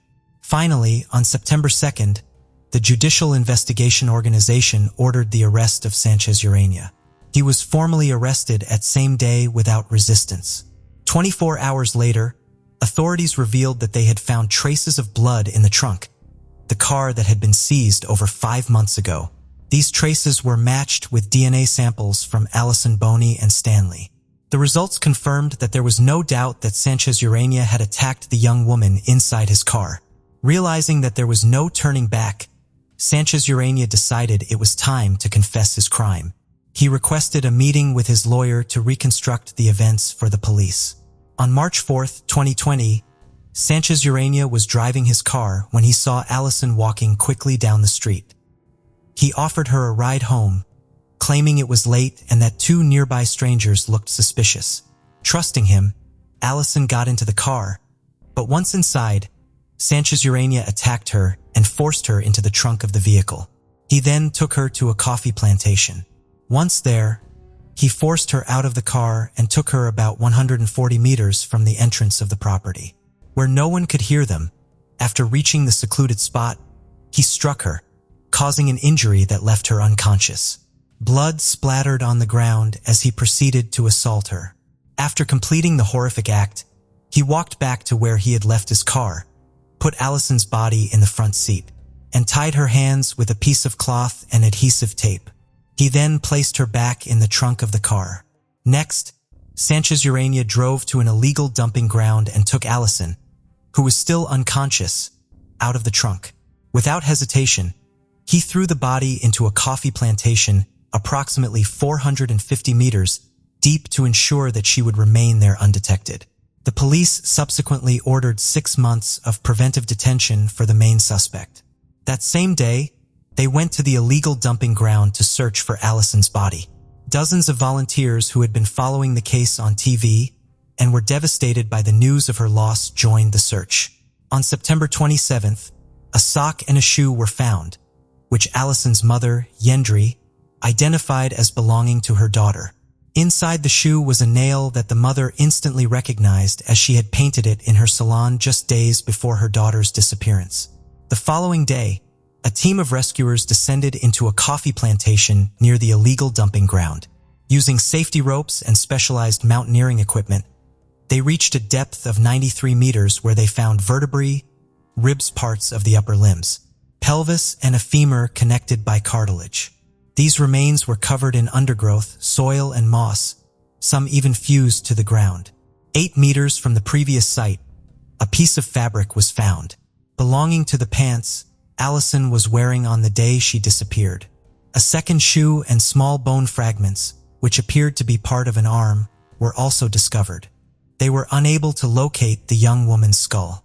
It may have rolled out of sight due to its shape. The remains were taken to a laboratory to verify if they match Allison's DNA. Forensic experts found that the body had fractures in the thoracic spine and ribs, which were consistent with the injuries caused by the fall, as described by the suspect. This indicated that they were dealing with a premeditated murder.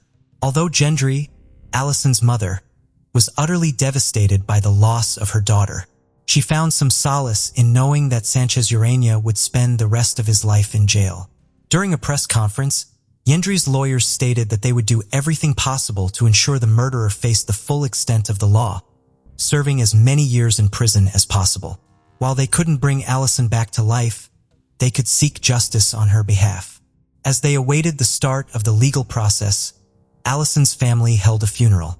On March 1st, Sanchez was officially charged with homicide. On April 30th, the criminal court ordered his trial and extended his pretrial detention by another 4 months to prevent any escape attempts. While the case had made significant progress, the most challenging part remained: gathering enough evidence to prove the act was premeditated. Yendri testified that Sanchez Urania had previous encounters with Allison. On one occasion, Allison had gone to pick up her cousins from the bus stop and met the suspect.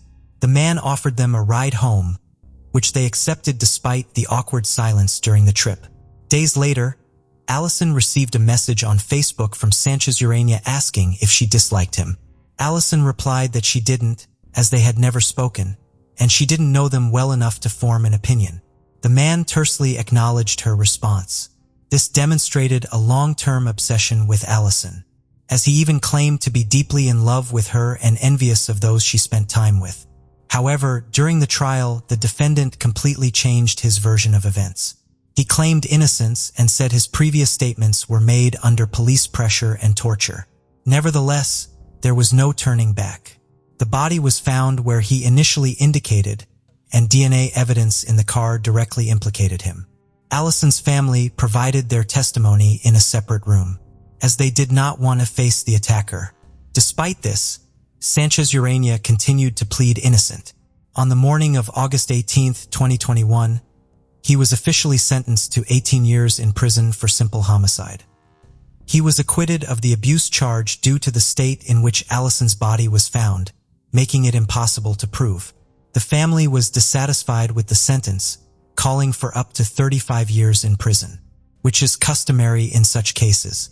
The verdict was later annulled by the Criminal Chamber of the Supreme Court of Justice, and the case was reopened to determine if the crime involved premeditation. In November 2021, the appeals court rejected the family's claims and upheld the original sentence. As of today, the case remains open and Allison's family is pushing for the crime to be reclassified as aggravated homicide and for a review of the sentence. Yendri, Allison's mother, has not only had to cope with the horrific loss of her daughter, but also with cyberbullying.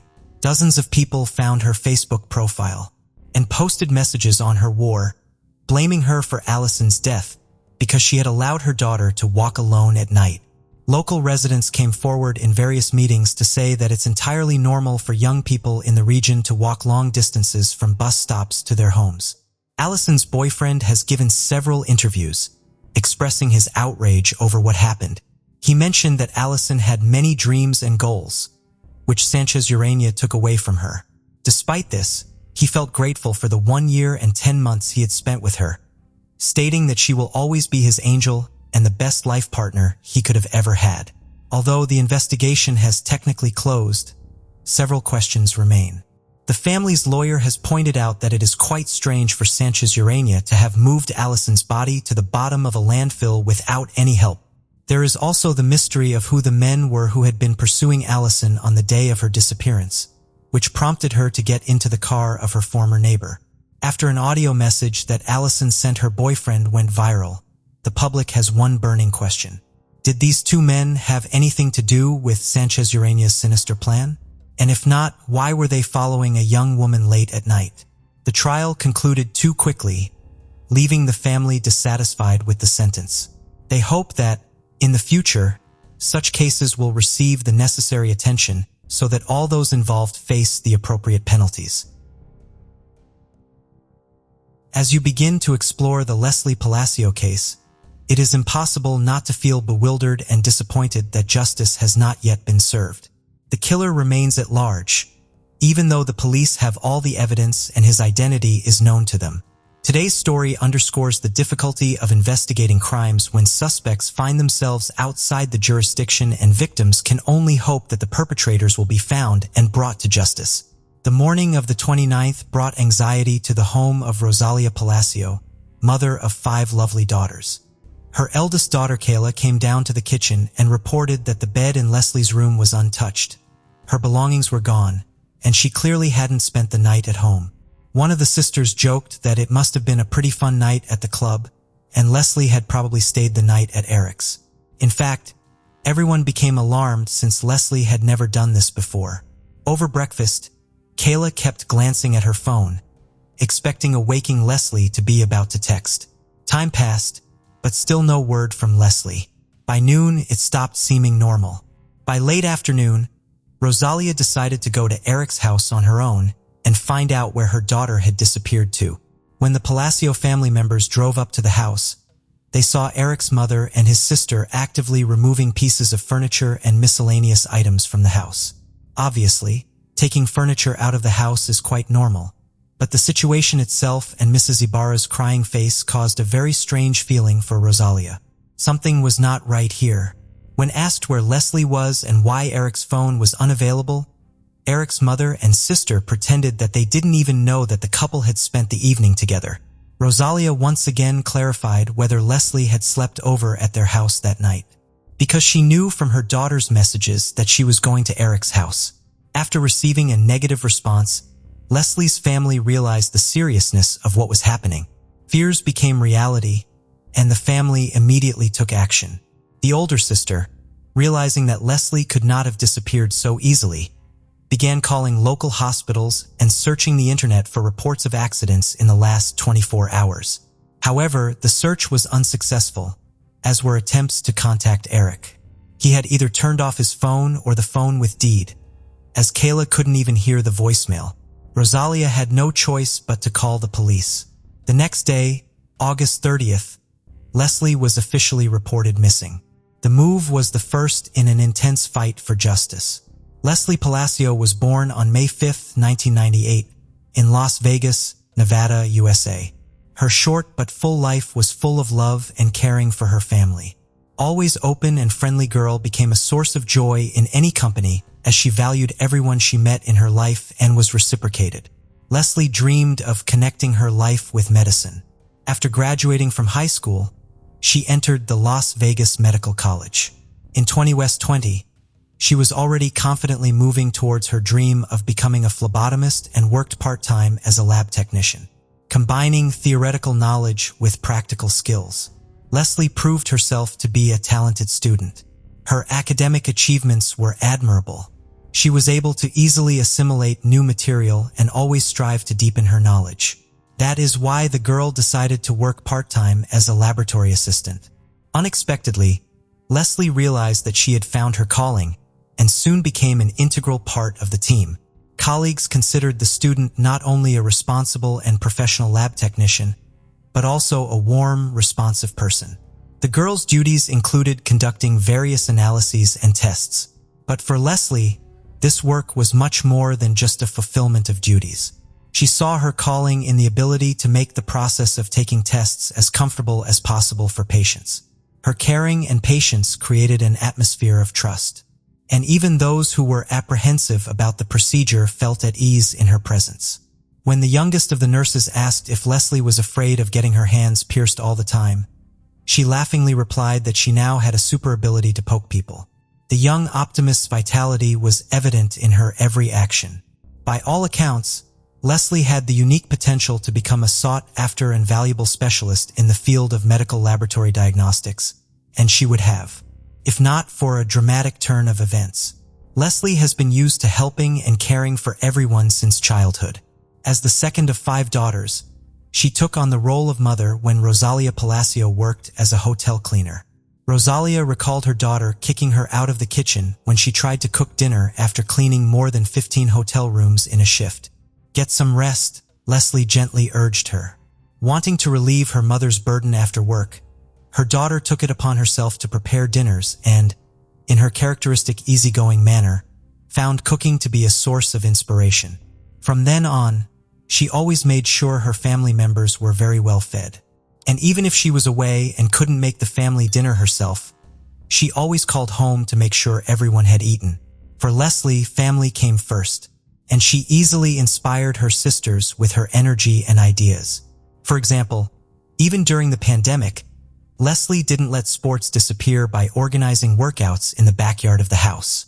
She touted her mother various exercises, and with her sisters, she danced daily in front of the mirror to music. Her love of experimenting with hair color and image turned it into a joint business plan with her older sister to open a boutique. The sisters began designing and sewing dresses at home in their own unique style.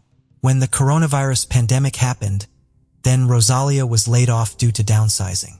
Leslie suggested her mother start her own small cleaning company and assured her that she would definitely help her with the cleanings in her free time from work and school. "Mom will be fine soon. You'll see," she assured Rosalia. At a family council, they came up with a name for the company, the Palacio Cleaning Service. At the time Leslie disappeared, her dreams were just beginning to be realized. Their family firm had landed its first contract. But on August 29, 2020, all of the Palacio family's plans and dreams came crashing down. At the end of August 2020, Leslie completed the lab assistant program and the family firm also received a large order. The girl decided it was time to take a break from the stresses and worries and enjoy an evening of dancing and fun. Especially the restrictions due to the pandemic were gradually being lifted and Las Vegas began to come alive. Unfortunately, none of the friends wanted to keep Leslie company. Although people were beginning to let go of their fears and return to their normal lives, they still felt nervous and anxious at the prospect of being in a closed space with lots of people. Leslie didn't give up hope of convincing someone to have fun and posted a post on Instagram expressing her desire to spend the evening somewhere. Unexpectedly, she received a message from Eric Rangel Ibarra. Leslie and Eric's parents had been attending the same church for 14 years and occasionally socialized. So the children had known each other since childhood but had never interacted closely. Leslie knew what Eric liked, her attention, but Leslie never reciprocated. She was polite to him, however. On any other day, Leslie would have declined Eric's desire to keep her company, but not this time. She was eager to dilute her ordinary life with a fun evening. The whole day passed in anticipation and anticipation. And when none of Leslie's friends wanted to keep her company, she accepted Eric's polite and warm offer to reminisce about Las Vegas nightlife. Sharing a night out with Eric seemed like a better choice than going nowhere at all. Expecting a fun adventure, Leslie had no idea what horrible events awaited her, but she probably had a premonition of something, trying to rationalize to herself that there was no cause for concern. Anyway, Leslie agreed with her sister that she would send her regular messages, telling her exactly where she was. She also told Kayla in great detail where she was going and with whom and what places she might end up in. After a while, the older sister received a strange message. "Can you believe Eric is totally not going to drink this evening? We're at a party, but it looks like I'm going to have to party alone." Afterward, the sisters exchanged joking messages on the topic of healthy living. The first place Eric and Leslie went to was the casino at the Longhorn Hotel. Police officers would later see on surveillance footage of the couple getting out of a white Ford F-250 owned by Eric at 0:31 a.m. on Ayug 29 and entering the casino, then leaving a short time later at 1:56 a.m. The couple would then leave the casino. Leslie kept in contact with her sister, telling her what was going on. At 4:40 a.m., Leslie sent her sister another strange message. "I need to talk to you about something shitty." Kayla asked what happened and, according to her, a text box popped up as if Leslie had started to reply, but no answer ever came. That text message was the last of the girl's life. The morning of the 29th came. Leslie still hadn't returned home. The more time passed, the more concerned the Palacio family members became. The certainty that Leslie had stayed the night at Eric's house was replaced by confusion, and the family went to a familiar house where they found a strange scene. Mrs. Ibarra and her daughter were taking out furniture, pretending that they had heard for the first time that Leslie and Eric had spent the evening together. In fact, Leslie's family arrived at Eric's house just in time. If they had arrived a few hours later, the investigation would have been significantly delayed. The police found traces of blood in the house, a mess in the bedroom, which suggests that Eric's mother and his sister spent the whole day, strangely enough, not to clean up the traces of the crime, but to pack things down to the pieces of furniture. The family was clearly not going on a picnic, but planning a long-term and thorough absence. Most likely, they had arranged to reunite with Eric and his father, Jose, in Mexico, where the two had traveled in order to escape justice. Upon seeing the Palacio family, Mrs. Ibarra probably realized that the chance to leave was gone, leaving evidence in the house that no one would take the time to clean up. Panicked, mother and daughter began to simply deny knowing about Leslie and Eric's evening together. It was this behavior that led to the suspicion that something irreparable had happened. Fortunately, the Las Vegas police took immediate action and sent out a billing inquiry intending to track Leslie's movements since the previous night. But unfortunately, it takes some time to get that data, while the Palacios couldn't sit back and wait. The family started a campaign to spread the word about Leslie's disappearance. People responded and began actively sharing the information on social media. No one expected that there would be so many people who cared. Eric's mom especially didn't expect it. Detectives kept asking more and more questions. And on August 31st, Mrs. Ibarra went to the police station and filed a missing persons report for her husband and son. Mrs. Ibarra told police that her son, Eric, left home late in the evening on August 28th. And when he returned the next morning, he was acting strangely. She saw him walk out the door and never returned. The police noticed a strange circumstance. Not only was Leslie missing, but Eric was also missing, as well as his father. Based on this, an investigation into the triple disappearance began. With the Las Vegas police involved, detectives turned to the residents of the neighborhood with the hope of finding surveillance cameras that recorded something important. Luck smiled. It was discovered that just across the street from Jose Barra's home, there were surveillance cameras. In addition to the CCTV footage, police obtained billing data that allowed them to track Leslie's movements in the early morning hours of the 29th. Detectives found that the couple went to the casino and afterward to a grill bar, which they reached around 2:15 a.m. accidentally or not. Leslie's cell phone was left at the bar, and the records show that Leslie left the establishment around 5:50 a.m., which is quite early in the morning. At 6:05 a.m., neighborhood cameras captured Eric's car pulling up to the family home. The nature of his assistance to Leslie in getting out of the car and on the way to the house clearly indicated that the girl was heavily intoxicated. At 7:25 a.m., and his father, Jose, are seen carrying Leslie's body out of the house, wrapped in a sheet and placing it in the trunk of the car.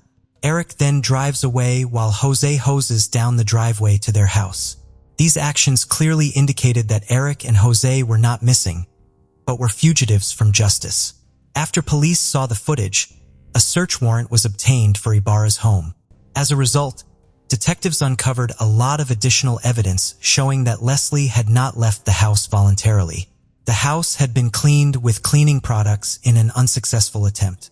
Latex gloves and trash bags were also found. But the most important piece of evidence was the discovery in Eric's room. Traces of blood were found on the floor and on Eric's bed, an obvious sign of assault. And without DNA testing, it was clear to investigators that the blood belonged to Leslie. From that point on, Leslie Palacio was no longer missing, and investigators focused their efforts on finding her body. Eric and Jose were reported missing. As investigators searched diligently for suspects, the shaken Palacio family made efforts as well. Rosalia asked members of the church community to help search for her daughter's body as search volunteers. Flyers and posters with Leslie's photo and images of Eric and Jose appeared on social media, newspapers, and street poles. The Palacio family is asking the public to intervene and help them find these two men involved in the girl's death, was the message on each flyer. The first major breakthrough in the investigation came when a license plate reader spotted Eric's car just 6 miles from his home around 10 a.m. Agater 29. He was heading back to his home just 4 hours after Leslie's alleged murder. The information uncovered made investigators realize that the location where Eric may have hidden the body was within a 4-hour drive of his home on the Nevada-Arizona border or the Charleston Peak side, which is a huge area. So detectives were desperate for any additional information that could help them determine a more precise location. Once again, luck smiled on them when footage was recorded at a gas station 40 miles north of Las Vegas, showing Eric's car pulling off the highway toward the Valley of Fire National Park. The car backed up 20 minutes later with muddy tires. The find narrowed the search and pointed to the possible location of the body, within 20 miles of the gas station. The mud on the tires suggested that Eric had driven off the road at some point. Detectives began searching the area. Police and volunteers combed through hundreds of acres of land. And on September 9, during a second search, they found Leslie Palacio's body hidden near a bush. News outlets immediately spread the word. The body of 22-year-old Leslie Palacio has been found near the Valley of Fire, 11 days after she disappeared. A reporter joined the report, providing additional details about the prime suspect, 25-year-old Eric Rangel Ibarra. The Valley of Fire where the body was found is known for its hot climate, which led to rapid decomposition of the remains, and forensic experts were unable to determine the exact cause of death. Locals reacted to Leslie's death with horror and fear. Some became afraid to go outside because of the constant thoughts of the uncaught criminals involved in the murder. The day after the body was discovered, September 10th, many friends, relatives, neighbors, and just random people in the area gathered to honor Leslie's memory. People took candles that were used for the nightly vigil and placed them in front of the girl's house. They also said they wanted the man responsible for her death to pay for what he did. The fight for justice was not even close to being over at this point. The next major breakthrough came when Eric's car flashed in Moreno Valley, California. Police eventually contacted Eric's cousin, and he reported that he had driven Jose and his son to San Isidro, where he believed they planned to cross the border into Mexico. The Las Vegas Police Department requested assistance from the FBI because it was not possible for them to resolve the jurisdictional issue on their own. The investigation slowed down. Then, on January 19, 2021, for months after the discovery of the girl's remains, Eric's father, Jose, turned himself in at the border. Everyone was greatly relieved that at least one fugitive was now in custody. The man was quickly extradited back to Clark County and charged with destruction of evidence and accessory to murder. During interrogations, Jose tried to minimize his involvement in the crime, explaining the story of the trip to Mexico by his son's strange behavior on the morning of August 29th. However, investigators showing surveillance video footage debunked his false claims. The footage clearly showed him helping carry Leslie's body out of the house and washing the driveway. Faced with the evidence, Jose changed his testimony. He said he was working in the garage when Eric brought Leslie's body wrapped in a sheet into the garage. According to Jose, he panicked and helped his son load the body into the truck, assuming that Leslie had died of an overdose of illegal drugs because he saw no visible injuries on the body. Court documents indicate that Jose initially told police that, according to Eric, Leslie died of an overdose of illegal drugs.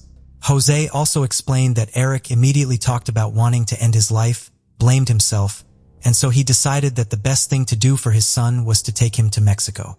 When investigators asked Jose for Eric's current whereabouts, he explained that as soon as the two of them entered Mexico and boarded the bus was searched by Mexican authorities.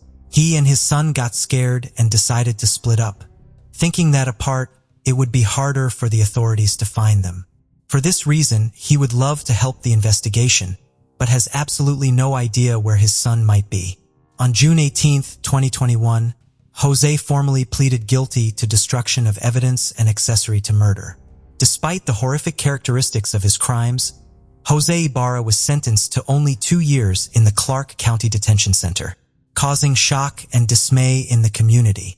The Palacio family was shocked and outraged by Jose's lenient sentence, which they felt was unjust. During the pandemonium, Jose Ibarra joined the court proceedings virtually, while Leslie's family and friends attended in person. They urged the judge to impose a harsher sentence, arguing that 2 years was not enough for an accessory to murder who helped dispose of the body and hid the perpetrator. Jose Ibarra pleaded guilty and tried to apologize to Palacio's family, saying his love for his son outweighed him. He expressed regret for his actions. However, Leslie's family did not accept his apology and did not consider it sincere. To date, Eric's whereabouts remain unknown, and he continues to live a free life in Mexico. Jose was released on April 28, 2022. Ophelia Markirian, attorney and representative of the Palacio family, commented as follows, and raises questions about fairness in dealing with serious crimes. The Palacio family is determined to fight to change the law in Neva because they believe that whoever was involved in the murder should receive a longer prison sentence than 2 years. They hope that the perpetrator will be found and prosecuted in the United States, where he will be charged and given the punishment he deserves. Ofelia Markarian is directly reaching out to those who may know of Eric's whereabouts in Mexico. In every media interview, she calls for Palacios' family to be given a small measure of justice. Maria de Jesus Zamudio was born on April 5, 1996 in Mexico City. As the third among 4 sisters, she quickly won over the hearts of all who knew her, affectionately earning the nickname Marichui. Throughout her elementary education, she attended a Catholic school. Her dream was to become a nun to help as many people as possible, aiming above all to distinguish herself from selfish individuals. To achieve her goals, she spent every afternoon with her best friend, organizing plays, dances, and talks for younger children to draw them closer to religion. Her interest didn't stop there.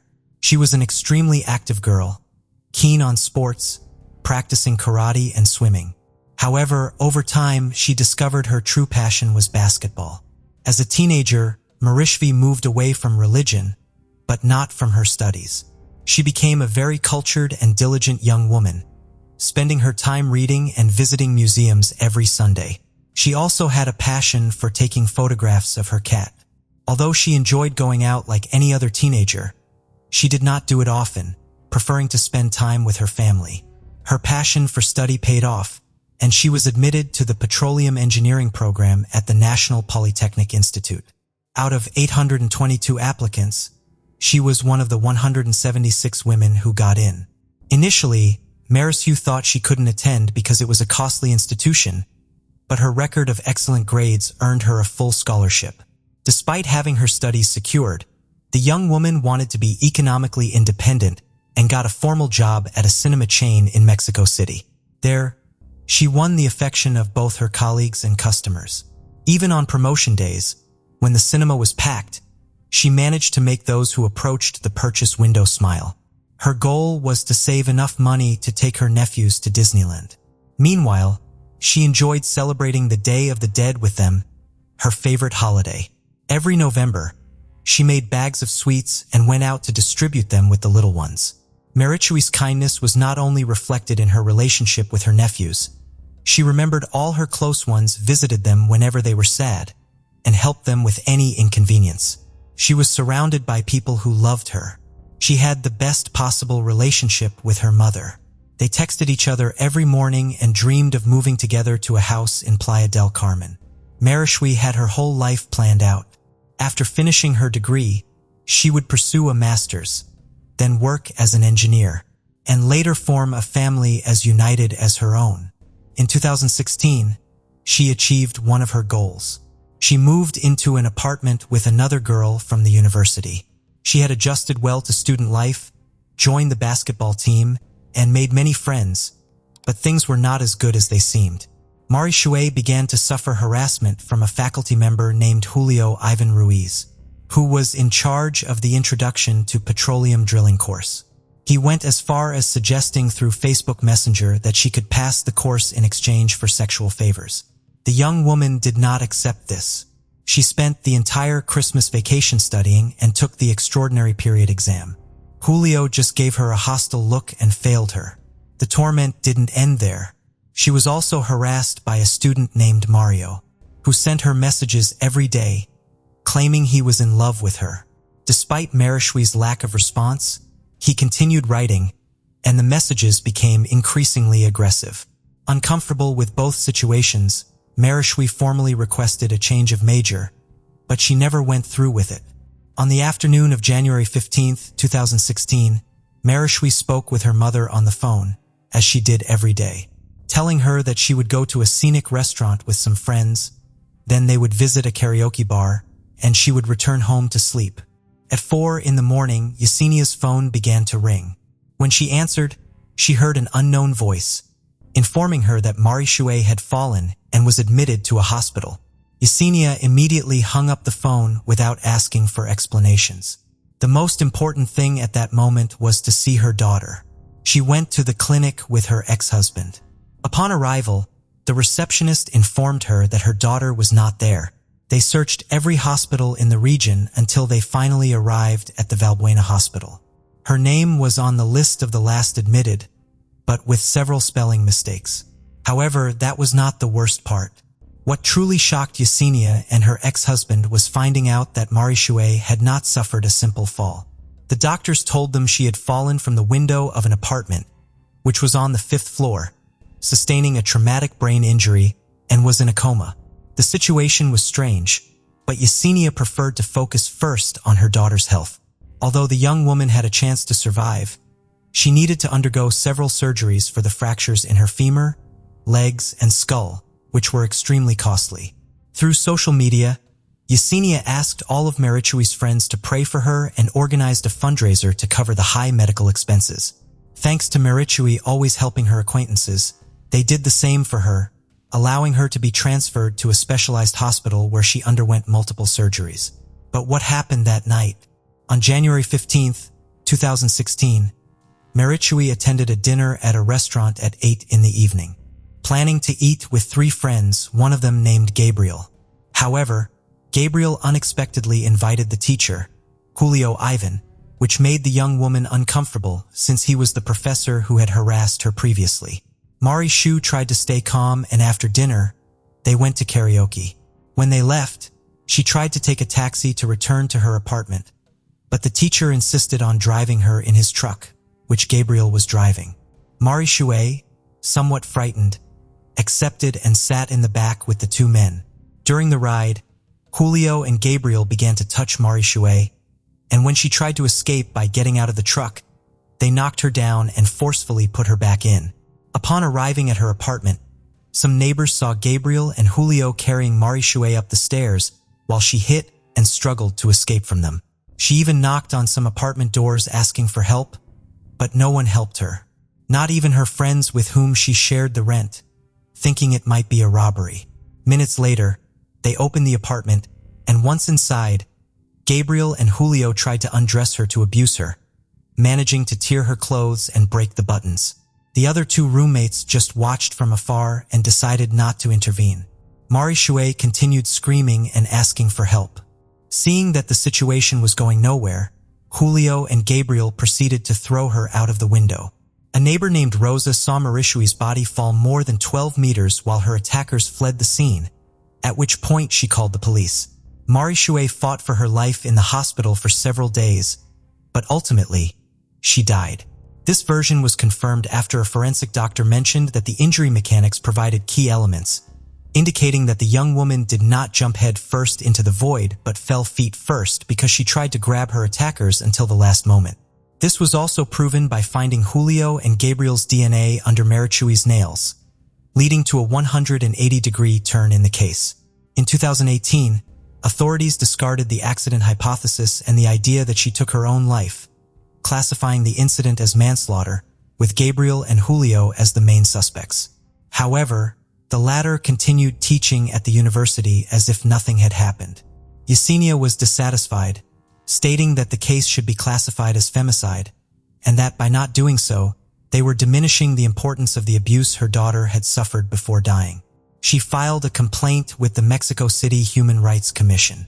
Due to the investigation file being poorly compiled, Yesenia also filed numerous complaints with the Mexico City Secretary of Public Security, the Superior Court of Justice of the Capital, and the then City Prosecutor's Office. The Mexico City Human Rights Commission initiated an investigation and determined that evidence had been omitted during the case. There was evidence of police incompetence and a clear lack of interest on the part of the state. In a report, it was established that in the early hours of January 16th, a police officer arrived at the scene and entered the apartment to see where the victim had jumped from, but only glanced around. After the ambulance left, the officer departed without securing the apartment or the area where the victim fell, and without notifying the judicial authority, which could have led to the manipulation of evidence afterward. Additionally, the autopsy performed on Marie-Chouet lacked basic requirements, such as listing all the individuals who had contact with the body and examining the intimate area to determine if she had suffered abuse before her death. Yesenia requested a public act in which the government would acknowledge their responsibility for these omissions and announce measures established to prevent their recurrence. This request was completely ignored and the case was shelved again. Both Julio and Gabriel fled and justice seemed far off. Tired of waiting for answers from the government, Yesenia joined the movement called Ni Una Menos and organized dozens of demonstrations not only for her daughter, but also for all women who had been murdered because of their gender. In February 2020, Yesenia attended an event to demand justice for the femicide of a young woman who was killed by her partner after an argument. The demonstration took place outside the building where the crime occurred, where Yesenia gave a speech accusing the Mexican government of not having personnel trained in gender violence. Yesenia's speech went viral and Marishui's case was finally brought back into focus. On September 7, 2020, it was finally classified as femicide and Mexico City authorities made a public apology to Yesenia and the victims' relatives. On January 25, 2022, a new event for Marishui's case took place at the National Polytechnic Institute, where the university joined the apology previously made by the authorities. Although the general director was present, it was the institution's lawyer who extended the apology. Yesenia accepted the apologies, but mentioned that more work was needed to find the murderers, who were still at large. She also remembered how Marishui's dreams were taken away 5 years ago, saying that if her daughter were alive, she would surely be in love, working, and very happy, as she had been throughout her short life. Months later, the National Polytechnic Institute, where Marishui studied, posthumously awarded the petroleum engineering degree to Yesenia. In February 2022, the police confirmed that following intelligence operations, agents located and apprehended Gabriel, the probable perpetrator of Marishui's femicide. Marilyn Martinez was born on September 3, 1995. Her family was middle class. Although money was not a problem, they always strived to improve their economic status to have a better life. Instilled with strong values, Marilyn's main dream was always to study, secure a good job, and achieve everything she desired. However, someone obstructed her path.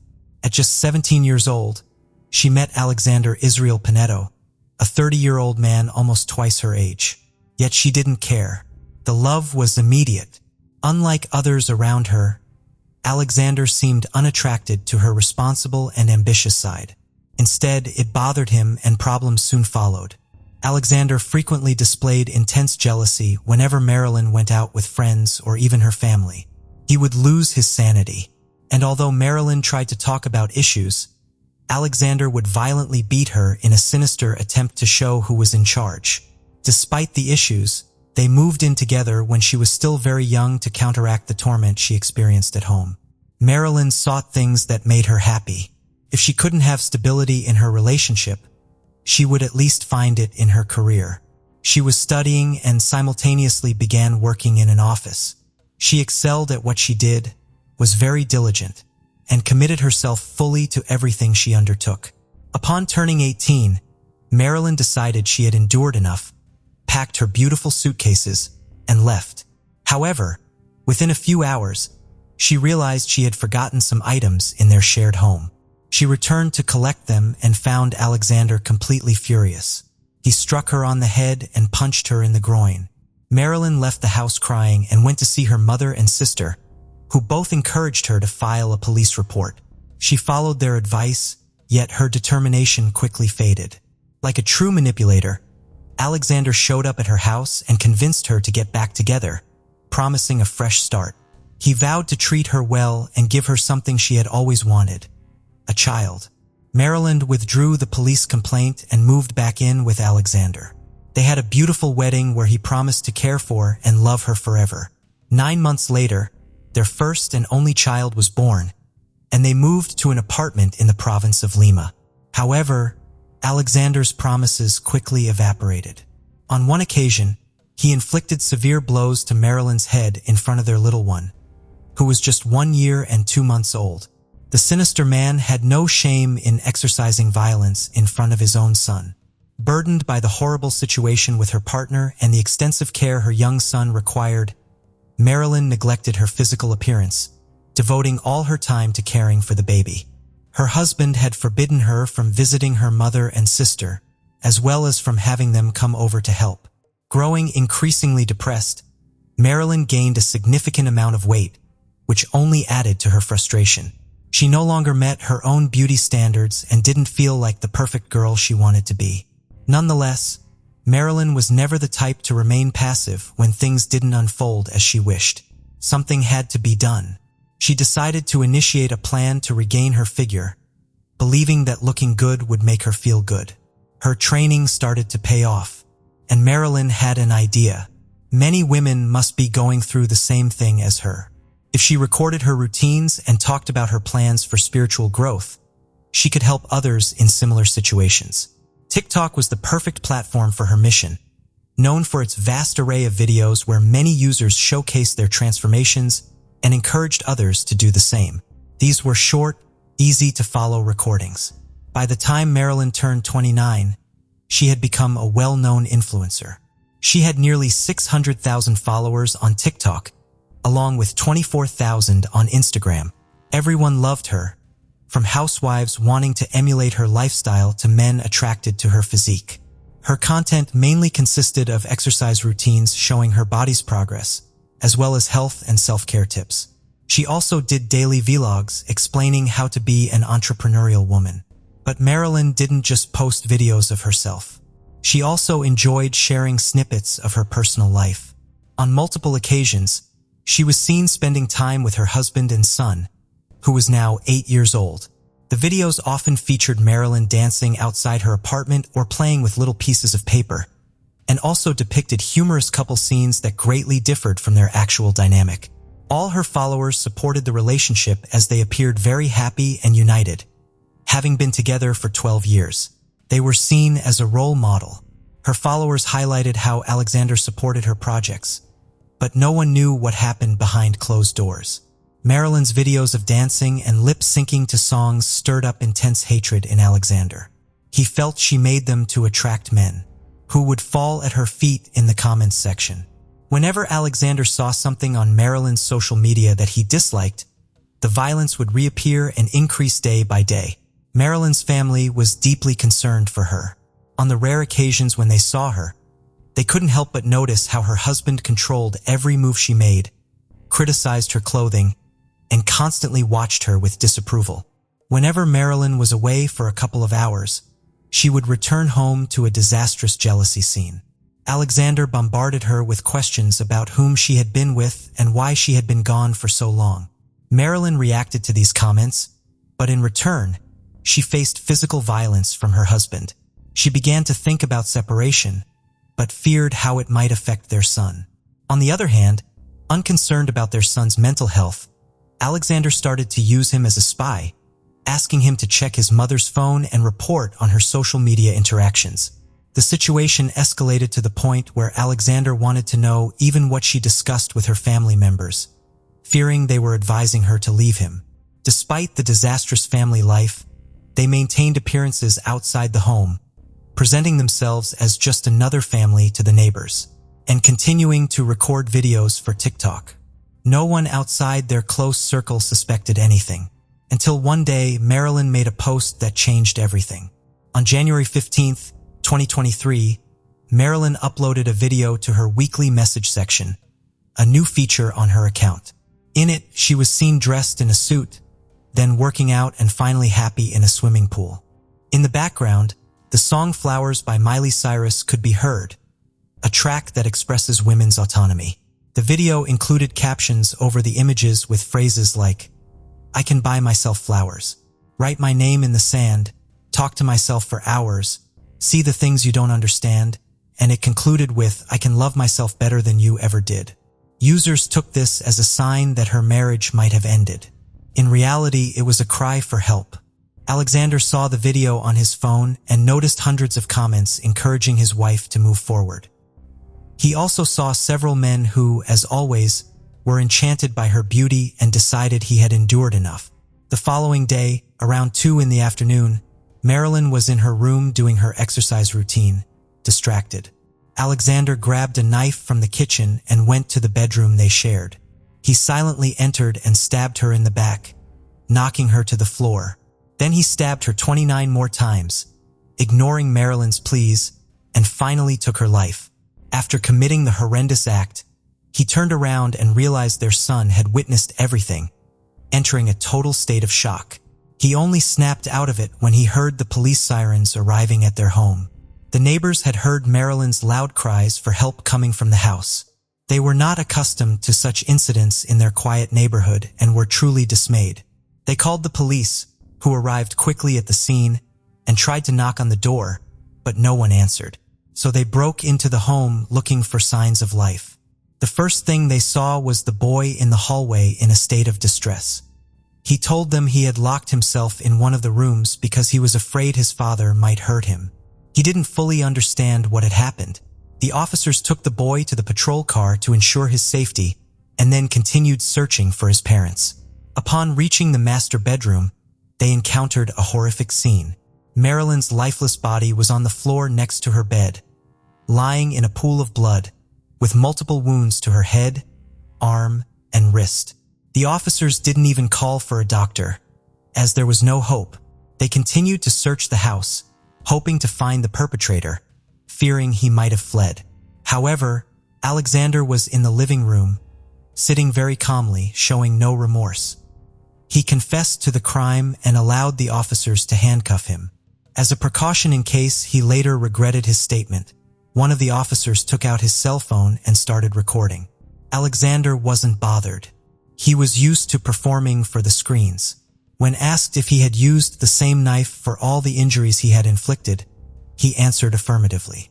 Before being taken to the patrol car to be transported to the station, he asked the authorities to take care of his son. Alexander was placed in pretrial detention, awaiting the start of the judicial process. He returned to the house where he committed the crime to participate in the reconstruction of the events.